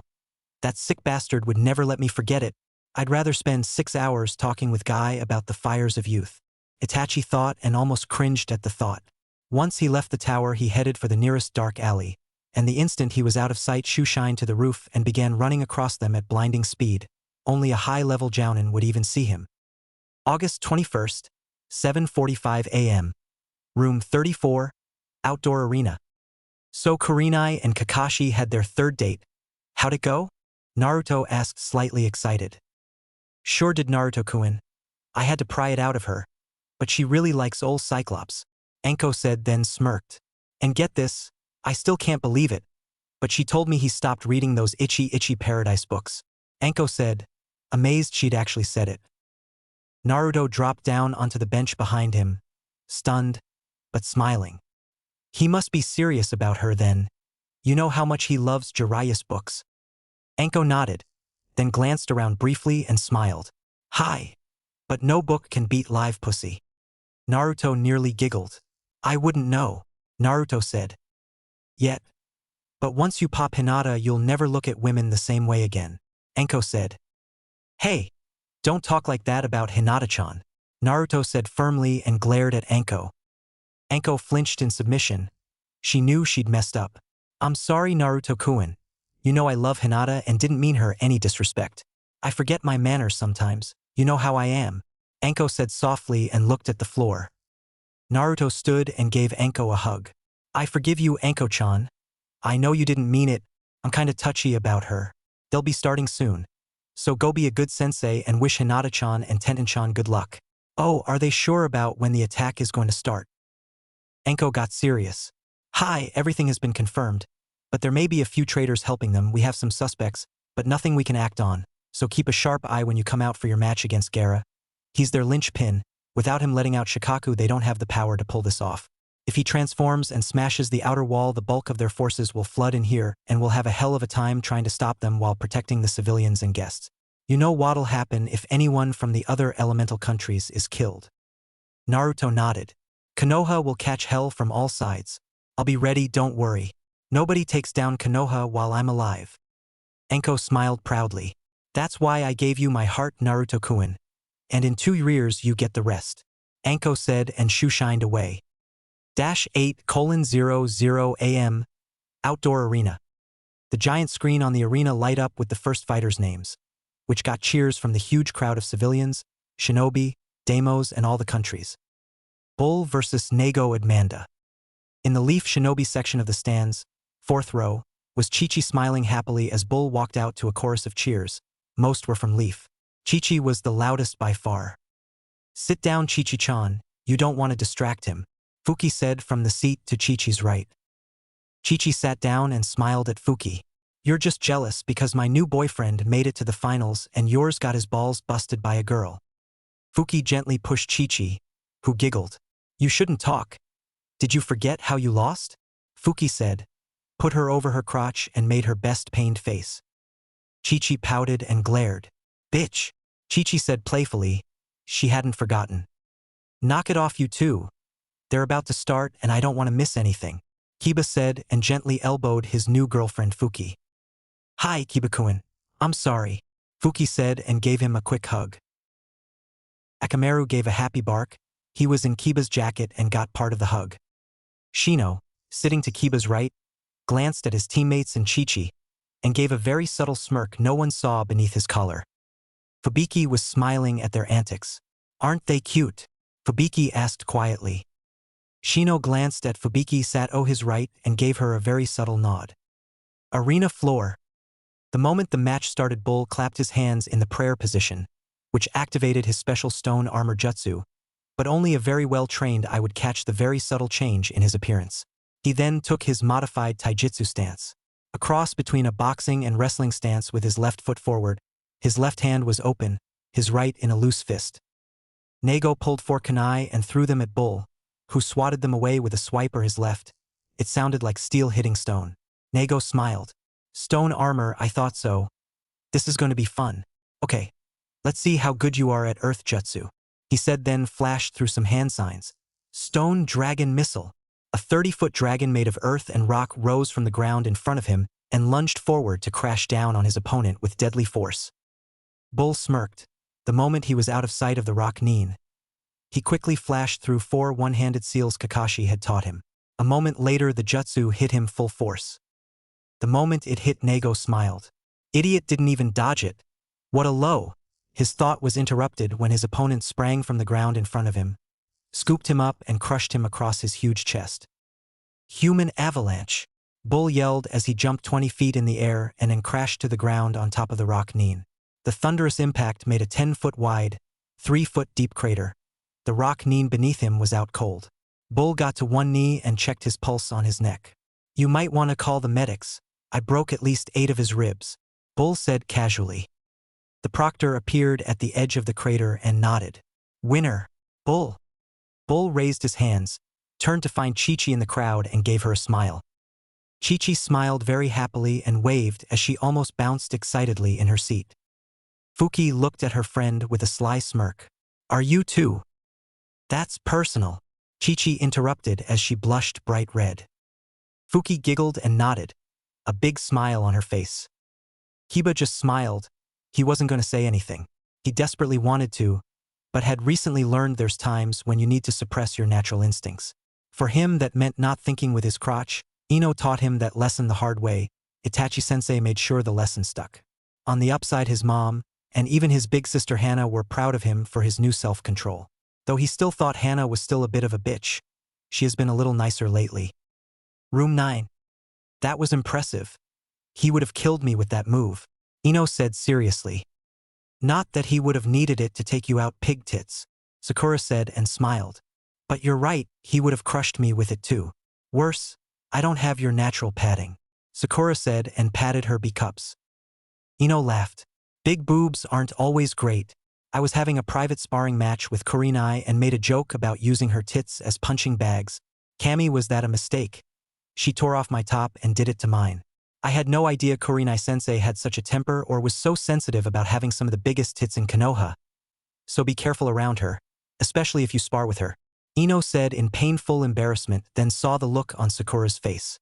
You tell anyone what I just told you, Sakura, and I swear on my tits, I'll tell the whole village what you keep under that floorboard under your bed, Ino said with a glare that left no doubt she was dead serious. Sakura's eyes got as big as saucers. She paled and nodded. Hi, Ino-chan. I promise.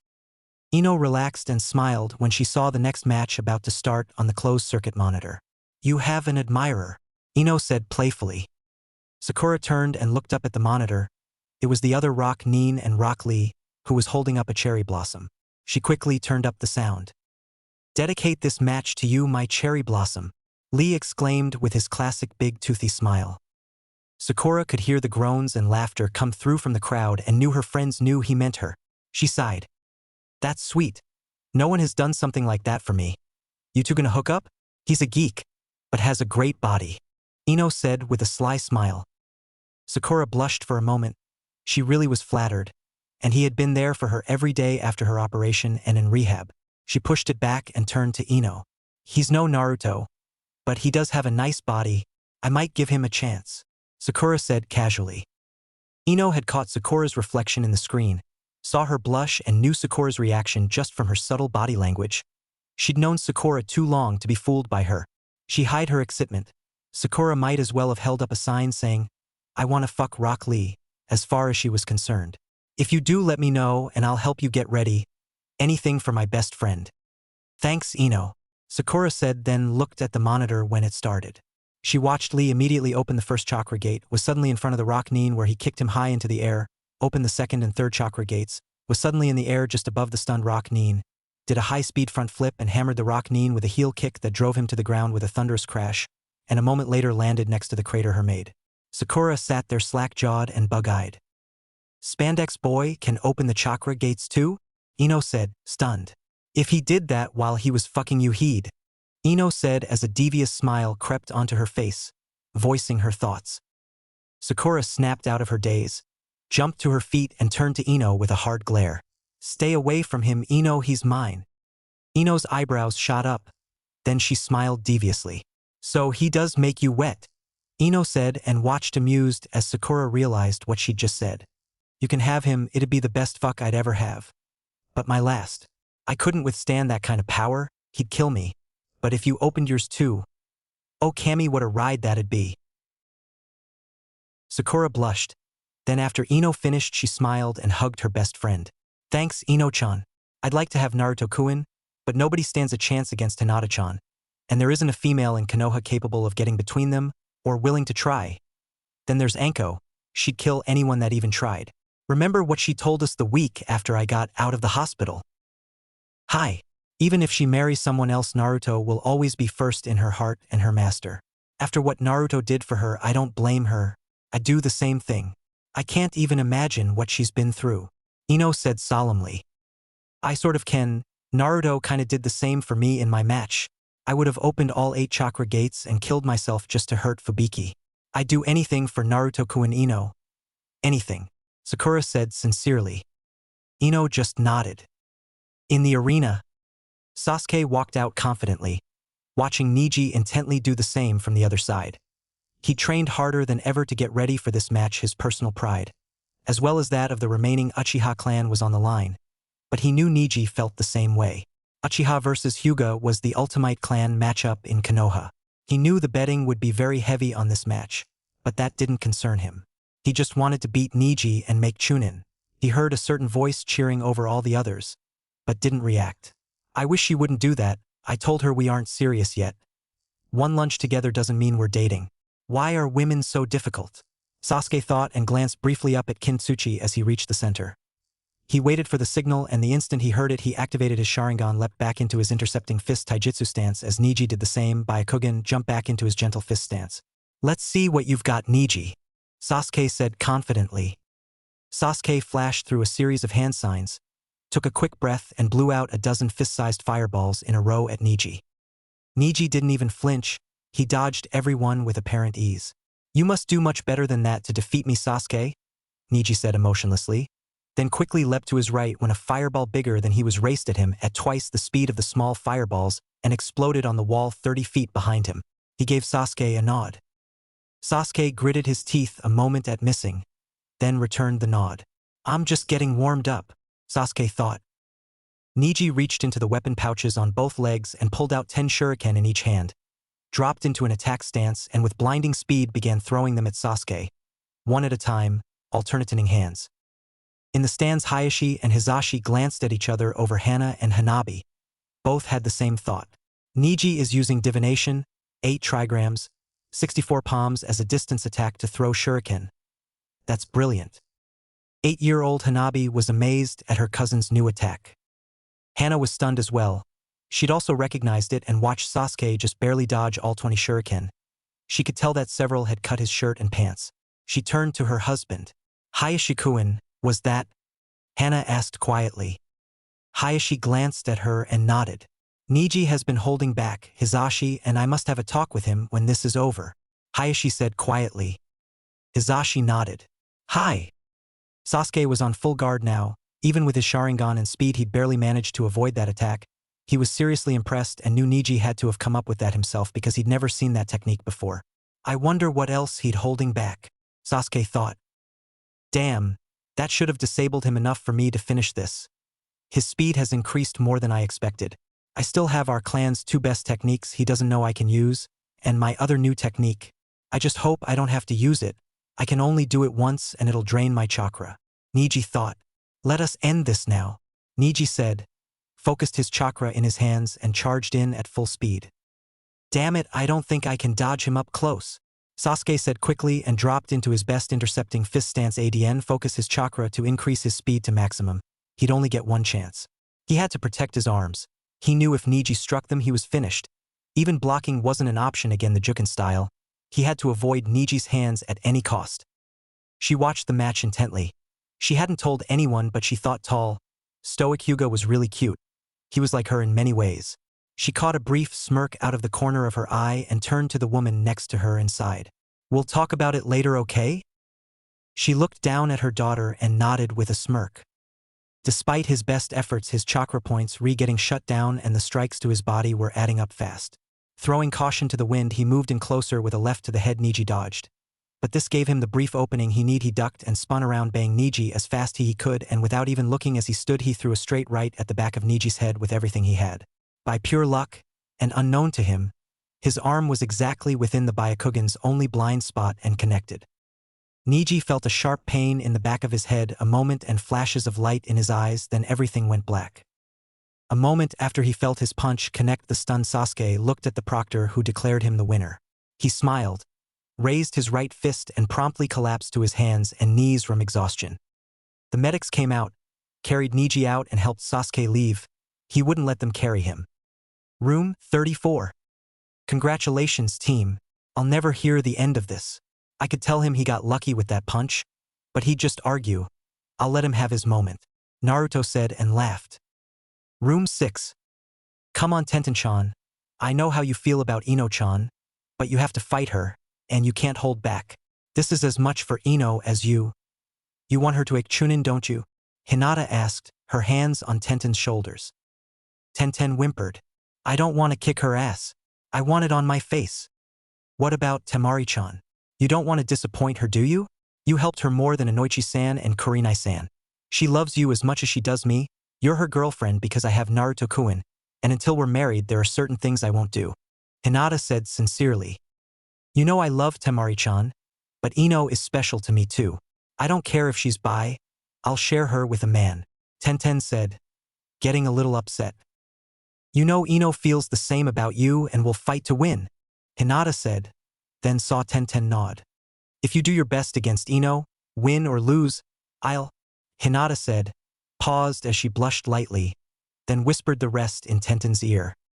Tenten's eyes got as big as saucers as she blushed red a moment. Do you mean that, Hinata-chan?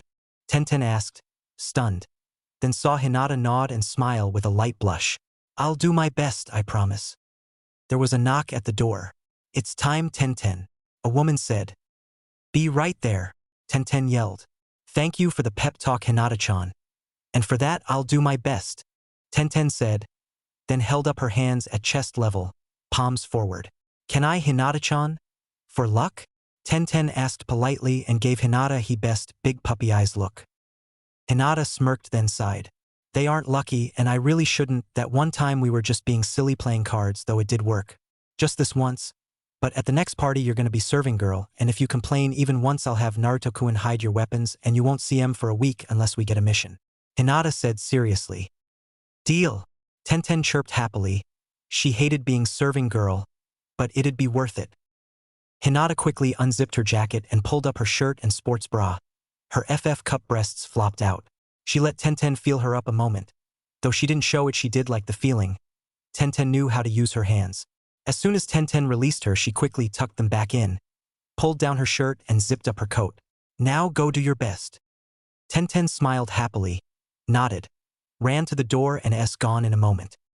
Hinata activated her Byakuin and saw Tenten running down the hall toward the entrance at incredible speed. Wow, she's gotten a lot faster. So that's what she's been doing when she wasn't helping Temari-chan. I wonder if she came up with any new jutsu, Hinata said, sat on a bench and watched the monitor.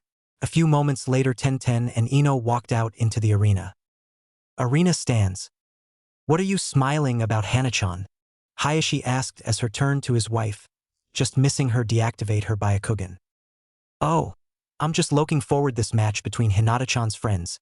It's so good to see so many strong kunoichi in this year's final exams, Hana said, when Hashi noted and turned back to watch the match about to begin. She smirked subtly. You're wrong, my precious Hinata. They are lucky. I'm the same way. I think it's time I had the talk with her. Hana thought happily, glad she'd learned to read lips. August 21st, 8:10 a.m., outdoor arena, stands. Oh dear Kami. What have you done, Ino? Inoichi said with a big fatherly sigh of exasperation, then turned to Inoiki when she tried to suppress her giggling. His face hardened as he glared at his wife. He could see her hands in this. Are you two trying to give me a heart attack? He said with very restrained anger. He wouldn't hit her publicly or privately, but he had many ways to punish his wife when she got like this.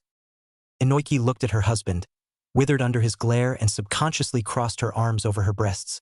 She knew they'd only be safe until they returned home. Then her big girls were in big trouble. Okay, maybe I can't explain, Inoichi-kun, Inoiki said in submissive voice, trying to charm him, though she knew it was useless. You saw what happened in her prelim match. She wants to be unique. Hataru-chan helped Ino-chan design her new outfit and I gave her some tips. She's worked very hard the last month. She's off that stupid diet and trains very hard every day. Just watch before you decide. Inoichi sighed and looked at his little girl. She wasn't little anymore. He just didn't want to let her go. But her new outfit gave him no choice. She had on custom purple leather kunoichi knee boots with metal shin guards. Instead of her usual skirt, she had on what was basically tight, purple micro shorts with a flap in front and back that went halfway down her thighs and just covered her crotch and butt, but not by much. Her top was basically the same, but the back looked like it was either padded or lightly armored, and a front strip directly below and as wide as her neck, down to the strap around the bottom just below her full breasts, was bare. Her cleavage was fully visible almost out to her nipples, which he was thankful were still covered. The final touch was elbow-length, armored, purple leather fingerless gloves. Nearly every boy in attendance was yelling and, well, acting like boys do around a sexy girl, he suppressed his fatherly urge to start hurting them for looking at his princess like a piece of meat or some whore in the red light district. He knew exactly how far Ino had gone sexually with boys and a certain girl, and though she was still technically a virgin, as a doctor would tell him if she was checked, she wasn't as pure as he would have preferred, but he trusted her judgment. "Begin," the proctor said and leapt back. Tenten was amazed at Ino's new outfit. It was taking all her willpower to not submit before the match even started. Ino looked stunning. Tenten leapt up and back. As she did, she pulled a handful of her custom mini kunai from both weapon pouches and threw all 10 at Ino in 2 waves of 5. Ino used her forearm and shin guards to block all 10, which stunned both Tenten and the entire crowd a moment, especially those from Konoha that knew her. She surprised everyone with her new speed. She knew she'd never be a powerhouse like Sakura. Strength just wasn't her thing. But she had discovered what did work for her. "You're supposed to learn new tactics the last month, Tenten. I expected that.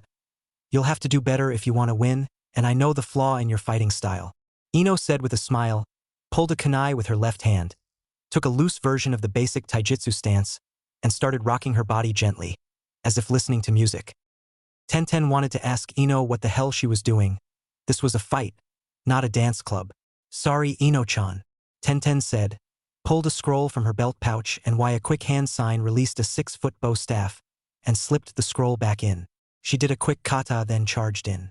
Ino threw her kunai, but she deflected it easily with the staff. She was surprised Ino would do that though. Everyone knew you didn't try to trade ranged attacks with her. Just before she was in range, she whipped the staff around for a quick and painless knockout blow, and almost lost her focus when Ino just dropped out of sight. Her sharp eyes quickly found Ino on the ground in a full-side splits. She followed through on her swing and brought the other end straight down hard at Ino's head. Again going to a fast knockout, Ino crossed her arms above her head and blocked the strike, immediately turned her arms and grabbed the staff with both hands and yanked her forward using the momentum of the swing, released it with her right and sent a punch at her pussy. Tenten immediately released the staff and leapt forward, sailed over Ino, landing hands first, did a roll, twisted up onto her feet so she was facing Ino, a look of genuine shock on her face. Ino had improved dramatically. Ino did a roll into a handstand, pushed off with her hands, twisted in the air and landed on her face in her stance, facing Tenten, a big smile on her face. "Impressed?" Ino asked. The sudden roar of the crowd told her they were, and she loved it. Tenten smiled and nodded. "You've been busy," Tenten said casually. "You have no idea," Ino said, remembering the hell she'd put herself through the last month. In the stands, Kurenai smiled proudly. She'd apologized to Ino for what she'd done to her during one of their private sparring sessions when she realized she'd reacted to Ino's speedbags comment as a woman, not Ino-sensei. She was proud of Ino for how much she'd improved. Once she'd figured out what worked for Ino and how to make her absorb her lessons as fast as she did all the information on clothes and fashions, Ino improved by leaps and bounds. "If Naruto-kun knew what I did to Ino, I wouldn't be able to wear a bra for a month," Kurenai thought and hid the shiver of fear that ran down her spine and crossed her arms a little tighter over her large breasts protectively. As much as it pained her as an experienced, hard-as-nails jounin, and the greatest genjutsu expert in Fire Country, Naruto could wrap her around his finger and make her do anything he wanted. She was very glad he hadn't though, beyond a few childish pranks and common favors. She also knew the only thing keeping him from turning the Ice Queen of Konoha into his sex-crazed sub-eye bitch was the simple fact he hadn't married Hinata yet. And once that happened, she was getting fucked and there wasn't a damn thing she could do about it. Except for Mike Guy, who was too much a gentleman, there wasn't a man in her age range that hadn't tried at least once to get her in bed. Or at least see her topless, though only a few people knew she was dating Kakashi. She'd asked them not to tell anyone because she liked her rep. She did enjoy teasing him. She'd only let him get as far as fondling his breasts through her clothes. A few more dates, and if he behaved she'd get topless for him. There was another thought that brought a subtle smile to her face though. She wasn't the only experienced kunoichi in this situation with Naruto. They all were. Even the legendary Tsunade was under his power. She knew what that power was now, but that knowledge didn't help her any. She wondered how Naruto would react if he knew every kunoichi of special jounin rank and higher, including the female ANBU and clan heads, had recently started holding a secret Naruto club, meeting twice a week like a bunch of fangirls. Down in the arena, Ino was flipping, twisting, spinning and rolling to avoid barrage after barrage of kunai from Tenten. Ino finally stopped and stared at Tenten, panting, slightly out of breath from the extreme exertion. "Damn it, Tenten, are you trying to turn me into a pincushion? A couple of those almost gave me pierced nipples the hard way," Ino asked. Tenten landed from her last jump, 3 kunai in each hand, a big smile on her face. "They weren't fatal attacks, Ino-chan. The med-neens could have healed you easily. As much as I'd love to advance. There's another reason I'm trying so hard. I can't tell you here though. It has to be Hinata-chan. I can see her big tits in this somewhere. I have to end this soon. I'm no match for her at a distance and she'll never run out of weapons. I need to get closer." Ino thought, then smiled deviously. "It's a dirty trick. But there aren't really any rules for these matches. I'm sorry, Tenten-chan, you know I love you, but your giant clit is the key to my victory. Please forgive me." Ino thought, stood straight, fixed her hair, then released her almost waist-length ponytail, causing her blonde hair to cascade down her back. Ino did the hair flip with her head, then ran her fingers through her hair to fluff it, smiling seductively the whole time. She saw Tenten's reaction, then swallow nervously, and her long nipples hardened beneath her shirt. She wanted to save it for later, but this was her only chance to win. She slowly reached down and ripped off the front and rear flaps, as they were designed to do, revealing her prominent camel toe and micro-shorts hitched halfway up her firm ass. Gyrating her hips in slow circles, she turned a circle as she ungulated in a very erotic manner, accentuating her sexuality. As she turned back towards Tenten, Ino saw she dropped her kunai and was struggling to hide her arousal. Her arms over her head, hands together, she carefully did several hand signs. As soon as she was in position, she changed and locked her stance, and held her hands straight out in front of herself. "Mind transfer jutsu." "No!" Tenten yelled too late. She knew it was over. She had no defense against this jutsu. She just wasn't strong enough. She could see and feel Ino in her mind. "Give it up, Tenten, you can't escape. Surrender or I'll make you do something I guarantee will be so humiliating you'll never live it down. Please, Tenten, I can also make you knock yourself out. Please don't force me to do either," Ino said to Tenten inside Tenten's mindscape. Tenten nodded. "Proctor, I, Tenten, forfeit the match," Tenten said. "Winner, Ino Yamanaka," the proctor said. Ino ended her jutsu, opened her eyes, looked around a moment, then smiled happily and stood up. One of the things she hated about using her family jutsu was her body went limp and always got her clothes dirty. She walked over to Tenten. "Congratulations, Tenten. You made me work my ass off just to keep up with you. If I hadn't fought dirty like that, you would have beaten me. I had to distract you or I never could have hit you with my family jutsu. You forgive me?" Ino said sincerely. Tenten sighed sadly, then smiled gently. "I understand. And I forgive you, Ino-chan. Besides, I'm getting something special for doing my best, so it was worth it." Tenten said, then hugged Ino, picked up the kunai she'd dropped, put him away, gave Ino a quick kiss on the lips and headed for her locker room. Ino waved to the still half-stunned crowd, then headed for her locker room. Inoichi turned to her husband before he could say anything. "I swear, Inoichi-kun, I didn't teach Ino how to do that," she said sincerely. Inoichi sighed and pinched the bridge of his nose. "After this is over, we're having a long talk with our daughter, and then I'm going to ground her for 3 months," Inoichi said angrily, then glared at Kurenai. Though disturbed and upset at what he just saw his princess do, underneath it all he knew she was a woman now and he had to treat her like one. He wanted to stay mad at his wife and daughter, but knew he'd apologize to them when they finally had that talk. Kurenai felt the glare on her, turned towards it, sighed softly, then nodded to her fellow jounin. "I'm going to get an earful on this from him, but Ino is an adult now and there's not really anything he can do about her. He always was too protective of her. He needs to let go of the fantasy she's still his pure little princess. He knows what she's done. I hope Tsunade doesn't mind me bringing her in on this. Little did Kurenai know that very thing was forcing its way into the front of his mind. Oh Kami, I'm going to have to give Ino the talk, the Yamanaka clan head thought, as a hidden shudder of fear ran through his body. On the other hand, she's probably ready to learn our clan's advanced jutsu now. Damn it, I owe Kurenai an apology now too. In her chair with the other visiting Kages and the former third Hokage, the newly appointed fifth Hokage Tsunade was subtly smiling at the incredible show Ino had just put on. It matched anything she'd ever seen by an experienced infiltration kunoichi or exotic dancer. That girl has serious potential in several areas. She just needs the right sensei. I'll have to talk to her and her parents after the exams. Shit, I forgot about the invasion. I haven't had this job long, and still hate this place a little. But I'll be damned if I'll let anyone I care about get hurt. Tsunade thought, and her small smile started to turn into a snarl. Something wrong. Tsunade snapped out of her thoughts, looked to her right, and her smile returned. No, Sarutobi-san, nothing to worry about. Are you okay? You seem to be a little flushed. Would you like some water? It is rather hot today, Tsunade said, and gave him a subtle look that let him know she knew it wasn't the weather that had him overheated. But Ino. When he nodded, she signaled a Chunin guard to bring him some. She hoped his heart could take it. She'd spent a lot of time with him since she returned, and although she now knew he was as big a pervert as Kakashi had been, and almost as bad as her former teammate Jiraiya still was, for some reason she thought it made him cute, and was glad he was still capable despite being in his 70s. No, we're just friends, that's all. He was my sensei. I can't be having these feelings for him. Can I? Tsunade thought, a little confused inside. Then why do I want to show him my tits? If I did, it could kill him. Hinata walked out into the arena confidently. She was looking forward to a great match with Sakura-chan, very curious to see what her friend could do now. Hinata was anxious to show everyone what she could do as well, especially her family. She faced the Kage booth and gave them a full, formal bow of respect, then found her family in the crowd and politely bowed to them. Sakura walked out full of confidence and pride.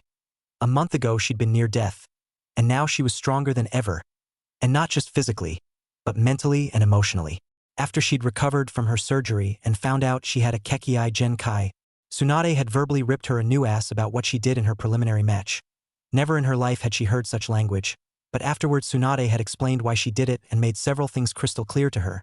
She was never to open more than 3 chakra gates again unless it was a serious life and death situation and all other options had been exhausted first. If she did, Tsunade would personally beat the lesson into her, kunoichi to kunoichi, and wouldn't hold anything back. Tsunade then gave her 2 glances that had made her cover her small chest and cross her legs. That message got through very loud and very clear. Ready, the proctor said, and waited a moment for them to nod. Fight, he yelled. 10 leapt back. The instant the proctor said fight, Sakura dropped down, almost to one knee, punched the ground with her right fist and opened a fissure in the ground that went about 6 feet past Hinata and was about 5 feet wide from end to end. Hinata just barely managed to dive and roll to her right and was instantly back up to her feet in her gentle fist stance, Byakugan blazing. Dear Kami, that was fast. And that was Tsunade-sama's fissure technique, Hinata thought. Damn, Sakura said quietly to herself. She really didn't want a long battle with Hinata, or have to fight her with taijutsu. Hinata was too fast and would shut down her chakra in moments, leaving her helpless. I hope this works, Sakura thought and began flashing through a series of hand signs. Sakura finished and held the last sign. Cherry Blossom Petal Storm, Sakura yelled as she put nearly half her chakra into her ultimate genjutsu. Kurenai had told her it would only be about 50% effective against the Byakugan, but it was her best chance without having to reveal her bloodline limit to everyone. That was her secret ace. She really didn't want to use it against Hinata. A new genjutsu, Hinata said, not sure if the Byakugan would let her see through it. It didn't feel like a D rank. She could defeat those. This was a C rank, possibly B rank genjutsu she had to have learned from Kurenai. Hinata watched as hundreds, then thousands of cherry blossom petals filled the arena and basically hid Sakura from her vision, but not completely. Hinata put her hands together. Kai, Hinata said, trying to dispel the genjutsu, and gritted her teeth when it failed. She's too strong. I'm sorry, Sakura-chan, Hinata said, then focusing chakra into her hand raced at Sakura. In the stands, more than half of everyone watching lost sight of the fighters, unable to see through Sakura's genjutsu. One of the people that could see was Kurenai. Come on, Sakura-chan, I want to win this bet with Anko too. Make it a clean sweep against Anko's team and I'll give you something special. Kurenai thought. Kurenai saw Hinata charging in and saw Hinata's right hand glowing blue. The moment she knew what it was, she panicked inside. She knew what Hinata was going to do, and though temporary would end the match if it hit. She saw Sakura try to counter, but couldn't watch the outcome of the clash and closed her eyes. There were two screams. She quickly opened her eyes as the genjutsu faded and gasped. Sakura was sitting on her feet, arms wrapped around her stomach. Hinata was 2 feet away on her knees, face twisted in pain, both hands clutching her crotch. Hinata's chakra scalpel had hit just before Sakura's kick and cut off her chakra, which is why Hinata wasn't on the far side of the arena unconscious. Hinata, still wincing, moved forward on her knees and raised her right fist. Her Byakugan was still active. She knew Hinata wasn't going to use a Juken strike. She was just going to knock out Sakura the old-fashioned way. Sakura looked up from the ground, saw Hinata just within range for her punch, lashed out with her own punch, and froze in fear when Hinata simply caught her fist in her left hand. "What did you do to me?"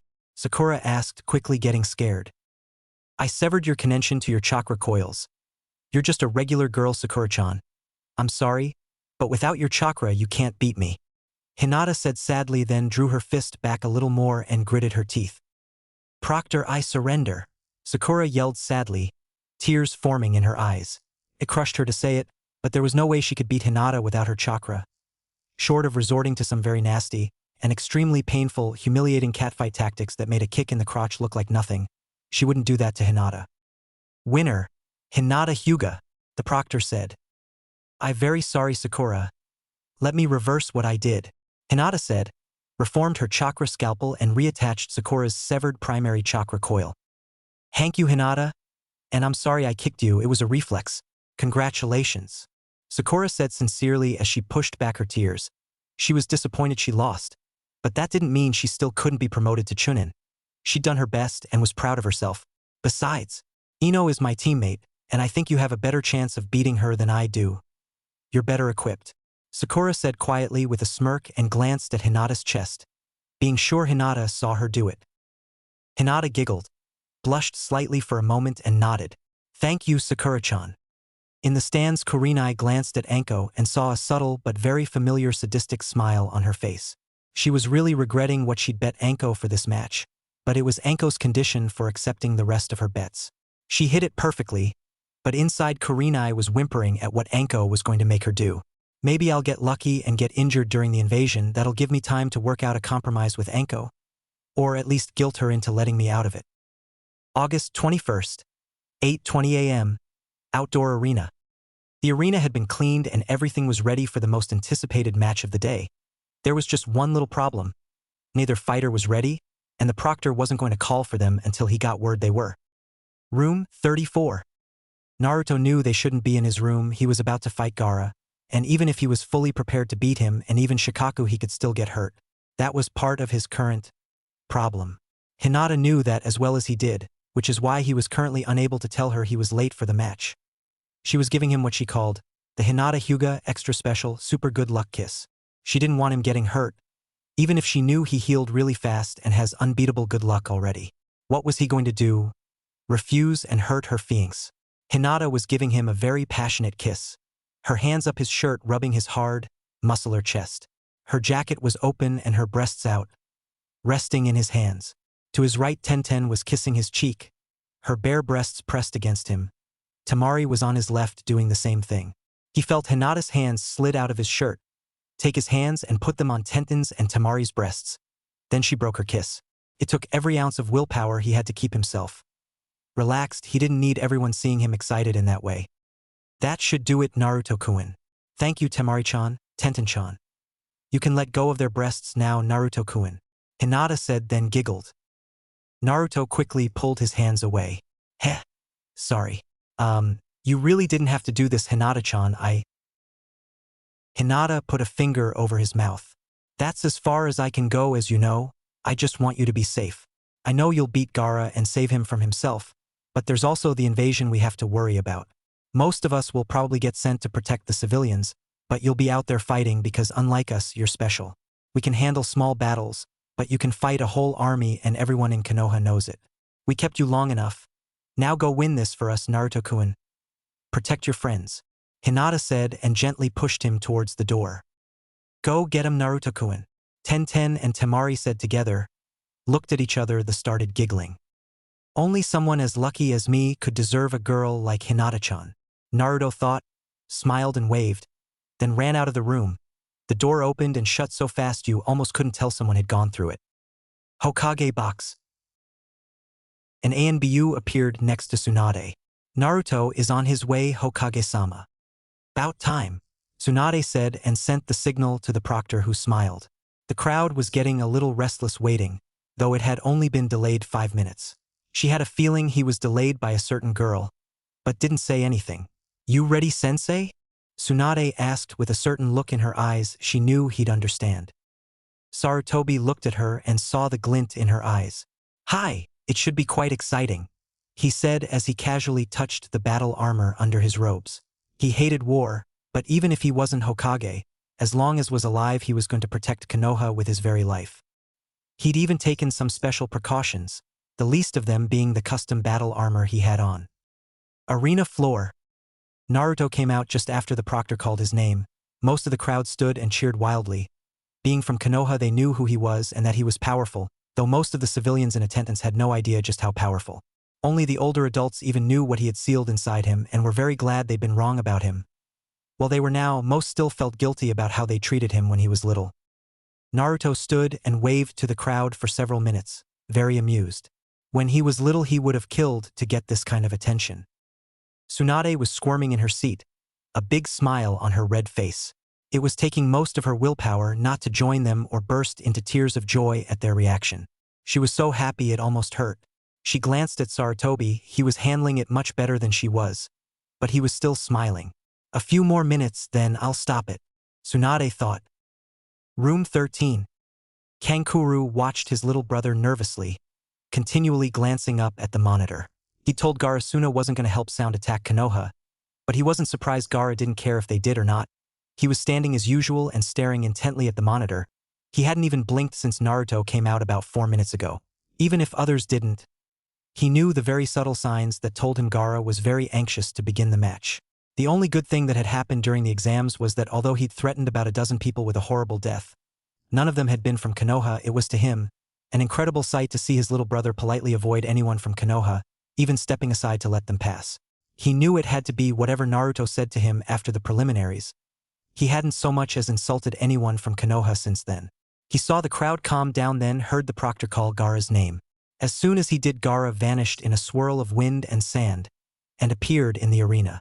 He relaxed and headed for the door. He wanted to watch the match in person and be there for Gaara when it was over. Arena floor. The proctor glanced at Tsunade for her nod, then took a deep breath. Fight! He yelled, then shoo-shined up to the Kage's box. There was no way in hell he was staying down there during this match. The arena went silent for a moment. Naruto called up about half of his own chakra as he got in his fighting stance, and a moment later felt Gaara call up about the same amount. He saw Gaara's face change slightly, but he couldn't tell if Gaara was happy or disappointed. He was only using his chakra, not Kyuubi's, unlike Gaara who was only using Shikaku's chakra. Do not insult me. I want a real fight. I have not harmed anyone from Konoha. Now give me the great battle I deserve, Gaara said emotionlessly. Naruto actually paused, slightly stunned for an instant, then glanced at Tsunade for her approval. He didn't want to reveal Kyuubi if he didn't have to, especially with Sound's attack being so close. Her answer was a little surprising. As long as you don't attack anyone but me, I'll do it. But you hurt anyone and I'll show you what true power really is. Understood, Naruto said very seriously as he looked into Gaara's eyes and let him see Kyuubi in his. Gaara nodded, as his chakra spiked and the sand around him for 10 feet began to swirl violently around him, as if anxious for battle. Naruto called on Kyuubi's chakra and a moment later his eyes turned red. His pupils became vertical slits, his whisker marks got darker and thicker, his canines elongated and his nails became claws. He was then surrounded by a red chakra cloak which sprouted a single tail. Now let's show these people what a real fight looks like, Naruto said and dashed forward at incredible speed. Sand shuriken, Gaara exclaimed as a wall of sand quickly but briefly rose up. Dozens of sandballs shot out at Naruto and quickly took on a kunai-like shape. Naruto weaved through the barrage easily. Not that he needed to, as he flashed through a series of hand signs. The instant he cleared the barrage of sand kunai, he stopped and very quickly inhaled. Fire style. Flame cannon, Naruto said and blew out a continuous cone of fire at Gaara, who was surrounded by a bubble-like dome of sand that protected him from the intense heat and flames that surrounded the sand shield. In his room, Sasuke was nearly gawking at the monitor. Naruto was using a fire jutsu that he didn't know. He watched for 2 full minutes as Naruto blew out a constant stream of fire, finally snapping out of it. Son of a bitch has been holding out on me. Did Naruto create that, or did he? When this is over, I'm gonna find out if he can teach that to me, Sasuke said, impressed and slightly jealous of his friend. Naruto finally stopped just after 2 minutes and watched the flames die down to reveal Gaara in a bubble of black glass, which shattered as soon as the fire was gone, spraying shards of hot glass around the arena. Naruto glanced up at the nearest wall and was glad to see none of the glass reached them. Some of the shards bounced of his chakra cloak, and when he looked, Gaara did not look happy, or maybe he really couldn't tell yet. The only emotion Gaara seemed to know how to express was anger. Gaara glanced around a moment at the melted sand, which was now useless to him, then right at Naruto and gave him a full toothy smile, which of course had an edge of sadistic glee to it. My turn, Gaara said coldly and extended his open right hand. Sand coffin. A huge mass of sand quickly rose up and surrounded Naruto except for his face. Naruto recognized it. Show me how strong you really are, or die, Gaara said calmly, then closed his hand. Sand burial. In the stands next to his sister Temari, Kankuro was nervous. He'd seen the ANBU of other villages crushed to pulp by that jutsu. He turned to Temari when she grabbed his hand. Can he get out? Temari asked worriedly.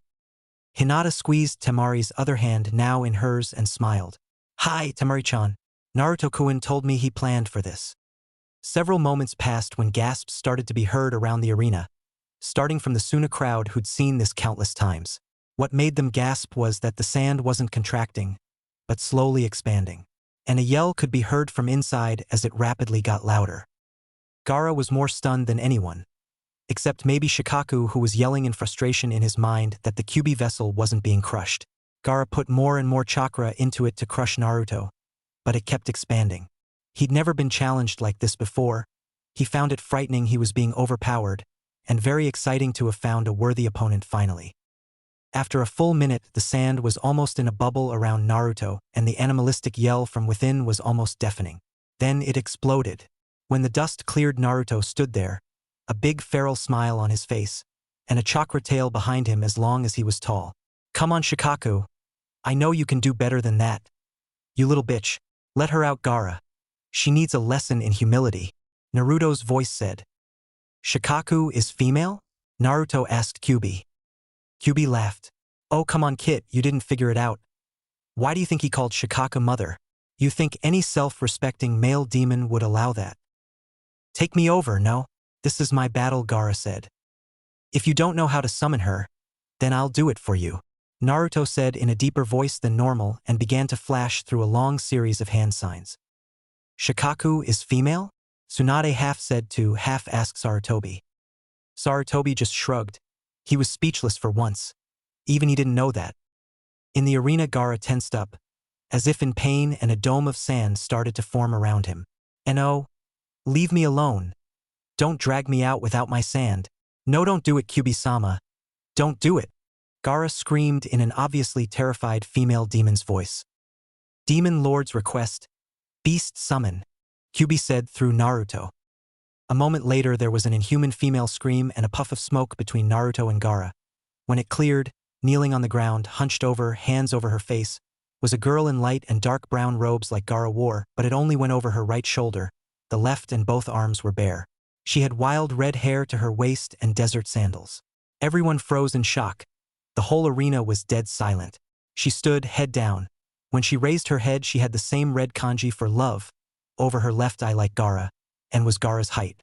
She looked about 16 to 18 years old, very beautiful with a strong-toned body judging from her arms, but what really stood out about her, literally, was her breasts.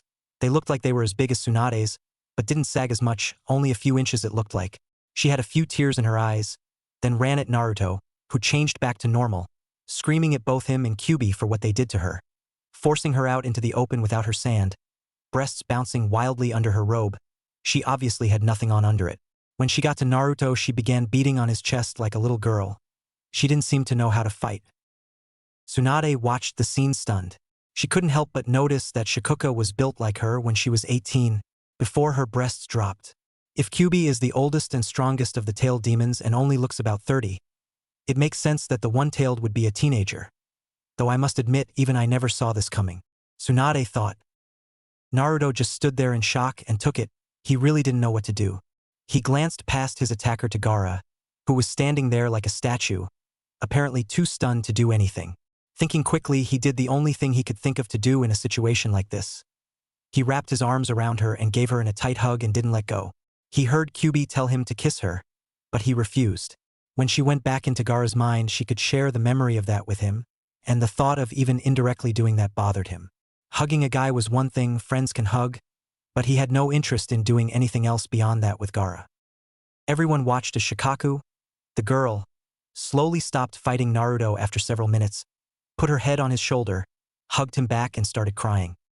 "Please, give me my sand or put me back. I don't want to die," Shikaku said sadly between sobs. Naruto's mindscape. "There, that should humble that little bai," Kyuubi said smugly, then suddenly tensed up and slowly looked to his right and saw Lady Luck standing there, arms crossed over her chest, her face stern. "Heh. I'm in trouble, aren't I?" Kyuubi asked. When she nodded, Kyuubi winced. "I know I shouldn't have done that, but you know how I get." Okay, I'm doing it," Kyuubi said and began releasing Naruto. Real world. That's why Gaara can't fight, because she can't. She's helpless without her sand, and so is Gaara. Naruto thought. "I won't kill you, and neither will Kyuubi, I promise," Naruto said, then gently put his right hand under her chin and raised her head up and back so she was looking at him. "You don't have to kill people. If you stop tormenting Gaara and let him sleep without trying to take him over, I'll be your friend. We all will. You also have Gaara's brother and sister. If you got to know them, you might find that you like having precious people to care for and protect like I do. That's what makes you strong. Oh, please don't share all this with Gaara. You can tell him, but don't share the memories. Promise me you won't share the memories and feelings you have with him, and I'll kiss you," Naruto said. "Really? You'd do that, be my friend?" Shikaku asked. When Naruto nodded, she smiled and a new warm feeling appeared inside her, though it was small. "I promise. You have my word as a demon, Kyuubi-sama. Call me Naruto. I'm back in control now." "Thank you, Shikaku-chan," Naruto said warmly, had a talk with Lady Luck in his mind, then took a deep breath, let it out and in front of everyone kissed her on the lips for a full 10 seconds, using Lady Luck's power on her like he had Tsunade to heal her emotionally. Broke the kiss and his eyes changed to Kyuubi's. "Dismissed," Naruto said, then his eyes returned to normal and a happily smiling Shikaku vanished in a puff of smoke, reappearing in Gaara's mind. Gaara suddenly snapped out of his daze and fell to his knees. His head felt like it was spinning. "I submit," Gaara said. The proctor Shu shined back into the arena, looked at Gaara a moment, then raised a hand toward Naruto. "Winner Naruto Uzumaki. The next round will begin in 15 minutes. In the stands, a silver-haired man pushed up his glasses with his right hand as he gritted his teeth in frustration. "Oh, I'm afraid the rest of the exams will be cancelled. If Gaara and the Sunanines won't help us, they can all die with the rest of Konoha. And I'm going to personally kill you, Naruto Uzumaki. Though you actually did me a favor by killing Orochimaru, you ruined my plans and forced me to move up my timetable. It cost a fortune to hire all the extra earth, water, and lining nin, as well as the few nuke nin we could find, but it'll be worth it to make Konoha mine," Kabuto said quietly to himself beneath his hood. August 21st, 8:34 a.m. Outdoor arena, med station. Inside room 6 stood Naruto Hinata at his right. Across from him, standing next to the bed, was Kankuro and Temari. Sitting on the side of the bed between them was Gaara, still in shock at what had happened. The sand on the ground in the arena and even on the floor hadn't so much as twitched since Shikaku was forced out by Kyuubi, who he knew the last few minutes had been in the angry grip of Lady Luck. Literally. From the male screams of pain he'd heard, he had a feeling he knew what part, but didn't want to find out for sure. Even thinking about that made him flinch and his thighs tense up a little. Naruto sighed. "How are you, Gaara?" Gaara hadn't even blinked in several minutes. He'd seen Shikaku outside his mind, and in human form for the first time. He'd always considered Shikaku like his mother, and treated her as such and fed her people's blood as she demanded of him to make her happy. To find out she was a girl physically and emotionally only a couple years older than he was disturbed him in a way he'd never experienced. She'd been talking to him in his mindscape. She'd done as Naruto had asked her. And now he was lost and confused. He didn't know how to handle this Shikaku. She was not only still in human form, but she was nice to him. No yelling, no threats. She'd even apologized for how she'd treated him his entire life. What do I do now? Gaara finally asked blankly. Temari glanced at Hinata, then did something she'd always been terrified to do. She stepped close to her baby brother and wrapped her arms around him in a warm, loving, sisterly hug. Kankuro gasped in shock and took a step back out of reflex. But what happened isn't what he expected. Gaara raised his right arm like he did for his sand coffin jutsu. His left pinned by Temari's hug, paused a moment, then put it around Temari's shoulders. The lower half of his left arm was around her waist. He let out the breath he didn't realize he'd been holding, stepped close to them nervously, and hugged his siblings for the first time. We'll help you figure that out, Gaara. We're your family, and family always protect each other no matter what. Gaara thought about that a few moments. That's like what Naruto said, your friends, and especially your family, are your precious people, and to protect your precious people from danger is how you find your true strength. Never one to overthink anything, he made his decision then and there, and everything became clearer than it had ever been. You're our family, Gaara said as sand seemed to come from everywhere and formed two tentacles that pulled Naruto and Hinata close, where he freed his left arm and hugged all four of them. All of you. We'll protect you. We? Temari asked, confused. Shikaku and we have decided we want to have a family. We've never had that before. You are our own blood and our most precious people. Naruto is like me and is our friend and brother. Hinata is precious to you, Temari.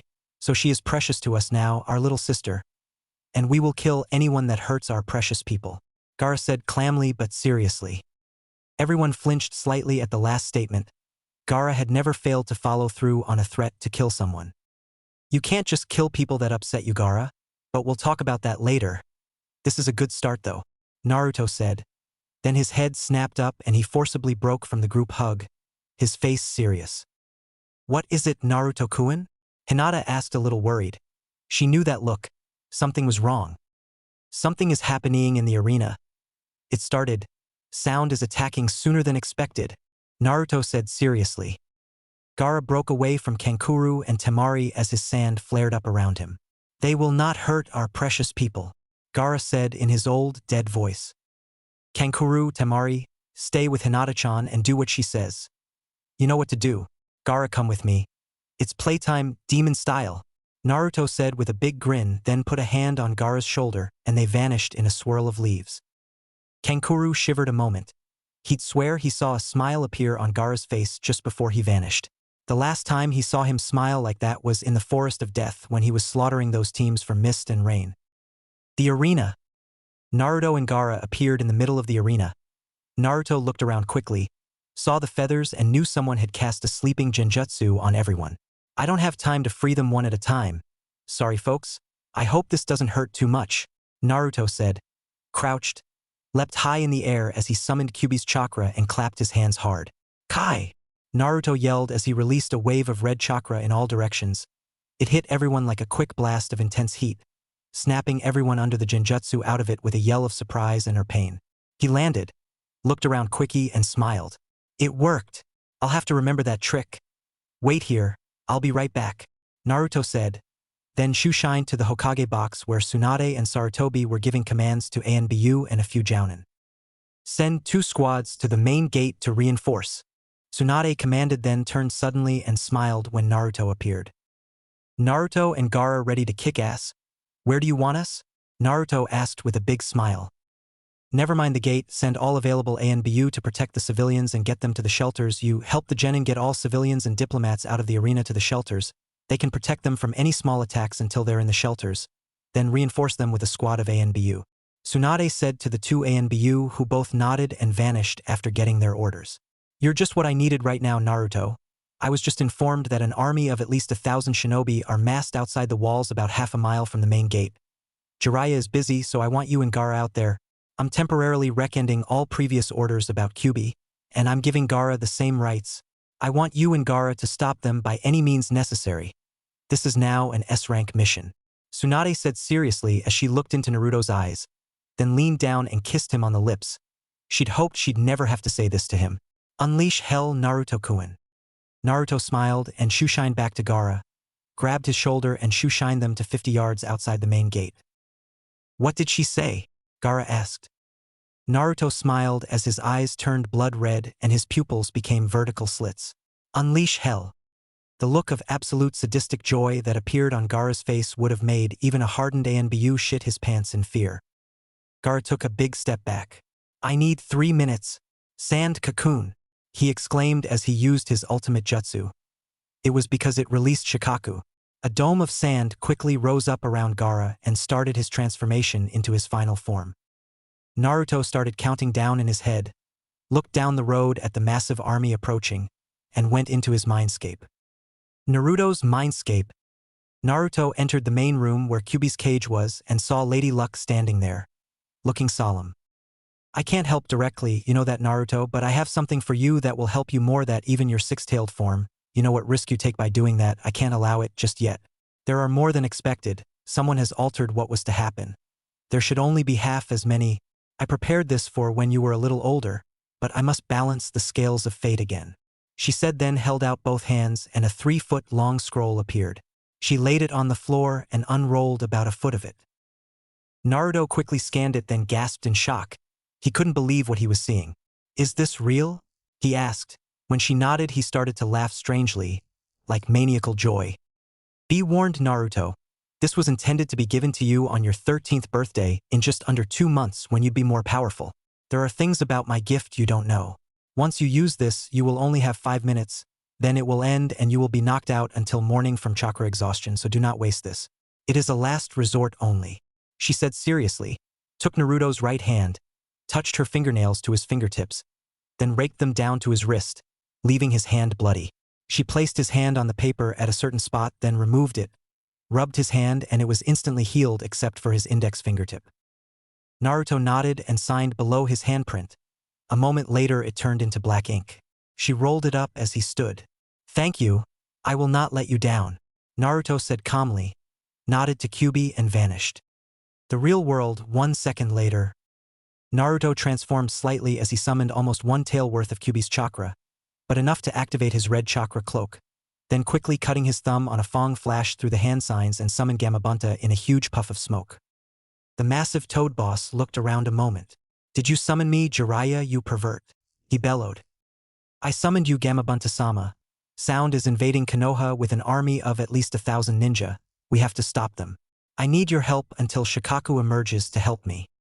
Gamabunta looked down at Naruto and cocked his head to the side. Did you say Shikaku is going to help us? I'll tell you everything later.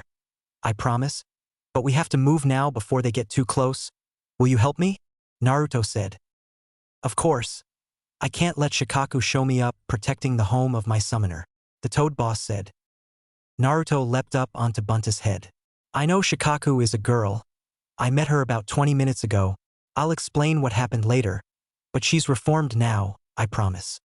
You never cease to amaze me, kid, Gamabunta said, then covered the distance between them and the invading army in a single leap, actually landing on and crushing about 50 to 60 of them, mostly sound Nin.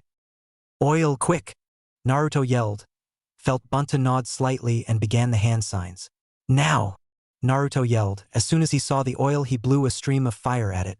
The huge stream of toad oil ignited and incinerated about 140 to 160 more. Do what you can here, then go back to Konoha. Jiraiya could probably use your help more than me, Naruto said, then leapt from Gamabunta's head toward a big group of various ninja. A red chakra tail sprouted from behind him and huge chakra claws formed around his hands. He cut 3 sound Nin into large chunks as he landed. Gamabunta chuckled, sounding like distant thunder, then stepped on about 30 to 40 more with all 4 feet. He was hit by several fire and lightning jutsu, but the damage and pain were minor for the giant toad boss.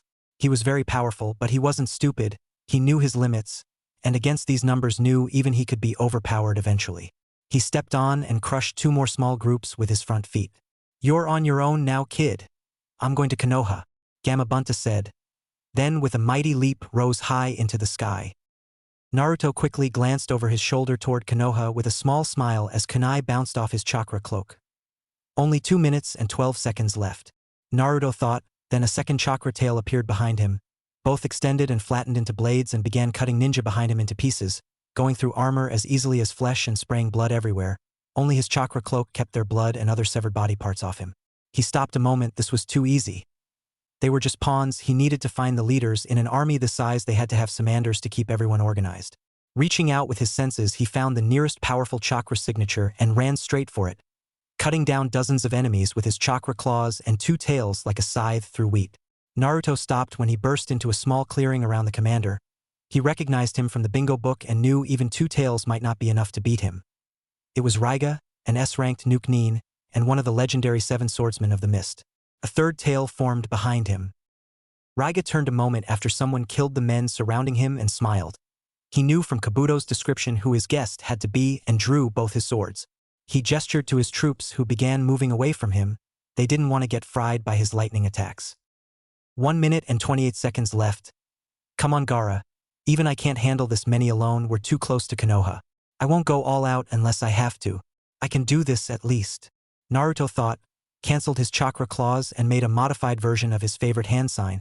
He'd only done this in his mindscape. This better work, Kyuubi. Naruto thought as he summoned 2 tails worth of Kyuubi's chakra for the jutsu. Demon Shadow Clone Jutsu. Naruto yelled, then 100 Narutos appeared around the battlefield. All of them had slitted red eyes, fangs and claws, but no chakra cloak. I'll handle him. Don't let them reach Konoha, Naruto said and drew his sword from under his coat in his back. You'll be the second swordsman I kill. Raiga paused a moment then laughed briefly. So it is true you killed Zabuza Momochi. He was the weakest of us. You won't beat me like you did him. He was a pussy compared to my power, he said as his blades began to crackle with lightning. That's what you think, Naruto thought with a home and friends Izara, as he knew the former Nuke-nin had greatly increased in skill and power. Sure, she was still a lewd, short-tempered bitch that loved to scare people and party hard.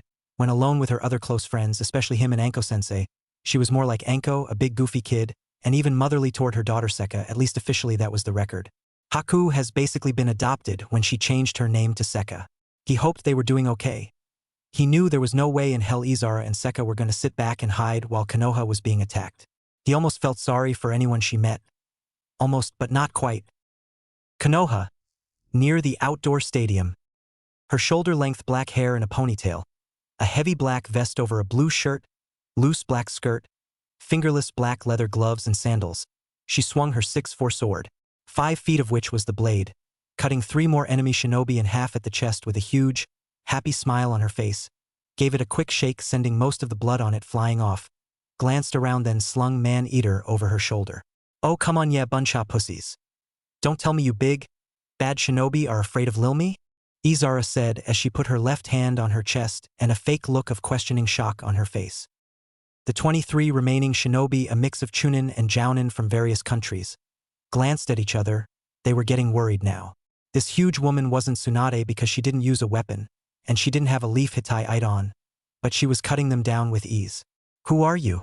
You aren't a leaf shinobi because I know them all. The commander of what remained of this group demanded, one of the few that was still wearing a Hittite sound in his case. Since you Huis have been so much fun, I'll tell you, I'm just a simple weaponsmith. I have my card here. I can tell you guys need the help. Those weapons are pathetic. I probably couldn't cut butter with those kunai you've been using, Izara said. Then with her left pulled a card from her vest pocket and held it up. I'd be happy to sell you some quality sword. Izara stopped and caught the kunai one of them through with her left hand without dropping her card. But it did punch half the blade through it.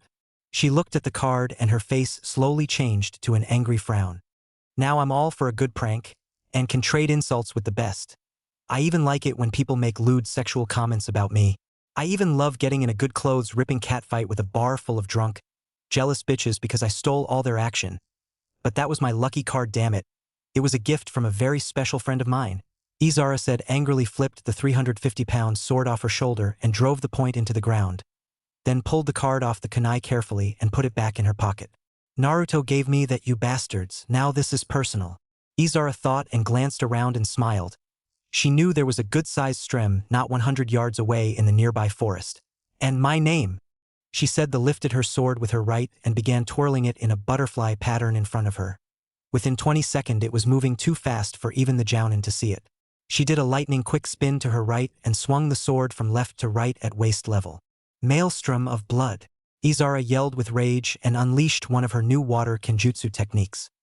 Where she'd swung her sword was a curved line of water as long and thick at the blade of her sword.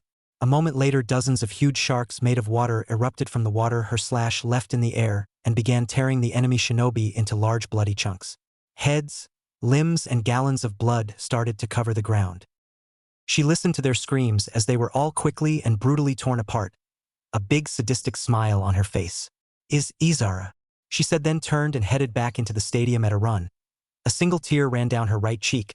The first card Naruto had given her he'd hand-printed and given to her when he bought her a weapon shop. But unlike her good friend Tenten and her parents, she specialized in swords and even had a special deal with them to share business. That card was one of her few treasured possessions. Half a mile from Konoha's main gate. "Don't make me kill you, Raiga. Just walk away," Naruto asked as he crossed swords with Raiga. Naruto leapt back when Raiga tried to separate his upper body from his lower body. "You're almost out of time. My clones are killing your men. You won't reach Konoha," Naruto exclaimed. Raiga let out a laugh. "I'm one of the 7 swordsmen of the mist. I agreed to help level Konoha, and that's what I'm going to do. I'll either succeed or die. There are no other options for." Raiga said, then suddenly looked toward Konoha like everyone else when there was a massive explosion near, but not inside Konoha. Naruto sighed sadly. "I'm sorry, Raiga, but you and all your men are dead. Time's up." August 21, 8:36 a.m., Konoha Outdoor Stadium. Tsunade-sama Mizuki is leading 20 nin to intercept the 2 genin teams taking the diplomats to the shelter. The ANBU said from one knee immediately after appearing in front of Tsunade. "Damn it! I knew I should have had him watched. Is anyone available to help them?" Tsunade asked, worried. The ANBU shook his head. "Sorry, Tsunade-sama.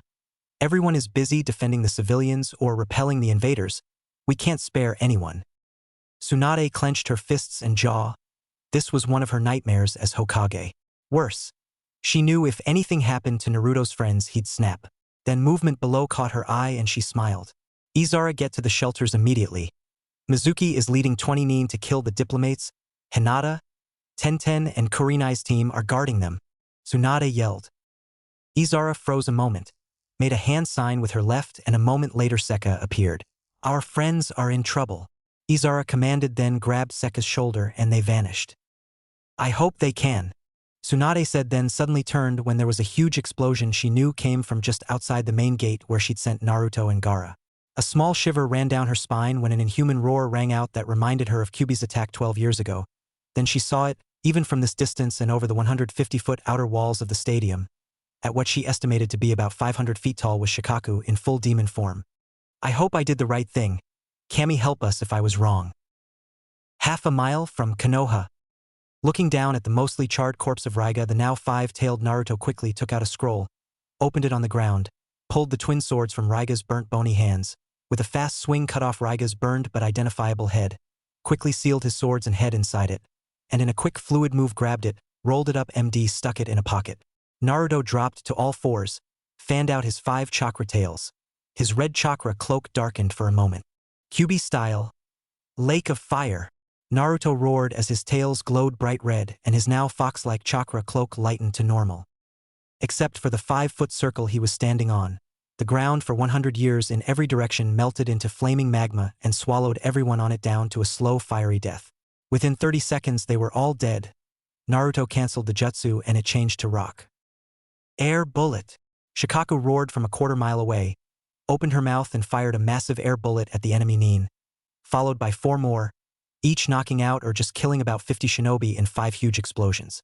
Seeing all the death and destruction, she laughed with sadistic glee. She hasn't had this much fun since her previous host over 100 years ago. Easily spotting Naruto hundreds of feet away, she smiled. "I can't let you have all the fun." Twin Sand Tsunami, Shikaku roared happily as she raised her arms.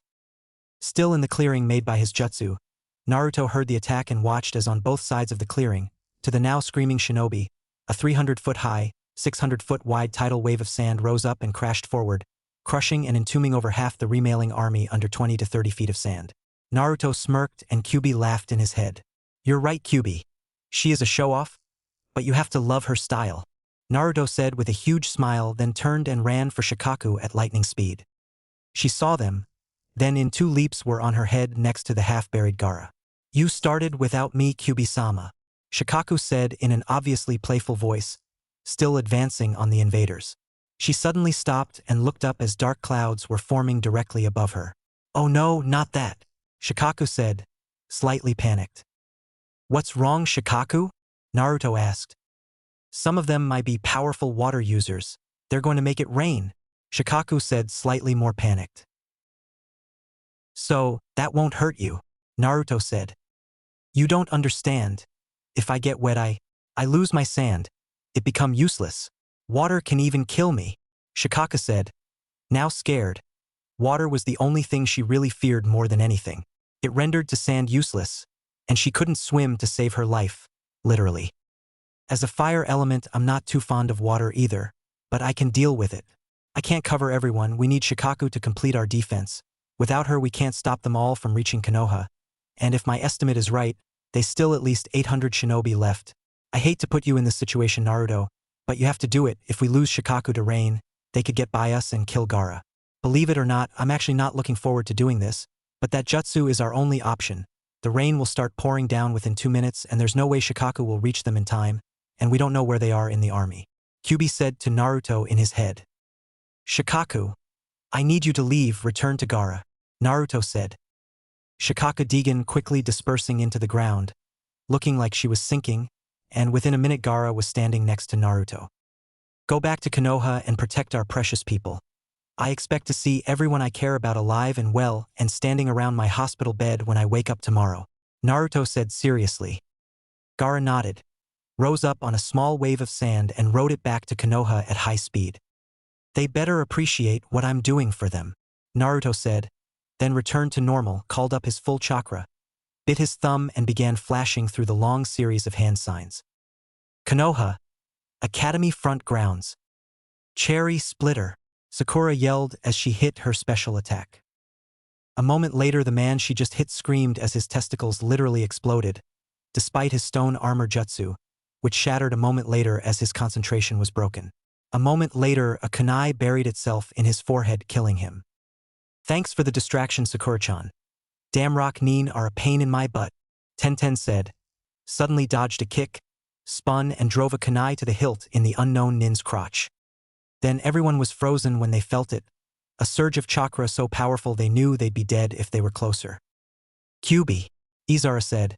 She'd felt that power before, literally up close and personal, so she was able to shake off the fear effect it had on everyone first, saw the opening she's been waiting for, and with a quick burst of blinding speed dismembered Mizuki.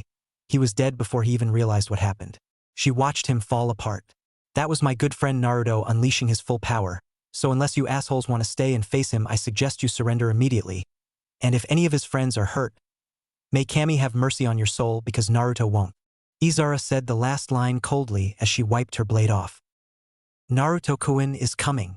Hinata, Tenten, Sakura, Ino and Tamari squealed happily. Seka smiled. Shikamaru and Kankuro smirked. I'd listen to her if I were you. We're Naruto's best friends, and even we have trouble controlling him when he's like that. Shikamaru said calmly, though it was only half true, he'd never felt anything like that before, but knew it had to be Kyuubi. Sand coffin, Gaara yelled. All the remaining enemy Nin were suddenly encased in rock-hard sand from the neck down.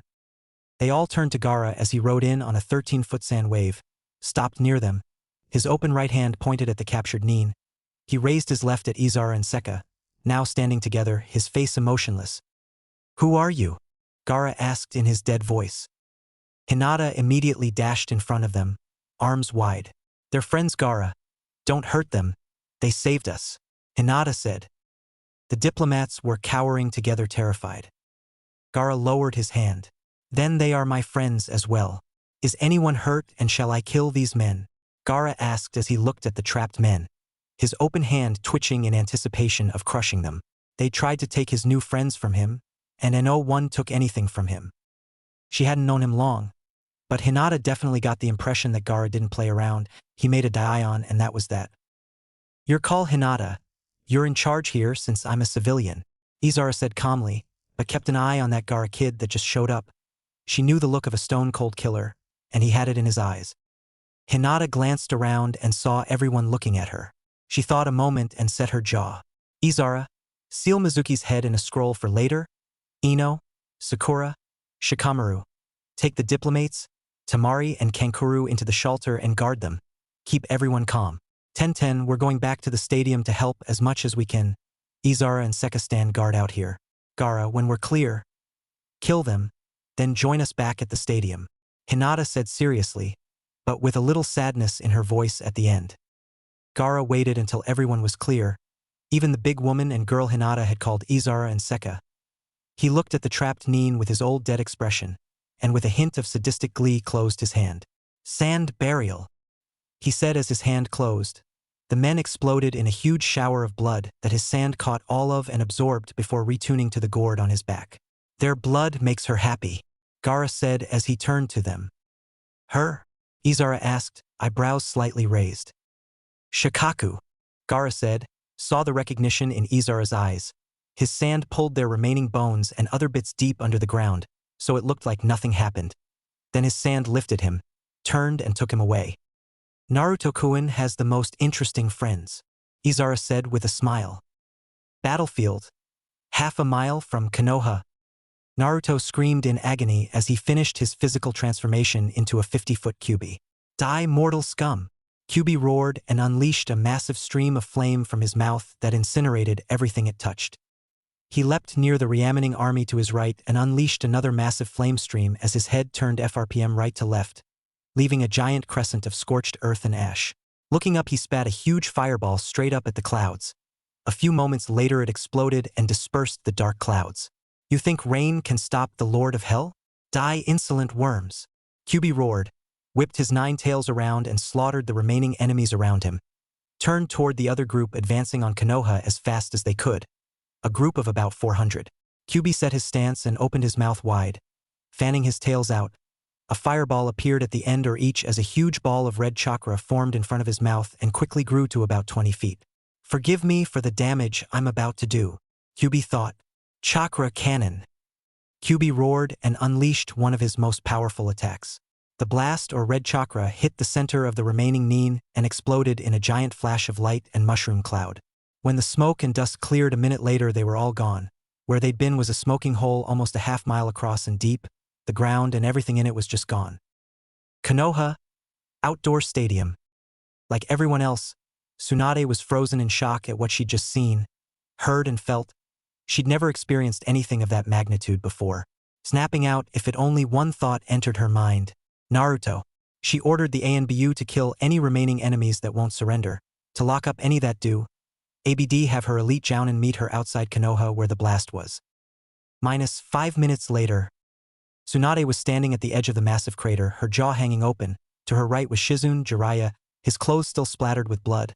Then Anko, Kurenai, Kakashi, Maikai, Hayashi, Hizashi, Chuza, Inoichi, Shikaku, and Tsume, all in the same state, total shock. Wait! Where's Naruto-kun? Only Kyuubi could have done this. So where is he? Tsunade said, noticeably worried. Kakashi suddenly cut his thumb, flashed through the hand signs and touched the ground. Summon, he said. A moment later his entire pack appeared. Find Naruto at once, he could be hurt, Kakashi commanded. The Nin dogs all began sniffing the air as everyone watched them. Then Pakin jumped up onto the head of the huge black bulldog, sniffed a few times. I think I found him. Follow him, Pakin said. Leapt down and took off around the crater at top speed, everyone following close behind. A few minutes later they stopped behind her. Dear Kami no! Tsunade screamed and thundered to Naruto's side, her sandals leaving imprints in the hard ground. She was already flashing through hand signs for her most powerful diagnostic jutsu as her knees hit the ground. Before her, Naruto was face down in the dirt and totally nude. A brown jacket was thrown over Naruto's lower body as she extended her glowing hands, her face filled with fear. Hot fucking damn! Tsunade screamed at the top of her lungs a few moments later, a giant smile on her face. He's alive, but his chakra is exhausted and his entire body is strained in a way I've never seen before. But he's gonna make it. You are the luckiest little shit I've ever met in my life, Naruto. That anyone else would be dead if they were in your condition. August 22nd, 9:03 a.m. Hospital, room 214. At least go to the cafeteria and get something, Hinata-chan. I'll sit here until you get back. You've been sitting here all night, Hana Hyuga said. Sorry, Ka-san, but I'm not leaving until my Naruto-kun is awake, Hinata said firmly, but tiredly, slumped in the chair. Then her head turned to she smiled. Is Naruto-kun awake yet? Just in case, I brought everyone some. I said. I smell Ichiraku ramen, Naruto interrupted loudly. Everyone turned toward the bed and smiled. Naruto was sitting up, almost drooling as he stared at the boxes of ramen in Iam's hands. I think we found the cure for everything, Ichiraku ramen. I think you'd come back from the dead for some, Tsunade said with a laugh. Naruto Kyuun, Hinata squealed as she ran and dove on top of Naruto, hugging him tightly, and whether intentional or not, his face was squashed between her breasts as she hugged his head, his arms waving wildly. Hana just giggled quietly. Aren't you going to break them up? Tsunade asked casually. In a minute. Okay, Hinata-chan. That's enough. Let him go, Hana said. Hinata looked, realized she was smothering Naruto in her chest, and released him, embarrassed she'd done that in front of everyone. I'm sorry, Naruto-kun, Hinata said softly and slipped off the bed. Naruto looked around and smiled, and who was there? Hinata, and her mother Hana, Tenten, Iam, Tsunade, Shizune, and standing in the corner silent, almost invisible, Gaara. Morning. Where's everyone else? Was anyone hurt and did we win? Looks like I'm just in time for once, and I brought company, Kakashi said as he walked in, followed by Sasuke, Temari, Kankuro, Anko, Kurenai and her team of Shikamaru, Sakura and Ino. I'm not cleaning up the mess you made yesterday, Baka. You're lucky you didn't kill us all, Sasuke said with a smirk. Naruto looked at Sasuke confused. What mess? I destroyed some trees and Gaara dropped enough sand on them to make a beach, but nothing we can't fix. Shikamaru sighed. Look out the window at the main gate. Go ahead, Naruto, but watch the hospital gown. We don't need to see your underwear, Tsunade said and smirked. You have a cute little butt though, Tsunade said and smiled as Hinata and the other girls blushed. What? Naruto said, slightly embarrassed. I'll tell you later when the girls aren't around. Now go look, Tsunade said. Naruto gave her a little glare, slipped out the other side of the bed and looked out the window toward the front gate. It took him a few moments to focus his eyes. When he did, he gasped in shock and spun around. Is that a crater? High, about a half a mile wide and deep, I figure. Part of the road and a big section of forest are gone.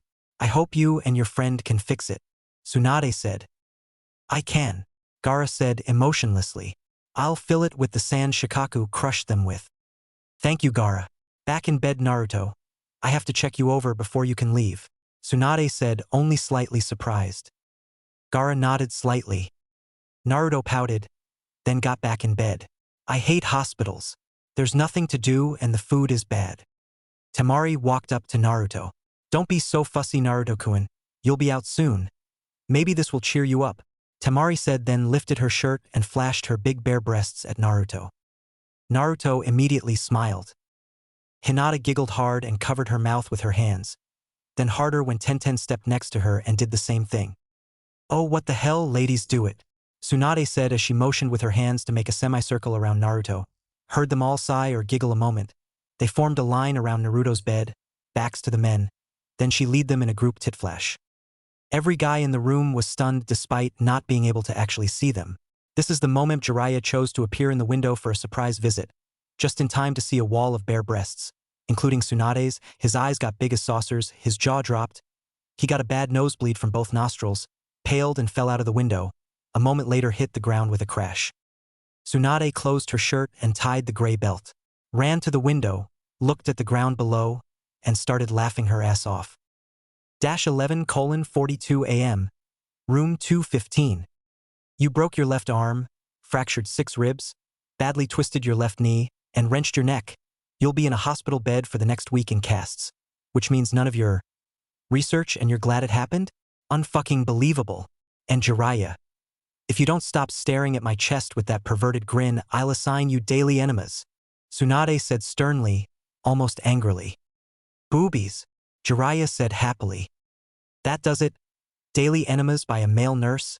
And I'm cutting off your pain medication, Tsunade said angrily, turned and stormed out, slamming the door behind her. It's worth it, Jiraiya said happily as he was planning a new series in his head called Kunoichi Gone Wild. August 30th, 9 a.m., Hokage Tower. Hinata and Tenten behind him. Naruto followed Anko into Tsunade's office. Usually he enjoyed seeing her, but today made him nervous, but he didn't show it. Until he saw he was already there waiting, Kakashi with Sasuke, Bull and Chi-Chi, and on the other side of them was Kurenai with Shikamaru, Sakura and Ino.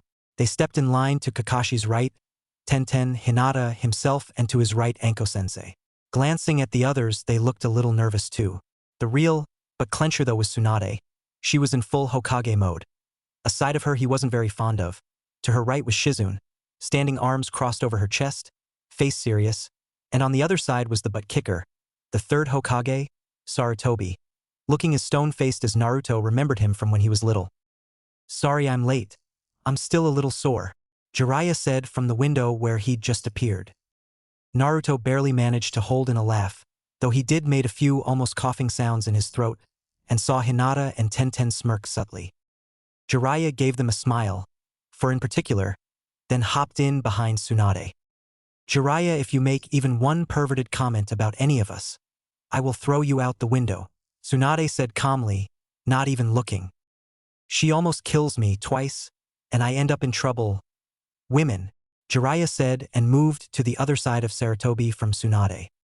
Tsunade glanced at Naruto and gave him a wink with her left eye, then saw him subtly nod. He knew she was playing with Jiraiya. Now that everyone is here, we can begin. First, I want to thank Naruto for his assistance during the invasion a week ago. I've already personally thanked Gaara as Hokage for his help as well. As understand, we couldn't have done this without him, which once again I must thank Naruto for turning him to our side and allowing me to set up an alliance with Suna. Although Naruto did cause the damage outside of Konoha, with both his and Gaara's help we not only restored the land and the road, but we now have a new lake, which it is my honor to officially announce as Naruto Lake, Tsunade said, then smiled proudly. Everyone in front of Tsunade's desk turned and looked at a now shocked Naruto, then smiled proudly. Moments later a huge smile appeared on Naruto's face. Thank you, Tsunade-sama, Naruto exclaimed proudly and bowed to Tsunade. Tsunade, Shizune, Jiraiya and Sarutobi smiled proudly. Don't get a swelled head over that, Naruto. What you did was worthy of me and Jiraiya. As Hokage, that was the least I could do to thank you. As your godmother, however, if you get an attitude about that, I promise you I'll spank your ass bloody. Got it, Tsunade said sternly. Hi, and thanks Bachan, Naruto said slightly nervous, then gave a small smile. Brat, Tsunade said with a smirk. Now before we get to the real business, I want to thank Jiraiya, Kurenai, but especially Anko and Kakashi for their assistance during the invasion. Several traitors were exposed. In particular was the leader of the invasion and apprentice of my former teammate Orochimaru, who was killed by Naruto, Kabuto. They teamed up to defeat him. It turns out he was nearly as strong as Kakashi and from the reports, a very skilled nin, possibly as good as me, Tsunade said and gave them a small bow that they returned. Now the main reason you're all here, the Chunin exams. While we didn't get to finish the tournament, we saw enough in the matches, and from reports of your actions during the invasion to make our Dion regarding promotions to Chunin. The 9 genin smiled and glanced at each other. Shizune, Tsunade said, then Shizune took a step back, picked up a box off the floor from in front of her and sat it on the desk and opened it. First, from Team Kakashi, I hereby give the rank of Chunin to Sasuke Uchiha. Congratulations. Shizune pulled out a vest and tossed it to him. Sasuke caught it, smiled and bowed. Thank you, Hokage-sama.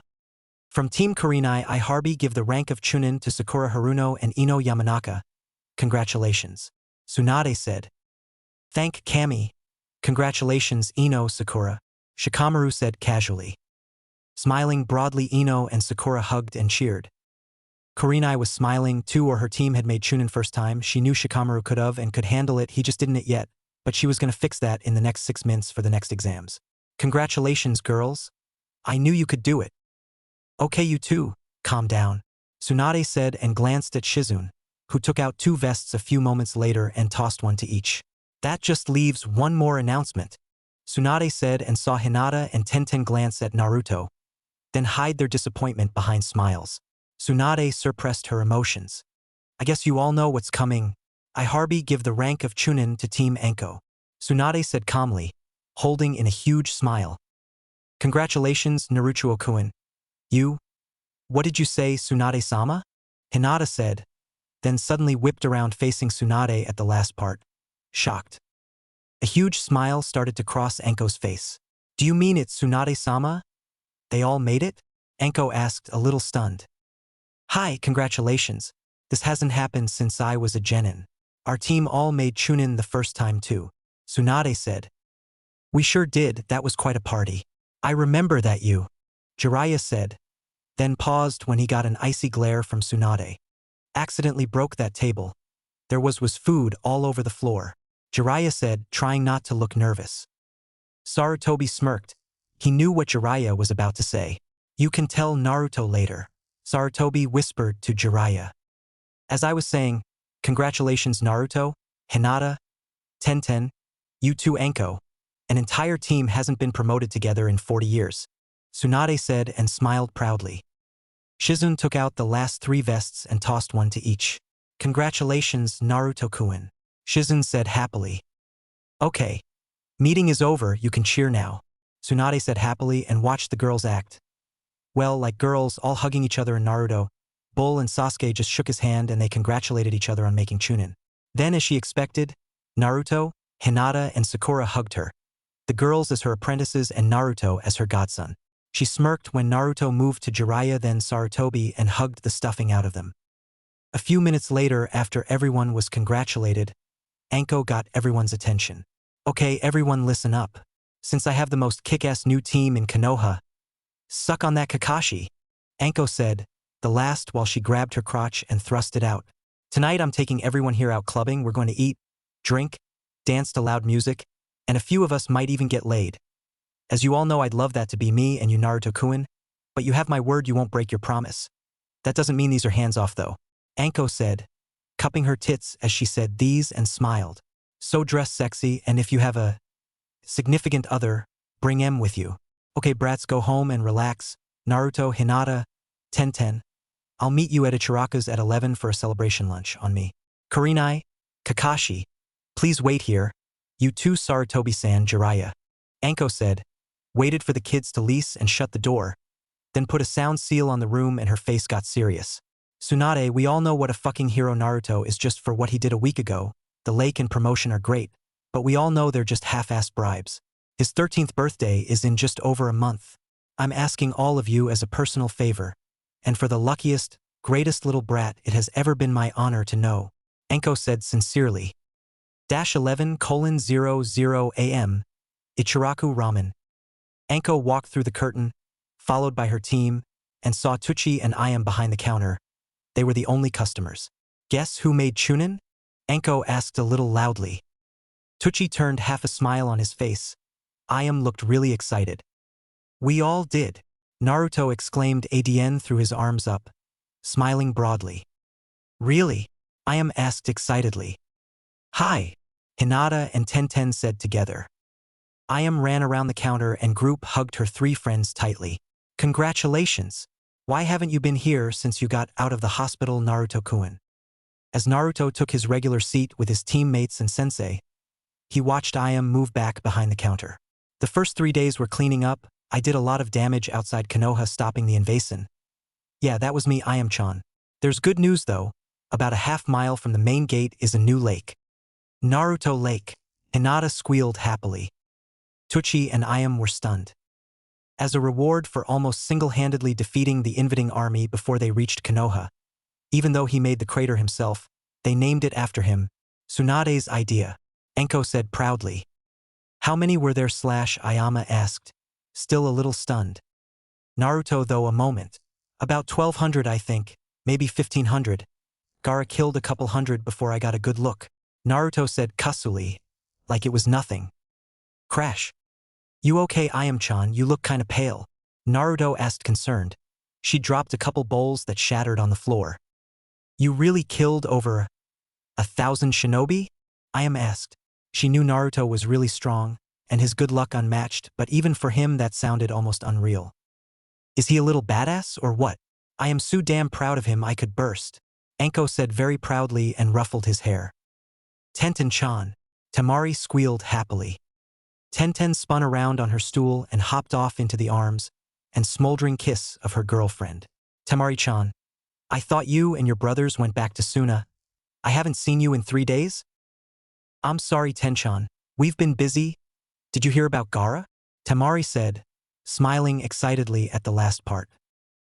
Naruto spun around and looked at her curiously. Did something happen to him? Tell me, Temari-chan.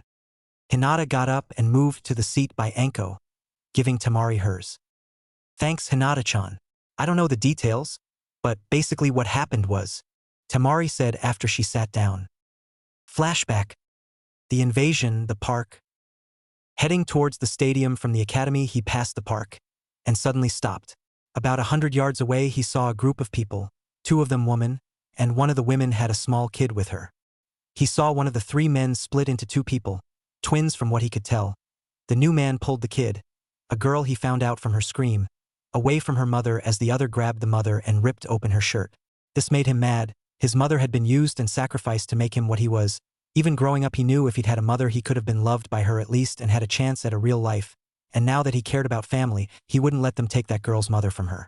Calling up Shikaku's chakra, he raised his hands. Sand coffin, he said, and before they could react he had them all cocooned in rock-hard sand. He rode his sand wave up to them. The woman and girl looked at him terrified. Gaara looked at the new man he saw step out of the other. You will not take this woman from her child, Gaara said in his old dead voice. Normally he'd crush them, but he wasn't going to do that in front of a little kid. But that wasn't his only method of execution. Pointing his right hand at the new man, he made a fist and turned it into a thumbs down.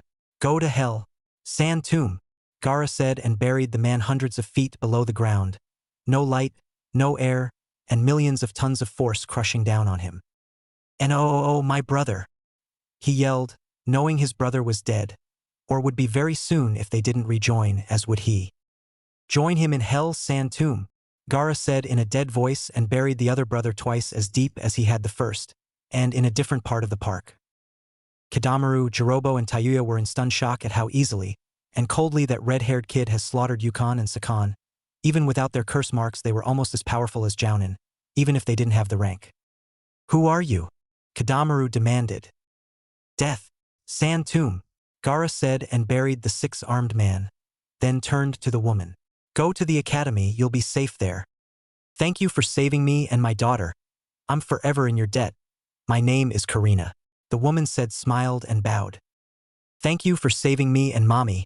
I'm Rennie, and you're my hero, the girl said, then followed her mother toward the academy.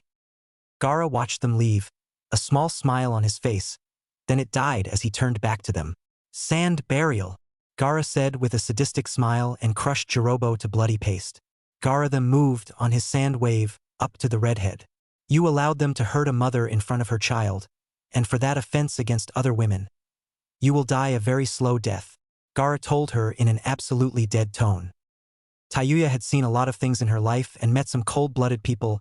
Orochimaru was the scariest person she'd even met in her life. Until now, she was too terrified to even swear at him.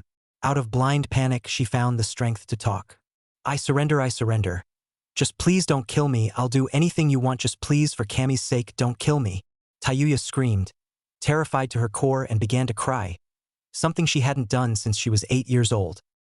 With a few finger twitches, Gaara moved the sand down her body, leaving her uncovered from the waist up, except for her hands that were still locked in the rock-hard sand about 8 inches from her sides. He looked at her intently from 2 foot away.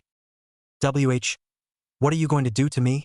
Tayuya asked. She normally would have cursed, but her flute was her only weapon, and that was unavailable at the moment, and she no longer had her curse mark to call on, but she had a feeling even if she did it wouldn't have changed anything.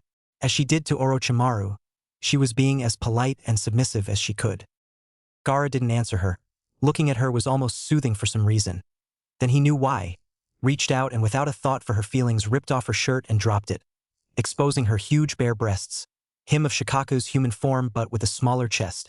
You remind me of her, Gaara said emotionlessly. Tayuya swallowed nervously. She'd never let any man dominate her like this. Though Orochimaru had seen her nude, he never showed even a hint of interest in her as a woman. Even the desire to rape her, which she found odd but had never told anyone. Spare my life and I'll fuck you, Tayuya said and stuck out her chest as best as she could and gave him a forced sexy smile. She'd rather be raped than die, at least you could recover from being raped. Take my pussy, my ass. I'll suck your dick. Tit fuck you. Anything you want. Beat my tits if it turns you on. Just spare me and I'm yours to do with what you want, Tayuya said seriously. She wasn't proud of it, but the day her tits came in, basically overnight she went from flat to an E-cup. She began selling her body for money. It was that or starve to death. And it was damn sure safer than trying to steal food. She'd been beaten bloody the first time they caught her. She wasn't going through that again. She was a lousy thief. That would be wrong, Gaara said. Tayuya was stunned. He has me helpless, my tits hanging out. And I'm a fucking double F cup for fuck's sake. Most guys would have come in their pants by now. And when I offer to be his whore if he'll spare me, he says no. What the fuck is with this guy? Tayuya thought. Feeling her old self coming back, she took a chance. Why? Most guys have never even seen tits this big. I offer you my body to fuck any way you want. And you won't do it. But you kill my teammates in cold blood to help some woman and her kid? Wait a minute. You aren't from Konoha, are you? No, Suna, Gaara said emotionlessly. Please don't. I don't expect you to believe some bitch like me. But being controlled like this by you is kinda making my cunt hot, and you aren't bad looking, I must say. I know I don't deserve it, but since I'm totally fucked anyway. Just another kick in the cunt by life. Give me a quick death and please keep my flute as a reminder. I want someone to remember I was here. No one else will. It's in my belt, Tayuya said. She knew fighting was a waste of time, and if he wouldn't fuck her, she had nothing to bargain with. She closed her eyes, relaxed and waited for death. You have no family or precious people? Gaara asked. Tayuya opened her eyes. No. Do you want to live? Gaara asked. Of course I would, but I worked for Orochimaru and tried to help take over Konoha. Even if you don't kill me, they'll interrogate me to find out what I know, then I'll be executed. Either way, my ass is dead. Whether crushed by your sand or decapitated by some ANBU. I'm fucking dead, Tayuya said. Gaara felt the chakra surge from almost a mile away and knew it was Kyuubi. I will save you as Naruto saved me from Tay darkness, Gaara said, encased her in a sand cocoon, letting air and a small amount of light in, lifted her and headed for the stadium. End flashback. Then some ANBU took her away, and for the last week we've been talking to her, Temari said, then got really excited. This is the best part. She's his girlfriend. Temari practically squealed the last part. Everyone's jaw just dropped. They were already stunned, but that just blew them away. He always said he's lead us to power, and he did. I got Naruto-kun and she got Gaara. The love snake strikes again, Anko said, then fell back off of her stool in near hysterical laughter that Orochimaru lead two women into the arms of a Jinchuriki. It was so funny she couldn't hold it in. Naruto thought about that a moment, threw back his head and broke out laughing as hard as Anko. August 30th, 7 p.m. Naruto's house. Damn, you clean up nice. If you weren't engaged to Hinata-chan, I'd be on my knees right now, Sue, Anko said. Anko Mitarashi, Kurenai interrupted. Anko sucked in air sharply through her teeth. Damn, I did it again. Sorry everyone, but you all know how I feel about him. And I'm so horny I can't think straight, so let's go. Some strong drinks, some close dancing and a little groping from my date should help. How did you get Irika-sensei to agree anyway? You two fight all the time, Naruto asked. Anko smiled innocently. Easy, I didn't give him a choice. In other words, Tsunade said with a smirk. I take her out tonight, show her a good time, and she won't be a pain in my butt the rest of the year. To shut her up for 4 months. I'll do it, Irika said with a playful smirk. Anko elbowed him. He has me by the short hairs and he knows it. No one else had the balls to go out with me, and I won't be the only person going solo tonight. Tug tug, Irika said playfully as he made pulling motions with his hand. If I didn't think you were cute, in a nice guy kind of way, I'd have you pinned to the wall by the balls, Anko said, put her arm around his shoulders and kissed his cheek. Come on. Let's see if I can pull that responsibility stick out of your ass and uncage your party animal. Everyone laughed but Irika, who suddenly realized it maybe wasn't worth it. Lead the way, Anko-sensei, Naruto said and put his arm around Hinata. Irika and Anko lead the way, then Kakashi and Kurenai, Sarutobi and Tsunade, Might Guy and Shizune, Jiraiya and Izara, Naruto and Hinata, Tenten and Temari, Shikamaru and Ino, Rock Lee and Sakura, Sasuke and Kin, then finally Bull and Chi-Chi. 7:06 p.m. Red Light District. As they were walking, Anko dropped back and separated Hinata from Naruto for a moment. Hinata-chan, I need a huge favor. The first time I get up to use the bathroom, I want you to come with me. Once we're alone in there, I want you to use that love lock technique on me like you did on Temari. Anko whispered. Hinata swallowed nervously but kept walking. But Anko-sensei, I don't want you to end up. I can handle it, Hinata-chan. Anko interrupted. Besides, I know you've been working on it and figured out how it works. I just wanted to pump up my clit like it did hers. She couldn't handle the sexual rush. I can. Do this for me and I'll owe you big time. Anything you want I'll do. And I mean anything, Hinata-chan. Anko whispered sincerely. Hinata scrunched up her face a moment from worry, then sighed quietly and nodded. She couldn't refuse to help a friend. I'll do it, Anko-sensei. But if you get in trouble, tell me right away. If you get messed up like Temari-chan because of this, I'll never forgive myself and give up being a kunoichi. Hinata whispered firmly. Deal, you have my promise, Hinata-chan. Anko said. Then they rejoined the others. 8:06 p.m. The Fireball Club. Anko and Hinata returned from the bathroom. She watched Hinata return to her seat. You guys order some food, all this dancing is making me hungry. Then afterwards everyone is going to get up and dance. Even you and Sarutobi-san, Tsunade. And don't argue with me on this, you're going to shake those big babies or I'll tell the whole village what you did that night when you got really drunk. Anko said. Tsunade paled slightly. You wouldn't, you swore to me. Tsunade said and squinted her eyes at Anko. I did promise, but this one time I'm calling this in as a favor. Anko interrupted. If I try to use that again, you can tell everyone my little secret. I'd be the laughingstock of Konoha the rest of my life and you know it. Tsunade thought a moment, then sighed. Deal. But this little show won't happen again until I step down as Hokage. One Naruto-kun becomes 6th Hokage. Hinata exclaimed happily. Everyone laughed, and they all knew better than to ask what Anko and Tsunade were talking about. Hi, but that's still a couple years away at least. Plus, he has a couple things he has to accomplish first. Like making jounin, Tsunade said. I'll do it. I will be the next Hokage and nothing is going to stop me, Naruto said strongly. I've never doubted it for an instant. Brat, Tsunade said and smiled. Sarutobi smiled. I'm too old to be here, but I'll dance once. Thank you, Sarutobi-sensei, Tsunade said. 9:33 p.m. Anko returned to the table, Hinata and Tenten behind her. I'm getting a little drunk, and while I'd love to get totally ripped off my ass, I think we better call it a night. We have things to do tomorrow. By the way, Naruto, Hinata, Tenten, since I won't be going back, I'm staying your sensei, Anko said and smiled. Really, Bachan? Anko isn't getting reassigned? Naruto asked excitedly. Hi, normally when all members of a team make Chunin their sensei is reassigned a new genin team from the academy graduating class, but Anko was a special case so you get to keep her. But is that good or bad? Tsunade said and smirked. Anko glared at Tsunade. Bitch! Come on, Irika-kun, all this dancing has me so hot I can't see straight. Oh, and Kurenai, have fun, Anko said and winked at her. Kurenai sighed. She knew Anko just called in her bet. She had to grant Anko one request. She'd figured it would be something humiliating, but this wasn't too bad. Come on, Kakashi-kun, walk me home, Kurenai said. Everyone at the table looked at each other a moment, then began smirking knowingly. Anko's comment and Kurenai's reaction, gesture to Kakashi, and the fact she called him Kun, told them all they needed to know. Kakashi noticed as well and was smiling beneath his mask.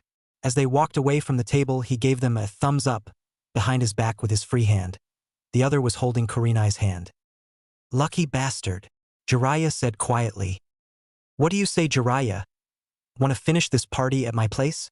Izara said as she leaned forward to show her ample cleavage. Oh, I'm definitely up for a private party with a beautiful woman. But what about Seka? Jiraiya said. Izara smiled at everyone. She's out with Niji.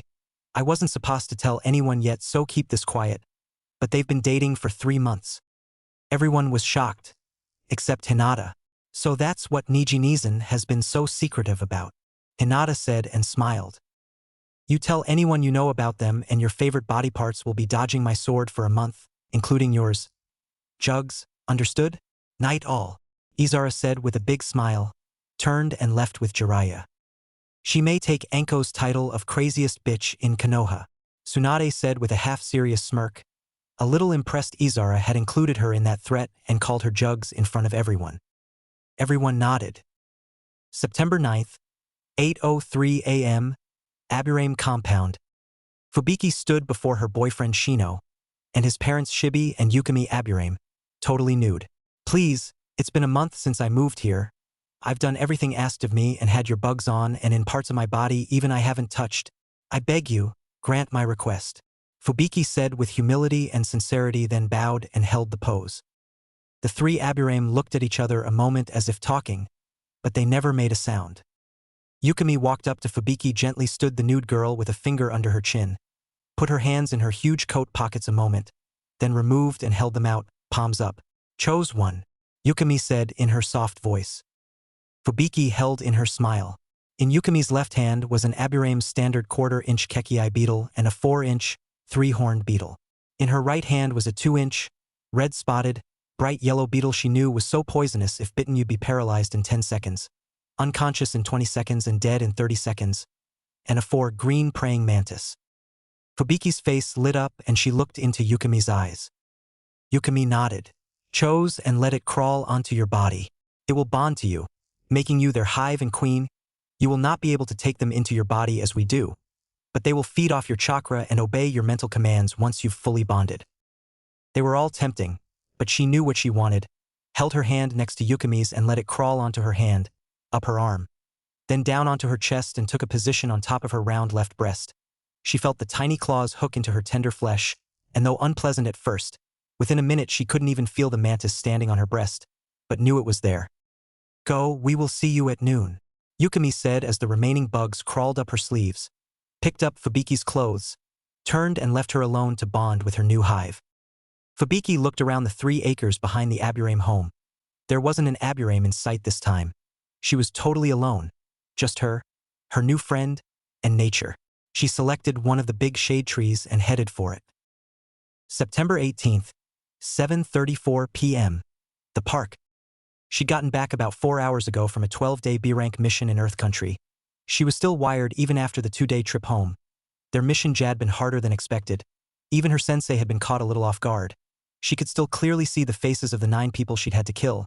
She'd never fought so hard in her life, and was glad her sensei had been so hard on her voyage training. Her new moves from the Chunin exams had saved not only her ass, but her teammates as well. She walked through the more secluded part of the park towards a clearing where she could strip down and unwind with some taijutsu katas, then a little personal time with her favorite romance novel, and some daydreaming about her boyfriend. Then she'd head home, soak in a hot tub for an hour and go to bed. When she got close she heard some muffled, but somewhat familiar sounds from the clearing and very quickly, but silently, slipped into an opening between 2 trees and some bushes where she was hidden from view, but could see into the clearing. What she saw made her bite her bottom lip to stay quiet. Her pulse quickened and her nipples got hard. Silently slipping off her small backpack to the soft grass, she watched excitedly at the scene. And they call me a slut, you could give me lessons. She thought excitedly as she watched the couple getting hot and heavy. They were both topless. She'd been kissing him passionately and rubbing his muscled chest, then kissed and licked down his chest. Then his hard abs paused briefly to yank down his pants, causing his hard, thick, 10-inch cock to spring free. She licked her lips and without hesitation took all 10-inch down her throat, and soon her head was bobbing up and down on his cock as she fondled his big balls. He stood there moaning quietly through clenched teeth, obviously trying to be quiet. Soon her hands joined her mouth on his now throbbing erection. This went on for several minutes before she separated from him briefly, yanked her remaining clothes off, laid him on his back, and with no hesitation mounted him, burying his cock in her tight pussy. She moaned loudly through her bitten bottom lip and clenched jaw. If they weren't so isolated, everyone within 30 would have heard her near scream of pleasure. She quickly began riding him, both thrusting hard into the other, and within 2 minutes both their chakras spiked and stayed high. Again, only their location protected them from detection, except for the sole witness hidden nearby. She felt their chakra suddenly rise to almost Jounin level, but at the moment she didn't care as her skirt was around her waist and her panties were around her ankles as she squatted in the small area between the trees and bushes. Her right hand pumping her fingers vigorously in and out of her steaming hot, wet pussy, thumb expertly working her large clit, her other hand sexually mauling her full bare breasts and hard nipples.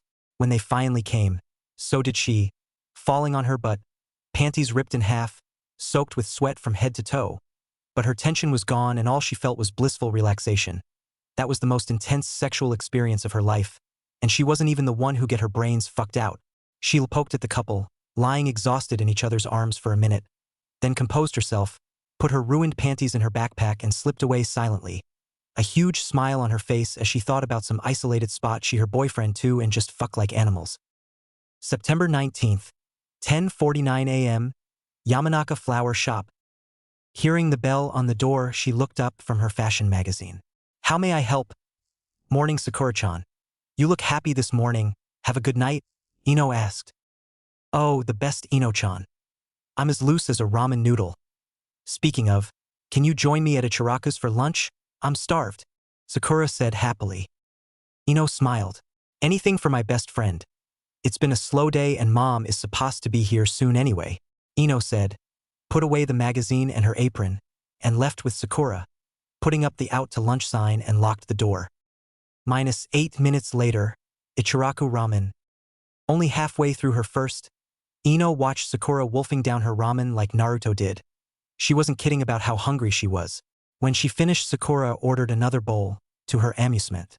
"Did you skip breakfast this morning?" Ino asked with a smirk. "No. Why?" Sakura asked, slightly confused. Ino giggled. "Because I just watched Miss Manners wolf down a large bowl of ramen in under 2 minutes. Sakura looked down at her empty bowl, then back at Ino and blushed, embarrassed. "I did, didn't I? You won't tell anyone, will you, Ino? I'd never hear the end of it if everyone knew I'd temporarily turned into Naruto-kun." Ino smiled. "You can wolf down a few more bowls, and I swear on my tits I won't tell anyone you did. But you'll owe me big. This kind of gossip is almost too juicy to keep secret." Sakura swallowed nervously, then sighed and nodded. "Deal, anything you want," Sakura said. She knew Ino had her by the short hairs, and not for the first time, but her image was very important to her and Ino knew that. Despite the rumors saying otherwise, "I'm not a total bitch, so after lunch I'll treat for ice cream at Kinomi's," Ino said. Sakura smiled. "Thank you, Ino-chan." Seep 28, 4:37 p.m. Hospital, room 224. Bop. "Ow. Oh come on, Fuki-chan, all I said was that all D-rank mission should be like that, and you hit me. That's the thanks I get for saving your cute little ass from a boar bigger than me. You and Shino combined," Kiba said and pouted, still rubbing the top of his head with his right hand, his left arm in a sling. "That was reckless of you, Kiba. You should have called for help, but you did save your teammate at the risk of your own life. I discussed it with Tsunade-sama and Tsum," Itachi said, smirking subtly when Kiba flinched in fear at the mention of his mother's name. "Because of the farmer's inaccurate report, that mission was upgraded to a C rank and will be paid accordingly, and you will receive a bonus for killing that boar with your bare hands. I was quite impressed." "I'll bust your ass. I've warned you about this lone wolf shit before," she said coldly from the doorway. Mom," Kiba said at the appearance of his mother and paled in fear. To him there was no one in Konoha scarier than his mother when she was mad. Tsum walked up to her son, the rest of his team moving away. She crossed her arms over her ample chest and glared down at him. "I only have one thing to say to you, Kiba. Here it comes. I'm screwed. My career is over," Kiba thought. What did you just say, Mom?" Kiba asked, shocked.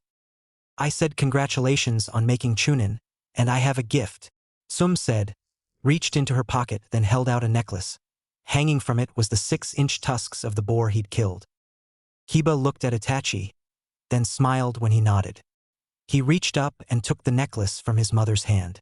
"Thanks, Itachi-sensei, Mom." "Let me pu it on you," Fuki asked happily. Sum watched Fuki put it on him, then kiss him. Congratulations, Kiba, but you ever pull a stunt like this again and I'll put my foot up your ass. Got it? Sum said coolly. When he nodded, she leaned down and kissed his cheek.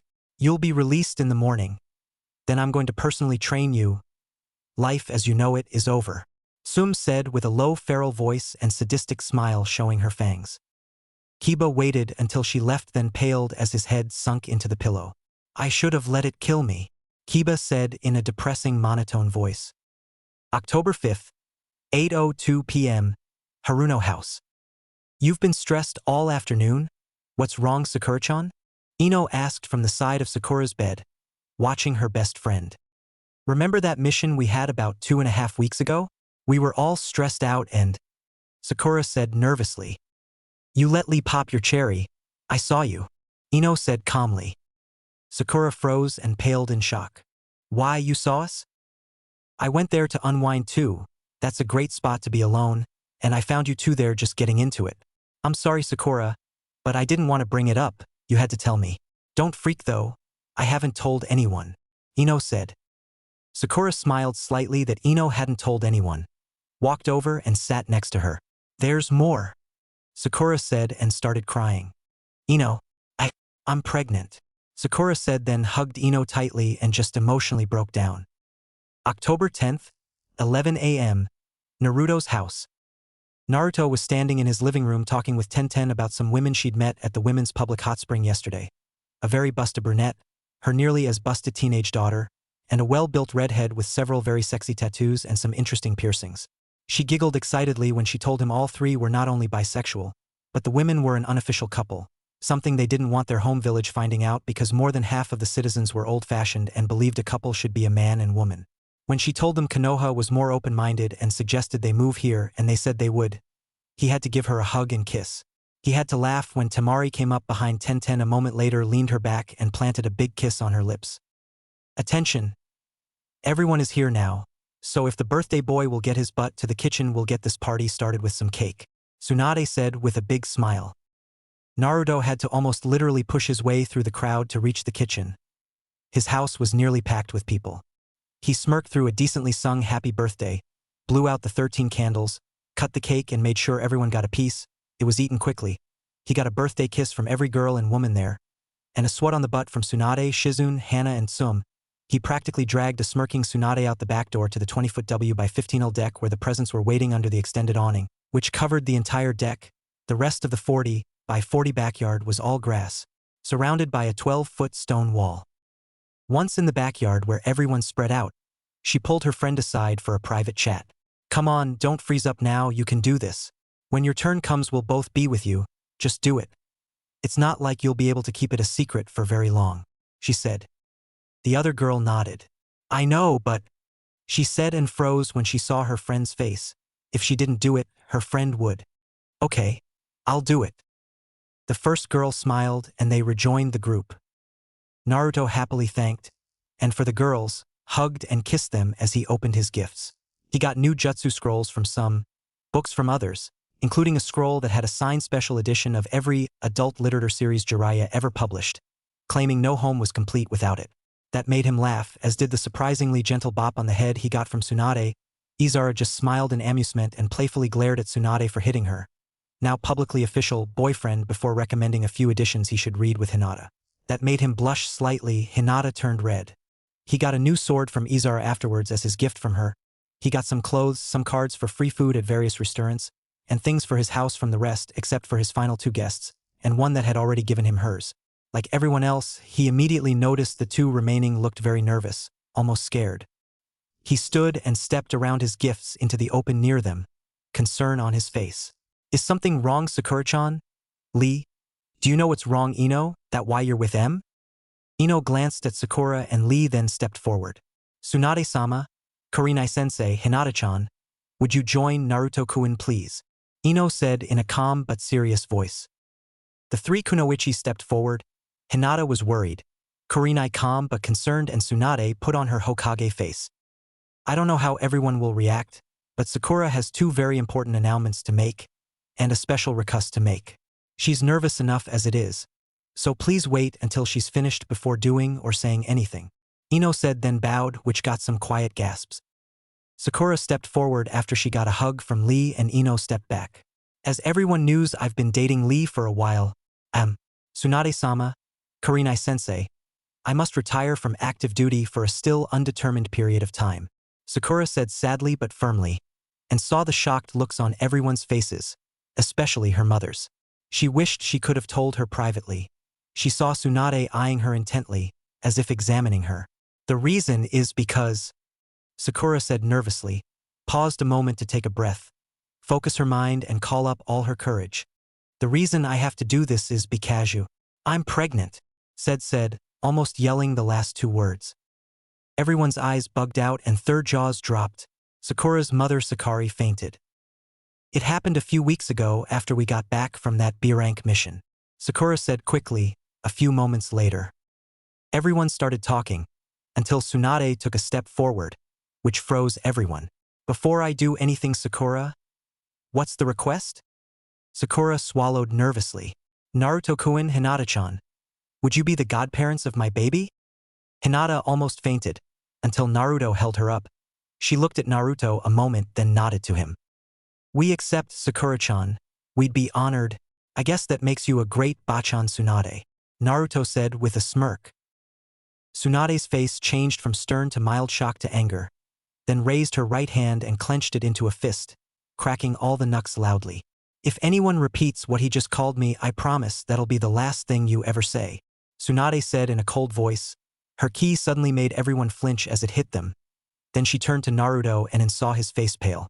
I don't mind you calling me bachan. I even like it. But if you ever call me that again, you will never be a father. Do I make myself perfectly clear? She said in a cold, almost dead voice. Naruto gulped and nodded. Hard. Tsunade then turned to Sakura, her expression calm. As to your request, Sakura, you'll report to the hospital at 8 tomorrow morning and I will personally give you a full checkup. As your sensei and Hokage, I'm disappointed that you showed poor judgment in not using protection of any kind. As for you, Lee, you will do the right thing by my apprentice or I will be very, personally, offended, she said sternly, the last three words very coldly as she glared into his eyes. When he nodded, she turned back to Sakura. As an unofficial member of your family, Sakura, congratulations, and you can call me bachan if you want to, Tsunade said with a big smile and hugged Sakura. Everyone let out a big sigh of relief, then several people moved to wake Sakari, who was still out cold. Her face half buried in Tsunade's huge chest, Sakura smiled and relaxed as she hugged Tsunade back. I'm sorry I let you down, and thank you, bachan. For a moment Naruto thought about telling Sakura she forgot the great, then doubted even he was lucky enough to get away with that. Intact. So, can we congratulate Sakura-chan now? Naruto asked. Tsunade released Sakura, turned to Naruto, grabbed his collar and pulled him close. Of course you can. And Naruto-kun, if I didn't love you so much you wouldn't have even gotten that warning. Please don't force me to do something I'll regret the rest of my life, Tsunade said calmly and gave him a kiss on the lips. Happy birthday, you lucky little shit, Tsunade said playfully to the stunned Naruto.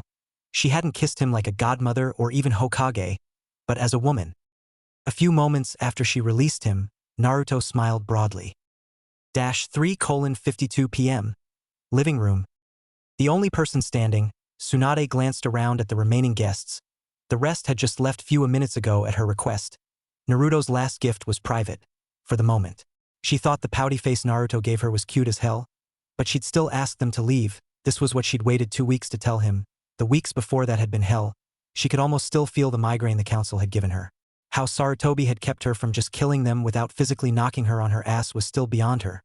But he knew her better than anyone. He had been her sensei since she was 12. Even without Danzu and those two fossils, they were a huge pain about this, but she'd done it and was damn proud of herself. Kakashi is talking to Jiraiya. Kurenai looks like she's verbally ripping Guy a new ass. Even if she is happy for Sakura, she'll be a great mother someday.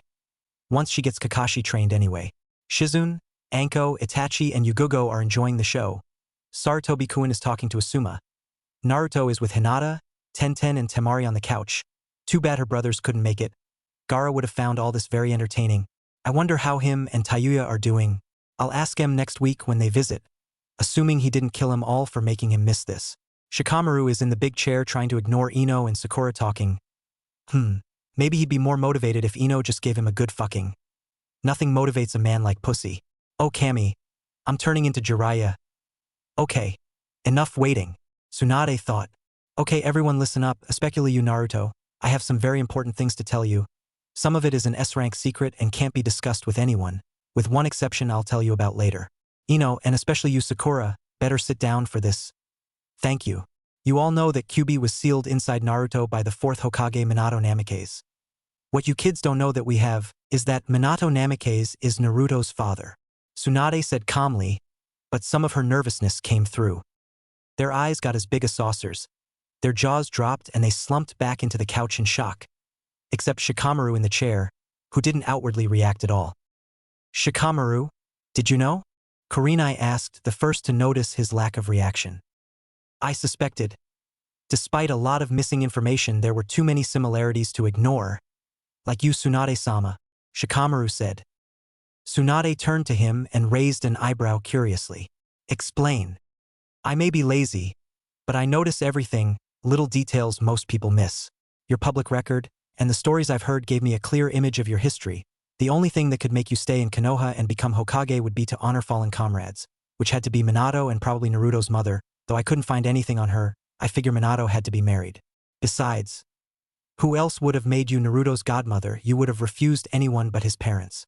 Same for Jiraiya. No one but Minato would have named him Naruto's godfather except a former apprentice. Shikamaru said seriously but tiredly. Jiraiya let out a deep belly laugh. He got a Tsunade, kids sharper than a katana. Tsunade sighed and glared at Shikamaru. Remind me to beat the hell out of your father later. I assume you were smart enough to not mention any of this to anyone, Tsunade asked, and sighed happily when he nodded, then smiled sadistically.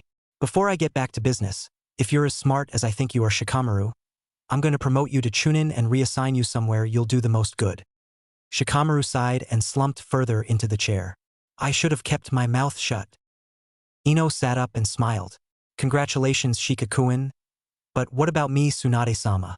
With Sakura out, if he's reassigned, what will I do?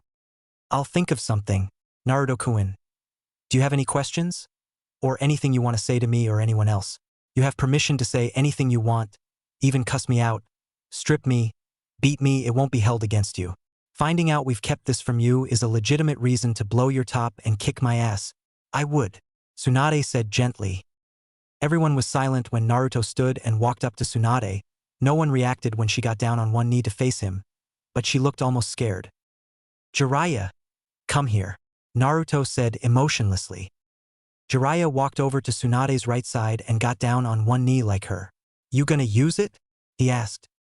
Naruto nodded, flashed through a series of hand signs, then put a hand on each of their foreheads. What did Naruto-kun do? Temari asked. A jutsu I taught him. Naruto took them both into his mindscape, probably to talk to them and Kyuubi about his parents. Kurenai said. Has he used it before? Sakura asked. Twice.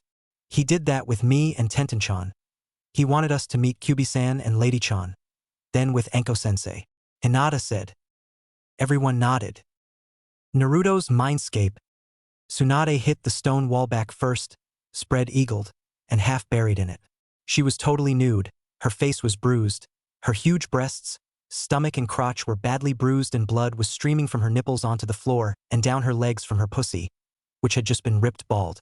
The pain was ripping through her like a lightning jutsu, but she hadn't screamed even once in the hour since this started. She wished she could see Jiraiya. She knew he was here in the room outside Kyuubi's cage with her. She looked down with her eyes when Naruto walked up to her. Feel better now, Naruto-kun? She asked tiredly, the pain in her voice. He reached up, took her hips, pulled her from the wall, which instantly became smooth again as if nothing happened, and stood her on her feet, then gently took her hand and leaned her forward enough to kiss her on the lips. She closed her eyes as he did. I do. Thanks Tsunade-chan. Tsunade opened her eyes and felt fine again. She was dressed and didn't have a mark on her.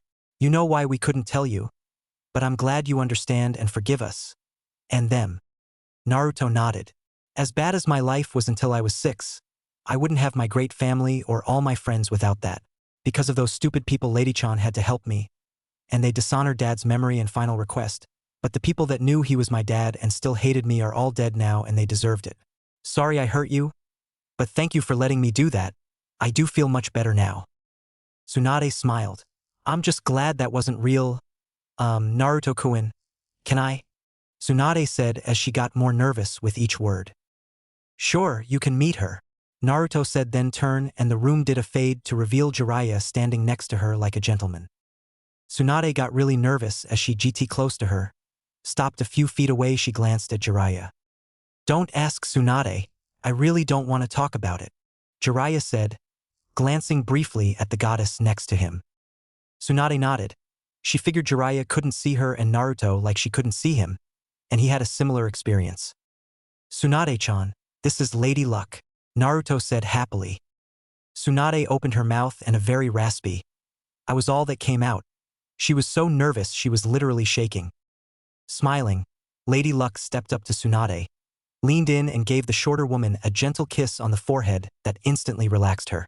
Nice to finally meet you face to face, Tsunade Senju, and please, call me Lady-chan like Naruto does.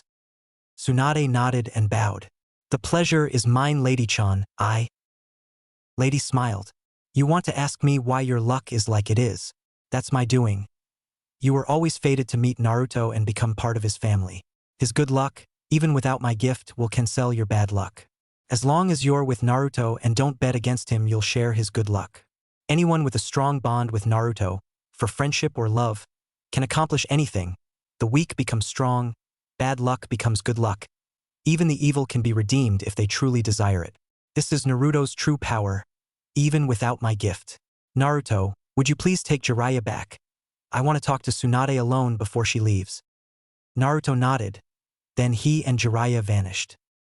-2 minutes later, Naruto's living room. Jiraiya opened his eyes and stood. Naruto was awake also, but still had a hand on Tsunade.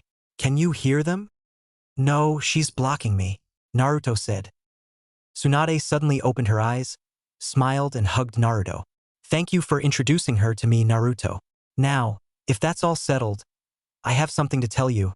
I think you better sit down for this, Naruto, Tsunade said with a big smile. Naruto nodded and went back to the couch.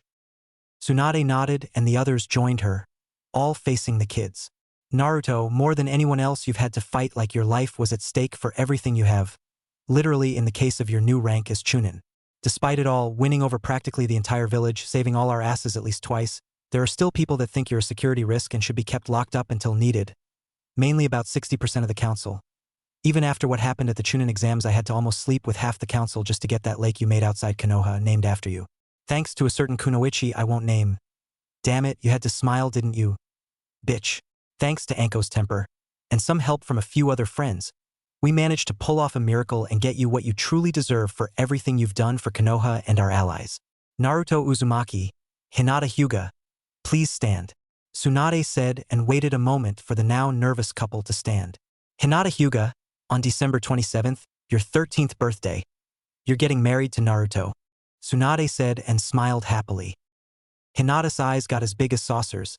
She looked at Naruto, back to Tsunade who nodded, and fainted. Naruto fell back into the couch, stunned. But how? We have to wait until we're 15. Not anymore because of your special circumstances, 2 of them being what you are and who your father was. I got that moved up. Technically, I can marry you and Hinata right now, but we'll need the 48 days before Hinata's birthday to prepare everything, especially the location. Tsunade said. Naruto stared at her a minute in shock, then looked confused. Wait a minute. Why will it take so long to prepare everything? Tsunade waited a few moments for Tenten and Temari, both smiling like idiots, to wake Hinata. Hinata, as I just told Naruto, I could marry you too right now if you wanted. But there are 2 reasons I want to wait for your birthday. A minor reason is so you'll be 13, but the main reason I want to wait is your final birthday present, Naruto. You see, where you're getting married is also where you'll be living, Tsunade said, and got so excited she started to shake a little. We'll need the time to clean up and prepare the Namikaze estate. Naruto mouthed the words Namikaze estate and looked like he was yelling estate. Then his eyes rolled back in his head and he fainted. Hinata fainted again, next to Naruto on the couch. Sometimes I really love this job, Tsunade said with an ear-to-ear smile. October 11th, 8:48 a.m. Hospital, maternity wing. You can get dressed now, Sakura. I still feel like hanging you by your nipples for doing something so stupid. I don't mean the fact that you fucked him. Lee is a good person and I'm glad you found someone to pop your cherry that wasn't some one-night stand. But you're not only the best med need to come along since I graduated, but you're my apprentice. I don't have the best record as a role model, but you didn't even plan for this, Sakura. Tsunade said, then sighed and wiped her brow. Listen, I'm not mad. But as a kunoichi, this will seriously affect your future. I assume you intend to have the baby? Hi, Tsunade-sama, Sakura said immediately and fiercely. At least you're smart enough to pick good godparents. Money won't be a problem when you and Lee move to your new home, Tsunade said. Move into our own place? We aren't even married yet. I thought I'd have at least 6 months living at home with Mom, Sakura said nervously. How much do you have saved up? Tsunade asked. A little over 250,000, most of it from the C-rank missions we've had lately, and the last mission that became a B-rank, Sakura said. I talked to Guy last night after the party. Lee has saved over 480,000. You've seen his place. It's not much better than a shed and he only uses it to sleep. Guy pays for most of his meals and all his training equipment. I asked him, Lee is saving up to start his own taijutsu school with his own fighting style, Tsunade said casually. Sakura's eyes opened wider in shock. I knew he wanted his own dojo someday, but his own school and style? He never told me he had that much saved. Doesn't he buy anything? As little as possible. Like you, he's not from a clan, but he doesn't even have a family history. He's either earned or been given everything he has by Guy or friends, you know how he is, Tsunade said. Sakura nodded. As a teammate and friend, his loyalty and devotion was beyond question. He'd die to protect a friend without a moment of hesitation. I know, but he doesn't like to talk about himself in that way. His whole life is devoted to being the best shinobi he can be without chakra. You've seen his hands and feet beneath those bandages, how many times he's broken them training. He's annoying sometimes, but I love him. I can't ask him to spend his life savings to buy a home. I know he would, Sakura said, hanging her head during the last part. Tsunade laughed, which got her an odd look from Sakura. You need to listen better. Did you forget already what I said a few minutes ago? Money won't be a problem for you because Naruto and Hinata are your baby's godparents. Do you really think either of them would let a friend struggle during something like this? If I know Naruto, he'll personally buy you and Lee your own estate as a wedding present. And you know how Hinata is about family. Sakura closed her eyes a moment and then laughed both to and at herself. You're right, Tsunade-sama. I just got a little flustered and forgot. Now that we settled that, as far as you and the baby, you're both healthy, you shouldn't have any problems carrying it during birth or breastfeeding. How about we get Sakari in here? We do have some things to discuss concerning the next year of your life, both as a mother-to-be and kunoichi. Oh, and from now on call me Tsunade-chan unless the situation requires you call me Sama. Your family as far as I'm concerned, Tsunade said and smiled. Sakura nodded. 9:45 a.m. Hokage Tower. Now that you're all here, it's time you saw your family home, Naruto. With our abilities, it should be easy to have it cleaned and ready by Hinata's birthday.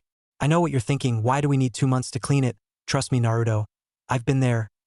It'll take us 3 or 4 weeks to get it clean. Then we'll bead the rest of the time for new furniture and the personal touches that'll tell everyone this is your place. Oh, did you make those special arrangements, Shizune? Tsunade said with a smirk. Hi, Tsunade-sama. Everything will be in place December 1st, as requested, Shizune said with a happy smile. Good. And don't bother asking, Naruto, we aren't telling you anything. And if you even try that face on me, I swear to Kami I'll knock you through the wall. You will not spoil my surprise, and that's final, Tsunade said sternly. Naruto huffed and pouted. Fine, Tsunade-chan, Naruto said, then smiled and relaxed when Hinata gave him a hug and kiss on the cheek. Okay, Shizune's replacement will handle things, and they'll notify me if there's an emergency, so let's move out, Tsunade said and sent her cleanup squad toward the door. She followed close behind with Shizune. -5 minutes later, 2 blocks away. Standing outside the main gate, bug-eyed, Naruto had to ask the only question on his mind. You mean this whole block is walled in because this is the Namikaze estate? Tsunade smiled as she turned to Naruto and the others with him. 2 of the other 3 adults there with her were smiling. The other was as odd as the kids.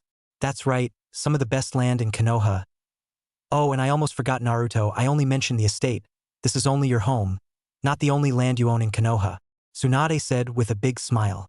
It isn't developed yet and is all just woods and fields, so you can do anything you want with it. I'll show you where it is on the map later. Tsunade said, reached into her pocket and took out a large, odd-looking key. I think this is yours, Naruto, if you'd like to do the honors. Naruto smiled, nodded and took the key from her hand. This is kinda big for... Are these seals? You got it, he designed the key and seals himself. That's the master key. It unlocks every door in the estate.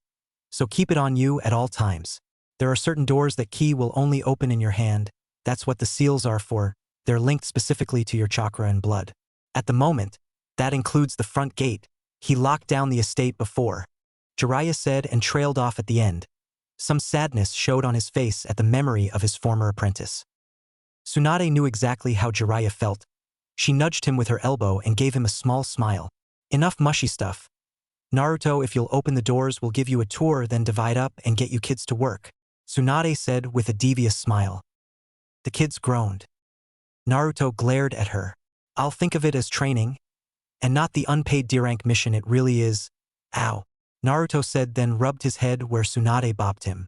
He went to the gate, put the key in the lock. Both glowed blue for a moment. Then there was a whoosh and popping sound.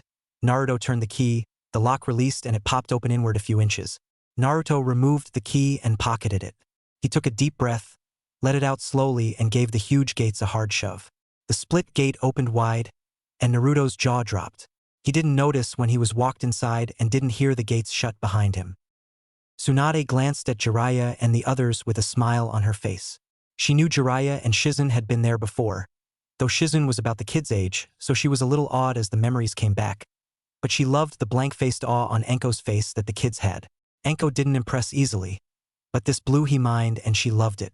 She wished all of Naruto's friends were here, but she could wait for the big party for that, which is why she chose his closest friends to help: Hinata, Tenten, Sakura, and Ino. All great cleaners and could keep a secret. Of course, the bulk of it would be Naruto's shadow clones. He could make as many as she needed. Well, almost. This is the front grounds? Naruto asked, still awed. Yes. Oh, come on, it's only half a mile to the trees, another 100 or so feet through them, and another 1,000 to the front door. He liled his space. We can there in 20 seconds, easy, Tsunade said, smirking. The grass needs to be cut and weeded, and those trees are bigger, but it still looks great. Well, don't stand there all day. Come on. The house won't clean itself, Tsunade said. I don't care how long it takes. I'm gonna make a jutsu to keep this place nice. There's no way I'm cutting all this grass every day, Naruto said. Maybe Tsuna. Oof, Jiraiya said, then folded in half when Tsunade back-fisted him in the stomach. Hard. What did you hit him for, Bachan? Naruto asked. Shizen started to open her mouth to tell him when Tsunade leveled a glare at her that almost froze her blood in her veins. She instantly fully remembered what Tsunade had told her about that years ago. She'd forgotten it had been so long. Naruto noticed something was going on with Tsunade, but he knew that glare too. He wasn't going to ask her what she was hiding. He glanced at the others and saw that they were thinking what he was. Now, does anyone else have something to say? Or can we get started? Tsunade said calmly. At to say, she clenched her fists hard enough to crack her knuckles. Last one to the house buys lunch for everyone, Naruto said, then took off running for the trees that divided the grounds between the gate to front door like a natural barrier. The other kids and Enko took off after him. Jiraiya stood, coughing a little. So you aren't going to tell him? No, Tsunade said coldly. Tsunade-chan, I don't mean to overstep my bounds, but I don't think he'd mind if you broke that promise. I know that's one of your most precious memories of him, but, Shizen said cautiously. She knew even for her this was a very dangerous subject to bring up. Naruto can never replace him, but he's like family to you, and families don't keep secrets from each other. Jiraiya's eyes opened wider as he realized who this was about. Nawaki. Tsunade tensed up and in an instant spun toward Jiraiya and leveled a glare at him that made him flinch in fear. She took a deep breath and let it out slowly. Yes, this is about him. He was the last person I did it for. I promised him it was our little secret because I hadn't told anyone yet. If you two will keep this quiet and not ride my ass about telling him, I'll seriously think about it. Is that good enough to keep you too quiet? Shizen smiled and nodded. I promise, Tsunade-sama. Deal, Jiraiya said. Come on, we're here to clean this place up. So let's get to it before I change my mind and hurt somebody. Tsunade said, then took off running. You say one word, Shizune, and I'll put you in my next book. Jiraiya said, then took off. Shizune smiled. She was happy to see her friend finally dealing with her pain instead of it. Despite how it started, she was proud of Tsunade, and with a little subtle pushing and some help, she could get her to finally let the past go and move on. She got Tsunade Classire for her own Uncle Dan, but getting Tsunade to let go of the pain and regret from her little brother Nawaki was going to take Kage-level effort and more luck than even Naruto might have. But he was her key to healing Tsunade's heart and releasing her true power. Minus 23 seconds later, just past the trees, Naruto tuned to Tsunade, Shizune, and Jiraiya as they came through the trees. So where's the mansion? Naruto yelled and threw his arms up. Rai! Tsunade said as she pointed and looked, only to freeze in stunned shock. She pushed to the front on the small group and looked out at the empty 5-acre field surrounded by more trees. That's impossible, Tsunade said, then spiked Ki chakra to a frightening level and made a hand sign. Release! Nothing happened. Tsunade spun back to Jiraiya. You were with him last, where's the mansion? Did he tell you anything? Jiraiya just shrugged.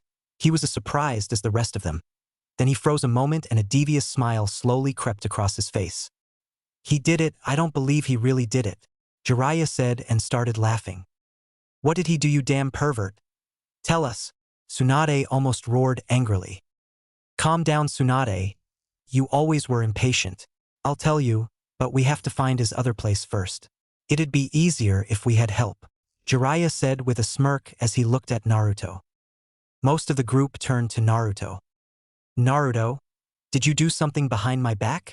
Tsunade asked as she glared at him and crossed her arms over her chest. Naruto smiled and rubbed the back of his head.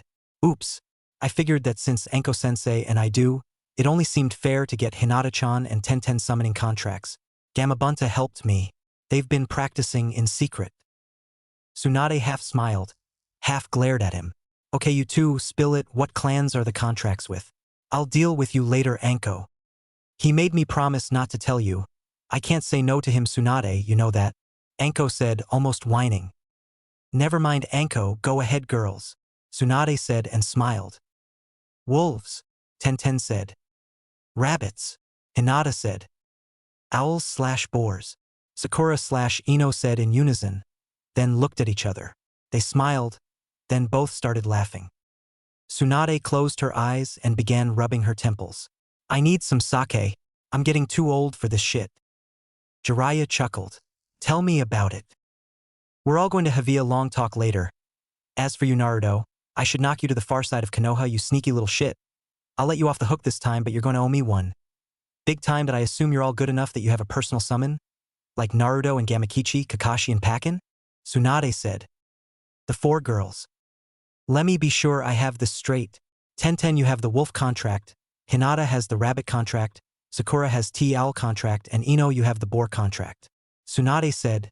Each girl nodded as she was named. Well, that's going to be useful. I should have been told right away though.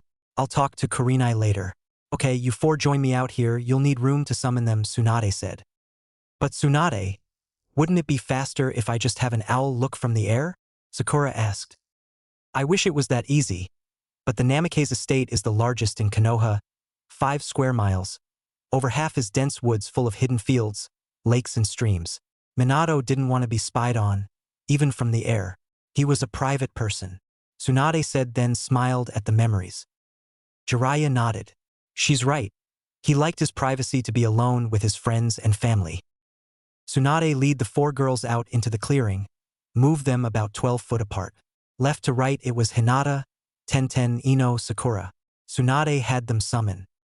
Summon, Hinata said as she slapped the ground. There was a large puff of smoke that cleared to reveal a bull-size white rabbit.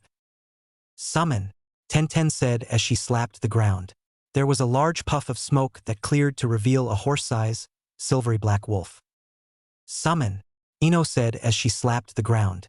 There was a large puff of smoke that cleared to reveal a horse-sized black boar, with a white mane down the center of its back and curved, foot-long tusks. Summon, Sakura said as she slapped the ground. There was a large puff of smoke that cleared to reveal a 4-foot-tall, great horned owl. Starting with Tenten, each girl had to calm her summon down as they met the other summons. Silence! Tsunade roared powerfully. You'll behave or you'll be sent back. Tsunade commanded and stomped her foot, shaking the ground. Tsunade Senju, granddaughter of the first Hokage of Konoha, an honor to meet you, the owl said in a strong female voice.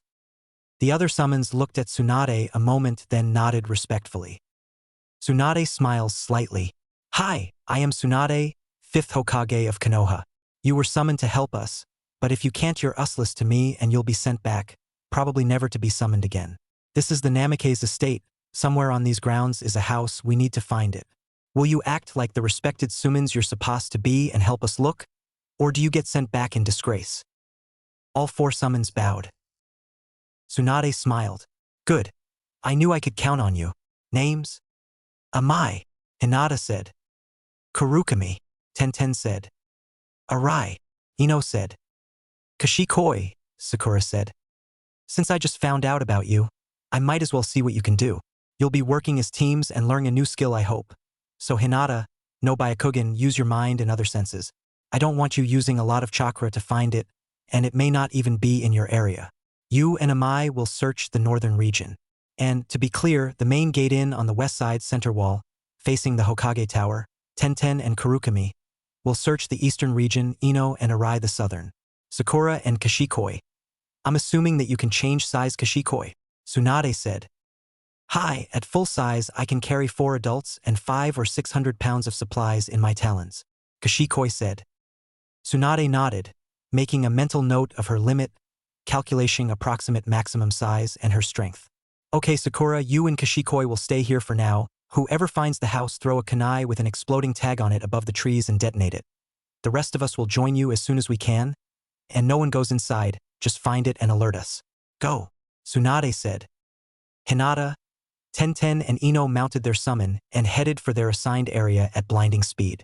Within seconds they vanished into the trees. Impressive. Naruto will discuss this later. But for now I have a few questions. Tsunade said. I kind of figured you would, Naruto said. When did you do this? Give them summon contracts? Tsunade asked. It was September 2nd, between the party and when Kurenai's team left for that B-rank mission to Earth Country. Naruto said. That's why we didn't use our summons. We weren't very good yet and didn't want to use them unless we had no other options. After we got back and unwound, I spent every free minute I could get practicing in private. I didn't know Ino had a summon, but she thought the same thing I did and probably did the same, Sakura said. Tsunade nodded. She'd been in that situation herself. Trying to use a new jutsu in battle that you only have limited practice with could be a waste of chakra and get you killed. Understood, and that was the right choice, Sakura, especially when summoning. You need to be able to summon who you want for the job you need done. 10:29 a.m. She turned when she saw the explosion in the distance. There it is, Kashikoi. Take me back down to Tsunade, Sakura said as the wind whipped through her pink hair. She held on to Kashikoi with her chakra as she dove down toward the main gate where Tsunade and the rest were waiting. Tsunade saw Kashiloi dive toward them, then pivot and almost silently land 15 foot away where Sakura jumped off her now 12 summon and run over with a big smile on her face. Someone found it, I assume, Tsunade said with a smirk. Hi, Tsunade-sama. We'll take everyone there. You can sit behind me, Naruto-kun. Kashikoi, full size, Sakura said. October 11th, 10:38 a.m., Namikaze estate. Stop giggling, Ino. She's not a fast walker. And there's nothing wrong with what I'm doing, Sakura said, slightly annoyed. Ino suppressed her giggles and nodded, but still had a big smirk on her face. Sakura had her Hittite on top her head, but what she found so funny was that Sakura's summon, Kashikoi, had shrunk down to about 6 inch and was using it as a perch to ride on her head. Oh come on. Doesn't anyone else find Nest Head funny? Ino asked, holding in a giggle. Everyone stopped walking a moment, then raised their hand. Sakura crossed her arms over her chest.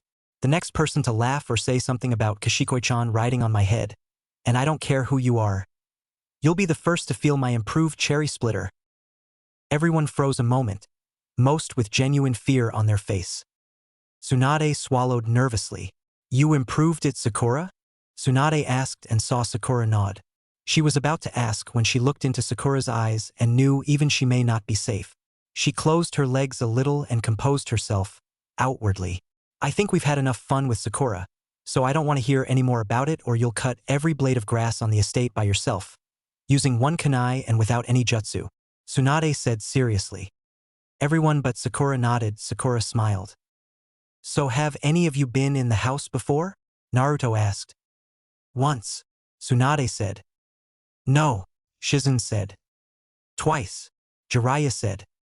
I don't remember, Enko said. The outside looks clean and I don't see any damage from wind or lightning. What do you think of it, Hinata-chan? Naruto said. I don't know yet, I'll have to see the inside first. And we still have to see the mansion, Hinata said. I know.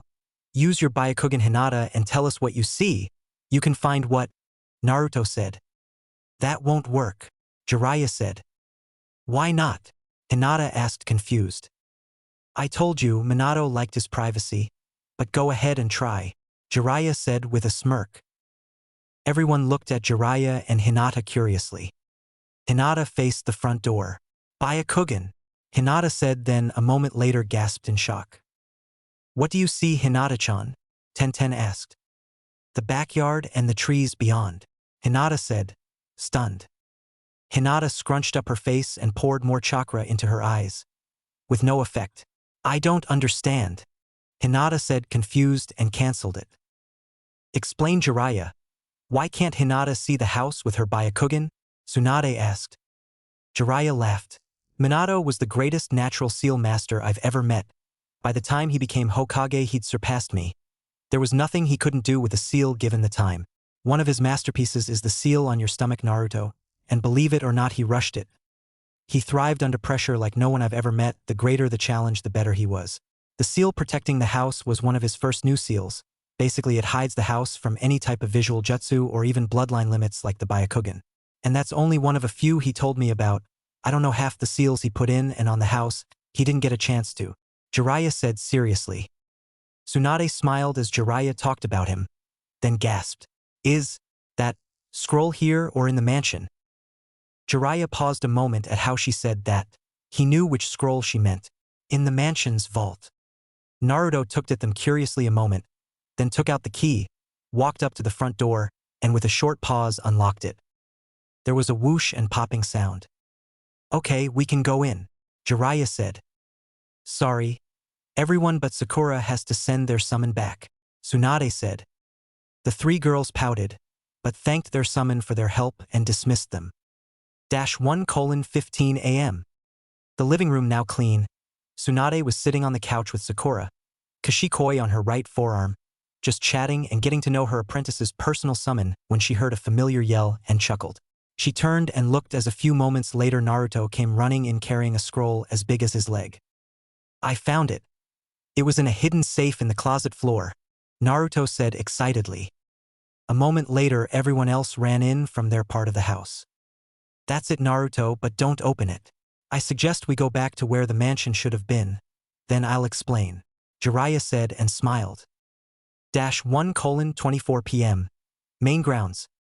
He did what? Tsunade yelled in shock as she stared at Jiraiya, who was holding the scroll and smiling. That's not possible. Is it? Shizen asked. Tsunade took a deep breath and focused herself, then took a step toward Jiraiya. You're telling me that Minato actually found a way to safely seal not only the entire mansion in that scroll without leaving a huge hole in the ground, but the entire staff as well? Yep. Don't ask me how he did it because I don't know. All I do know is that he hated that you couldn't seal a living person in a scroll because of the strain it put on them. The only thing I can figure is that it has to do with size. When I unseal it from this scroll, it'll look just like it did then, and the staff won't know any time has passed. Jiraiya said, then turned around and examined the area. As I recall, the mansion was right there, so this is the right spot, Jiraiya said, kneeled, unrolled about 2 foot of the scroll, flashed through the few hand signs, held the last and focused his chakra. Release, Jiraiya said. There was a monstrous cloud of smoke and everyone had to brace themselves as a giant blast of wind hit them hard. When it cleared a minute later, most of them gasped in shock and awe. They just stood there silently. Then the front door opened. Jiraiya-san, Tsunade-san. Is it over? A busty brunette woman in a formal uniform that identified her as head of the cleaning and serving staff asked. Well, fuck me sideways, Tsunade said, then started to laugh. Hard. Everyone turned and stared at Tsunade like she'd lost her mind. -9 minutes later, Namikaze's main hall. Tsunade looked around the room at the entire staff, their faces a mix of total shock and disbelief. She really wished there'd been another way to break it to them. I'm sorry, Mikiro-chan. I really wish it wasn't true with all my heart. But you've all been sealed in a scroll for the last 12 years and both Minato and Kushina are dead, Tsunade said solemnly. The entire staff began crying. Some fell to the floor. Mikiro walked up to Tsunade, tears streaming down her cheeks. Tsunade-sama. Please, I must know. What happened to Kushina's baby? Mikiro asked, almost begging. She was on the verge of a total breakdown. Tsunade saw Mikiro struggling and knew the woman was using every ounce of willpower she had to hold herself together. But she knew her answer would change the mood as every staff member had suddenly gone silent and was staring at her, filled to the limits with hope. Tsunade looked at Shizune and nodded. Shizune went to the front door, opened it, then waved an Anko and the kids who'd been waiting outside. She led them back over to Tsunade and Jiraiya. Naruto stepped forward. Tsunade commanded, then waited a moment while he obeyed. She saw the curious expressions appear on many of their faces, and smiled. Everyone, meet Naruto Uzumaki Namikaze. Tsunade said happily and gave Naruto a light shove forward. Oh, Kami, Naruto said blankly, eyes big as saucers as the entire staff, who were all female, swarmed all over him like rabid fangirls. Everyone started laughing, except Jiraiya, who whipped out his notebook and began scribbling furiously, a huge perverted smile on his face. Tsunade glanced at her former teammate, thought a moment and shook her head. Fuck it. I'm in too good a mood. I know Naruto will bust my tits for doing this to him, but it'll be worth it. Tsunade thought, then turned to Shizune. I know, Shizune, you don't need to tell me. Shizune just shook her head as she laughed, watching Naruto get swarmed by about 30 girls all hugging and kissing him at once, calling him Naruto-sama. She thought the scene was just too cute for words. She glanced at Hinata and was happy to see she felt the same. She tapped Tsunade's shoulder and nodded to Naruto. Tsunade pouted and sighed. She knew Shizune was right. She raised her right hand and snapped her fingers. It sounded like a thunderclap. As if by reflex, the entire staff nearly leapt away from Naruto and were all lined up at attention, faces serious, including Mikiro, in 5 seconds. Naruto was sprawled on the floor, lipstick kisses all over his face, clothes disheveled. Why does this always happen to me? Naruto asked. Because you're the luckiest brat on the planet. Consider it a tradition, this happened to Minato all the time, Tsunade said, amused. Before he got married anyway, Kushina put a stop to the fangirl mobs the first day after the honeymoon. Even if they didn't know Kushina had married him, they knew she was his and he was off limits, Jiraiya said. And they still wouldn't go out with you. Ah, the good old days, Tsunade said and smiled as Jiraiya glared at her. Several staff girls giggled. Okay, enough fun, we have things to do. We need to get Naruto moved it. The entire estate is overgrown and needs landscaping. December the 27th, he's getting married. The appliances, Tsunade said and stopped when the entire staff squealed and or gasped happily. Naruto-sama is getting married? Mikiro asked. Tsunade smiled. Hi. Did I forget to mention that? You can congratulate him later. Right now everything needs to be upgraded. The appliances are out of date. The furniture needs recovering. And I'm sure many of you want to see what's changed. Catch up with friends and family. I'm sorry I can't let you leave today. I'll have to prepare everyone first. Here's what I want done, Tsunade said. 3:48 p.m. Basement, Namikaze's clan private library. I agree that it's a good idea, and we both know he can do it, but are you sure you heard her right? Jiraiya said, slightly concerned. If you'd like to ask her in person Tsunade said. No, that's okay, I believe you. I have enough trouble with you, I don't need her mad at me. If she told you he has to master that jutsu before he marries Hinata, then it must be important. When do we bring him here to get it? Jiraiya said. Tsunade thought a minute. With all the paperwork, the staff, the cleanup, updating the house, moving him in, I'd say the 15th, first thing in the morning would be best. Everything should be running smoothly by then, and he can make all the shadow clones we'll need while he studies the scroll. You know how he is with Nujutsu, he'll have them practicing too. Tsunade said. And the kunai? Jiraiya asked. Talk to him personally, private order on my personal account. 24, and they have to be ready by the 15th, 8 o'clock that morning. You'll pick up the order personally, and this order is classified S-rank until he masters the jutsu and marries Hinata. You know how they'll react if word leaks out that Naruto is trying to learn that jutsu. Tsunade said seriously. Jiraiya sighed sadly and nodded. All too well, unfortunately.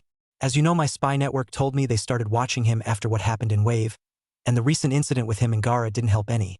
They suspect he's Minato's kid, but they won't try anything until they have proof. Naruto's too well protected and all the shinobi villages know it. Jiraiya said seriously. Tsunade smiled and crackled the knuckles of her right fist on her left hand. As long as I'm around, no one is going to touch him. Jiraiya sighed and shook his head. You mean as long as we're around? And thanks for thinking of me. Jiraiya said the last line dryly. Tsunade laughed. You're too easy sometimes, you old pervert. That's super pervert. Thank you. I think I liked you better when you just knocked me through a wall. Jiraiya said seriously. Tsunade glared at him. That can be arranged, you son of a. Tsunade said, then gritted her teeth when he vanished. Coward. Tsunade yelled, then sighed and shook her head. He's got to be a masochist. I finally stopped hitting him, and what does that old pervert do? He tells me he liked me better hitting him instead of playing with him like he's done to me since we were kids. I can't win. At least we both have someone now. 5:00 p.m. Mansion, Main Hall. Tsunade looked over the lists in her hands, then smiled and organized the papers. That was a great first day. I'm proud of everyone, especially you, Naruto. We couldn't have done this without your shadow clones. You sure you're all right? My head hurts. I feel like I just took every class at the academy, all at once. If I have to read or learn one more thing today, my head will explode. Naruto said tiredly. Physically he was fine, but mentally he was exhausted. He'd never taken in so much information in one day. All of Naruto's friends laughed or giggled, the staff just smiled quietly. I'll take him home, Tsunade-sama, Hinata said, sitting on the couch to Naruto's right.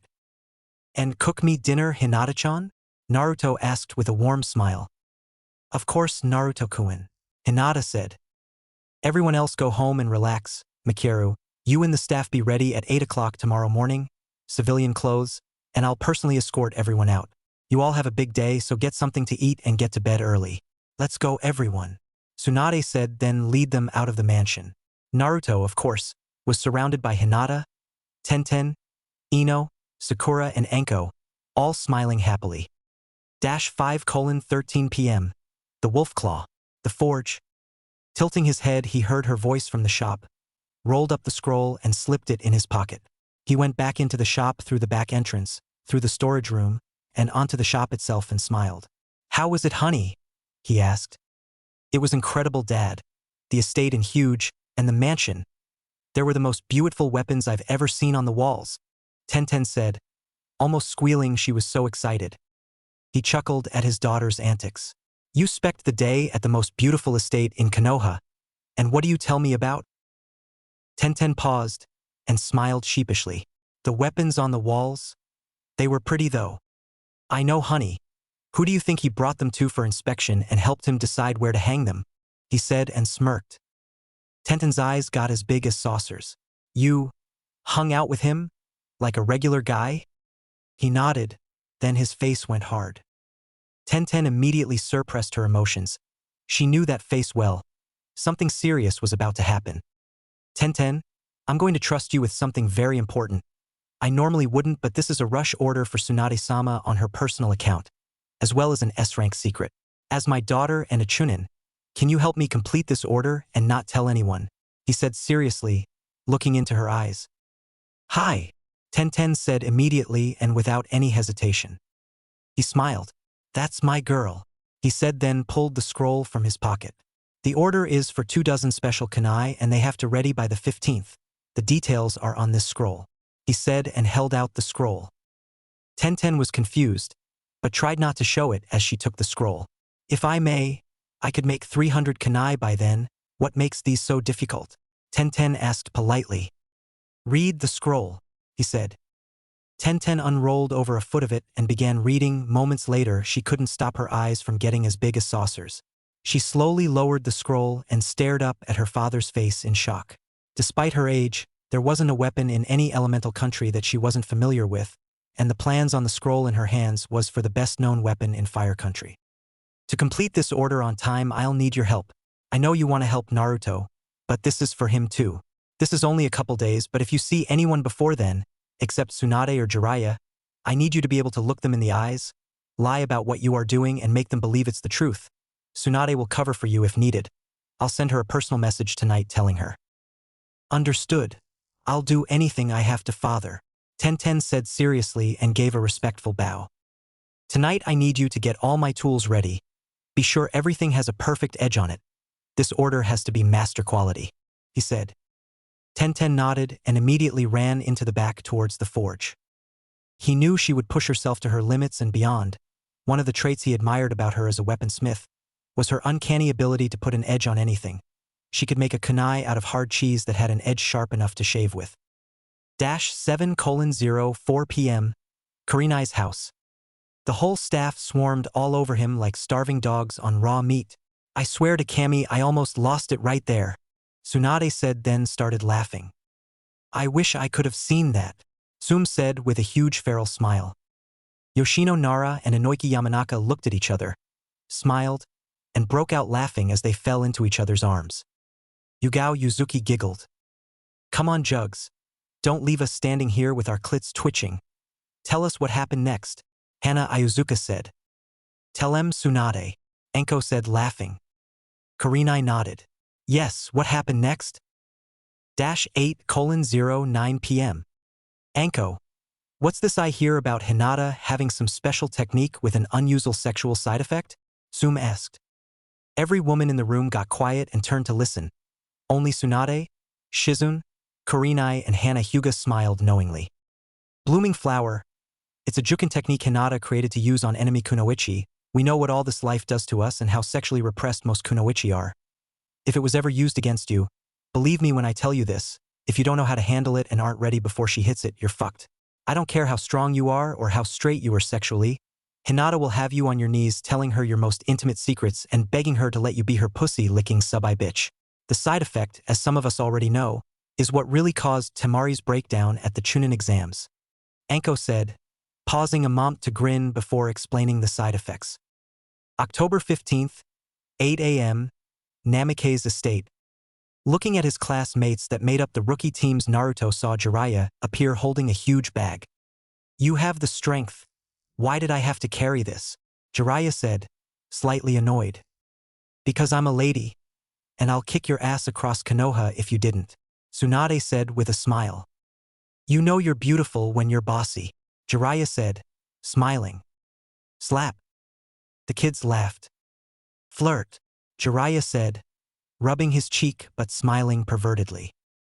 Tsunade looked at him, then laughed hard a few moments. You're right, we do get along better this way, and it makes me feel good. Okay, Naruto, the show's over. I brought you, and everyone else, here to give you your real inheritance. Tsunade said, then opened the huge bag and pulled out a scroll as large as the Toad summoning contract. Naruto gawked at the sheer size of the scroll. Is that a jutsu scroll? Naruto said. Yes, Tsunade said. How many jutsu are on it? Naruto said excitedly. Tsunade glanced at a smirking Jiraiya standing on the other side of the scroll, then back to Naruto. One. Naruto said, even for him, a jutsu that needed a scroll that big had to be powerful. That's right, Naruto. On this scroll is your father's signature jutsu. This is what made him invincible in battle, Tsunade said proudly. The Hiraition, the flying thunder god technique, Naruto said blankly. This is why they called him the Yellow Flash. And now this is yours, Naruto, but first there are some things you and everyone else here has to know. First, this scroll is never to leave the estate and it will not even be mentioned outside these walls. Second, there isn't a country anywhere that wouldn't go to war with us to have the scroll. Even a couple ninja with this jutsu and 2 weeks of preparation could conquer the entire elemental nation in a couple hours. And at the very top of that list is the Tsuchikage of Earth Country. He'd personally kill every man, woman, child and animal in Fire Country, civilian and shinobi, to get his hands on it. Third, until Naruto has mastered it, if you ask him about it you will refer to it only as that new jutsu. Does everyone understand so far? Tsunade said in her most serious voice. Everyone nodded. Good. Before we continue I have to set something up, Tsunade said, took a scroll from her pocket, walked a boit 15 foot away, unrolled it on the ground and released what was sealed in it, a 20-foot by 20-foot tent. She walked back, picked up the Hiraishin scroll and took it to Naruto. Tent is a table, chairs and a few other things. I want you to take this inside and memorize this jutsu and the hand signs. When you're done come out and we'll start the next step. You'll need everyone's help. So while you're studying Jiraiya and I will be talking to everyone about their part, Tsunade said. Naruto took the huge scroll and went into the tent. Jiraiya stepped up to Tsunade with the bag and opened it. Pass him out. Tsunade nodded, then watched him walk to them, reach into the bag and handed each person one. Then they got theirs. These are Minato's signature weapon, the Trikunai. You all see the seal carved into it. While the seal itself is a common location seal, what makes it special is his clan symbol added to the design. Once Naruto learns the jutsu he'll be able to sense that seal anywhere and move to that location instantly. You are to carry that kunai with you at all times, and under no circumstances are you to use or leave it. The reason is that once he masters it, if you ever need him simply throw it down and in essence it will summon him to you. Do not abuse this privilege, it should only be used for emergencies. The reason I'm giving these to you now is to help him train. Learning it is the easy part, using it is what makes this an S-rank jutsu. Just knowing the hand signs isn't enough, as they're only used to learn it. Once mastered, no hand signs are needed, but you must also have the scroll to learn it. If I know Naruto-kun he'll have the hand signs down and the scroll memorized in about 10 or 15 minutes, your part will be to spread out around the field so Naruto can learn to move to you. From what Minato told me, I think he could appear anywhere within about 5 to 10 yards of a seal. I'm assuming it'll be the same for Naruto. I want you to form a circle around us, and I want you all to be 20 yards apart, Tsunade said. Minus 16 minutes later, Tsunade dropped the resealed tent scroll in the bag and Jiraiya closed it. Ready, Naruto? I think so, Bachan, Naruto said. Any questions before you try it? Jiraiya said. Naruto thought a few moments. No, I think I know what to do. Tsunade nodded to Jiraiya, then they took their spots in the circle. When you're ready, Naruto. Naruto focused his mind, relaxed his body, then flashed through the hand signs. Hiraishin Jutsu, Naruto exclaimed as he finished the hand signs. He felt their seals and chose his location. An instant later he was looking at Hinata, then everything went black. Tsunade watched him do the jutsu, and when he vanished in a yellow flash, immediately reappearing in front of Hinata, she nearly screamed with joy. He'd done it on his first try, then saw him fall flat on his face like he'd been knocked out. She sprinted to his side in seconds. Dropping to her knees at his side, she checked his pulse nervously, then flashed through several hand signs and held her hands over his body a few moments and smiled as everyone else joined her around him. He's fine, just chakra exhaustion. Looks like we're done for the day. I'll take him inside the mansion to rest. You can all go home, stay and train or explore the estate, Tsunade said, then scooped up Naruto and stood. Everyone nodded while smiling at how Naruto was draped over her shoulder. October 29th, 9:24 a.m., Namikaze's estate. Still having trouble, brat? Anko said as she walked up to Naruto sitting about 100 yards from the gate. Hi, Anko-sensei. It should only take a tiny fraction of my chakra to do, but there's something I'm still missing and I'm going crazy thinking about it. Jiraiya doesn't know and Lady-chan knows, but she won't tell me. It hasn't taken me 2 weeks to figure a jutsu out since I was 7.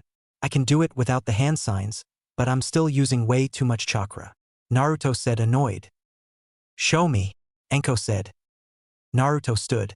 Go over there about 50 feet. You have yours, don't you? Of course, Anko said, then moved to where Naruto said. Ready. Naruto did it in his head and an instant later found himself in front of Anko. As usual when he first reappeared, now there was a few moments where time seemed to be slowed way down for everything but him, almost frozen in the moment. He winced and staggered a step, breathing like he'd been training hard all morning. Damn, that's cool. So how much chakra you figure it uses now? Anko asked. About a third.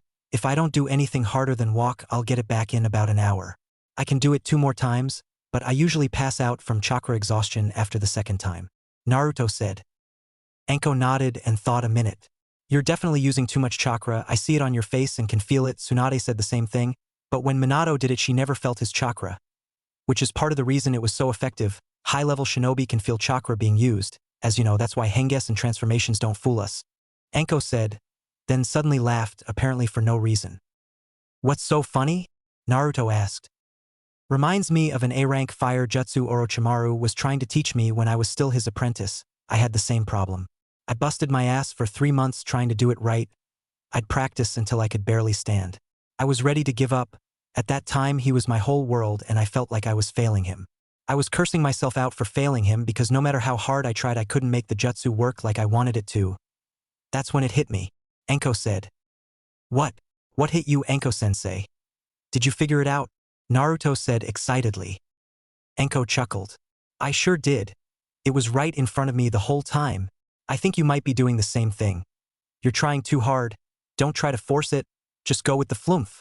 Enko said, and was cut off mid-word when Naruto yanked her head down by her shirt and planted a monster kiss on her lips.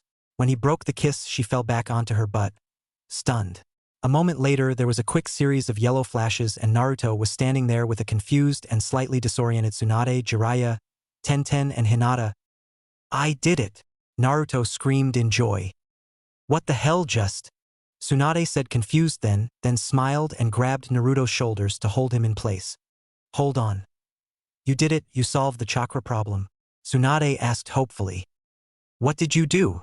Jiraiya asked. I gave up, Naruto said proudly. All 5 looked at Naruto confused. Enko-sensei gave me the idea, I was trying too hard. This isn't like normal jutsu, you don't control this jutsu, you let it carry you and guide it like a boat in a river. I was using too much chakra because I was actually fighting the jutsu and myself with my own chakra. I can rematerialize where I want, just like getting off a boat to shore. That's where the control comes in at the start and end. The rest you just have to go along for the ride and let the jutsu take you to the area you want to go to. Then it's more instinct at the end to appear in the spot you want. That's why it doesn't use much chakra. You just jump in the river, let it carry you and jump out when you get where you want to go. Naruto said excitedly. Clever son of bitch, Jiraiya said. What? Tsunade said. That's what he told me once, that this was both the hardest and easiest jutsu he'd ever used. The hardest jutsu to learn, but the easiest to master once you figure it out. But even knowing what to do, Minato said, you had to figure out how to do it by yourself. Jiraiya said. A few moments later Naruto hit the ground, under Hinata and Tenten. Tsunade and Jiraiya smiled at the adorable scene. After receiving about a dozen kisses from each girl, Naruto gently stops them. As much as I'd love to continue, we can't until after I marry Hinata-chan in 2 months. And I want to talk to Tsunade about something serious. Both girls nodded and got up, helping Naruto up afterward. Tsunade-sama, I have 2 big favors to ask, Naruto said seriously. Tsunade raised her eyebrows. She knew something was up when he called her that. What are the favors, Naruto? And are these going to bite me in the ass later? No, but they might save it. Since I started training to do this jutsu, I've been thinking of ways to use it when I did finally master it. Naruto said. Such as? Tsunade said, looking at him. Her curiosity piqued. She knew how he thought. First, I want permission to place these seals all over Konoha in hidden spots. So if anything happens, I can be anywhere I'm needed instantly. The kunai are great for missions, but limit me too much, Naruto said. Tsunade thought a moment. I'll consider it, and you do have a good point. Let me guess your second favor. Suna, you want to give them trikunai, right? Hi, they're allies and my friends. I really don't want to do it every day. But if needed, I can get a message to them instantly, Naruto said. You sure you don't want to be a messenger, Nin? Tsunade said seriously. Bachan, Naruto exclaimed, both a little shocked and annoyed. He knew she was messing with him, but it was still annoying she could get to him like that. Okay, fine, I won't reassign you. And you're too easy sometimes, Tsunade said and smiled. Naruto glared at her, then lightly slapped his outer thighs. Tsunade saw his seemingly meaningless gesture and inwardly cringed. It meant she was going to have to dance for him. As much as she enjoyed dancing for him, it was just as humiliating. She brushed her hair back with her hands, her signal back that she understood. Tenten, when's Tamari due to pick up those fan blades you're making for her? November 13th. Oh, Tenten said, then smiled. Oh, She can get the Trikanai and take him back to Gaara and Kankuro. Naruto said. Before I approve of you putting seals all over Konoha, I want a detailed map of everywhere you want to put one. Then I'll decide. That's an order, Naruto. Just between the five of us, it's no secret you can do it anyway and even make me change my mind. I'm asking you not to, I see your point, but something like this has to go through official channels first, which means the council and clan heads have to be consulted for official permission to place a seal inside their compounds and where.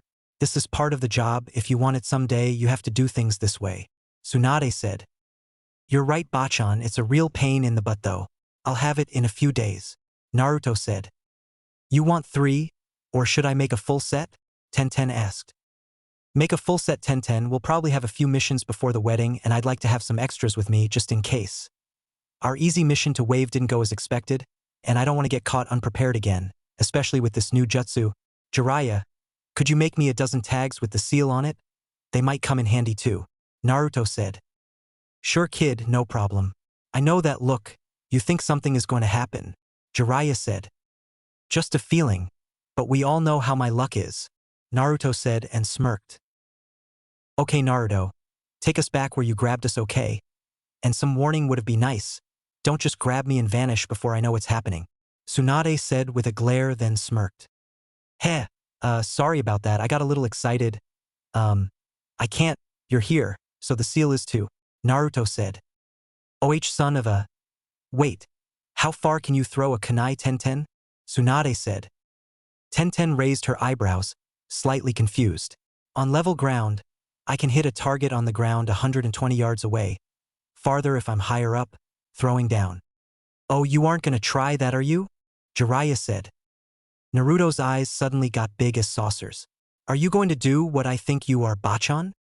I am Jiraiya, and this time it'll work perfectly, Tsunade said, smiling at Tenten. Tenten suddenly got nervous. She didn't like where this was going. Please tell me I'm wrong and you aren't going to throw me hundreds of feet in the air?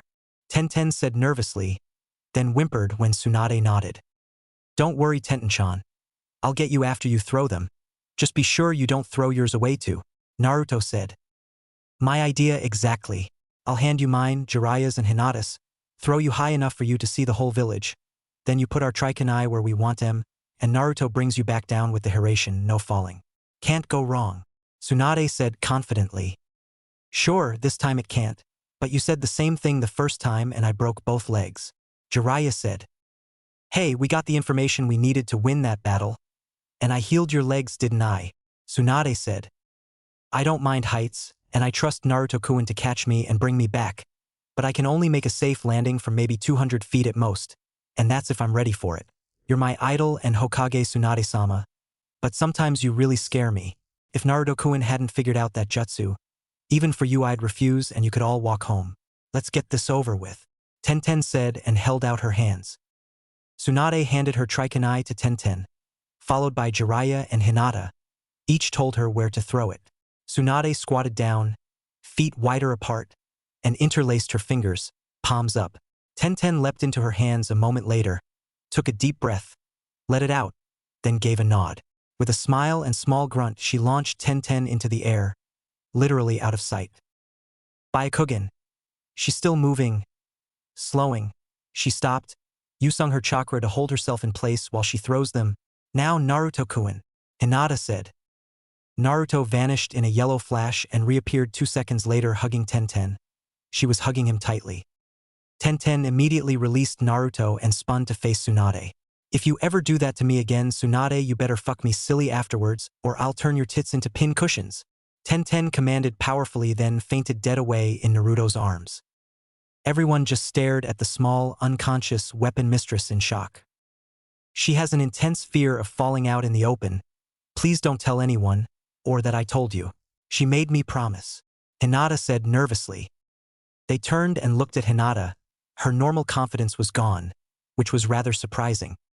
I'd bet my tits Hinata will have to do something humiliating for Tenten if she finds out. I have to admit that Tenten has a big pair to say that to me. But, Tsunade thought. Jiraiya saw a very subtle and familiar smile appear on Tsunade's face for just an instant. Oh, she couldn't be seriously. Well, I'll be damned, Jiraiya thought, then smiled. I think I'll take everyone back now. Naruto said. Then there was a fast series of yellow flashes and he was standing there with Anko. Anko-chan, I need to clear my head. But I don't want to be alone. I need one of your special favors. Naruto said almost tiredly. Anko's face lit up. You sure? Anko asked. Naruto nodded and he picked up his things. This was harder on you than I thought. Give me 20 minutes then Hiration to me. Anko said. Leaned down. Gave Naruto a soft kiss on the lips then vanished in a swirl of leaves. Naruto Hirashined back to his apartment where he had seal under his couch and his bed for when he mastered it, and was glad he'd planned ahead, then quickly stripped and went to take a quick shower. Minus 10 minutes later, Anko's apartment. Naruto appeared in the living room. In front on him was Anko. She was nude, had something in her right hand, and something she only did for him. Her purple hair hung her shoulders. He was wearing his special orange kimono. He looked at her and nodded. Anko nodded and slipped on the ANBU-style mask in her hand. Follow me, Naruto-sama. The others are ready. She said submissively, turned and walked into her bedroom. The only furniture was the bed on the far wall. She led Naruto to the end of the bed where he stood facing her. She bowed then joined the others. He looked at his rainbow squad, as they were called for an obvious reason, their hair. Like Anko, or Purple as she was called during this, they were nude and wearing a mask. Left to right were his 5 special women, all named for their hair color, head and crotch. Yellow, orange, red, blue and purple. He nodded and they all returned it with a full bow. He knew who they were, but intentionally suppressed that information to his subconscious. He wasn't here to think, just watch and relax. He opened his kimono, nothing beneath it, and sat on the end of the bed. Begin. November 3rd, 7:56 p.m. Naruto's apartment equals. Naruto, age 13. Now Bachan, while you're still in charge, what did the council say? Naruto said. They approved the seals, with 2 exceptions. Tsunade said. Let me guess. Naruto interrupted. Their homes and the clan estates get final say on where I put seals and how many. The council members complained the most and the clan heads were easier. Right? Naruto said. Hi, just like we expected. The council is a pain, but they're still better than the last bunch. Tsunade said and smirked. You picked M. Naruto said. Don't remind me, brat. Now help me get the table set up. They'll be here any minute for our weekly game. Tsunade said. Calm down, Tsunade-chan. Tenten will love it, but she won't tell anyone. Naruto said and smiled. Tsunade froze. How'd you know I'm going to apologize to Tenten? You can't hide it from me like you can everyone else. Just be gentle with her. Despite how she acts, she's still a virgin, and you are her idol. Naruto said calmly. NOV 10th, 11:50 a.m. Tsunade's office equals. All done, Tsunade. The last seal is in place under the floorboard behind me. I didn't think it'd take a week, but the village is covered, as well as the places you wanted outside the village. Naruto said. Good. Just in time for a mission. Tsunade said then pushed the intercom button. Send them in. Anko, Hinata and Tenten walked in. Tenten blushed slightly and gave Tsunade a small wave. You sneaky. Just tell me this is a C rank at least. Naruto said. Would I give you a D rank mission, Naruto-kun? Tsunade said sweetly. Hi, Naruto said with a straight face. Tsunade face-planted on her desk. Tenten and Hinata giggled. Anko just smirked. That was a low blow, Naruto. Treating your Hokage like that. Tsunade said. Thanks, but you aren't most Kage? Or do I need to tell everyone what a certain Hokage did a week ago with? Naruto said. Okay. This is a B-rank mission. I got a message from a friend of mine in Lightning Country that, Tsunade said. NOV 11th, 5:26 p.m. Fire Country Northeast border equals. Come on, Anko-sensei, we're 10 minutes from the border of Spring Country, and an hour from the nearest town according to the map, so why do we have to camp here when we could all be more comfortable at an inn? Naruto said. We just left Konoha this morning. I know we've been running all day except for the lunch break and we're all a little stinky, but I think you forgot my rule about missions. What was the rule about B-rank missions and comforts? Anko said. We don't get them during the mission unless required for success. Naruto repeated almost mechanically. As smart as you are handsome. Look, we know you have me by the clit, Naruto, and with a little twist I'd happily obey and take us into Spring Country to stay at an inn. But you agreed not to use that power during this mission, so please let me do my job. And on the way home we'll stop at the best hotel in Spring Country and get pampered like you can't imagine. It'll be worth it. Enko said. Deal, Naruto said. Hinata and Tenten quietly squealed happily. Okay, let's find a good spot to set up camp. Tenten get firewood. Hinata, you get kitchen duty as our best cook. Oh, and if you would, Enko said. Hinata nodded. Buy a Kugan. NOV 14th, 3:32 p.m. Lightning Country. Lucky Strike in It's Anko-sensei, Hinata said and deactivated her Byakugan. Come in, Naruto said. The door opened and Anko entered the room, shutting the door behind her. Did you clean the room? Anko said. Spotless, we're clear, Naruto said. Seal the room, Naruto, Anko said tiredly. Naruto immediately sealed the room with his strongest jutsu. Is something wrong? You sound funny, Naruto said, slightly worried. There was a puff of smoke around Anko as she released her henge and heard them gasp in shock. She staggered to the bed on the far left wall, dropping her ripped trench coat, ripped the remains of her skirt, fell onto the bed, spinning on the way down to land on her back. Her right leg was out to the side, foot on the floor. Her mesh shirt was ripped. Several sets of bloody claw marks crossed her breasts. Her inner thighs were also bloody. She moaned in agony. Oh, my fucking tits. And my poor pussy. The pain, burns. Think she castrated me, Anko said weakly. Naruto ran to Anko's side. His chakra spiked to maximum as his hands glowed green while he ran them over her body. Tenten, strip her. Hinata, get your med kit. What the fuck? This is demon chakra. Jinchuriki. Two-tailed. Cat. Blonde Ku. Kunoichi. Lightning. Killed my contact. Fought her. I lost too strong. She had full control of it, Anko said weakly, breathing hard, then grabbed Naruto's collar. Did she ruin me? A smile forced its way on his face. Always thinking about your pussy, Anko-chan. She missed your clit. Her chakra claws did a lot of damage, but nothing I can't fix, however. Tell me, Naruto. I order you, Anko said. I can heal the damage so you don't even have a scar. But there's residual chakra in the wound. I can draw it out, but it'll burn like a motherfucker. And there's one other thing you won't like. I'm sorry, Anko-chan, but it's gone, Naruto said. Tenten finished cutting off and removing Anko's clothes, leaving her totally nude, then stepped back out of range. Anko shot her right hand down, grabbed herself and felt only bloody skin. No, she. The bitch bawled my see, Anko said, the last half roaring in rage. Hinata, sleep, Naruto commanded. Anko turned her head and moved her hand to block, but wasn't fast enough to stop Hinata from knocking her out with a single juken strike.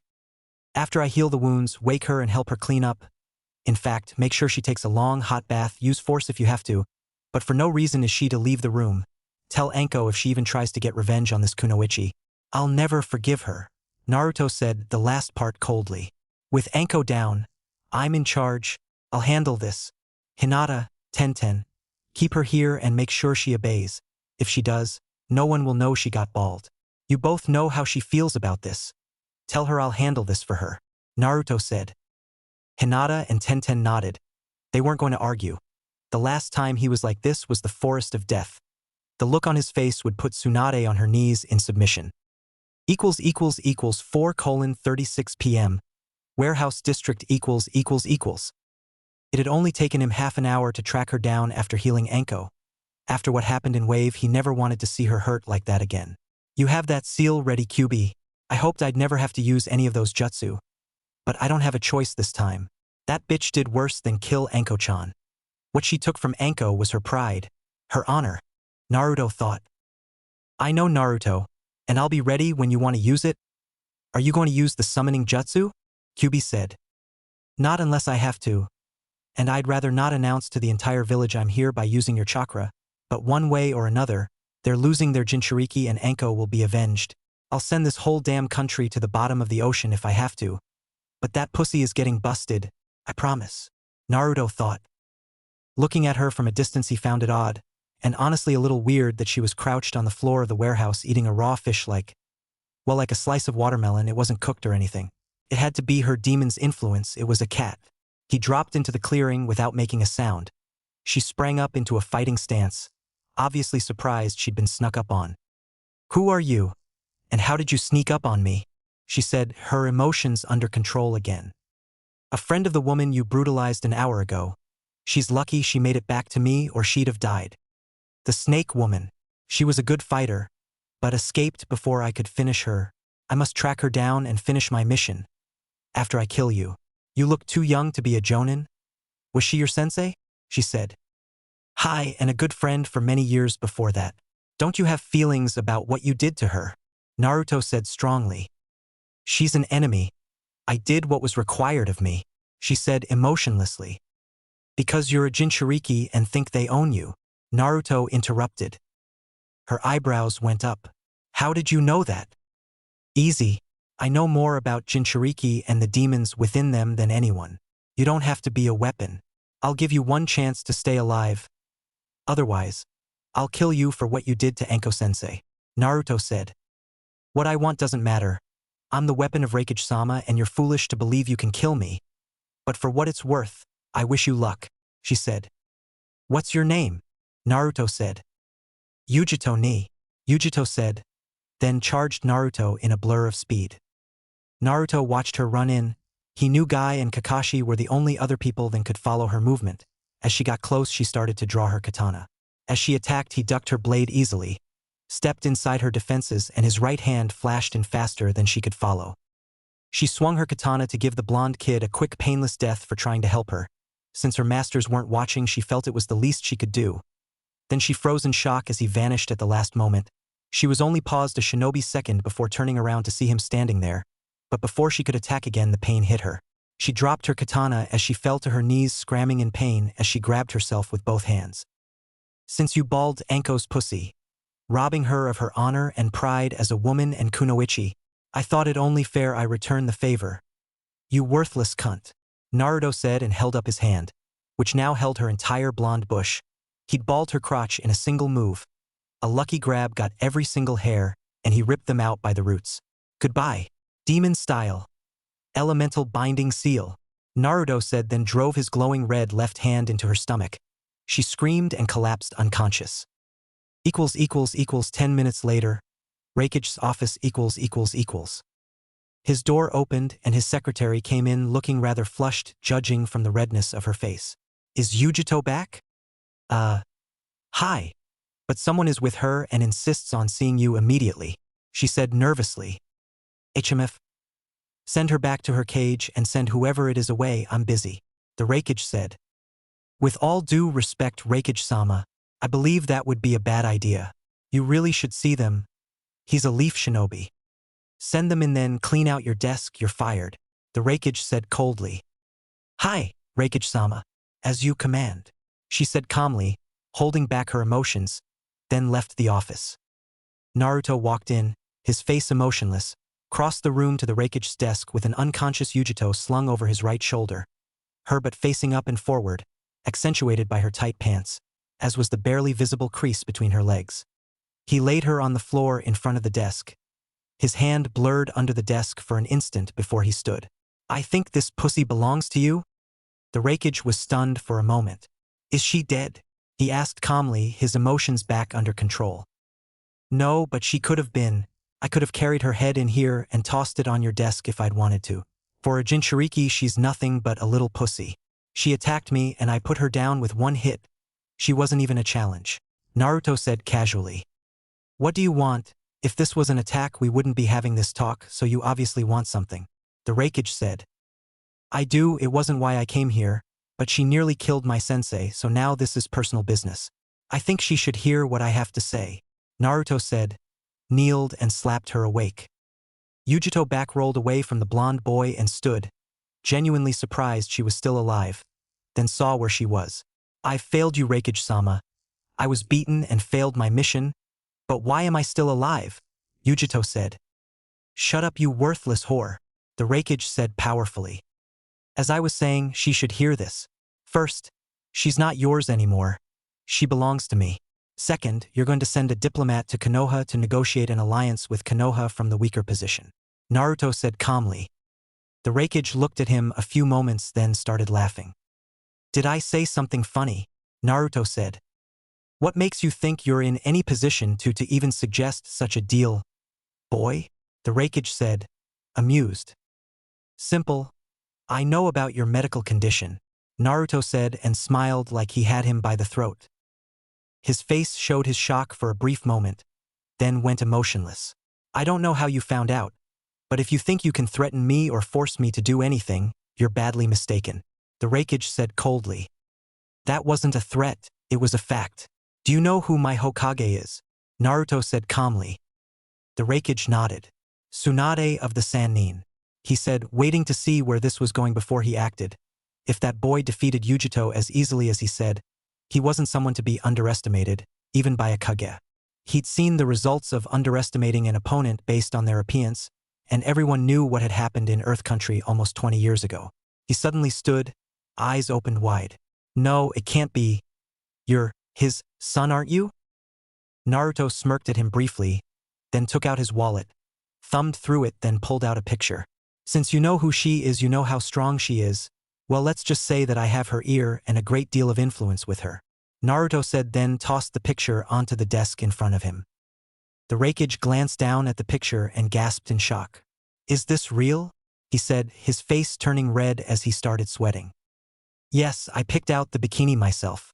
That picture doesn't do her justice though, you really need to see her wearing it in person. She's quite the little dancer too, and dear Kami is she flexible, Naruto said, then whistled.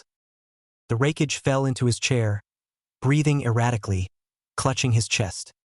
Now, do you agree, or do I get the explicit picture out? I think we know what'll happen. No one can resist looking, Naruto said. Yujito, the Raikage said, trying to slow his heartbeat and stop any mental images of a nude Tsunade. I wouldn't say it, Yujito's been spayed, Naruto said and smiled at her.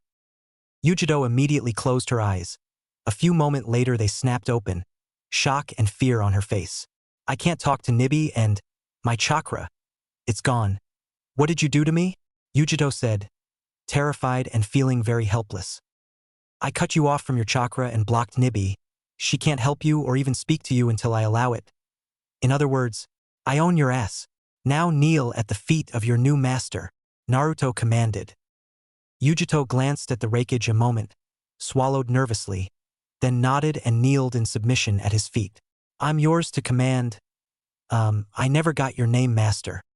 It's Naruto Uzumaki. Namikaze. I won't ask again, old man. Do what I said, or die and Lightning Country becomes part of Fire Country. Naruto commanded. Then there were 4 near simultaneous yellow flashes and Naruto had his picture and the Raikage's hat.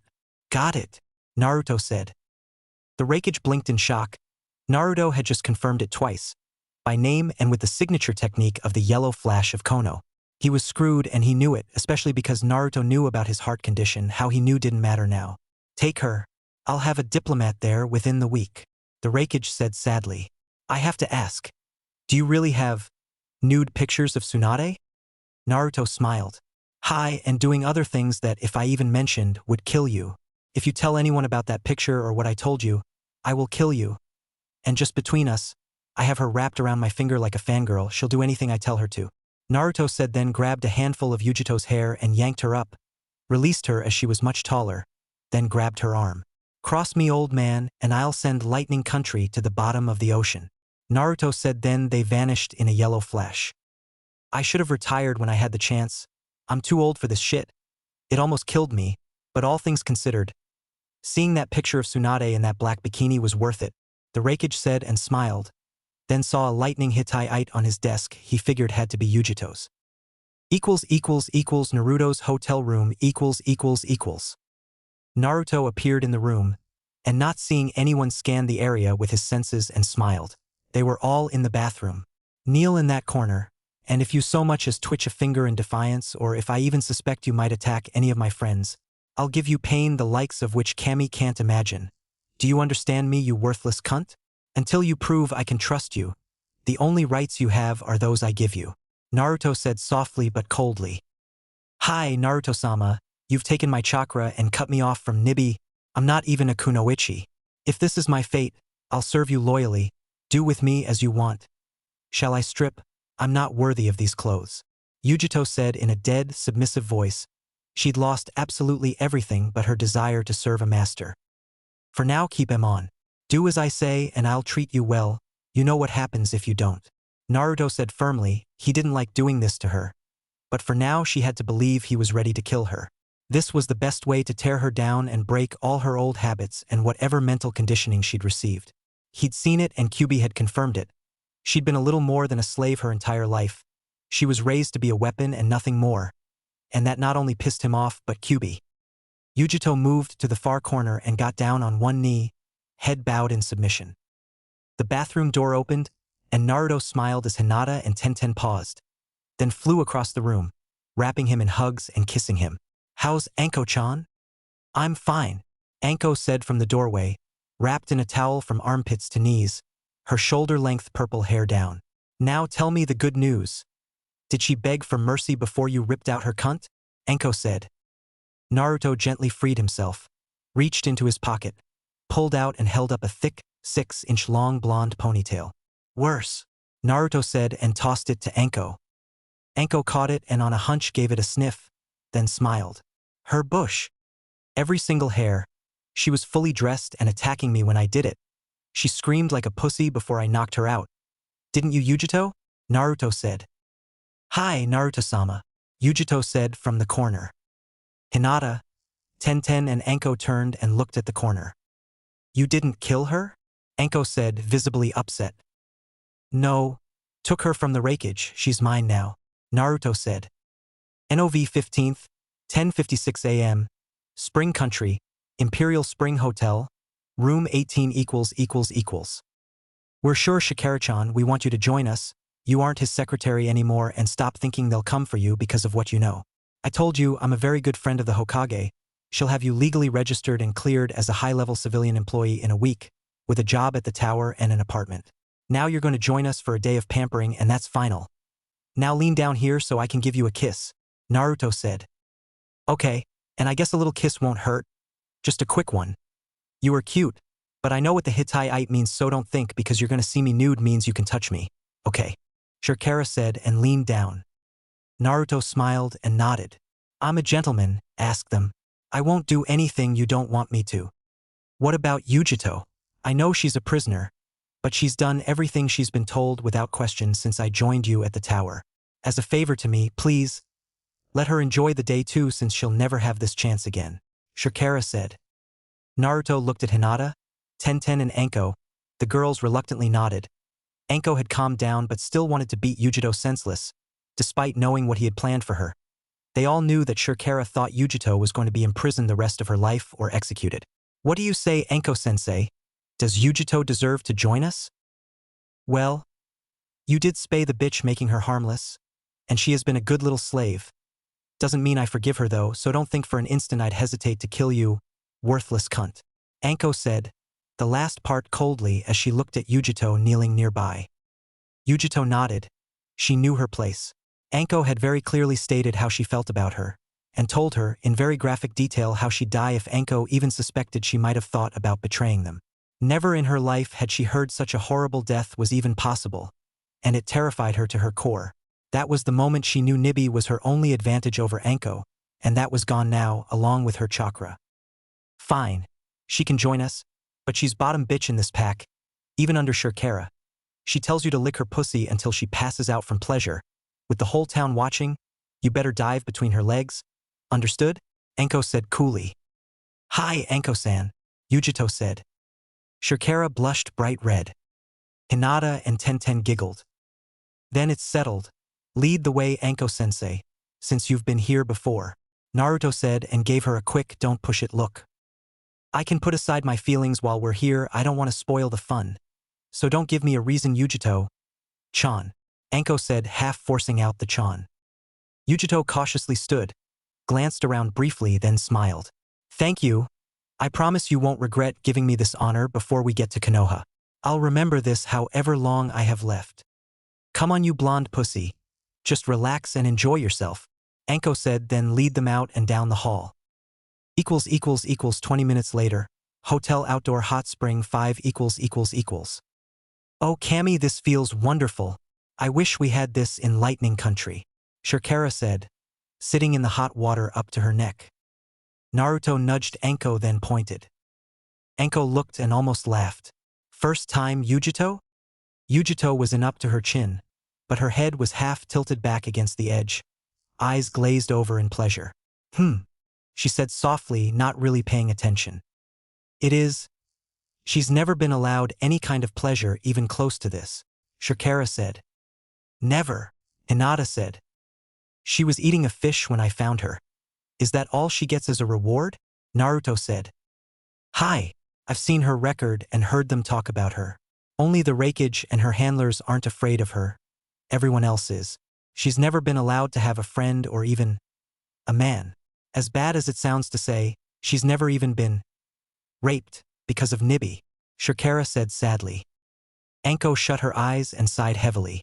Just what I needed. Guilt, Enko said and looked at Naruto.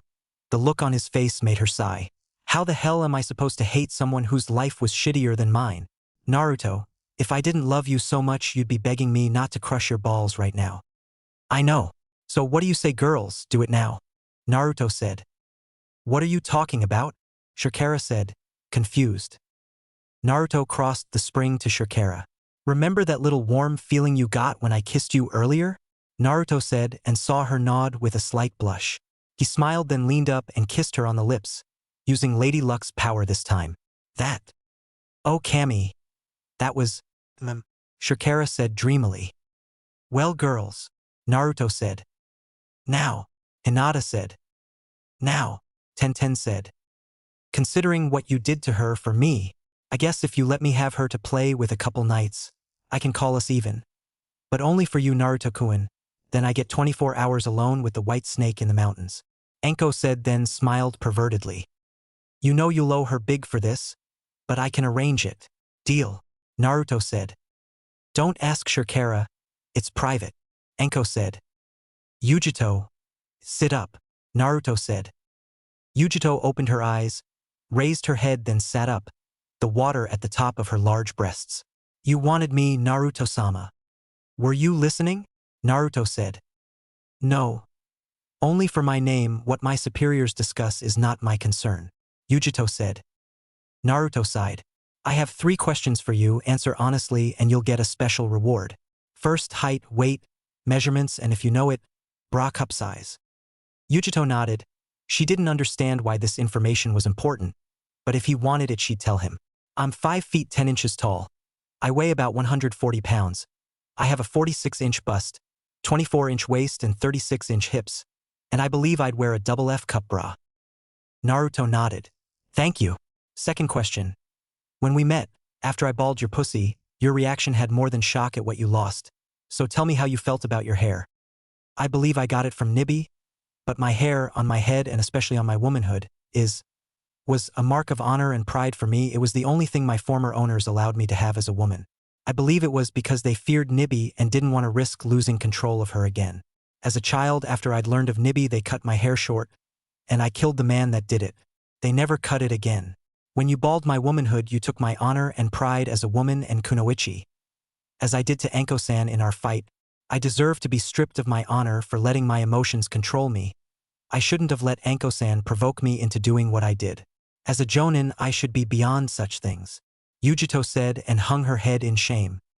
Final question. If I restored your chakra and linked to Nibi and gave you the choice of going back to serve the Raikage as his tool, or come with us to Konoha and spend the rest of your life as my personal whore, what would you choose? Naruto said. I'd serve you, Naruto-sama.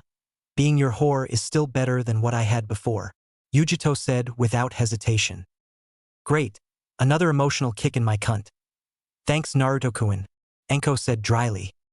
Anytime, Enko-chan, Naruto said with a smirk. Hinata and Tenten giggled. Shirkara was just confused at this odd relationship they seemed to have. Naruto moved closer and gently put his hands on Yujito's cheeks. Thank you, Yujito.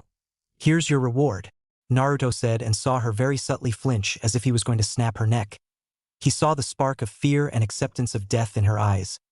then passionately kissed her on the lips with Lady Luck's full power. Yujito tensed up a moment when she was kissed, as it was a new experience, and maybe he wanted to kiss her as he did it. Then she felt something fill her entire being, then felt her chakra and link to Nibi come back, and saw in her mind as Nibi rolled onto her back and, well, purred in total contentment. Then that same feeling washed all her pain away, everything she'd ever suffered at her former owner's hands, all the emotional pain and connections she had vanished and was replaced by this connection to Naruto that felt like love, friendship, and gratitude, as best she could tell anyway.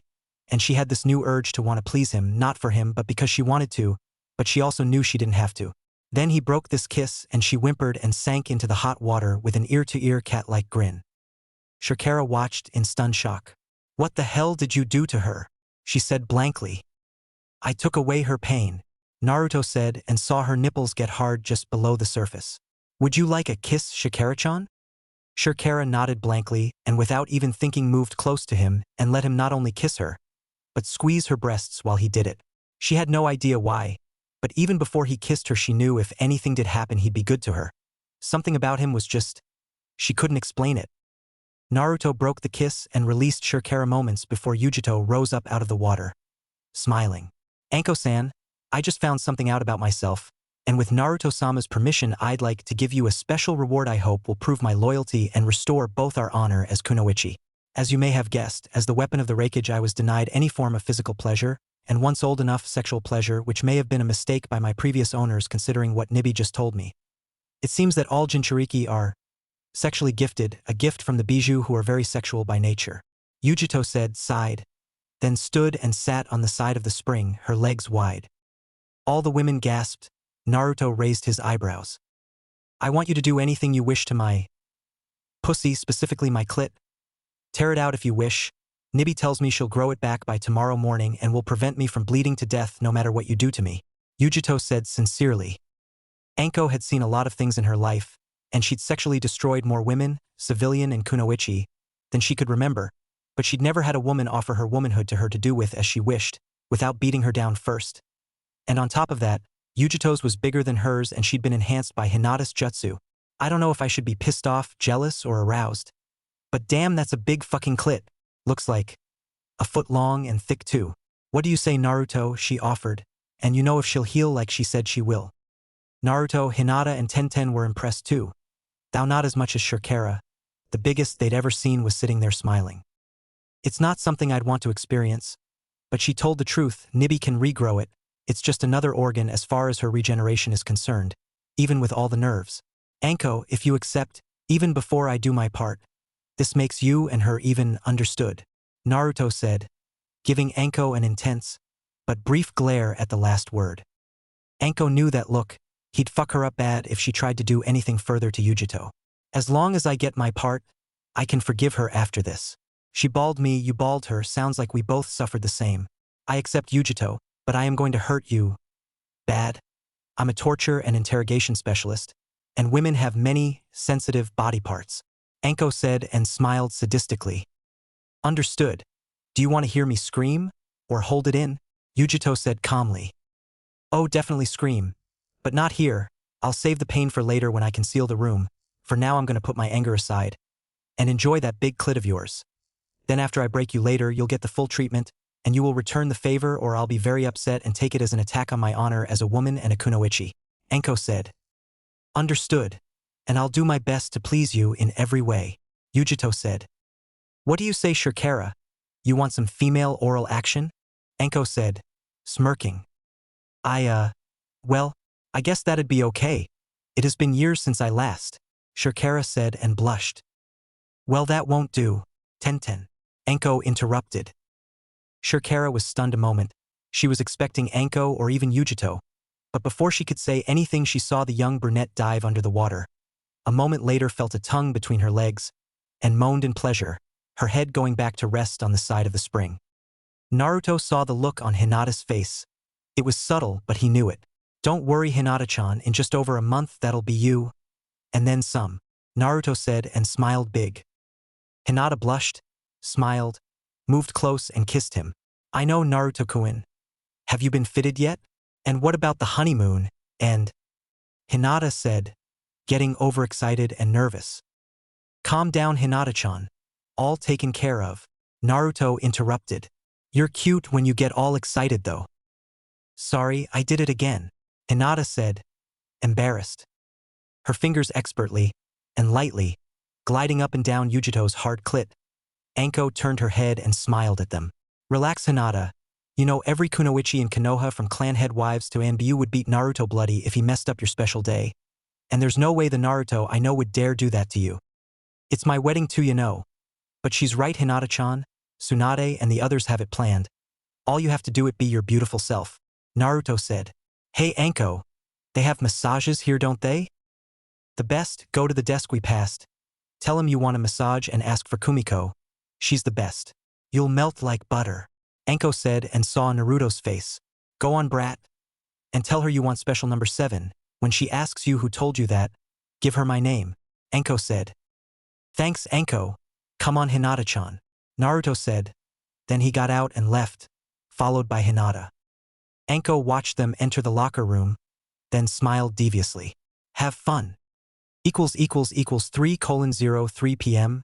Room 18 == I have to come here next time I get a few days off. Bring mom. Your massage sounded heavenly, Hinata-chan.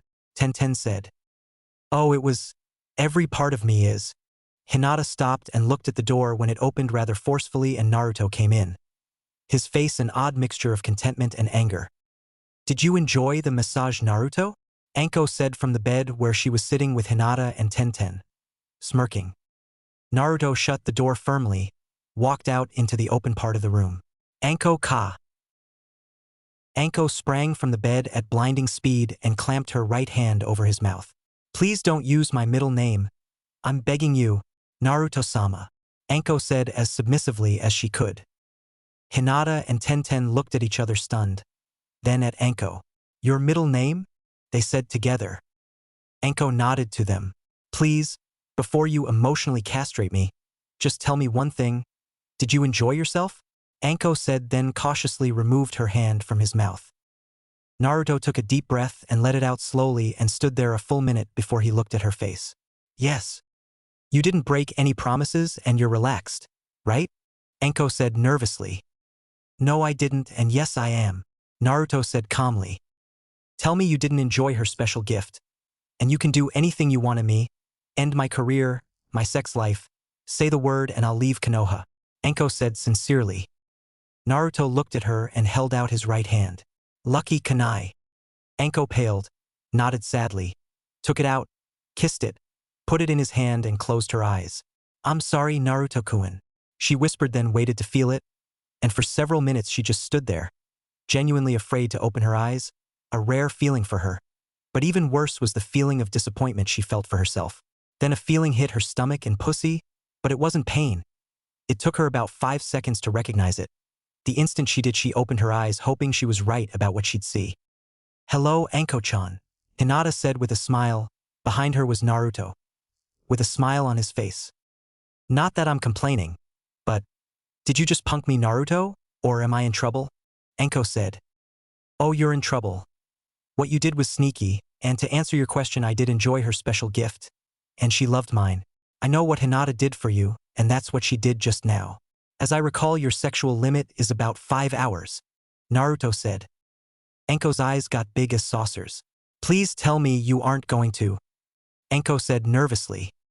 Leave you in Hinata's technique until 9 tonight. Yes, I am. Naruto interrupted. And my lucky Kanai? Anko said as she felt her arousal getting to a noticeable level. When we get back to Konoha, you're gonna max out your shadow clones and I'm gonna kill them with it in fun ways so you'll get the pain and memories. I think that with this should teach you a good lesson. But you know me, Anko, when it's over you'll be better. I'll give this back to you, and I think you know what other reward you'll get from Hinata's technique. Naruto said. Anko nodded. So you aren't mad at me? Not how you think I am, but next time, Anko, tell me what to expect. Oh, Kumiko said hello and she expects you to return the favor next time you're in the area, or she'll, and I quote, wring out that cum dump you call a womb like a wet towel and wear your ovaries as earrings. Naruto said. Anko nodded and smiled briefly. 9? Can I touch myself? No, not until Hinata releases you. And I hope your skirt is long enough to cover you while we're out having dinner, then shopping and seeing the sights with Shikara and Yujito. Naruto said and smiled. Enko whimpered. Hi. I'll pay for everything while we're here. That might get you a shorter sentence, Anko-chan. Now let's go get them.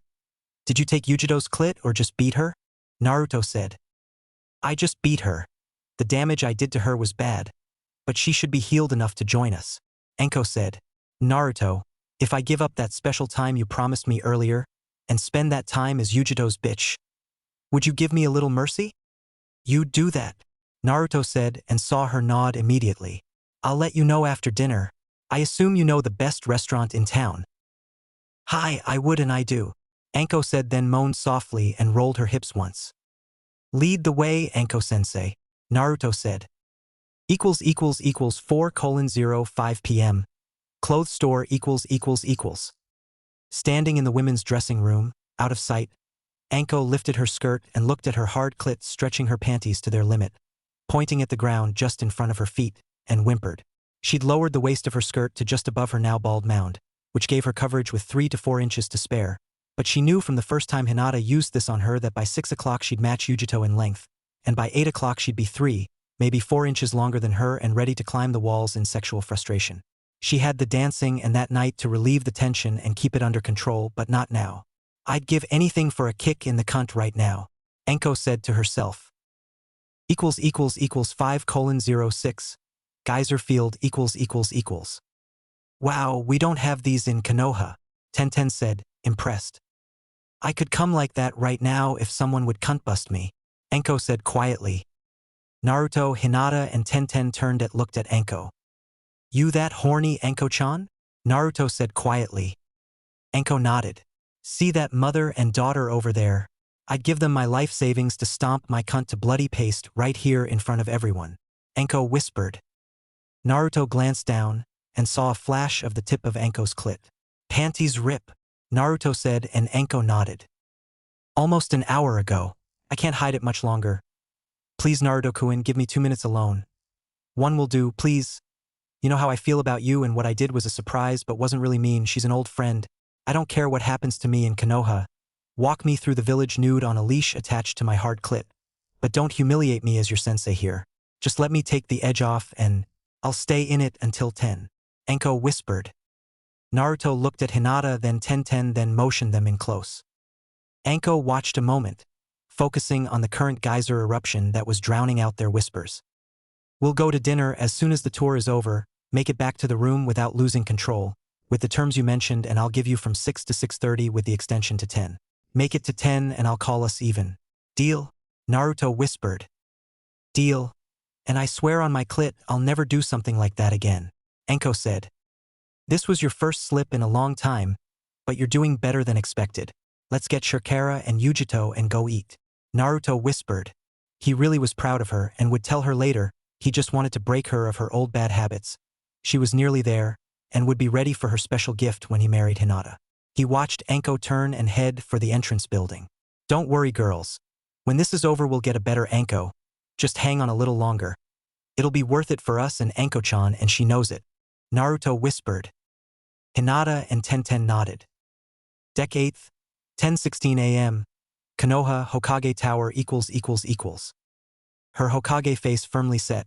She glanced right at the big blonde Kunoichi, left to the purple-haired Kunoichi, then to her favorite blonde directly in front of her desk between the two women. The two girls behind them had already spoken. That just leaves your report, Naruto, Tsunade said, then lifted her chin off her interlaced fingers and laid her crossed arms on her desk. Does everything they said match what you saw happen on the mission? Naruto smiled and nodded. Hi, Yujito was a model Kunoichi. The client arrived on time. The bandits were defeated and Yujito personally captured their leader alive and intact. I would have busted his balls, but that's just me.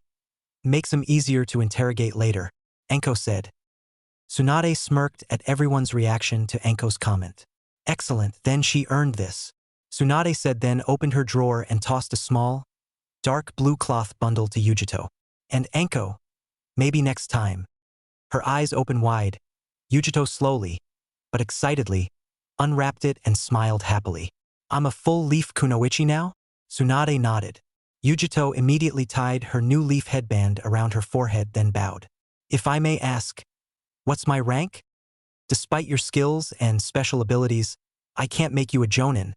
So I had to demote you, Tsunade said and subtly glanced at Naruto. He'd been very insistent about this during their pre-mission chat and would be upset. If she didn't do this, council be damned.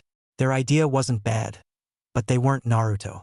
Besides, her new relationship with her former sensei aside, they weren't going to break her pussy in 3 weeks, and there's no way she was going to blow that. She's waited months to fuck Naruto. Chunin ni. Yujito's subtle frown at demote you changed into a big smile. She'd honestly expected to be a genin and have to start her new career as a leaf kunoichi all over again. Thank you Hokage-sama.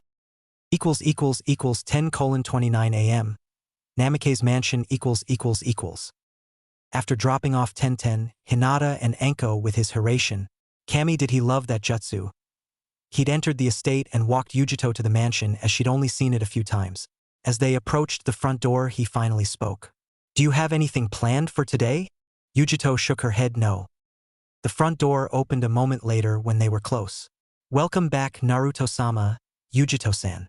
Mikharu said, then stepped aside to let them in, then closed it. Naruto turned to Yujito and smiled. Good. That'll make it easier for you to move in. Hi, it will. Yujito replied. Then a moment later she froze in shock as she stared at him. Move in, here.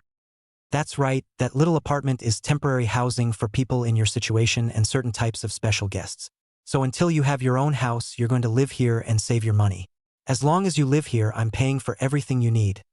Weapons, supplies, clothes, and food. Yujito hugged him tightly. Thank you, Naruto-sama. Were I allowed, I'd give myself to you to enjoy as long as you wanted and in any way you wanted. Naruto smirked. I know you would, Yujito-chan. Then allow me the next best honor. Let me be a vixen, Yujito whispered. I assume Anko mentioned this to you? Yujito nodded, obviously afraid to look at him. Naruto thought a moment. He knew Anko wouldn't have mentioned it if Yujito didn't have the same fetish, which he and Anko had given her by how they'd met. I'll discuss it with them, and if they don't object, you can be one of my vixens. Now go pick a room. Don't mention this to anyone or ask about it. I'll tell you if you're in or not when the time is right. Yujito stepped back, bowed slightly, kissed him and ran off. Deck 9th, 12:28 p.m. Hokage Tower == I can do it, but are you sure you want me to? Tsunade asked, slightly stunned, and both kunoichi nodded. It's not against any rule I know, but no one has ever tried before, Tsunade said. Then her inner medic got excited at the possibilities, which made her smile. But when have I ever been afraid of trying something new? Some details have to be worked out, and in case there are others, some official procedures must be set up. I'll have you both notified of your first appointments. Dismissed, Tsunade said, returned their nods, then watched them leave. After a few moments of thought, she hit the talk button on her intercom. I'm going to the hospital, Shizune. You handle any minor things that come up on my authority. Oh, and finish the paperwork on my desk, Tsunade said, then smiled. She could almost hear Shizune's annoyed sigh. Hi, Tsunade-sama.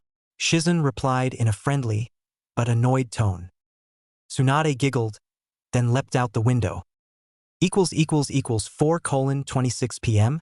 Konoha Park, Northeast Section, == He could have done it at his estate, but Naruto enjoyed the park.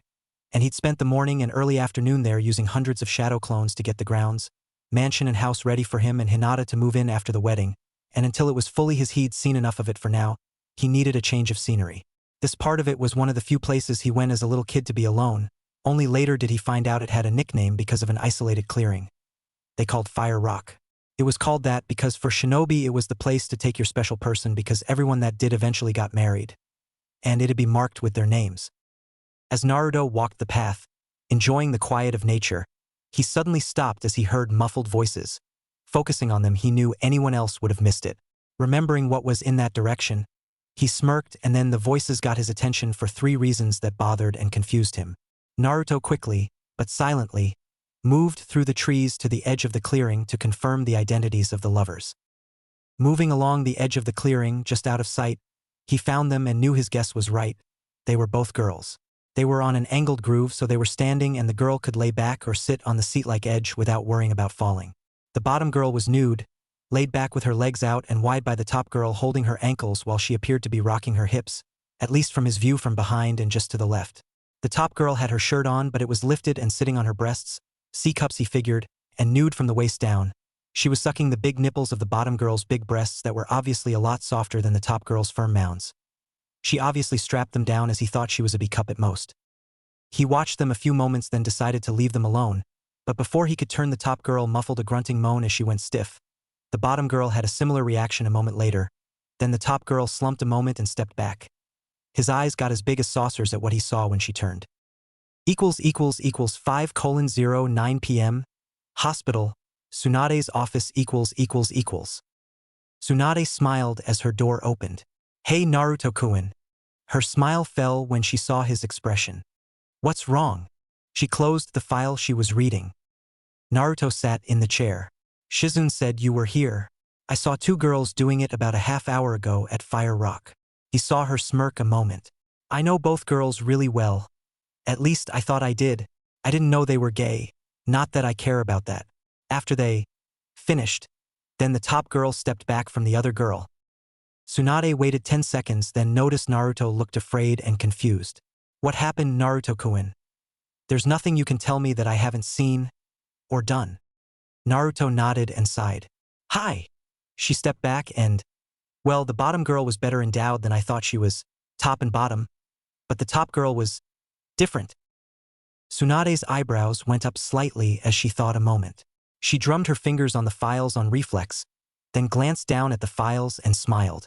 Before you say any more, a couple kunoichi you know came to me this morning with an odd request. They want a permanent transformation. On part of them anyway. Tsunade quickly went through a file and removed a couple pictures. What they want done is a jutsu version of a rare medical condition a small number of women in Konoha have. Their faces aren't in them. But is this what that girl looked like? Tsunade slid the pictures across her desk, face down. Naruto swallowed nervously, then picked them up and took a look.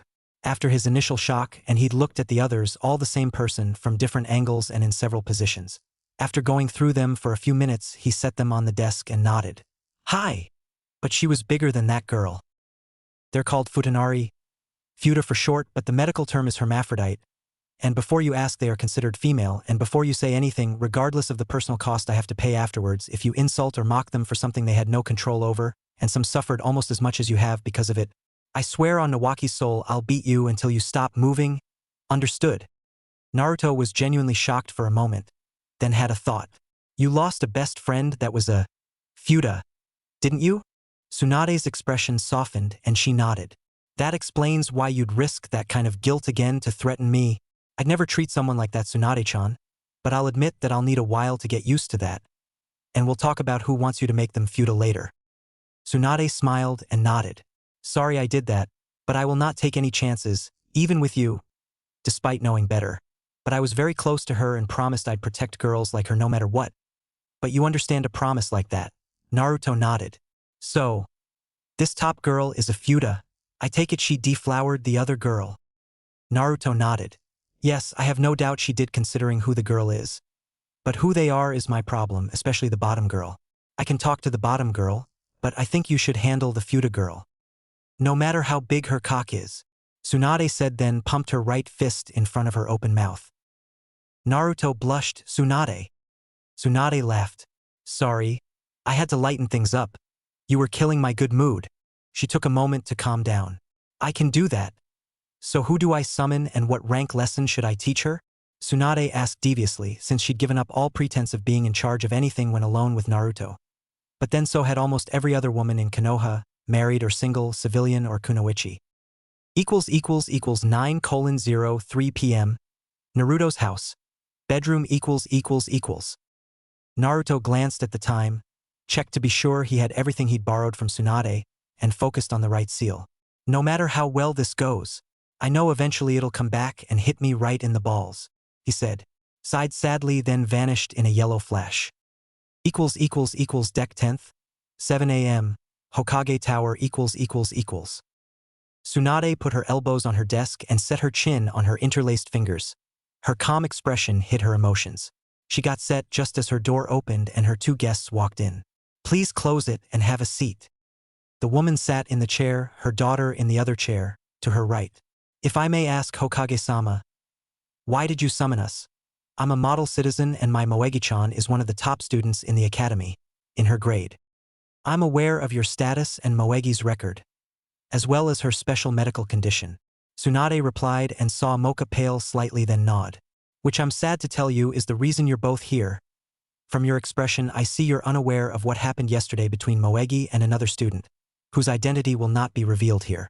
Tsunade said as she glared at the now pale and very scared Moegi, who nodded. Mocha looked at her daughter in surprise. What did my Moegi-chan do? Tsunade crossed her arms on her desk. She used her gift to deflower the daughter of one of Konoha's prominent families. Mocha gasped in shock.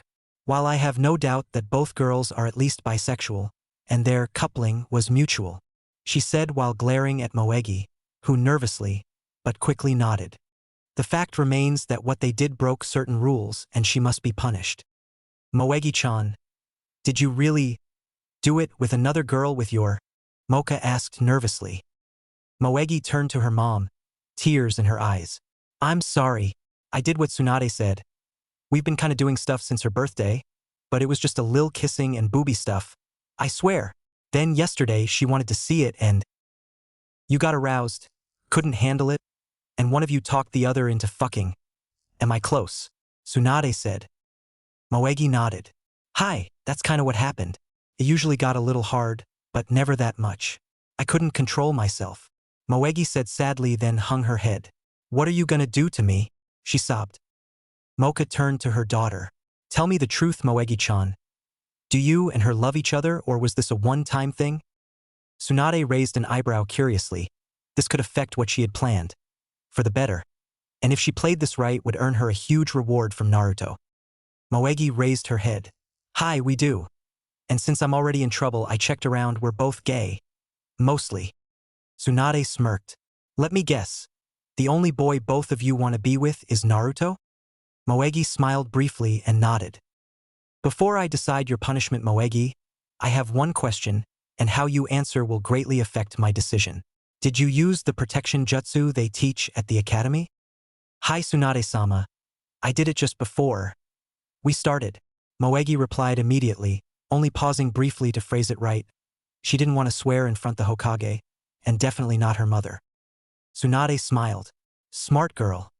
Because that saved her future career. And your balls. Tsunade said and smiled coldly at Moegi, who swallowed hard.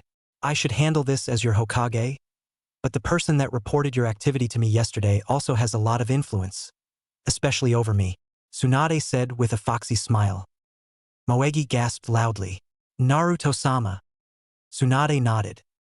Deck 14th, 10:31 a.m. Namikaze's mansion. Living room . After training with his teammates and sensei for 2 hours, taking them home via jutsu then getting a shower, Naruto crossed the room and sat next to a nervous Yujito, who only had on black shorts and an orange t-shirt. She didn't wear a bra or panties unless on a mission, which Naruto thought was cute. Before his shower, he told Mikaru to have her meet him on the couch at 10:30.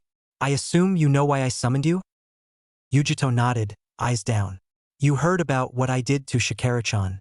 I've already packed my things. Actually, Naruto had heard about what happened. Within the mansion, very little got by Mikaru. He almost smiled as an idea formed. So you're moving in with Shikara so she can be a vixen too? I'll miss you around here, but I approve, he said casually. Thank you, Naruto-sama, Yujito said, then her head snapped up and toward Naruto, her eyes big as saucers. You mean it? Gasp, I can. And she can. Hi, you should know better, Yujito. No one is mad. We're happy you and Shikara-chan are together. But it doesn't mean you can't still be with other people, Shikara too. Naruto said, then rubbed her head, which she liked, another cute thing about her. By the way, I want you and Shikara to go see Tsunade as soon as you're both available. And I want both of you here at 8 o'clock tonight. Basement. Don't be late, and don't tell anyone but Shikara where you're going or what you're doing. Yujito cautiously mouthed vixen meeting. Naruto smiled and nodded. She kissed him and ran off to her room to change clothes. She wanted to maintain her public image as a respected kunoichi. The public didn't need to know she was really little more than a pet cat in a woman's body. Nibi was figuratively and literally both. Deck 15th, 7:56 p.m. Uchiha Compound. Makoto's bedroom. Tenten gave Naruto a kiss, paused when he whispered in her ear, blushed, giggled and nodded. Then he vanished in a yellow flash. She playfully glared at her lover.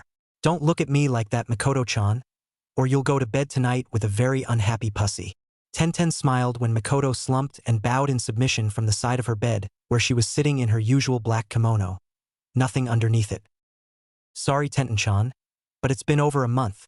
I haven't been touched sexually since before your mission to Hot Spring Country. She saw Tenten's expression and pouted. And before you say anything, a few vixen meetings don't count. There's a big difference between getting kicked and getting licked. And you know it as well as I do. Besides, even when you're there too, I don't get to properly enjoy that giant clit.